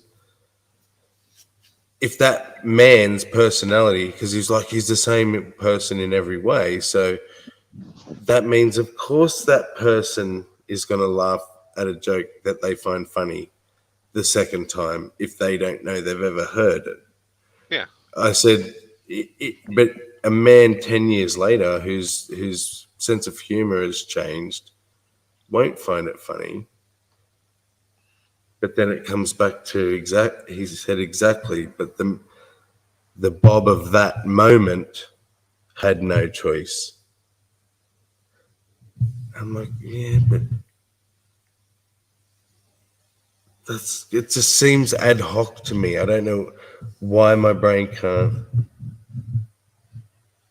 Well, it's just like I think my thought experiment shows that there really is no way for you to decide between deterministic or free will. Yeah. There's anything you're going to look at and go, I hey, have to look, agree. it's going to be equal evidence for both. And the only thing I know that violates either one of them violates both of them at the same time. So that's why I think they're both false. And that's why I'm like trying to figure out, am I arguing for the sake of arguing? Because I'm like, 1 minute I agree and the next minute I don't. And it's because they both fall apart at some point. So if they're both wrong, then what do you think what would you say is the most likely state of affairs? It seems like the fundamental reality of the universe is probabilistic, although it is weighted probabilism, right? It's not just complete, and it's not that everything's just completely totally random. Like a particle will randomly move with no cause and effect. It's just purely probabilistic. But it's more likely to be closer to where it was before than it is to be on the other side of the universe. So, I'm not. What do you call that? Okay, because I'm not sure what you call that. That's probabilistic. Yeah. Because it is more probable to be nearer than to be further, wouldn't it? Yeah. Wouldn't it? Well, yeah. It's weighted probabilism, I guess. The issue I have is determinism and free will. Neither of them are described as probabilistic. Probabilistic doesn't match with either one of those choices. But you in sort of when you get to the macro scale, the size of like us and planets and bigger, right? It seems deterministic because even though all these particles are popping in and out and moving everywhere, because they're more likely to be nearby, you don't usually see that behavior on the large scale. It looks deterministic on a large scale, but it just looks, right? It's not actually, but it looks like it is. And then it feels like we're making choices. It feels like we have free will, but it's all probabilistic. So I honestly, I think they're both wrong. I don't know how to explain why on one end one looks correct and on the other end the other looks correct, and on the third end they both look wrong. There's like something we're missing.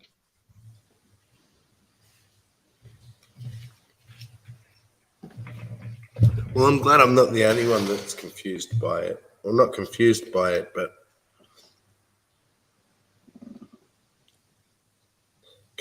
sees that they both don't work. Well, actually, I think you put it well. They both work in different ways. Yeah, they both seem true in one way, and they seem false in another way, and then they both seem false in another way. So I have a hard time just going and saying, "Oh no, it's all random," because it really Yeah. doesn't seem like it's random.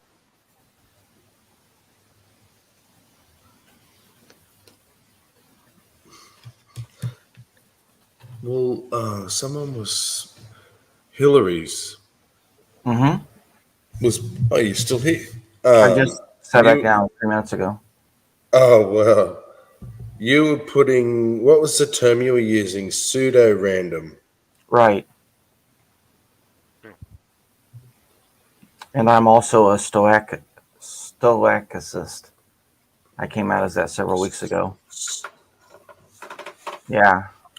What's Do you a actually stoic? pronounce it stoic? The weighted probability stoicist. that, yeah, the Stoic- weighted probability that Sir just was talking about. Yeah. I was on smoke break. Oh, so As opposed to determinism or free will. Correct. Serb and Hillary's hold to a weighted probabilistic universe. Yes. Right. I'd like to run an experiment to see if that's your experience. Try to name 3 random things. Then consider what your brain did to generate them and look at if it's actually random. my brain is made up of random particles. Are the particles based in the 4 fundamental forces? Yeah, as long as assuming there isn't more. Okay, Or whatever the forces are. Yeah. Okay, well, that's my quibble point. They're not truly random, they're pseudo-random. Yeah, they're random with a weighted probability of where they're going to be. The closer the endpoint is to where they came from, the more likely they're going to be there. But there is a non-zero chance that any particle in your brain right now, the next moment, will end up on the other side of the universe. Mm-hmm.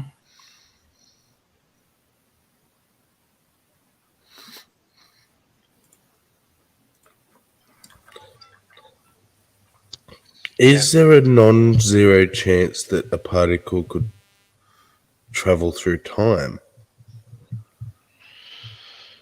I don't think so. I don't think it. I'm assuming you mean backwards. No, because Well, then it's all I'm relative. wondering if there's a way a particle particles could leave one person's brain and enter another person's brain. Oh yeah, it's probably happened to you many times, and you would never notice it. If it's non-zero, then it's not random, right? Neutrinos and shit. We have to include 0 in order for it to be truly random. No, there's a non-zero chance, meaning there is a chance. Okay, I understand what you're saying. Okay. Yeah. The probability is very small, but it could. Yeah, I was inside could. chat. So I was only half listening. Thank you. So I'm going to say what is true is this probabilistic reality. And on a macro scale, it seems deterministic, while our personal experience seems like it's free will. Mm-hmm. That's my answer. That's how I'm describing reality. Well, I mean, Serb, you're a fence seems sitter. parallel to. Okay, it's like it's like bridge flutter. Do people know what bridge flutter is? I don't.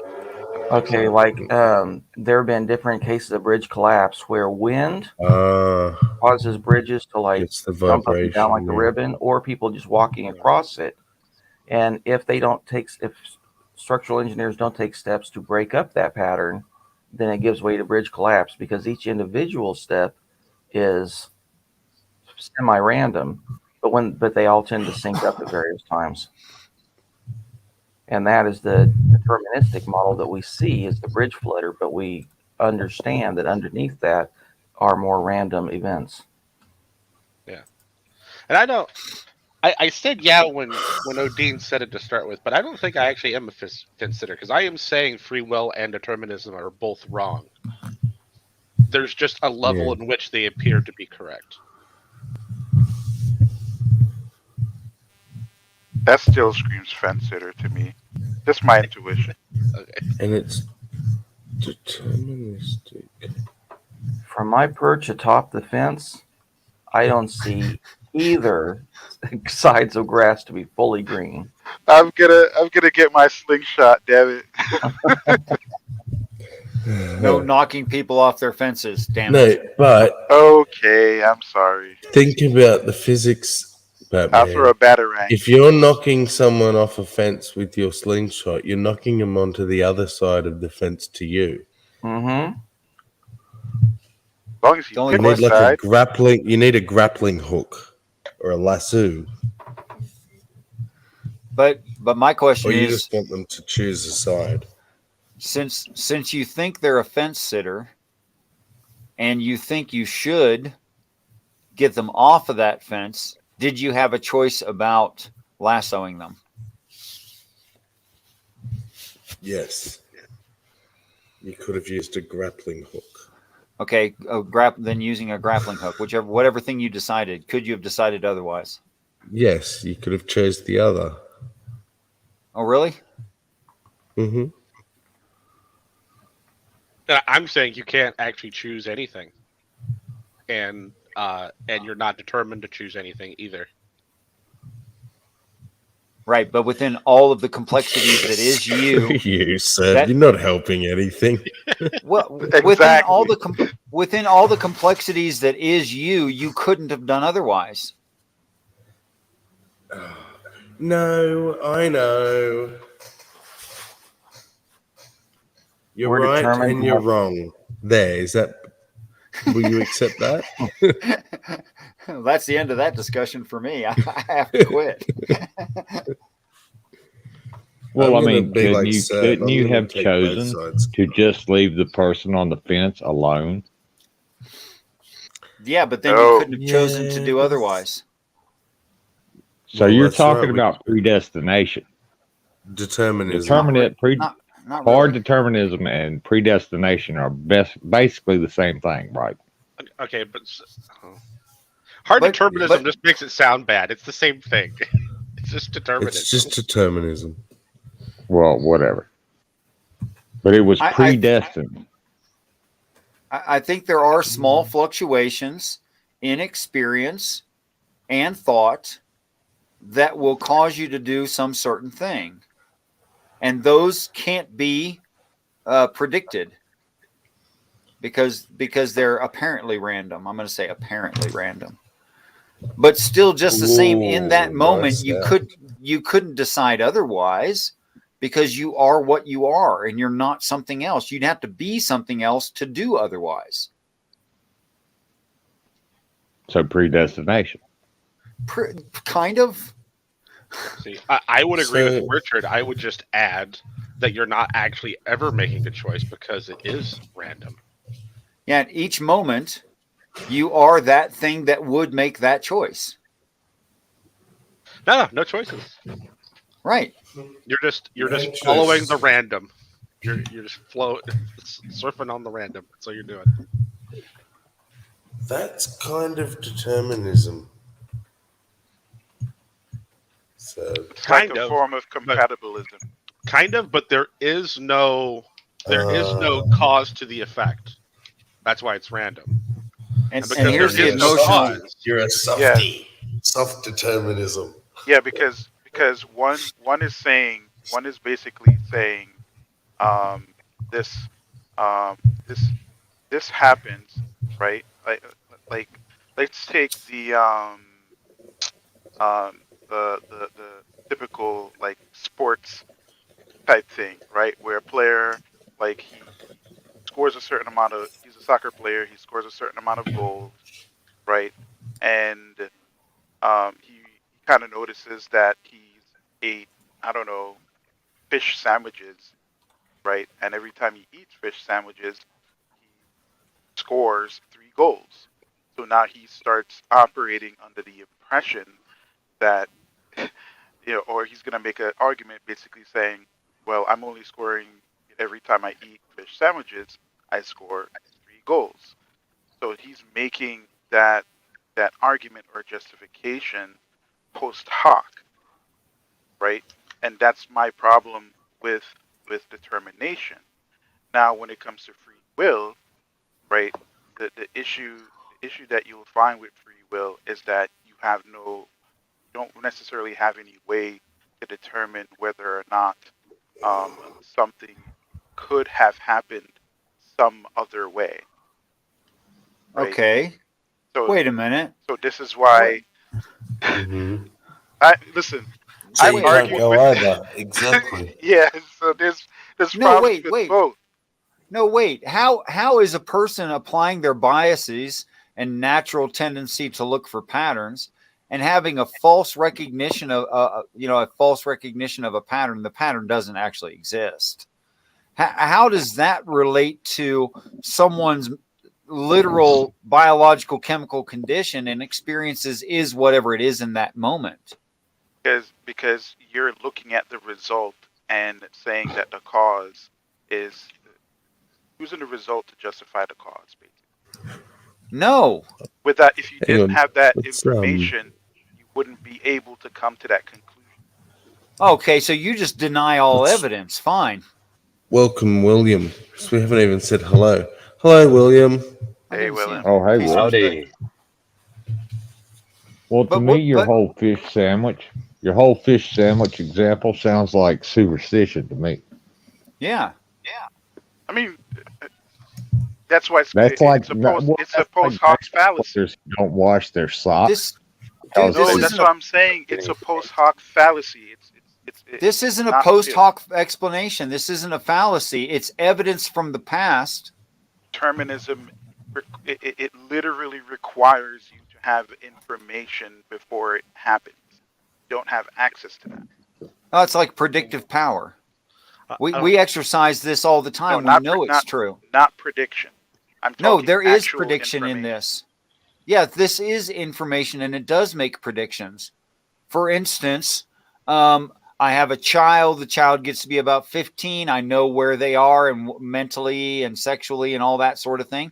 And I know that they're going to try to sneak around with this person they're attracted to the very first chance they're out of the house. But that's no And they don't have that's no different than the athlete who's making a prediction based on his prior experiences, on a prior pattern that he but you notices. threw a false cause in there for no reason. What do you mean false cause? The sandwich contents, thing, that's a false cause. I mean, it doesn't matter. It could be washing his dishes. It doesn't matter, right? That's He's still a false making- cause.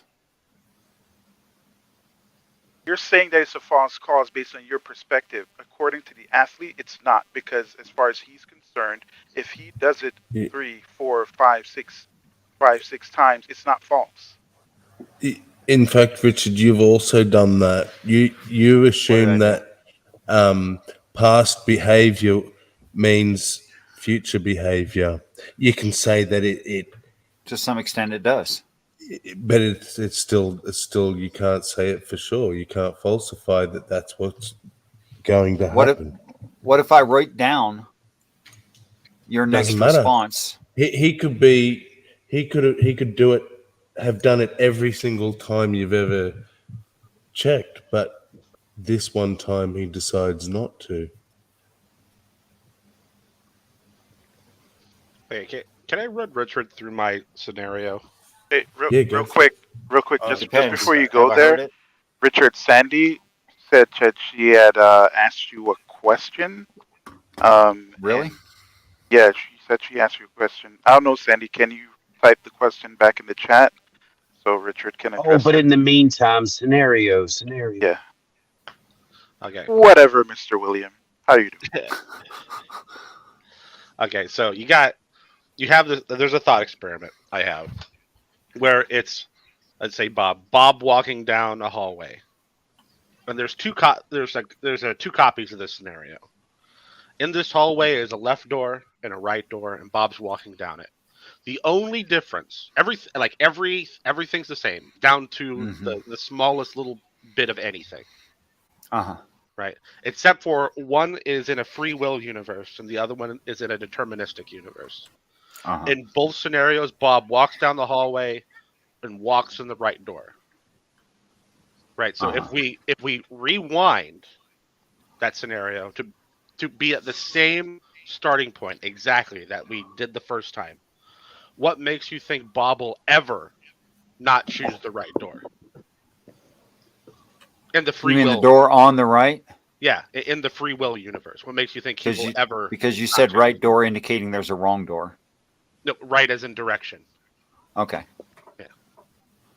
What would make me think he would ever choose to turn into the right door? No, change his mind. The door and then on the turn right? to change his mind and then turn into the left door. Whichever way it goes, it doesn't matter. I think he would always choose the same door. Yeah. Well, I think so too. So you understand, though, if that's the case, every time you ask someone, does it feel like you could have made a different choice? You're not providing any evidence for one over the other. Right. All things being equal, if you could wind back time, that person would always make that same decision and react the same with the same stimulus. Yeah. However, as their experiences change, they can make decisions differently than they did in the past. Yeah. Yeah. I think that scenario holds no matter at what point that person's life is in. Sure. But so that's kind of what I was saying. So like if 10 years down the road, he's back in the hallway in both universes and he's exactly the same. He's had all the same experiences. Right. And he walks down that hallway and then he goes to the left door. You should never expect Free Will Bob to ever not go in the left door. Okay. So then to address Sandy, if the quote is correct, if this is the part you were talking about, Sandy, it just sounds fatalistic and a way to let yourself off the hook for piss poor choices. I usually make great choices and my life is super easy. In fact, I almost never make a poor choice. It's not. I don't think she was. It was in referring reference to the rapist. Yeah, just a general thing, not no you specifically. Yeah, that's great. And what it actually does for me, realistically, looking at this fatalistically, is I have nothing to hold against you, which means I don't have any hatred or anytime you did something different because your experience has changed, I'm willing to accept that you're different now and the next moment. Like, I would not be surprised whatsoever if Jill or Veckel or Praise or whomever just completely did a 180 on their position. I'd be fine with that. I don't have an expectation. Ooh, can I make a spicy joke? Would that hurt anyone? Mm-hmm. It wouldn't hurt me. I'm a fatalist. Right. Okay, so when polled, 9 out of 10 people prefer gang rape. Sure.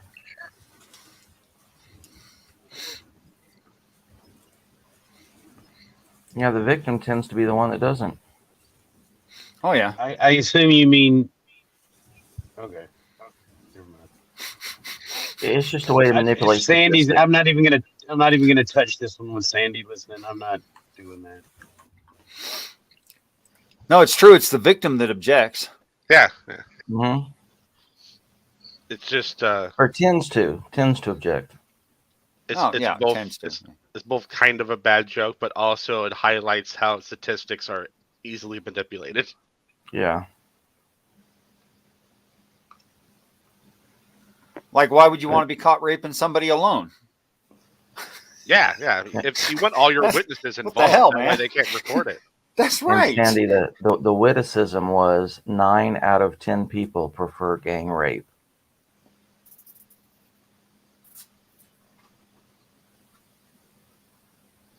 because if you're selecting the people you're polling, you're going to try to Mhm. select them, and you want to select people that's been involved, right? Why would you select people that's never done it? Right. And the 10th person obviously didn't appreciate being raped. Usually. But this is what I think Crest and Colgate did with their 4 out of 5 dentists prefer their stuff, but it really wasn't. And England made them take that ad off of their airwaves because it was based on a lie. It was they had them had dentists list their 3 favorite toothpastes, and if they put your brand in as 1, 2, or 3, they're saying that 4 out of 5 chose it, but they didn't. I mean, if I say, would you rather use my toothpaste or dog crap? And 5 people say, well, I probably don't want the dog crap. 5 out of 5 prefer my brand. Right. Yeah, Sandy's got a good one. Another good witticism.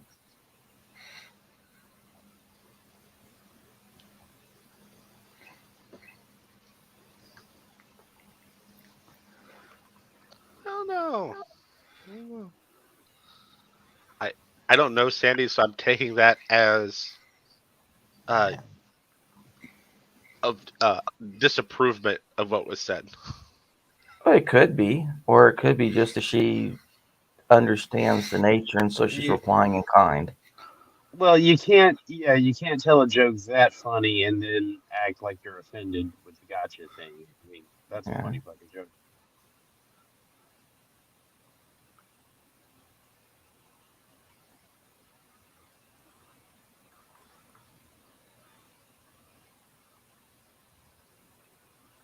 So, woman again, on that's the. what.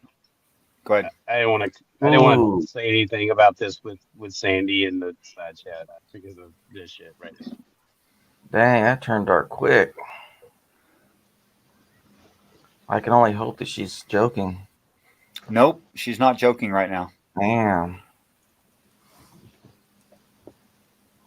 All I can do is say my sympathies are with you. I wish that I would have been in a position to prevent that. I'm sorry that happened to you, Sandy. He had no choice.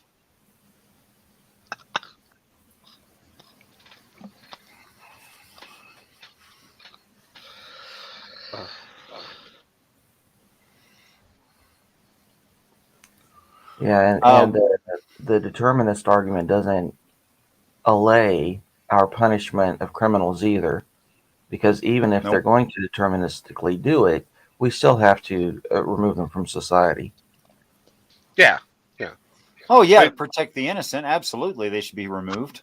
Yeah, that's the counter argument for people saying that determinism can't be the case because we have to have justice. That's bullshit. Yeah, because prison's not pretend supposed to be a punishment. Yeah, we assume that a human being is liable for their actions because we don't have a choice. We have to act that way. Yeah.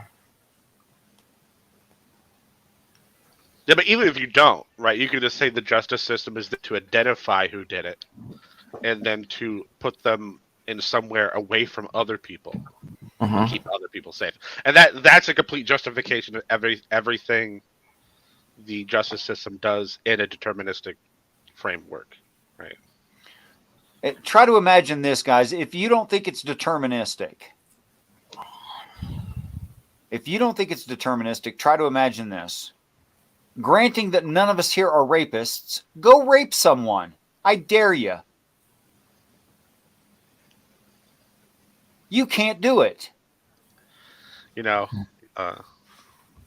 don't think it's going to matter in this room, but be careful because that's technically a call to action. You can't. Oh, I I'm hope not. convinced you can't do it. Yeah, because when I was there's 20, no way I could get erect raping someone. There's no way. Exactly. Yeah, when I was 20, there's a 23-year-old that I saw briefly, and she wanted me to rape her. And I was like, there's no way that I can. Just you even using that word instantly makes me go limp. Yeah. So we're done. Yeah, I had a girlfriend one time during an encounter asked me to choke her. I'm like, dude, I can't choke you. There's no freaking way.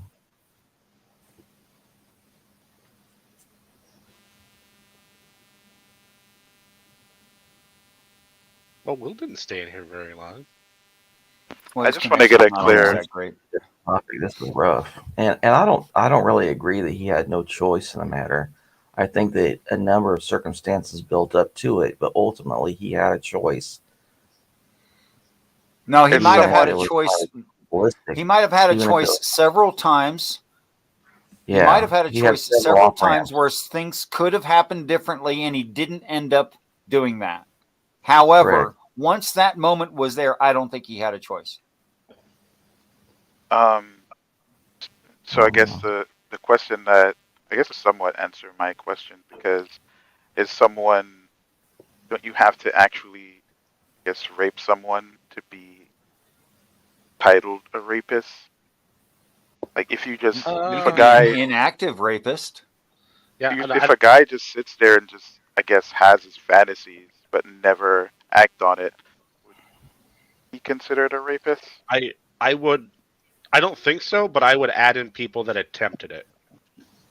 Yeah, I've heard a similar thing that I'm not going to even say out loud be described as a virtuous one because they have the proclivity, but prevent themselves from doing it, either Right. chemically or through some other means. Through medication or self-control. Yeah. That's because they realize that to everyone. Or even the ones that don't have the self-control, they remove themselves from the environment so that they can't. Sure. That's a form of self-control. Yeah. See, I don't know. Because people are called rapists because of what they do, not what they think. Like unlike pedophiles, they're pedophiles because of what they think. Said the P word. No. Yeah. Yeah. That's not true, Cerberus. It's not? No, there's two different terms. There's a pederast and a pedophile. Okay. Well, I've heard both, but I didn't know there was a big difference. What's the difference? Well, the difference is one acts and the other doesn't. Oh, okay. I didn't know that. Yeah. Okay, but still, either way, both of those words is about what they. Well, they have to. One requires a thought. The other one is the thought.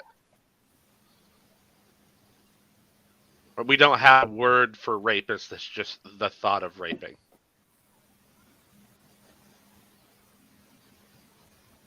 Wow, this got really fucking dark. Well, that's I real can life. get it darker. It's real life. There's worse things, man. Oh, I know there's worse things. But man, are you trying to get this stream taken down? No. No, we're trying real hard to have this conversation and not get the stream And not get the stream taken down.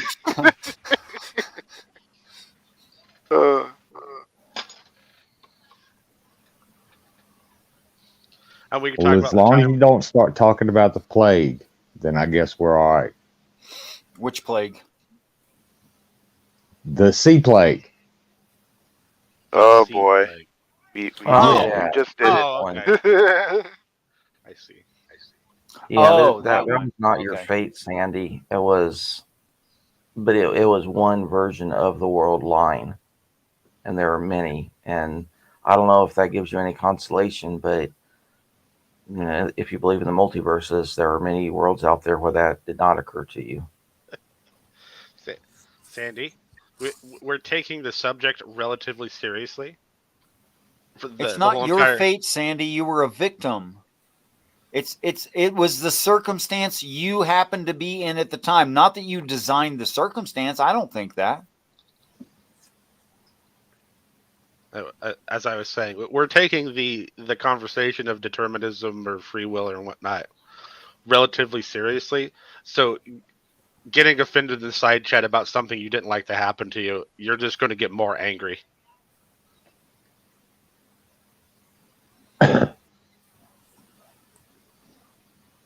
Just a warning. I didn't say you have to have a victim mentality. You can be a conqueror. But the fact of the matter is that happened to you not of your choice.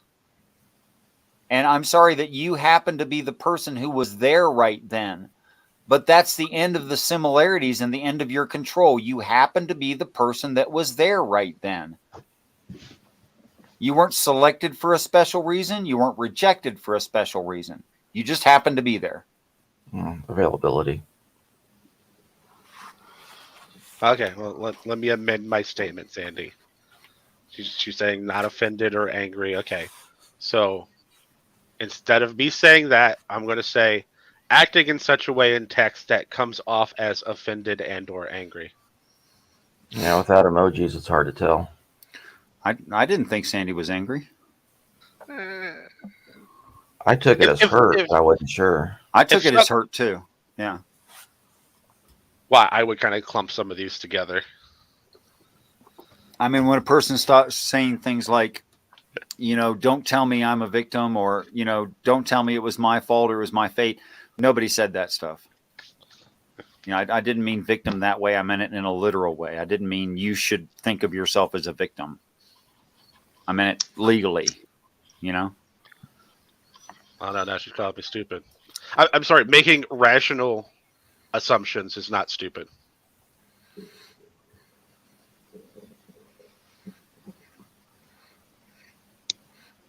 I mean, it's like if you asked me when I decided to be straight, what, are you kidding me? I never made that decision.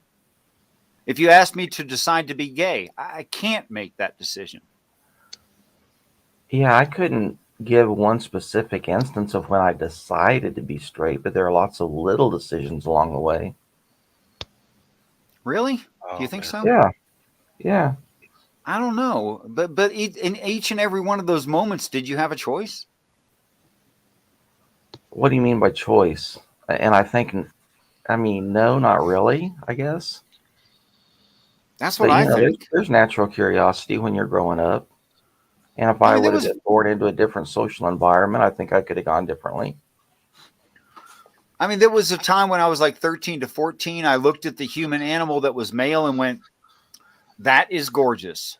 That is amazing. You know, but more like the same way I look at a really healthy white-tailed deer and go, that's gorgeous. Male or female, I don't really care. You know?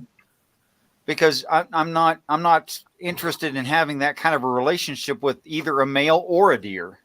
Yeah, that's 6 1/2 dozen the other to me. But I don't think I was ever like inclined to be even curious about what that experience would be like on a personal level. And I don't think I had a choice about it. I'm just imagining the reaction of people like Veckel. Oh, yeah. Came in here right now. If he came in here right now and Richard determined that he was a trans woman who's a lesbian. Right. Like, how could I choose that? Or how could I choose to be what I am? That doesn't seem to make any sense. I mean, I could be an actor. I could pretend to be a thing and try to approximate it. But even the greatest method actor doesn't become the character. I think cognitive behavioral therapy would disagree. We are Okay, all I guess actors. if you did it long enough. Yeah. Yeah. Oh, well, I am an actor in that I present what I think you would appreciate. And there's parts of me you'll never know about. No, we're actors playing the role of our own life. And we can determine how well we play it.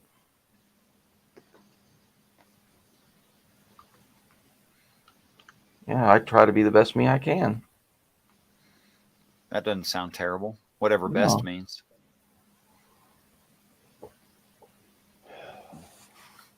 And I still don't know what time to start this other stream for the logic thing.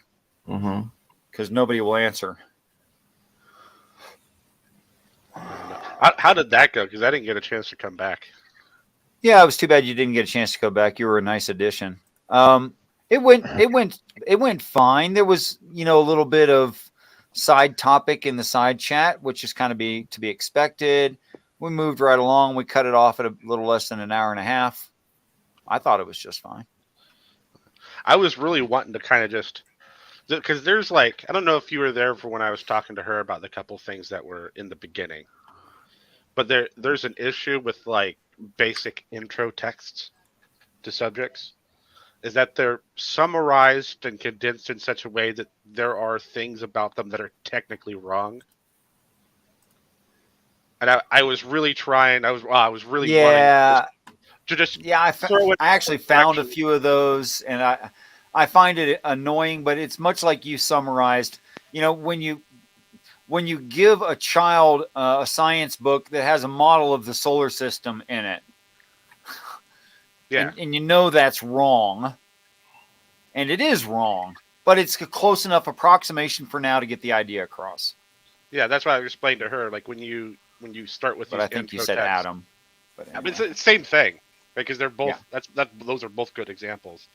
Like as you get deeper into the subject matter, like you start to get into philosophy, like 200, 300 courses, you have to unlearn like half the stuff you learned in your intro course. But you couldn't have gone without it. Yeah, it's a good stepping stone. You probably need the stepping stone. There was just a couple things, like I told her, that I thought were probably better unpacked a little more. Right, I gave her the difference between logic, reasons, and then forms of arguments. Yeah, like in the example, there were 20 people. Now there are 19. One is missing. I said, well, that's so if you assume that 20th person should still be there. Why are we assuming that? Maybe it's perfectly appropriate that one is not missing, but one left on purpose, and now there are 19.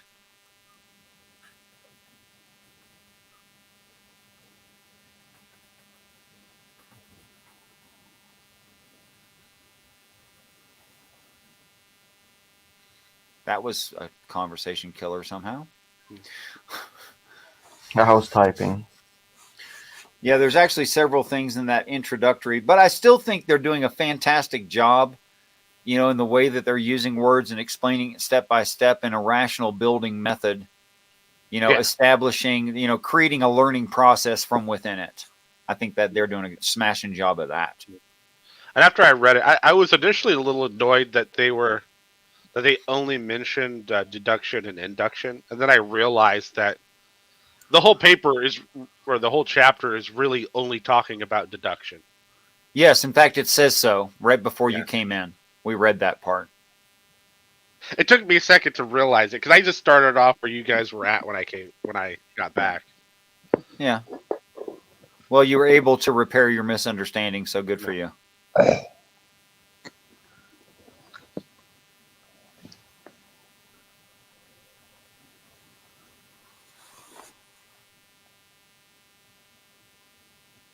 Just wait till you get to that Philosophy 300 textbook and they explain to you that you can't really deduce anything. Yeah, I know. But it's really useful in like everyday application in life, and it's really useful in interpersonal relationships. And it's a useful approximation. Yeah.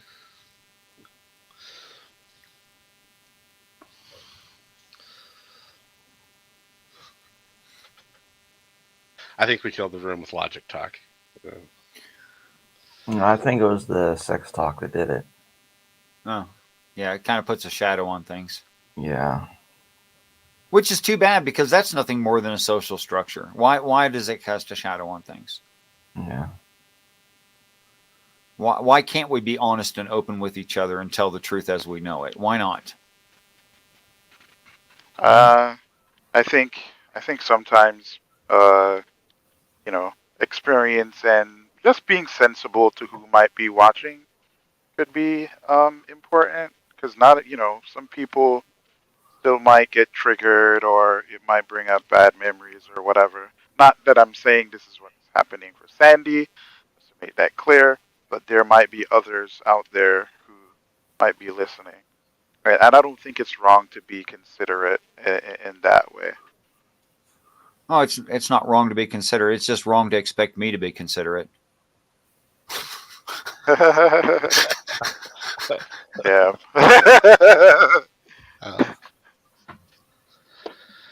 Let's see. I got a lighthearted story. Kind of funny. Okay. So when I was younger, I used to rock climb. And then it's not just my freshman year, my first semester of college, I took a geology class that during the summertime, you had to spend 1 month in the field. And we were mapping a little portion of the Rockies as like our final test kind of thing. And we were going up it wasn't quite a cliff, but it was pretty steep. And it was covered in pine needles. And fun. Yeah, right. So super slippy. We're all following the rules of climbing. You got to put another pin, go up a little bit, put another pin, and you're all attached to each other. So if someone falls, hopefully you don't all go, but you're supposed to get caught. But there's this rule of rock climbing. If you drop something or a rock slides loose, you yell out what it is. You don't explain it. You just yell the name of the thing.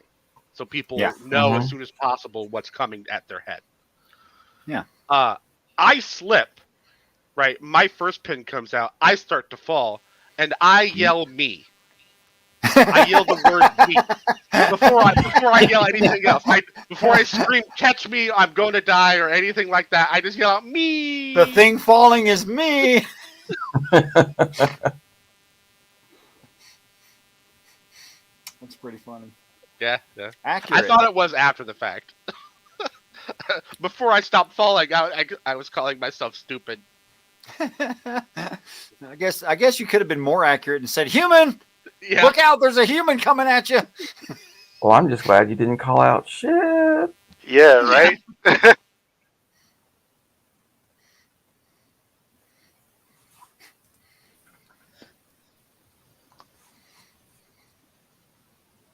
Well, that reminded me of the opening scene of a Star Trek movie where Kirk is climbing El Capitan or whatever.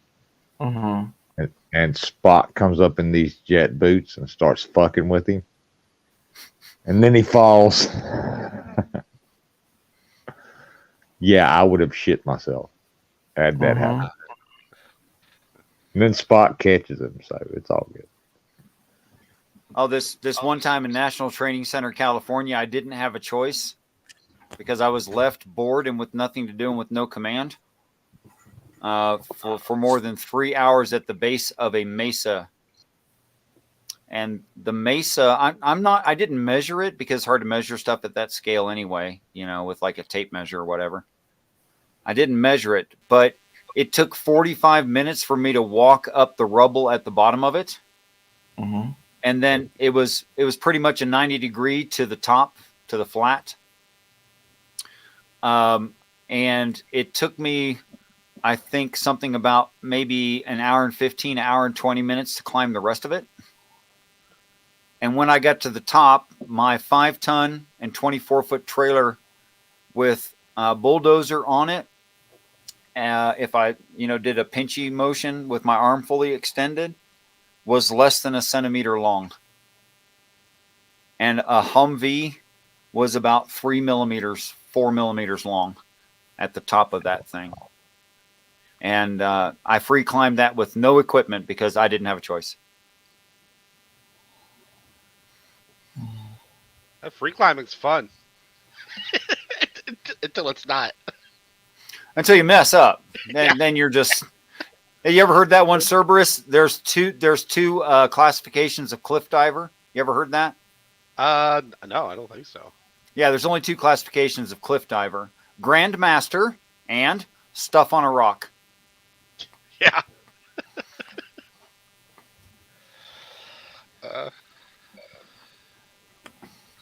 Yeah, it's usually not the fall that will kill you. It's that hard stop when you get to the ground. Yeah. The fall Yeah, is it's funny how not your body tends to want to like flatten out into, something about, it wants to flatten out into something about 4 inches thick. That's what it wants to do. Oh.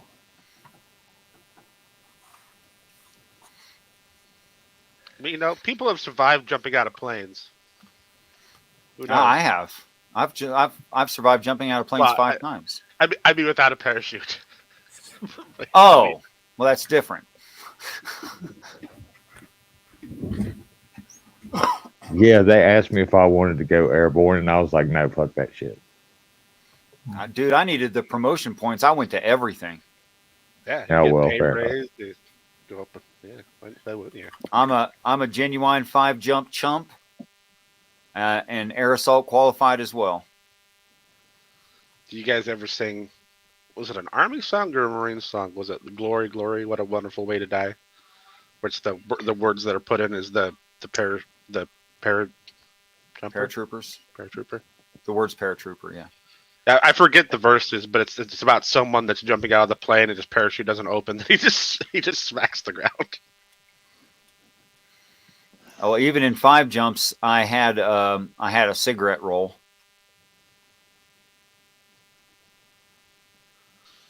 Oh, so you were smoking on the way down. Fair enough. Yeah, that's it. Yeah, I was smoking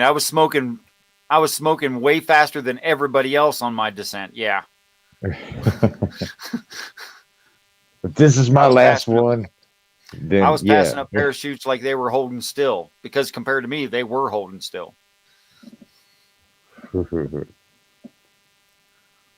But it did when finally they asked open. me if I wanted to go airborne, I was like, look, if the helicopter or the airplane is not going down in flames, I'm not jumping out of it. I'm just Yeah, not. but wouldn't it be nice to know how if it did start going down in flames? Oh, I watched enough people to know how to do it. But, Yeah, I people say to wouldn't. me, why do you want to jump out of a perfect good plane? I said, it's a military plane, right? It's not perfectly good. How do you know it's perfectly good? Yeah, that's a huge assumption. Yeah, I know. I don't get it. So many people hear military grade and they think really good when it actually means cheapest as possible. Well, second cheapest as possible. Second cheapest. Second cheapest. Okay. Let's get that right. Yeah, there's on a CH-47 Chinook, there's a mandatory oil leak. And you think I'm kidding you? Look it up. That's amazing. I'm assuming so. It forces you to have to deal with the. No, they recycle there's a catch and recycle system for that oil. It puts it back in the tank. But that better be leaking, because if it's not leaking there, and no, it wasn't designed to leak. All that was post hoc fixing the problem. But if it doesn't leak there, you got a bigger problem. Okay, I see. So they put a sight glass around it and a catch basin and a little pump to put it back in the tank, because they couldn't stop the leak. You think I'm joking? I'm not. No. I believe it. I believe it. I've heard so many stories. There's a mandatory oil leak on a CH-47 Chinook. Absolutely. Oh, by the way, I have jumped out of airplanes. Not airplanes. Well, technically an airplane, but more specifically a helicopter. With no rope, no parachute, from 60 feet off the ground while going 40 miles an hour. And I've done that land in water more times. Yes, we were landing in water, quite on purpose. Okay, well, that's good. Yeah, you call it helicasting. They called it helicasting. So 60 feet off the water, about 40 miles an hour forward direction, and you need to be moving in some direction. You don't want to do that holding still. No, but that's yeah, like hitting that's a a brick bunch wall, of fun. It's a bunch of fun if you do it right. We used to do that just for fun in the summertime. I imagine it's really refreshing. Oh, shoot, yeah. Yeah, once you get in there. Talking about the Kentucky-Tennessee border in the middle of the summer. Literally go jump in a lake all day for fun at the Army's expense. Call it training. Get points for it. Oh, hell yeah. Sign me up. I thought about parachuting before, and then I was watching. I didn't know this till after the like years later. I was watching paratroopers jump out and how hard they were hitting the ground, and I was like, nah. And then I realized, what do you weigh? Oh, like 227 right now. 227. Okay, so if you were in a standard shoot, big round. If you were in a standard shoot, if you jumped off of something about 5 feet, 6 feet tall, that's the same as a parachute landing. That's how hard you're hitting the ground. That's it. Oh, okay. So if you see a bad landing, it's because they did it poorly. You see a hard landing, it's because they didn't do it right. Yeah, no, but I just compared to like other people parachuting where they're actually like gliding in. Like a lot of parachutists can literally just glide in and walk on the ground. Oh, in a steerable chute? Yeah. where you grab the risers and right before you touch down, you pull down suddenly, which counters your downward draft to where you hit the ground very gently. You can just walk away from it instead of doing a parachute landing fall.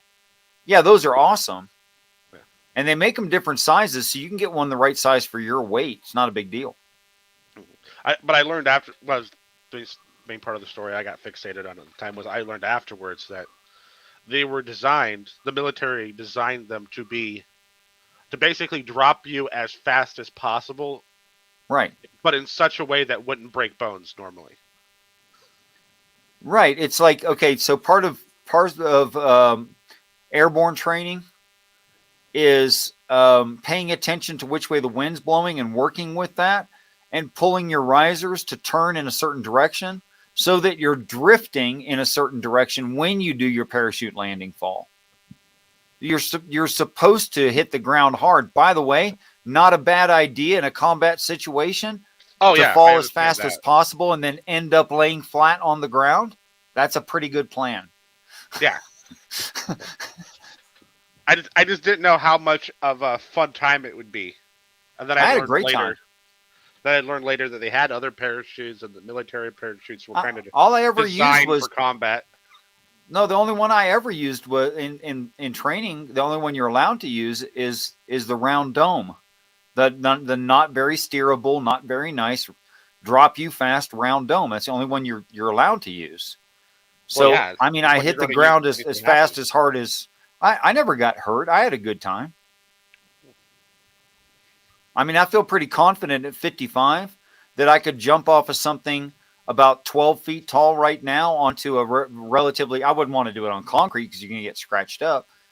But to jump off something 12 feet tall at a dead run and do a parachute landing fall onto the ground, I'm sure I'd be just fine. I bet I walk away with not even a bruise. Oh, it probably if you got the whole maneuver off. Yeah. I would not want you to do it if you just like walked to the edge and fell off. No, you don't want to fall straight down. That's a bad idea. Yeah. I had one where I fell straight down because the wind. I was coming down and I was pulling so that I was shifting, right? And then I dropped down into a wind draft that was the opposite of what I was doing, and it made me drop straight down when I was traveling, and ended up with my butt between my ankles and my shins touching the ground, and just boom, right on my spine, compacted my spine. But it didn't hurt either, not really. Stood up and walked away.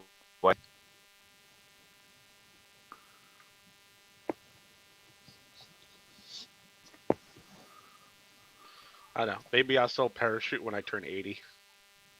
You're not going to want to do it then. You better do it younger than that, man. I don't know. My family does a lot of crazy stuff when they get old. It's like, what the hell? Going to die anyway. That's pretty much the reasoning. My grandpa took up flying planes when he was 71. Whoa. Who's insulting Sandy in the side chat? Who's this? I don't know. That's why I asked him if I should block them. I don't know if they're friends and they're team. I think they've already sentenced themselves to blocking. That was lewd and suggestive sexual insult. I think they already should be blocked. Yeah. Yes, Halsonic, thank you for a return of an answer. I will reschedule for tomorrow night. I wish I could tell Von Erich, but thank you for getting back to me.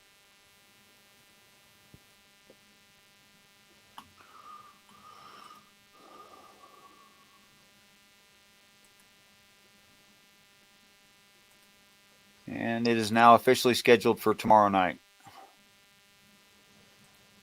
I might be able to be around for tomorrow. That would be lovely. Thanks. Love to have you. Thank you, Halsonic.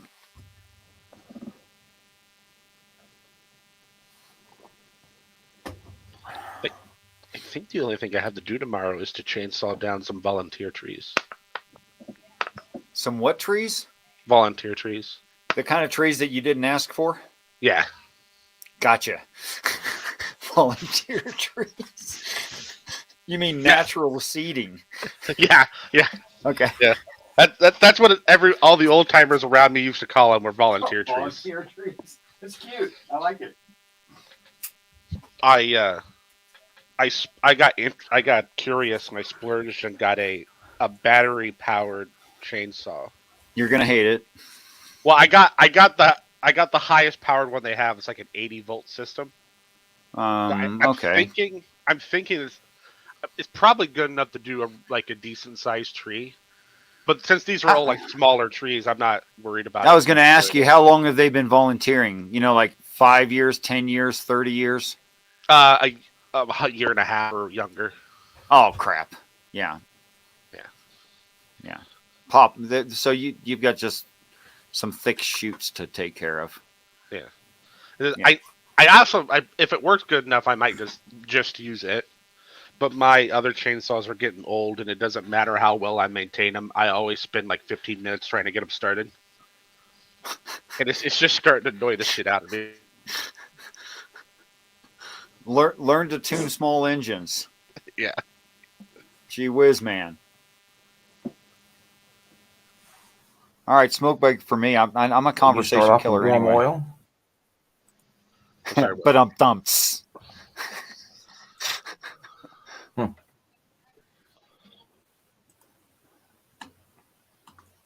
Oh, hey, Serb, while you're here. Another thought experiment. While you're here, Serb, I want your assessment of this real quick. I'm going to make myself center stage here. Mm-hmm. And I'm going to change my name so you can actually read this.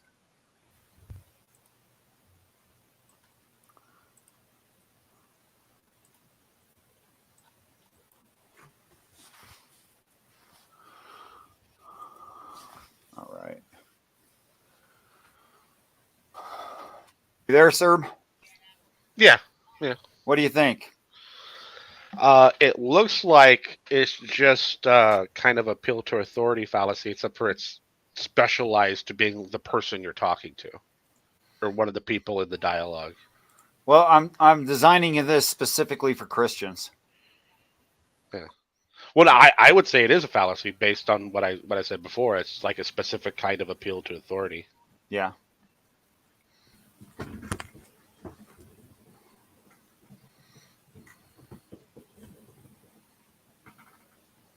Yeah, I'm going to try to popularize it. Well, no, it works. I mean, there's a bunch of those. There's a bunch of informal fallacies that are just specialized versions of a broader fallacy. So you probably could. That's why I feel justified making up this one. Yeah. That's why I was telling Kaiju yesterday when she was talking about trying to learn all the fallacies. I was just like, that's out of all the things you want to learn in philosophy and logic, that's the last thing. It's much more important to just be able to check your own reasoning. Mm-hmm. Because as long as you can check your own reasoning, you can identify that something's fallacious, even if you don't know what the fallacy is. Exactly. Yeah, you can still describe the fallacy without having a cute little name for it. Yeah. Yeah. All right. Smoke break. It's really only useful in debates to make yourself sound smarter than your opponent. Damn it. You're right. Yeah, I mean, so what are your thoughts on this, sir? So earlier we kind of gotten into a conversation about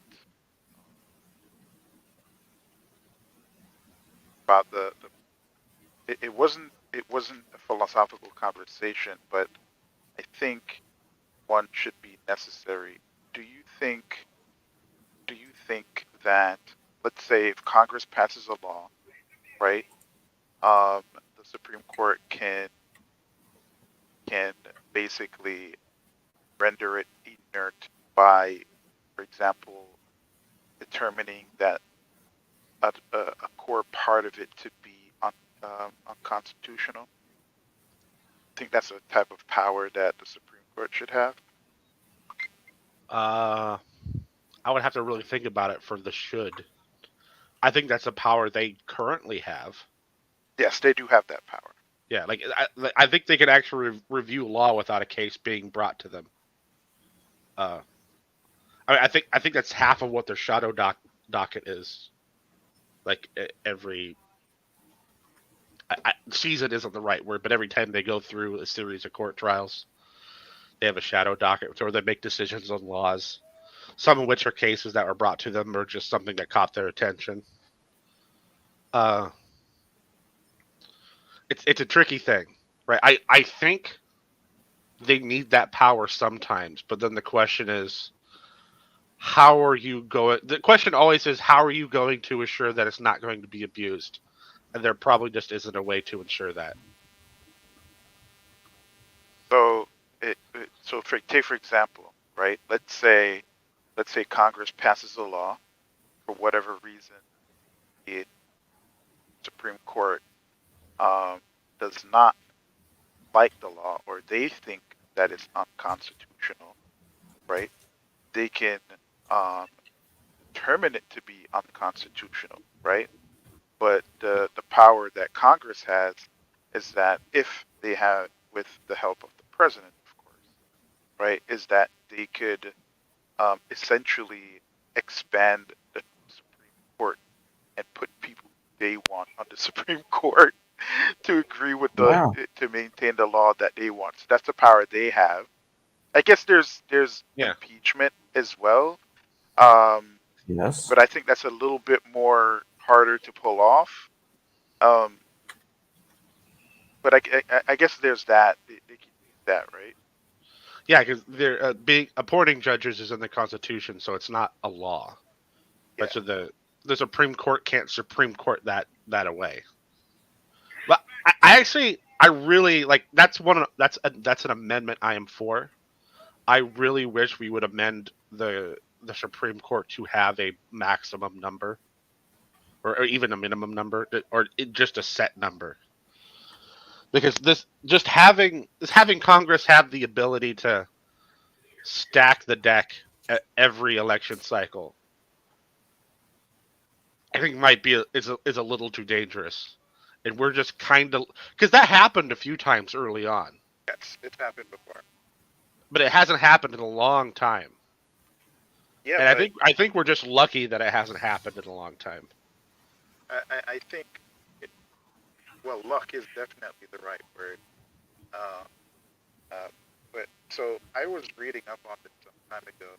It was the case William Marbury versus Madison. Oh, one second. Oh, Dean, you were roboting a tiny bit, and then you just got super quiet. Can you hear me better? Oh, Marbury versus Madison is what I heard. Now it's almost too loud. Oh shit! I don't know what to tell you, man. I need to get a different mic. But yeah, that was the case I was looking into. And it seems that to me that it was basically like a power grab by the Supreme Court in that case, where, for example, they're the ones who basically gave us unenumerated rights, right? And that's a lot of power because realistically, right, technically shouldn't Congress be the ones to be able to give us that right? Obviously. Well, to make enumerated rights. But they made that decision because the Constitution, pretty sure the Constitution states that this is not the limitation of human rights or the rights of the people. I forget the phrasing. Yeah, it basically says that, but it didn't say who gets to determine what. And the Supreme Court basically took up that responsibility. Yeah, the Supreme Court determined that there wasn't any other part of the government that actually has a similar power besides them, essentially. The president couldn't do it, right? Or the executive branch can't do it. They don't have the ability to do it. So I guess it would make sense that obviously the Supreme Court would be able to do that via interpreting the Constitution. Right, but that's the thing. Oh, go ahead. I'm sorry. No, I don't. I'm trying to remember exactly what the case was. I know it was about. Was it about school segregation? I was way before that. Okay, what was Marbury versus Madison? Hold on one sec.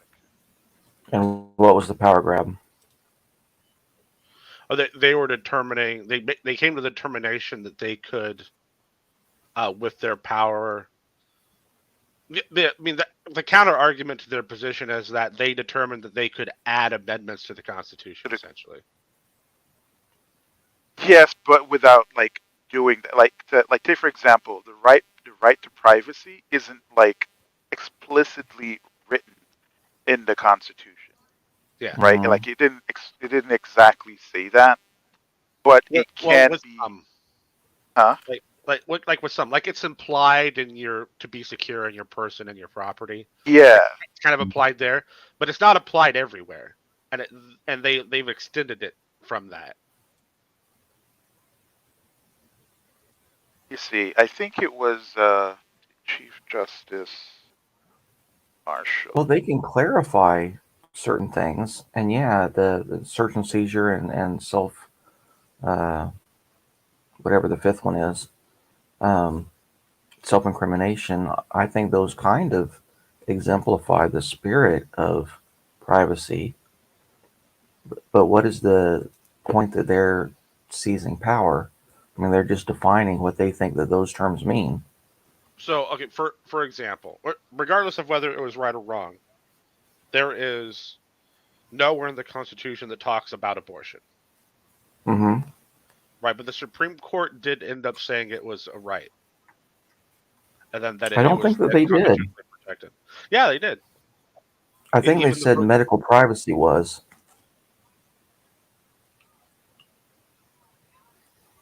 Right?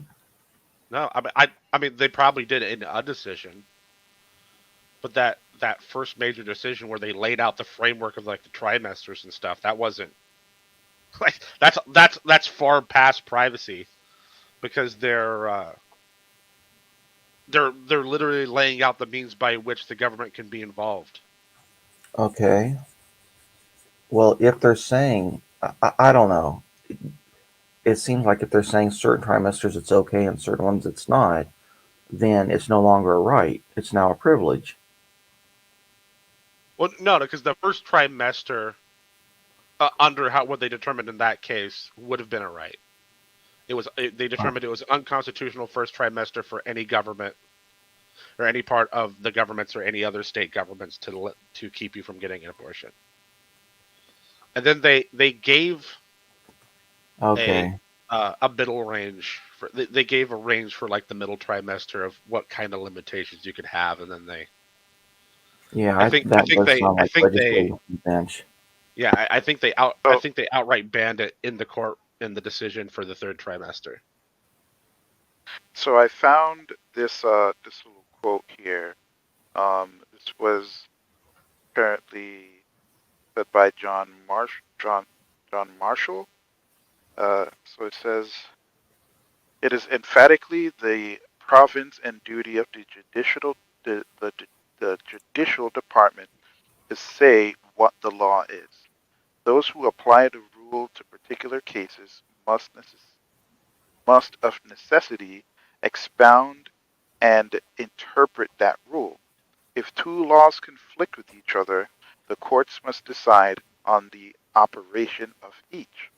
So if a law be in opposition of the Constitution, if both the law and the Constitution apply a particular case, so that the court must either decide that the case is conformably to the law, disregarding the Constitution, or comfortably to the Constitution. Disregarding the law, the court must determine which of these conflicting rules governs the case. This is of the very essence of the judicial duty." So, yep. And the other, I guess, Congress didn't have a problem with it because they didn't expand the court or anything like that, and that solidified the quote-unquote power grab by Chief Justice John Marshall. Yeah. and I only half agree with them. You fence sitter. Yeah, well, it's because there are multiple cases dealing with this about how they can essentially how they can determine Okay. what thing is an unenumerated right. Right, and I don't all the ways in which they say they can determine it's an unenumerated right, I don't agree with. I agree with that if that unenumerated right is implied, like is a necessary thing for the other rights that are enumerated to exist, then sure. Right, you would have to have it, otherwise you couldn't have the enumerated ones. Or enumerated ones, sorry. Yeah. But there are other means testings where it almost seems like they're kind of just pulling it out of their ass. I don't think that's their job. I think like pulling new rights out of your ass is actually the job of Congress. Yeah, or and the that's state, the problem, depending. right? So here's an interesting thought, right? Like it, kind of like he says, right? If something seems to at least conflict with the Constitution, right? Like a law, particularly that Congress passes, right, conflicts, they have to examine it and determine whether or not it is constitutional. Now, my problem with the statement was when he says consistent with the Constitution, right? Now, the problem is that the Constitution allows for amendments changed, right? And so it's not static in nature, right? So it's just one of those things where was he referring to like the specific like what do you call it again, like the start of the Constitution, the Bill of Rights or whatever? Like, Well, you know, the Bill of Rights is technically, it's like the Bill of Rights is technically an addition to the Constitution. That's why they're called amendments. but yeah, like, you know, basically the idea that all men are free and equal and blah blah blah, like stuff like that, right? If it's inconsistent with that, right, I can understand his statement, but he said the Constitution on a whole, and that's my problem with this statement. Because if you look at the Constitution as something that is static and not supposed to be changed, then what's the point in amending anything or passing laws? well, it's not. Okay. It's not actually. It wasn't intended to be static. I know that, but I'm just saying if they have that view. I mean, that in operation, they should probably have that view. Like, I don't think they should have the point of view that it is static, because until Congress or the states decide to change something, they shouldn't actually be considering that it could change. But why wouldn't they, considering a whole branch of government is dedicating to possibly doing that? But okay, I'm not following along right now. Okay. Dedicated to Congress. Congress is there to make changes to the Constitution. Oh, to be part of the process. Yeah, it's not just them. I know. You get the point that I'm trying to make, right? Like they're the ones who. I'm not sure that Congress is. That's up to the states. If three-fourths of the states agree, then it changes. Unblocked here. There's two ways. Congress can put it through, and then it has to be ratified by a particular number, and I think it's a lower percentage. But then the states can do it on their own, I think, with a higher percentage. Yeah. It's. I guess it's like a form of balance. It's a check of power, basically. So, like each state can, like, if all of the congressmen and all of the representatives don't want to follow what the states wants to do, right? The states can band together and basically check them. Yeah, as long as you still have the judicial branch that isn't corrupt. Yeah. Right. It gives the states the ability to tell the federal government to fuck off. Literally.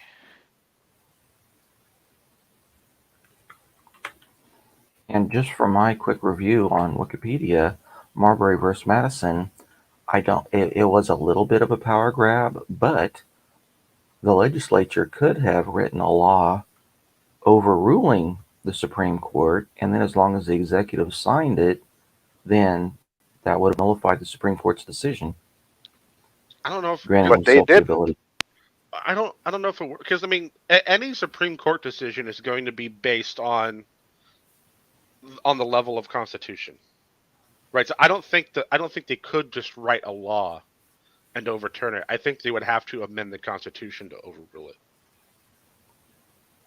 Yeah, I guess that I makes sense. don't think so. I think that's the whole point of the balance of powers. So if the judiciary decides to give themselves abilities that aren't in the Constitution, then all the Congress would have to do is say, no, the judiciary does not have these powers. And as long as the executive, the second branch of government, agrees with them, then there's not a problem. I think you're just going to end up with a constitutional crisis. No, not necessarily, because again, If you get two of the branches in agreement, then that overrules the third one.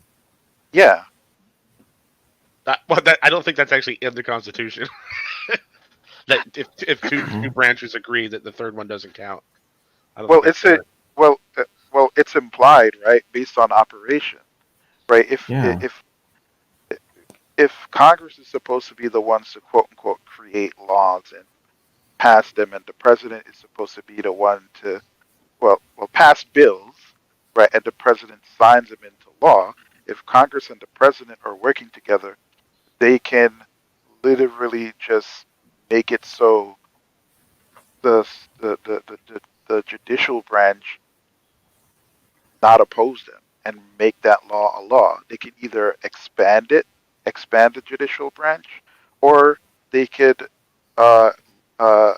shrink it, or they could impeach on whichever grounds. There's a bunch of options for them, really, and as long as the president is with them, Yeah, they could nullify a ruling too, though. They couldn't nullify a ruling unless whoever was left on the court would do it. I mean, effectively, but by creating a new law that says, this, then it's saying that it's not up to them to decide. But no, it wouldn't work like that. Well, here's how it would play out. The Supreme Court goes, okay, we've interpreted the Constitution, and the Constitution implies that we have this power. Right. Congress and the president write a law that says, no, you don't, and then the judicial branch goes, that law's unconstitutional. Right, you're right. And then what do you think would happen next?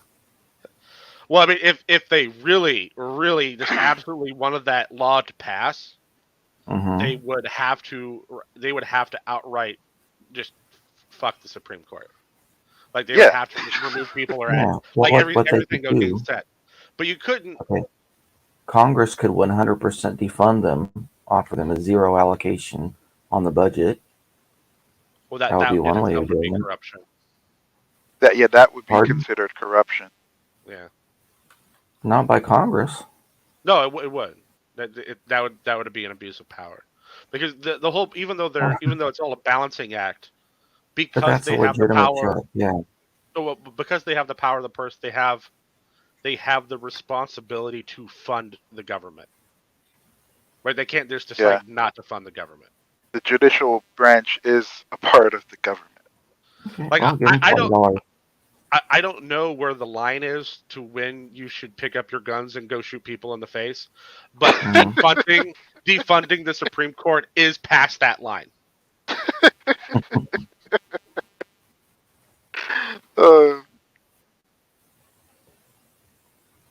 I think there are at least a couple of times that's been threatened. The recent one was by Pelosi, but previously they had, like old timey, they had done that. And I think the Supreme Court held their hearings in somebody's house or something, or a church, because they weren't able to use the, Supreme Court building. Yeah. I think whoever determined that should probably have been arrested. Yeah. Well, but the judiciary doesn't have executive functions, so they couldn't force Oh the yeah, arrest. I It know. would be up to the president. Yeah, I know. That's when a January 6th event it would be justified. Yeah. Yeah.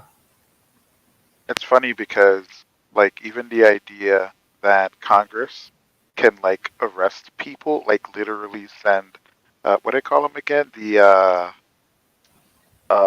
something marshal? I don't remember, but they have a specific, uh, little police force of their own, where if they subpoena you and you don't show up, they can actually, like, send out an arrest. Arrest you and throw you in jail. Well, not only that, they have their own cells. Yes. Yeah.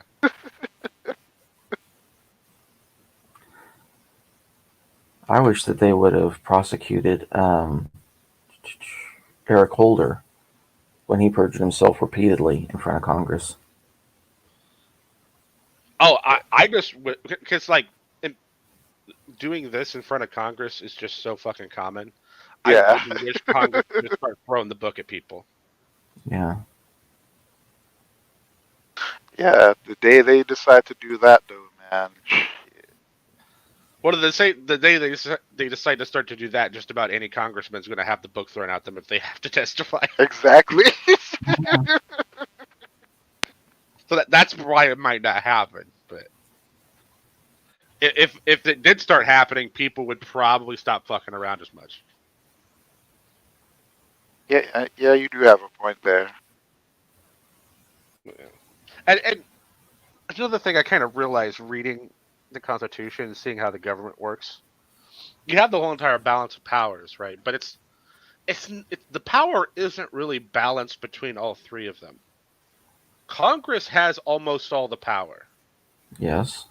The other two just sort of have these like stopgap measures Mm-hmm. to keep them from going nuts. And that's why those two other branches seize power when they can. Yeah. You know, the executive has seized power several different times, Lincoln being one of the most obvious, Yeah. FDR being another. Yep. I really wish we had the presidency of like the early 1800s. Yeah, it'd be better.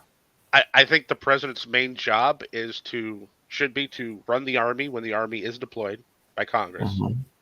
be the chief diplomat, and then to be the loudest bully there is in the country. Mm. I think that's his biggest job, is to get in front of cameras or on radio and make sure everyone in the country is aware of what bullshit the Congress is doing. Yeah. Yeah, fair enough. That changed after Woodrow Wilson did his whole secret dealings with the captains of industry. Gave us the beautiful thing we call Federal Reserve. Mm-hmm. Of course. Who else He you gonna did- ask The about monster that? supply. He even admitted to himself that it was like literally the biggest mistake he's ever made. Like, dude, really? You thought so? I don't know though. I really like the idea of a centralized bank. Oh boy. Yeah. Go again. At least you're not sitting on the fence on one thing. Well, look, all I'm saying is those powers are going to be somewhere, and do you want it to be someone? Do you want it to be essentially an organization that is? If they're not completely independent from Congress and the president, but they're independent enough that usually Congress and the president doesn't have direct control of them at any given moment. Or would you rather Congress be the ones in charge of the money supply? God. Yeah, 'cause I would prefer Congress not be directly in charge of the money supply. Dude, they can't just sort of set overall policy, and then let people that know what they're doing actually do stuff. Yeah. But again, like, shouldn't I don't think that should be a responsibility for Congress in the first place. More so, maybe the executive branch. But then again, it's the executive branch that really interacts with the Federal Reserves anyway. Yeah, but the executive branch needs to be the weakest. Like in our country's philosophy of a republic, the executive branch needs to be the weakest branch. Oh, it's not. It's the second most powerful. Yeah, I'd probably say because it's gained so much power over time. Well, it got that really, power because of Congress. yeah, and that was stupid. They shouldn't have done that.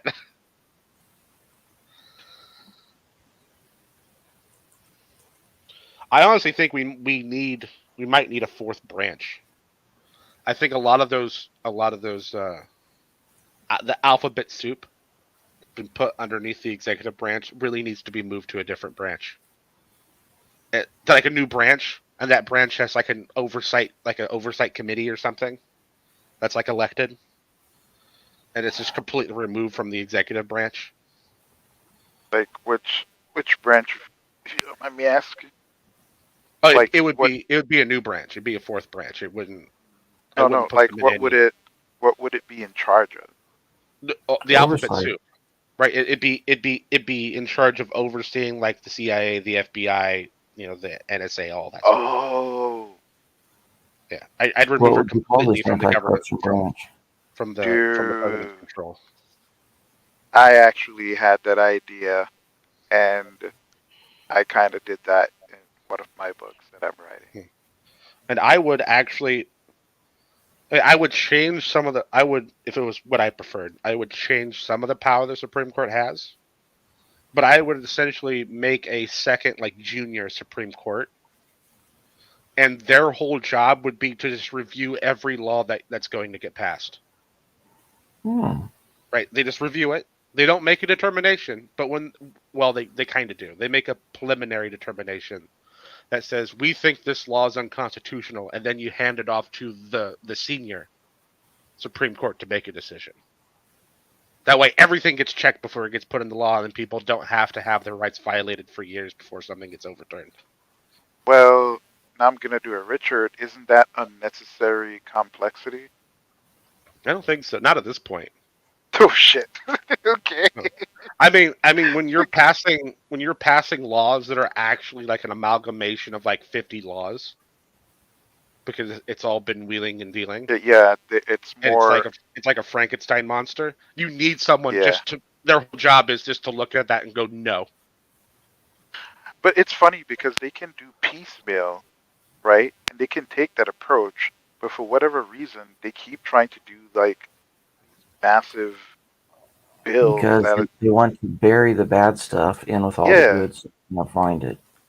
Well, I don't know. I'm sure that happens sometimes, and that's some of the motivate. Like if there's a bill that's predominantly seen as a Democrat thing or a Republican thing, that the compromises they had to have to get that bill passed will be from the other side, and they'll think that it's bad, so they bury it.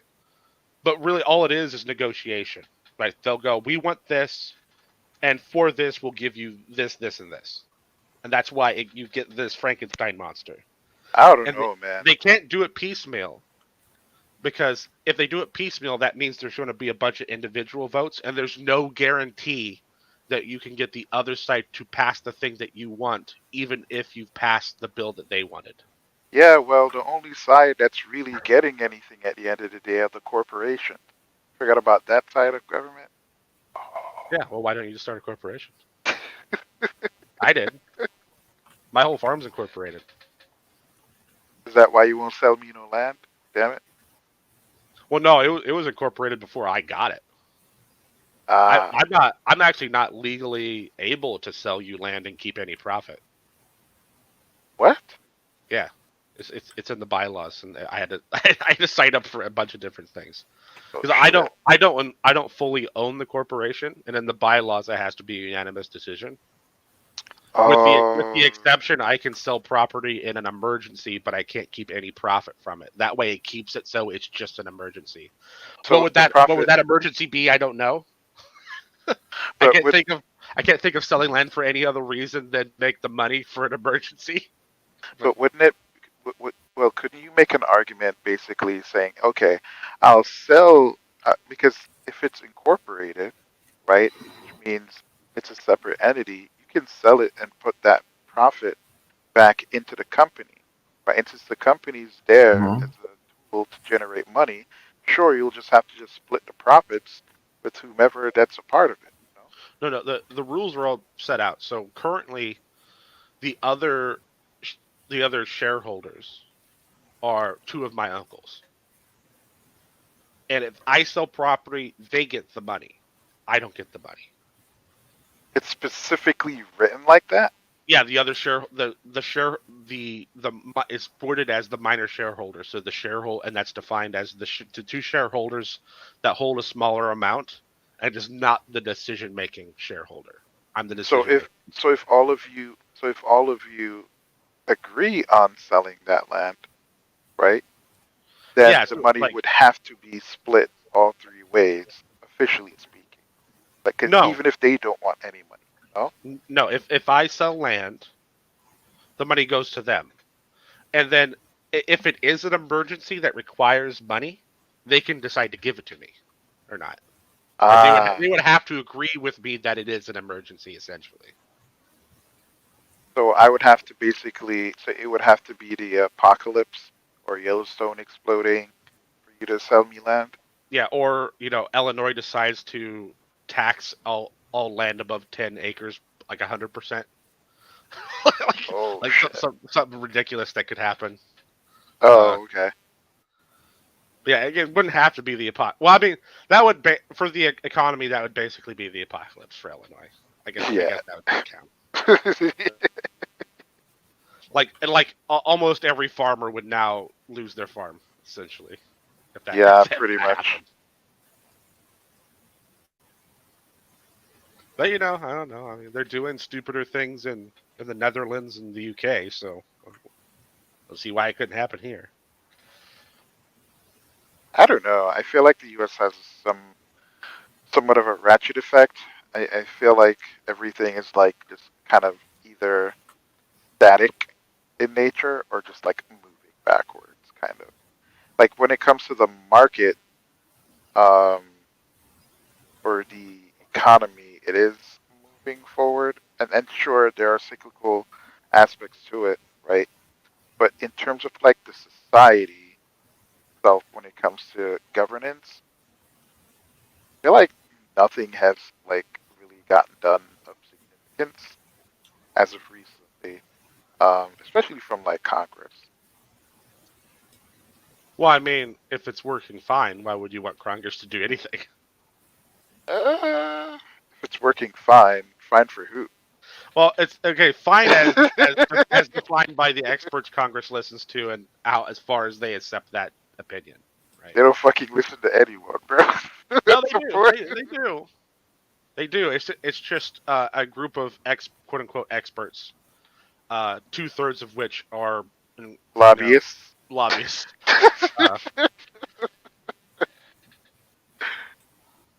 But really, I mean, if you compare all the stats, right, to others like Western countries or even just developed countries, America's not only doing really good, we are the best at planning our economy as far as growth is concerned. We are somehow very good at setting targets and meeting them, and then not driving the economy too hot or too cold or having inflation too high or too low. Oh yeah, I mean, I think, to be honest, I think that's the only thing that's really keeping like the country from like probably tearing itself apart. It's literally the economy and how the citizens benefit from it. Like there is a lot of incentive, for example, to not start a civil war, or to be that state that for whatever reason wants, or something like that. Like there's a lot more downsides to doing any of those things, like economically speaking. And I think I'm trying to remember the exact number. I think it's 12%. It's something really small, like 12%. It might be like 14% or something.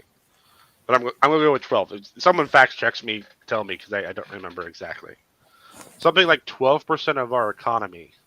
only 12% of our economy is reliant on other countries. Right, that includes China. Right, you find all that cheap crap in Walmart that's from China. That's part of that 12%. But most of that 12% is actually Canada and Mexico. Yeah. So we are the only country I think that beats us for self-sufficiency might be Australia. And that's because Australia has to, because Australia is out of the way for everyone. Wouldn't it be safe to say I think maybe some European countries, maybe England. No. No. No, a huge part of their economy is that insane banking sector they have and the special jurisdiction that's only kind of sort of part of the country. But isn't and that's entirely reliant on every other country having money going through that banking system. But doesn't the U.S. dollar? Well, at least it started off that way. When it was decided that it was going to be the main world currency after World War II. Well, reserve, right? But this is different. So this is, I've never actually heard this conspiracy theory, and it's not actually a conspiracy theory, but I don't know why conspiracy theorists don't talk about it. The city of London is not actually part of London.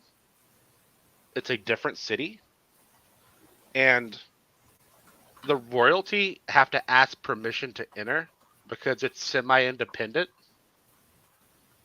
and the banking sector, the main banking sector of UK, and one of the biggest banking sectors in the world are inside that city.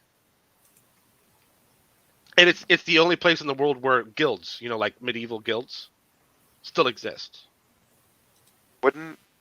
Maybe it's set up that way because of, I guess, the legal land ownership of the royal family to keep them away from the purse? Well, no, because that inner city of London existed before England was a thing. Yeah, sure, but again, and they were never really conquered. It's kind of the thing. They just got built around. Yeah, but I don't think that necessarily makes a difference if the royal family, as far as they're concerned, are the owners of England, right? Apart from, let's say, someone. Well, they're the sovereigns. They only own so much. They own a lot of land, but they only own so much of the land. Yeah, but I'm just asking or speculating at the same time, isn't that part of the reason why I guess London City is semi-autonomous? But it's more of a question. Oh, to move no, because the central bank for England isn't in that sector. Right, all the governmental banks, all that stuff is outside of that city. Oh, I see. Yeah, these are all 100% private, not appointed by the government or anything. Just banks and guilds, which is, I think, it's actually the bigger thing, that it's the only place in the world where medieval guilds still exist. I want to be a part of a guild. Damn it. Yeah, I mean they call them liveries in the UK, but they're guilds. We always call them liveries in the UK. But you want to be a part of a guild too, right, Hillary? Damn it. Which guild? I don't know. One of those fancy old British guilds. Sure. What? As long as I'm not. No American should want to be part of a guild. It's un-American. We should all join secret societies.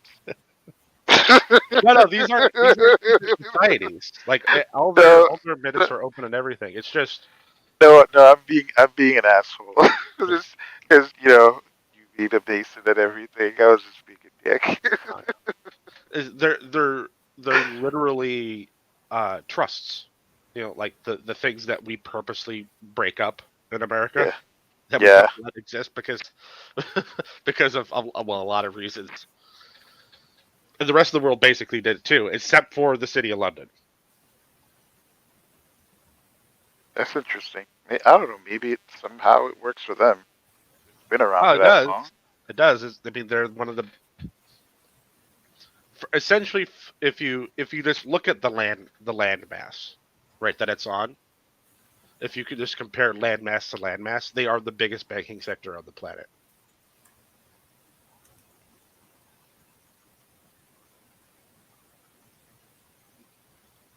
Wonder who. I wonder who actually like owns that piece of land if it's semi-autonomous. A bunch of people. I mean, you can go there and buy land. That's anything for sale. But who am I buying it from, though? Am I buying it from the actual like government, like? No. Or am I buying it from the private individuals? The private individual. Yeah. I mean, there are corporations and stuff there too, right? You might, and they have a local government, so maybe you could buy a government property they're getting rid of. But it's on that level, it's not that weird. It's just all the other stuff that goes on inside of it. Oh, I see. Like it blew my mind. There are videos of the I guess it was the Queen, right? But every time the Queen goes into the city of London, she has to ask permission. So they have a little ceremony for her when she shows up to ask permission. that was just like what? the sovereign of the UK has to ask permission to enter London. Well, to be fair, they don't have absolute power, any power at all, really. No, they. Everyone says that they do. They technically do. Technically, call it a constitutional monarchy. Yeah, and one of the provisions of they don't really have a constitution in the same sense we do. But no, they don't. As far as they do, the sovereign still has the power to dissolve the constitution whenever they want. Yeah. It's just a question like the soldiers don't take an oath to the Constitution. They take an oath to the sovereign. Or the crown, technically. The crown, technically, yeah. So the question comes down to if the sovereign decided to dissolve the Constitution, which side's the army on? That's what it's going to come down to. Whether they could do maybe it. That's their little balance over there. Yeah, it's just their little checks and balances. Yeah, their balance is, fuck it, we're going to have a civil war. That's a terrible balance.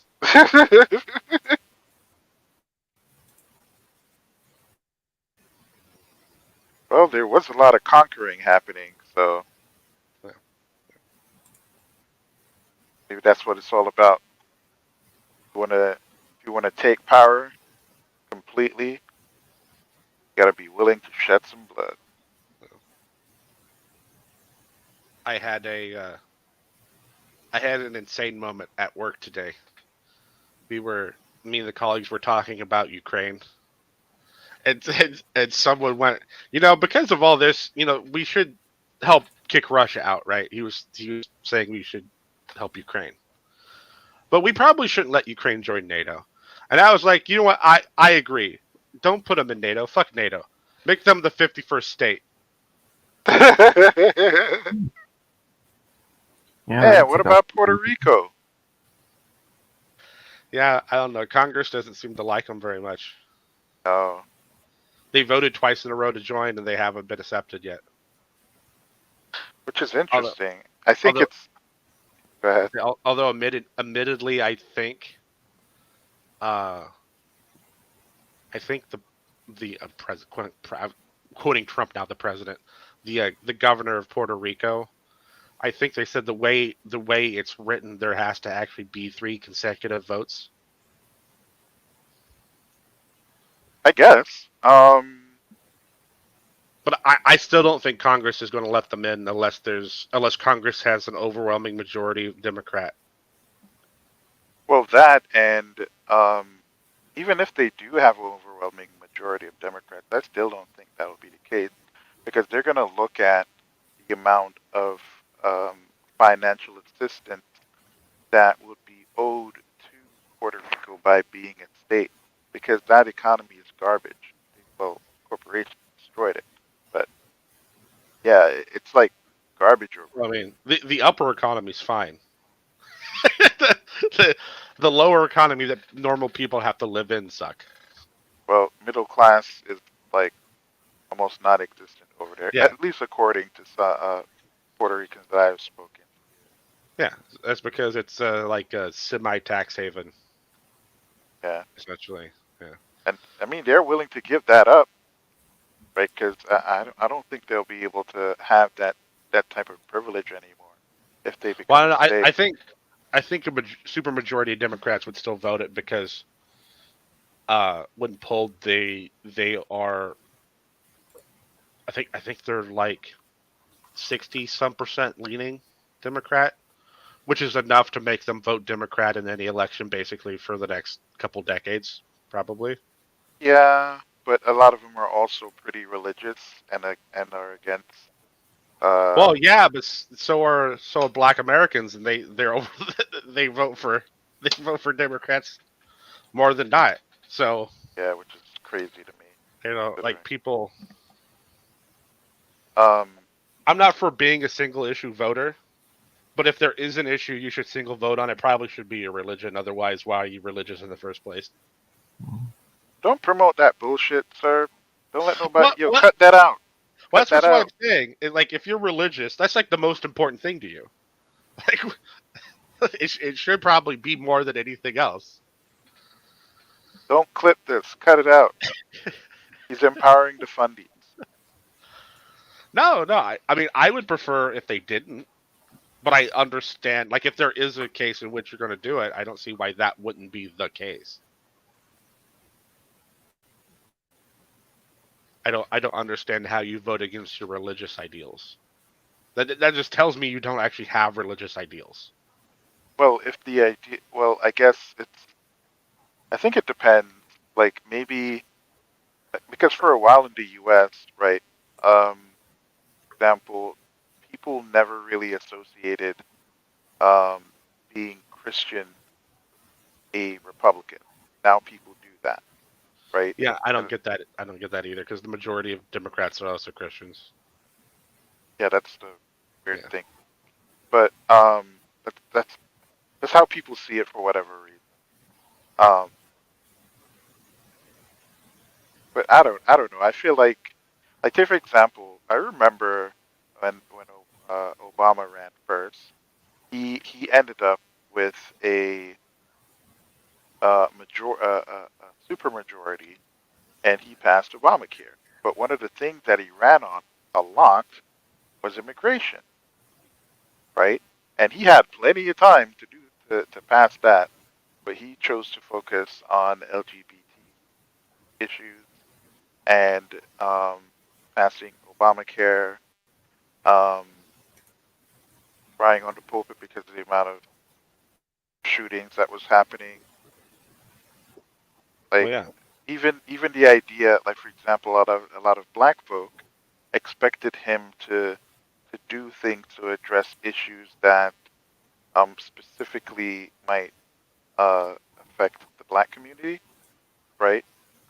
He never did any of that shit. And the nail in the coffin for that came when he says that he's not the president of Black America or whatever. He's the president of America, and so that pissed off a lot of colored people.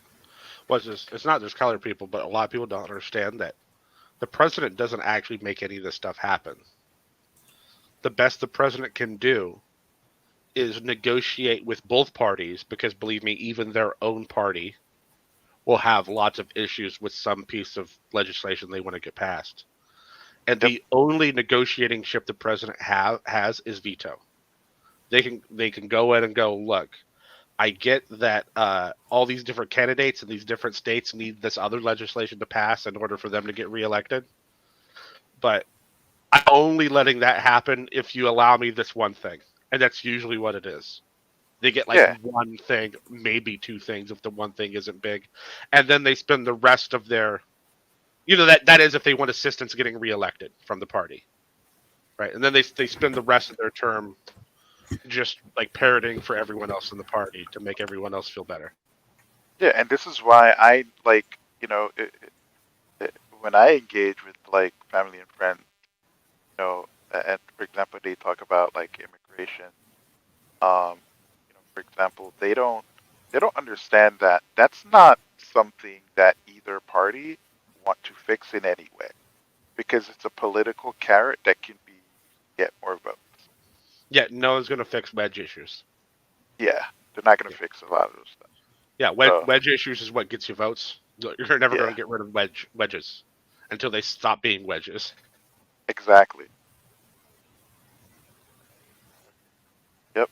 And again, right? Like Congress can make a deal, like if they really wanted to. They've done it multiple times. They can do it on wedge issues, right? But again, if they get rid of the issues, right? Those issues, right? What are they going to run on? You're going to have to find something else to run on, right? You're going to have to deal with other aspects of the society. And come on, if I'm getting elected, why should I deal with aspects of the society that I got elected to deal with? It's not my job.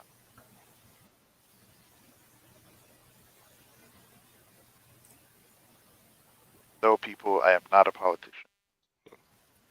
Okay, here's something I don't get. Why doesn't a candidate come out? Does either party, either of the main parties, come out and says, you know what? I will promise you everything that guy promises you, plus 5 more things. Dude, if I started a political party, that's exactly what I would do. Yeah, I like people seem to vote for people based on what they're these like hollow promises. They know they're hollow promises. They have to. Just sure. Right? So okay, so if I'm a Republican, I go, you know what? I promise you all the things the Democrats just promised you. Of course, that's going to piss off Republicans, but the Republicans are not going to vote for the Democrat. And then you just add a few more things on top of it that the Republicans like, so it kind of makes them feel better, right? Yeah, fair Who's enough. going to beat you? The only person that's going to beat you is then repeats that I'm going to promise all that plus the 5 things plus 5 more things. Yep. I don't know. Like, I remember reading the study. I mean, it wasn't anything crazy. Where they're saying like most Americans, like when they vote, they don't actually vote for the candidate. They vote for the party. Like, yeah, there's a lot of that too. There's that. Which is unfortunate, right? Because both parties can just put up really shit candidates to run, and the one that everyone wants, they could just basically shaft him or her, either through literal assassination or political assassination. Oh, what do you think about this? Well, let me tell you the story behind it too, since we're just sitting here chatting. I realized that I really wish I could go back in time and explain to the founders the term mid-maxing. Right? Yeah. It apply that to the idea of political parties, because the founding fathers hated the idea of political parties, but they didn't put any stopgaps against them. And I'm not really sure how you would, because if you did, the political parties would just be like in the back, like in the backstage, wheeling and dealing instead of being up front. So I would ask them to add an amendment, or not amendment, just put some, because you wouldn't have to amend it yet, just in the section about how Congress is supposed to be made, that no political party can control more than 1/5 of Congress. And then It'll kind of force the idea of having coalitions versus parties, or at least even if you have parties, right, they would be much smaller, but they're forced to literally negotiate and do their jobs. Yeah, you would And they would have. probably be regional. Yeah, they would actually end up being regional, I think. Yeah. But I think when it flushed out, you would have like two extreme parties, two like center to both ends of the spectrum that people talk about now, and then probably a centrist party. What about that little weirdo party?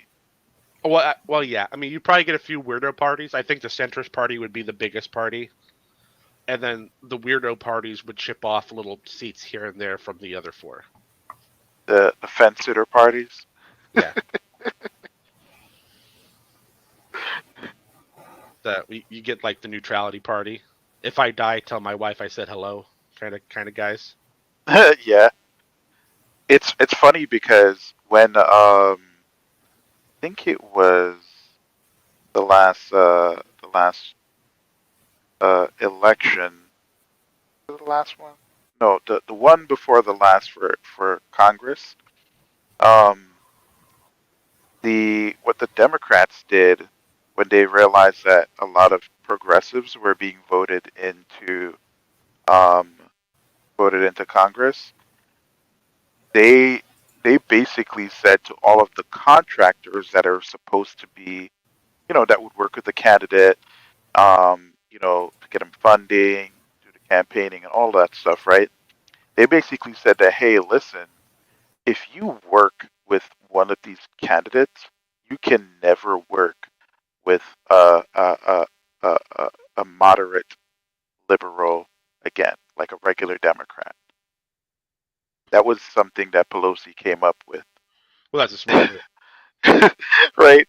Because again, right, it's one of those situations where you have the establishment doing the establishment things to maintain the establishment, right? And then like young people got mad, and again, old people have all the power, so they just like turn their nose up and like, well, the government can't tell us what to do with our party, so we get to Well, make the rules. It's not. I don't think it's just that, right? Progressive candidates are only palatable to niches. Sure. Right. So if you let the progressives get in your party get too big, then your party will just be the progressive party, and then you're just going to lose every election. Well, sure, if that's the case, that's the case. But I think what would most likely happen is that a certain faction will get so big, right, that they'll probably just break off and form their own party. We'll probably end up with a three-party system. And I think we need minimum at least 5 different parties. Maybe we just can't get that the way the system's set up right now. Yeah, I mean, we'll have to make some changes, but definitely need that. I think as it is, what you're gonna like the best case scenario is you're gonna end up with like inter-party parties, or like the real like kind of like what Australia has. Yeah. Well, I don't really know. Like you say factions, right? In the Democratic Party, you have the progressives, and then you have the moderates, and then you have like the Greens, and then a few other smaller groups. What I'm saying is, basically, those factions would become more organized, and then their process, their democratic process, would happen in the primary. Right? That's where coalitions would happen. Would be inside the party and not on the public stage. Yeah, but if I'm a coalition, for example, that's within the party, right? And none of what I want typically gets done. That's even more incentive to just break off and form a whole nother party. Because being a coalition in the first place is the idea that you're representing certain voters, right? Your whole point is to represent. And so if the overall party isn't representing or doing anything representing the people that voted you in office in the first place, right, then realistically you should at least try to form some kind of coalition, right, to gain that type of power. All right, gain enough power to where you at least be listened to and you can make deals versus trying to take like an individual approach based on popularity or whoever's been around for for the longest and stupid bullshit like that. Well, yeah, I mean, but I think the most anyone could realistically hope for leaving a party would be, you go through the primary whatever party you're in, right? You get on stage, so you can get on stage. You talk to the people, so you get your name out there, you get recognized, and then you go, you know what, fuck it, I'm leaving the party, running on my own, right? Or you threaten it, and then negotiation happens, right? Because even if you only get like 5-10% of the primary vote, that's enough during the election that it could cause the Democrats or the Republicans to lose the election. You'll pull enough votes away from them that they might lose. That's the only real power you have. And in order to do that, you have to be okay with letting the other team win. I just don't think there's a lot of that going on. Yeah, that's true. I mean, the whole Tea Party movement thing kind of tried their little power grab thing. But again, I think that a lot of I think the only reason that didn't really kick off as much as it should was because of just like there was a lack of internal organization amongst the people who who would consider themselves Tea Party, tea Oh baggers. yeah, well you had this sort of vague idea of anarchism. Yeah. You're not going to be organized very well if that's part of your philosophy. Funny enough, right? But that's the thing, right? Even if it's for the sake of like doing some kind of power grab, like different, like if I'm the far righters, right? Like the far righters and the far lefters should like come together, come to some kind of agreement, form their own, coalitions to grab power, some power from the centrists. Centrists don't want to do shit. They just want to leave things as they are. At least that's the impression a lot of people get, anyways. Well, they don't leave things as they are. They just spend all their political capital countering non-centrist legislation or removing non-centrist like the less center the law is, the more they'll do because they're trying to get it to the center. It's not so much that they're just trying to stay still, but they're not really conservatives. Well, yes and no, because again, it's just more so for me. I think most Republicans would be considered centrist, and I think most liberals are centrist. Well, right? I think all liberals are centrist. Yeah. Well, I think it depends. Like if you're an Aussie or someone from Europe, you'll probably see liberals as being centrist or far or right. Yeah, I'm going off the poli-sci definition of what a liberal is. Right. Okay, fair enough. Right. Not necessarily what's going to match up with like America, like the layman's idea of what that is. Yeah, no, I get it. And I like to say that they're not actually centrist; they're to the north. They don't. They really liberals really do not fit in between totalitarian and authoritarian.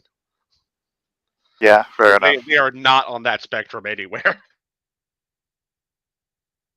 And that's what the very extremes of both ends are. Like out on the very edges is totalitarian, authoritarian. Yeah, because I think that they're of the mindset of doing whatever needs to be done to enact their ideals without consideration for the other aspects or maybe downsides or how they could, really affect that society. Like a lot of progressive ideas, for example, are regressive in nature, right? Right, like yeah, people, that's how you get the horseshoe theory. It's because Yeah. a lot of it is. Yeah, it's like they Where don't. It's regressive in practice, but progressive in rhetoric. Yeah.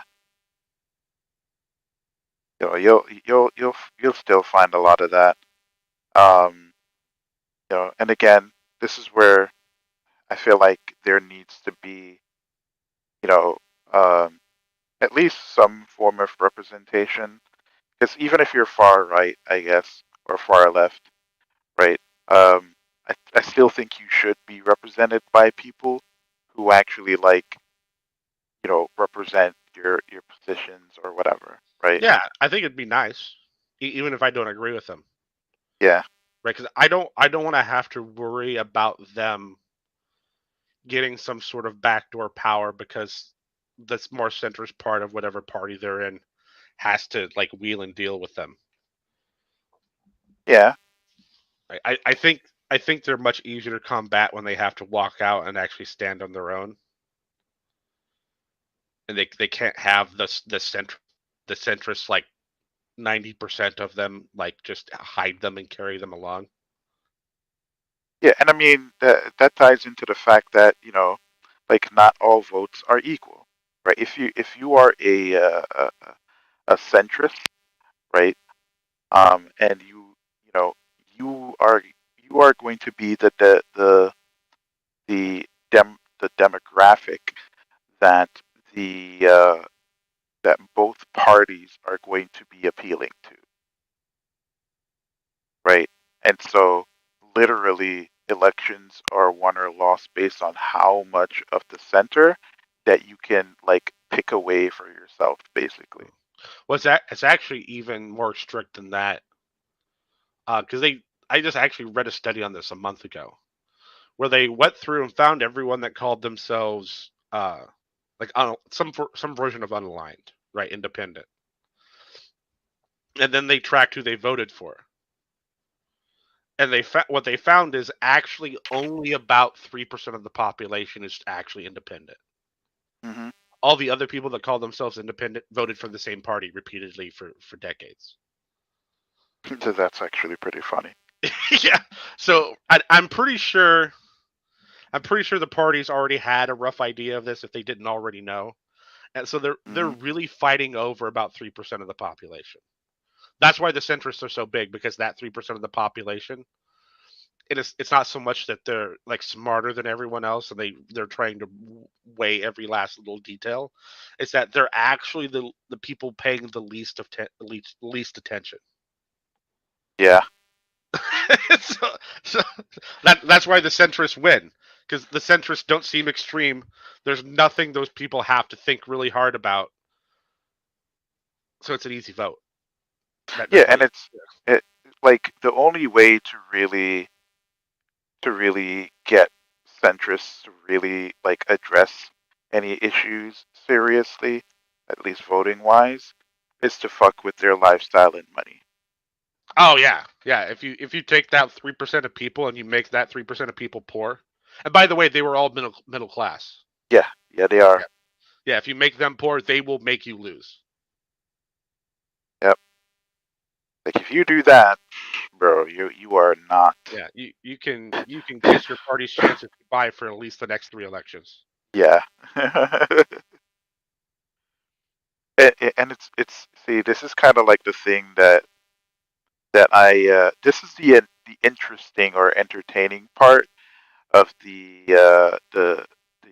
political system in the United States, not so much the election pageants that they have, right? Because all of this information is it's not like it's not public information, right? It's easily accessible, right? But people are just so focused on the optics of things, right, that they don't really see the real issues or the real people who they should convince, right? Like, Brad down the road, who is an actual centrist, right? How are you gonna appeal to him? If you're talking all crazy, you're not gonna appeal to him, right? You have to appeal to his money, to his land, to his freedom, and stuff like that, and he'll vote based off of what he feels, um, you know, on whether or not that's gonna mess up his lifestyle. That's just how it is. all of this ideological bullshit typically don't matter to people who are centrists. Like me personally, like I wouldn't tie myself to a party. I think both, or say I'm, left or right. To be frank, I'm more of a centrist. There are certain things that I lean left in. There's some things that I lean right in, right? But for me, it's about, okay, is this particular idea and its implementation correct for society? Is it beneficial? What are the drawbacks of it? How much money is going to cost to implement?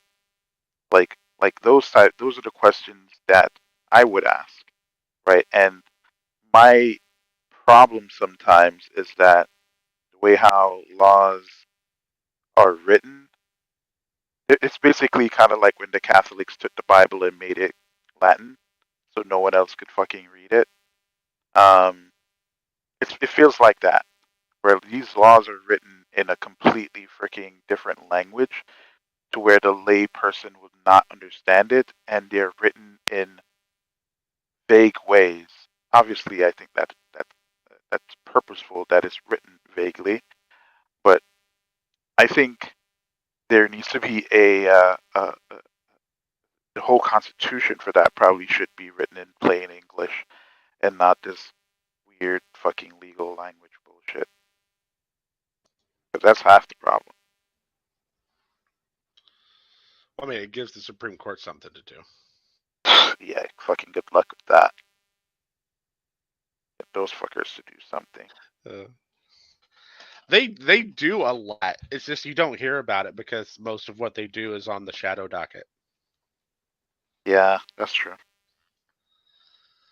You'd be surprised some of the shit I read on the shadow docket that I'm just like, how was that not a story?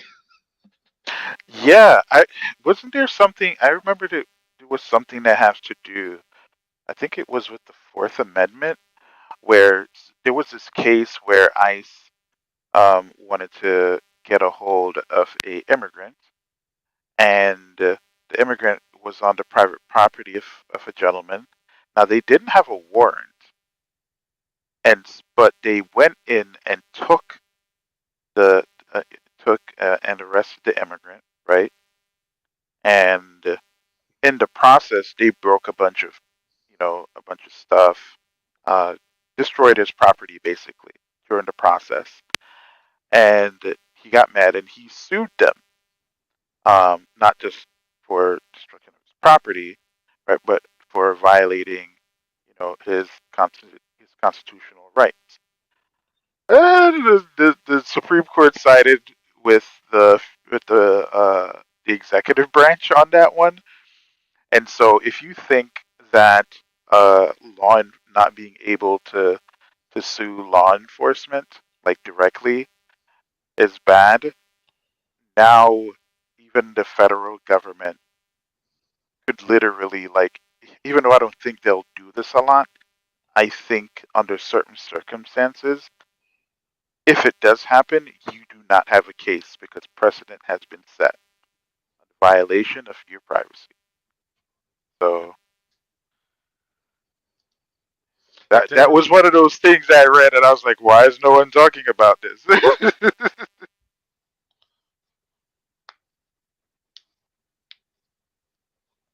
So it was I think it was last year. I think it was a shadow doc 2022. There was a Supreme Court decision on whether to overturn parts of the Clean Water Act. And I was just like, how is this not on the news? Like we made the Clean Water Act because a river was on fire. Oh man. Like the thing you put on fire to make fire go away was on fire.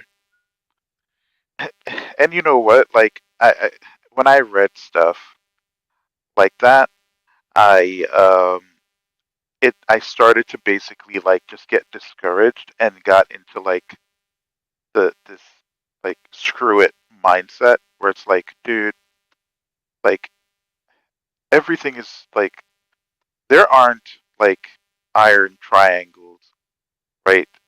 I'm sure you get what I'm saying with the whole iron triangle analogy. Like it's a fucking iron web where it's all connected, and like all of the like a lot of people's rights and privileges are literally being stripped away in the shadows. And there's like, and one, no one knows about it, and two, a lot of the force that is behind it is based on like the agendas of like either rich individuals or corporations or another branch of government trying to grab more power.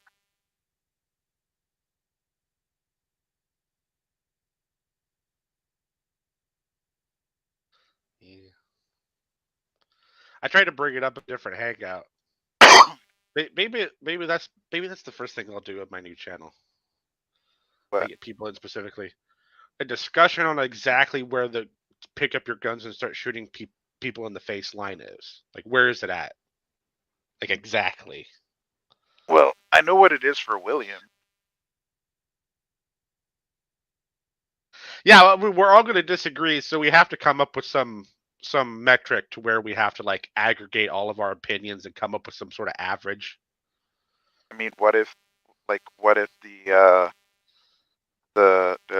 you know, all branches of government got rid of the Second Amendment, or let's say they decide to just interpret it and say, well, you can only own guns in a militia of a certain amount of people that's licensed with the state government, for example, or the federal government. That's probably gonna be one of those situations where motherfuckers is gonna be like, well, we going to war over this. Well, see, I think personally, any enumerated right, or put it this way, any amendment that basically gives an enumerated right, basically that gives power to the people over the government. I think getting rid of any of those crosses the line. Yeah. And there's a reason why all of those were put into place, and that's because the government was fucking up. Yeah, well, the government already crossed the line a couple times, so nobody picked up their guns. Yeah, They just which is TV. This is really unfortunate.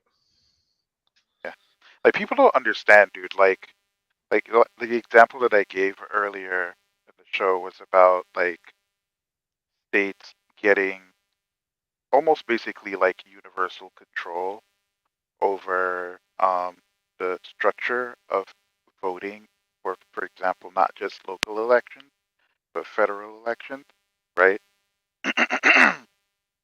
Them completely having that right basically gutted that I think it was the 14th. It gutted that, and so now states can pretty much do whatever they want to do when it comes to voting, right? They can't explicitly say, "Hey, these people of a specific class or race or whatever cannot vote," but you can do things to make it very those hard. Because those are actually protected by the Constitution. Yeah. Right. And it's like voting, like I didn't even know this, that there for a long while voting was an actual privilege. It wasn't a right. Yeah, you used to have to own land. Yeah. Which I think, to defend the founding fathers and the time in which that was made, I think that was a defendable decision. Because almost everyone owned land. It was a very rural society. And the whole reasoning behind it is they didn't want people that didn't have a stake, because everyone's an immigrant, right? People are coming and everyone's new. They didn't want and they were just allowed to come in. There was no like immigration policy. And they didn't want people that had no stake in the country making decisions for the country. So I get it. I get it for the 1700s. But it doesn't work in the 2000s. No. And again, right? Like even certain federal policies, like the idea of like having a federal minimum wage, right? Or people working I in hate it. prisons for like no pay. Like I hate the federal minimum wage. I we know you do, sir. I hate it so bad. I am more okay with state minimum wages, but the federal minimum wage makes no sense anywhere. Well, for one, it's Get it. arbitrary the way how they select it, anyways. Well, So it's it all doesn't really matter. it's all politically negotiated, right? But if the minimum wage gets too high, it causes a bunch of inflation in essentially states that have a lower cost of living. And then none of the better jobs, like none of the jobs that you would get paid more than minimum wage for, gets a payment Gets boost. a payment boost. So Yeah, it just makes everyone poor. But basically. but they would have to have a high minimum wage to make the minimum wage make sense in places like New York and California. So then you have to choose either a minimum wage that's too low or a minimum wage that's too high, That's and too high. you don't get to pick a middle one, because if you pick a middle one, it doesn't work for anybody. Well, That's besides the fact about all the other economic stuff that it does. well, maybe it should be see, and this is the problem, right? Like, maybe it shouldn't be up to the Congress. Like most congressmen don't know shit about stuff like that, right? Maybe it should be um, determined by a specific organization to kind of track that stuff. Like even maybe, let's say, this is an example. I'm not advocating for this. Let's say the Federal Reserve, right, would be the organization to determine that. They'll be able to make it higher or lower based on the health of the economy, right, and their forecasting. Kind of see what I'm saying? Kind of like what they do with loans. There is a chance that you could make a relatively rough but detailed like adjustment equation based on the cost of living in a region. But the government doesn't work. It doesn't work like it doesn't work like that. No, I get it, right? Because again, you would have to actually have studies to determine whether or not a particular state, or even within that state, like the counties can afford it. You see what I'm saying?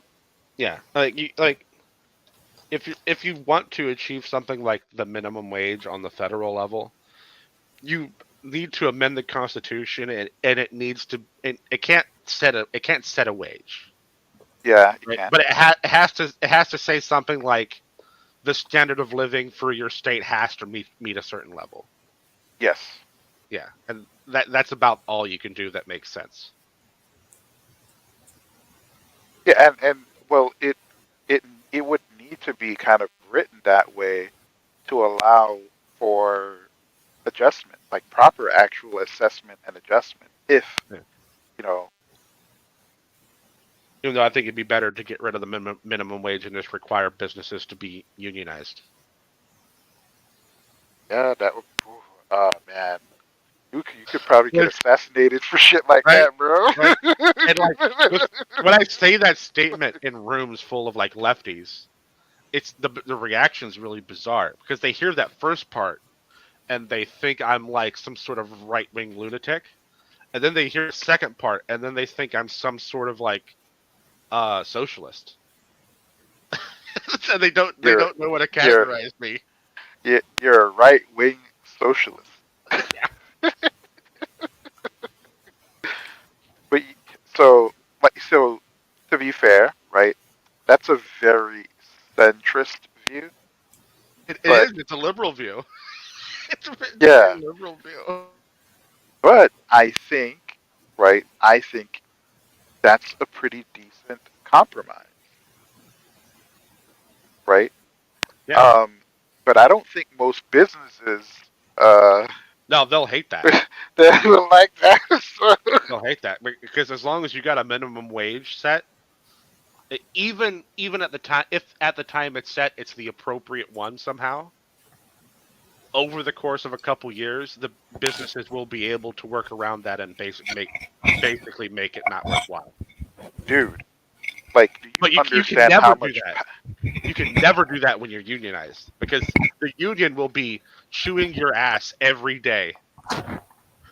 Yeah, but the literal part of this, right, is that you are giving the control of the business, maybe not 100%, but a large percentage of control, operational control of the business to the employee. Yeah. Well, as far as it can be negotiated, right? There is a chance that it can happen technically, where the union basically just captures the business. Literally, that could actually happen. Yeah, I mean it's happened before. It hasn't happened in the U.S. that I know of, but it's happened in Spain a couple times, to where the union got so strong that the union basically just offered to buy the majority share of the business, and then keep the previous owner as like a silent partner. Yeah. Which I'm fine with, right? If the workers own that business, and it's just the workers, it's not everybody, it's just the people working the business. If they work that business and they make bad decisions and they all lose their job because they're idiots, they got exactly what they deserve, and I'm okay with that.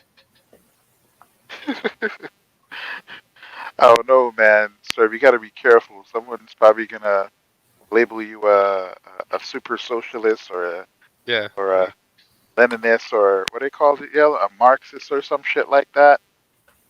Though those terms wouldn't apply, but we're idiots. They like to use terms. Yeah, Flow State's right. The only right wing socialist well, that's not entirely true. Oh no, I guess it kind of is. Fascism can come on both sides. Yeah. Yeah. So yeah, I think the Nazis really are the only right wing socialists, and German Nazis, like World War II Nazis. Yeah, not the ones here in the U.S. Because hating races is somehow seen as right wing in general for some reason. Really? Yeah. That's the thing that makes them right wing in the eyes of general public. Huh. The general public doesn't even understand that Nazis are actually socialists and that they actually, they socialized a bunch of the economy when they were in control. Mm-hmm. They have no clue that happened. Yeah, that's crazy. Right, and not only that, they actually did it better than the Stalin did, than the Soviets did. Right, because they didn't actually, the way they socialized businesses was they didn't actually put them in direct control by the government. They put like interceding powers in control of the businesses. Right, so you had this setup to where a handful of people would control the business. They would, quote unquote, own the business. But you had a party, a controlling party above them that kept them within certain bounds constantly. And then that was below the Nazi party. So there was a delineation of power. If you look at the circumstances that the Soviets had around that time, their economy was kind of shitty. Wasn't that's around the time Lamarckianism was like a thing, and they were trying to use that to figure out like farming and shit like that. And they needed a huge boost in terms of like industrial production, right? And there weren't enough people hiring en masse or starting businesses that could operate on the level that the government wanted. And I think that's probably one of the main reasons they literally just like not just socialize a lot of industry, but nationalize it. Stalin like took that shit, multiplied that by like 1 billion, and starving all the Ukrainians. Now this is going to be a hot take for any socialist or communist to hear this, but the biggest thing that kept the Soviets back, especially early on, was the idea that they thought Marx was right about anything. Oh, you were breaking up. Can you repeat that? Oh, what was they thought Marx was right about anything. Right, Marx had this idea about having, when you reached real communism, right, you wouldn't really need a market. You didn't really need money. So you didn't have pricing because the value of things was based on the labor theory of The value that labor he theory of adopted. value.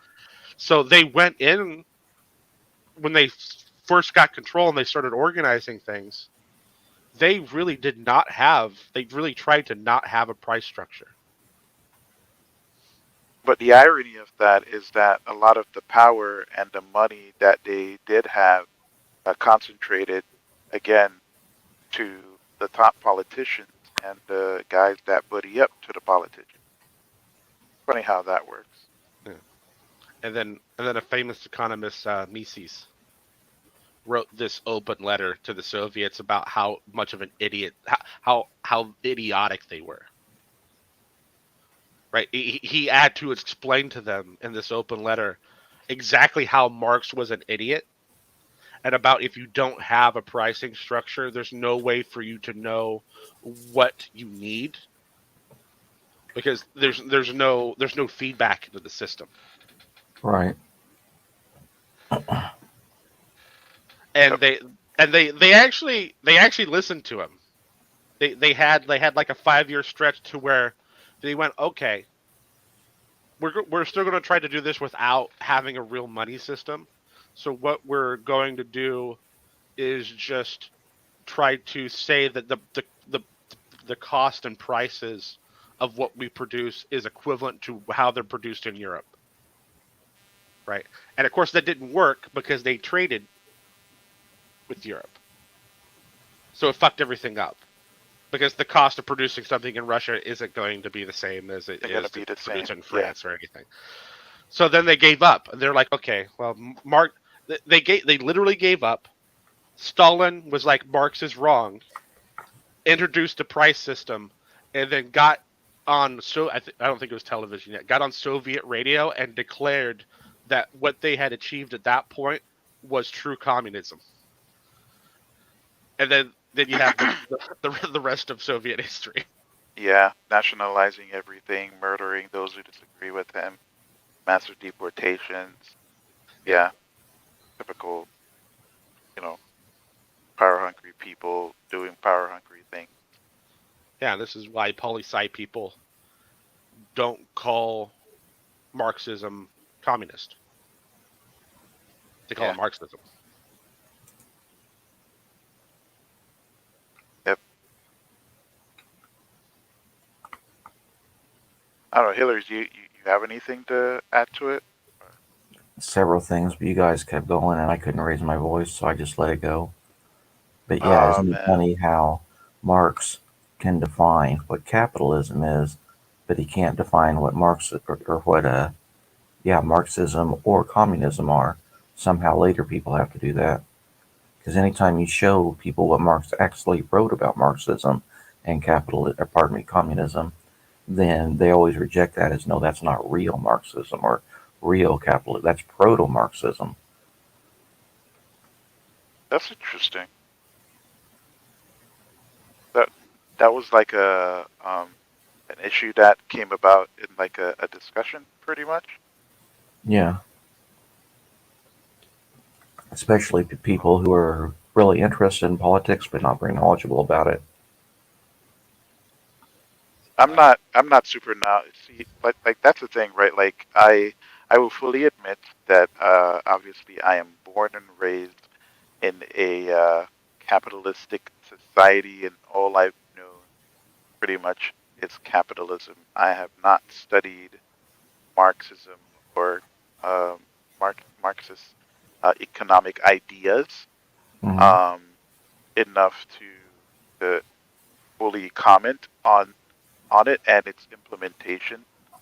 I guess I know, like, I understand some basic things, like, I guess the labor theory of value and stuff like that, and how that value might derive. but I don't know how that would work in a practical sense.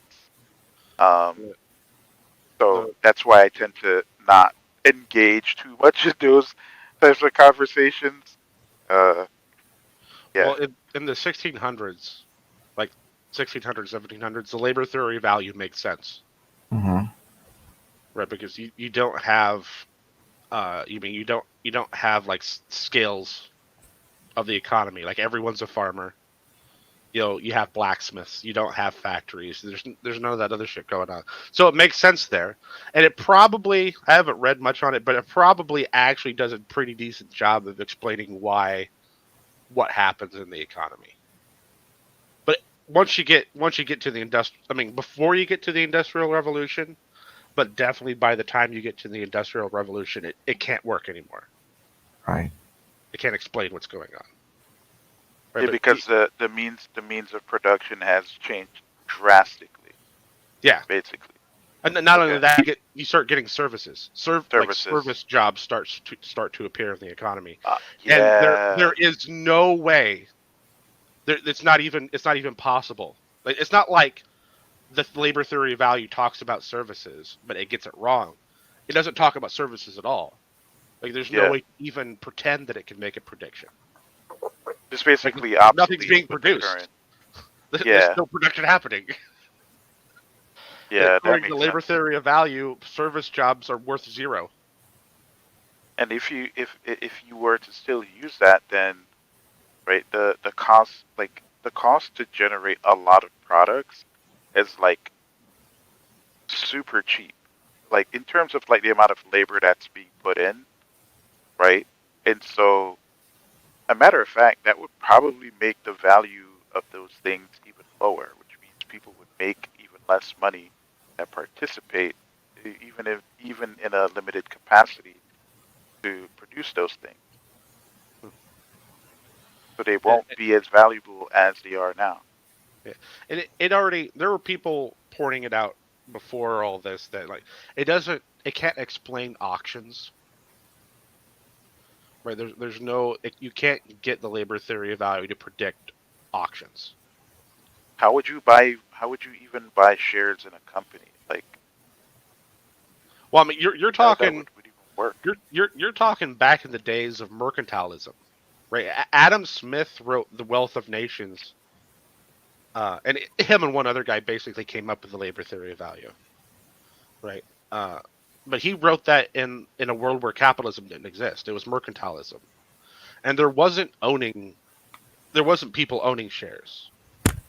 Like the idea existed, but really what it was is the idea of shares existed because there were like two people that owned the business or three people that owned the business. That owned the business. Yeah. Yeah. It wasn't like something you could trade. Trading ownership of a business. And that's the other thing.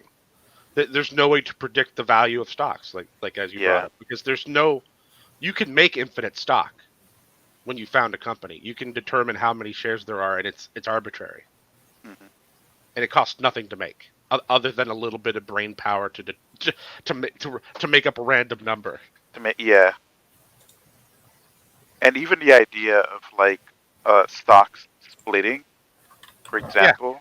Yeah, or merging for that matter. Or merging, yeah. That's I never really thought about it that deeply. and that's actually probably the first big flaw I noticed when reading Marx. Is that, and that's the thing, Marx's texts, like what he wrote, they're ethical philosophy and like pop psychology, because psychology didn't really exist yet in any meaningful sense. So it's mostly just ethical philosophy, because the whole thing's an argument about how people are being taken advantage of. Mm-hmm. Even later on, when he starts talking about capital in like Das Kapital, it's still about this system and trying to escape being taken advantage of and all this other bullshit. Right? It's all ethics from top to bottom. So it's more. He doesn't actually talk about how economics works. Economics. Oh, okay. Right. That's why you have all taking these it as that. Well, that's because most people didn't read it. But all these different movements in the world that called themselves Marxist, right, and used Marx, That's why they're so diverse in their policies, because they're reading the ethics, because that's all it is, and then trying to figure out how to apply that. Well, can't necessarily 100. Like I understand there should be ethical considerations if you're trying to build or or create an economy, right? But you shouldn't create an economy solely based on ethics. You should create it based on the means of production, services, um, you know, the amount of actual, huh? I mean, you would hope the minimum for creating an economy would be to pick one that works, right? And then you talk about under the realm of what actually works, deciding what ethical things you could do. Yeah, and I mean, if let's keep it a buck, right? If it wasn't for the United States, China would not be rich. Yeah, They should be thanking Bill Clinton and to some extent Nixon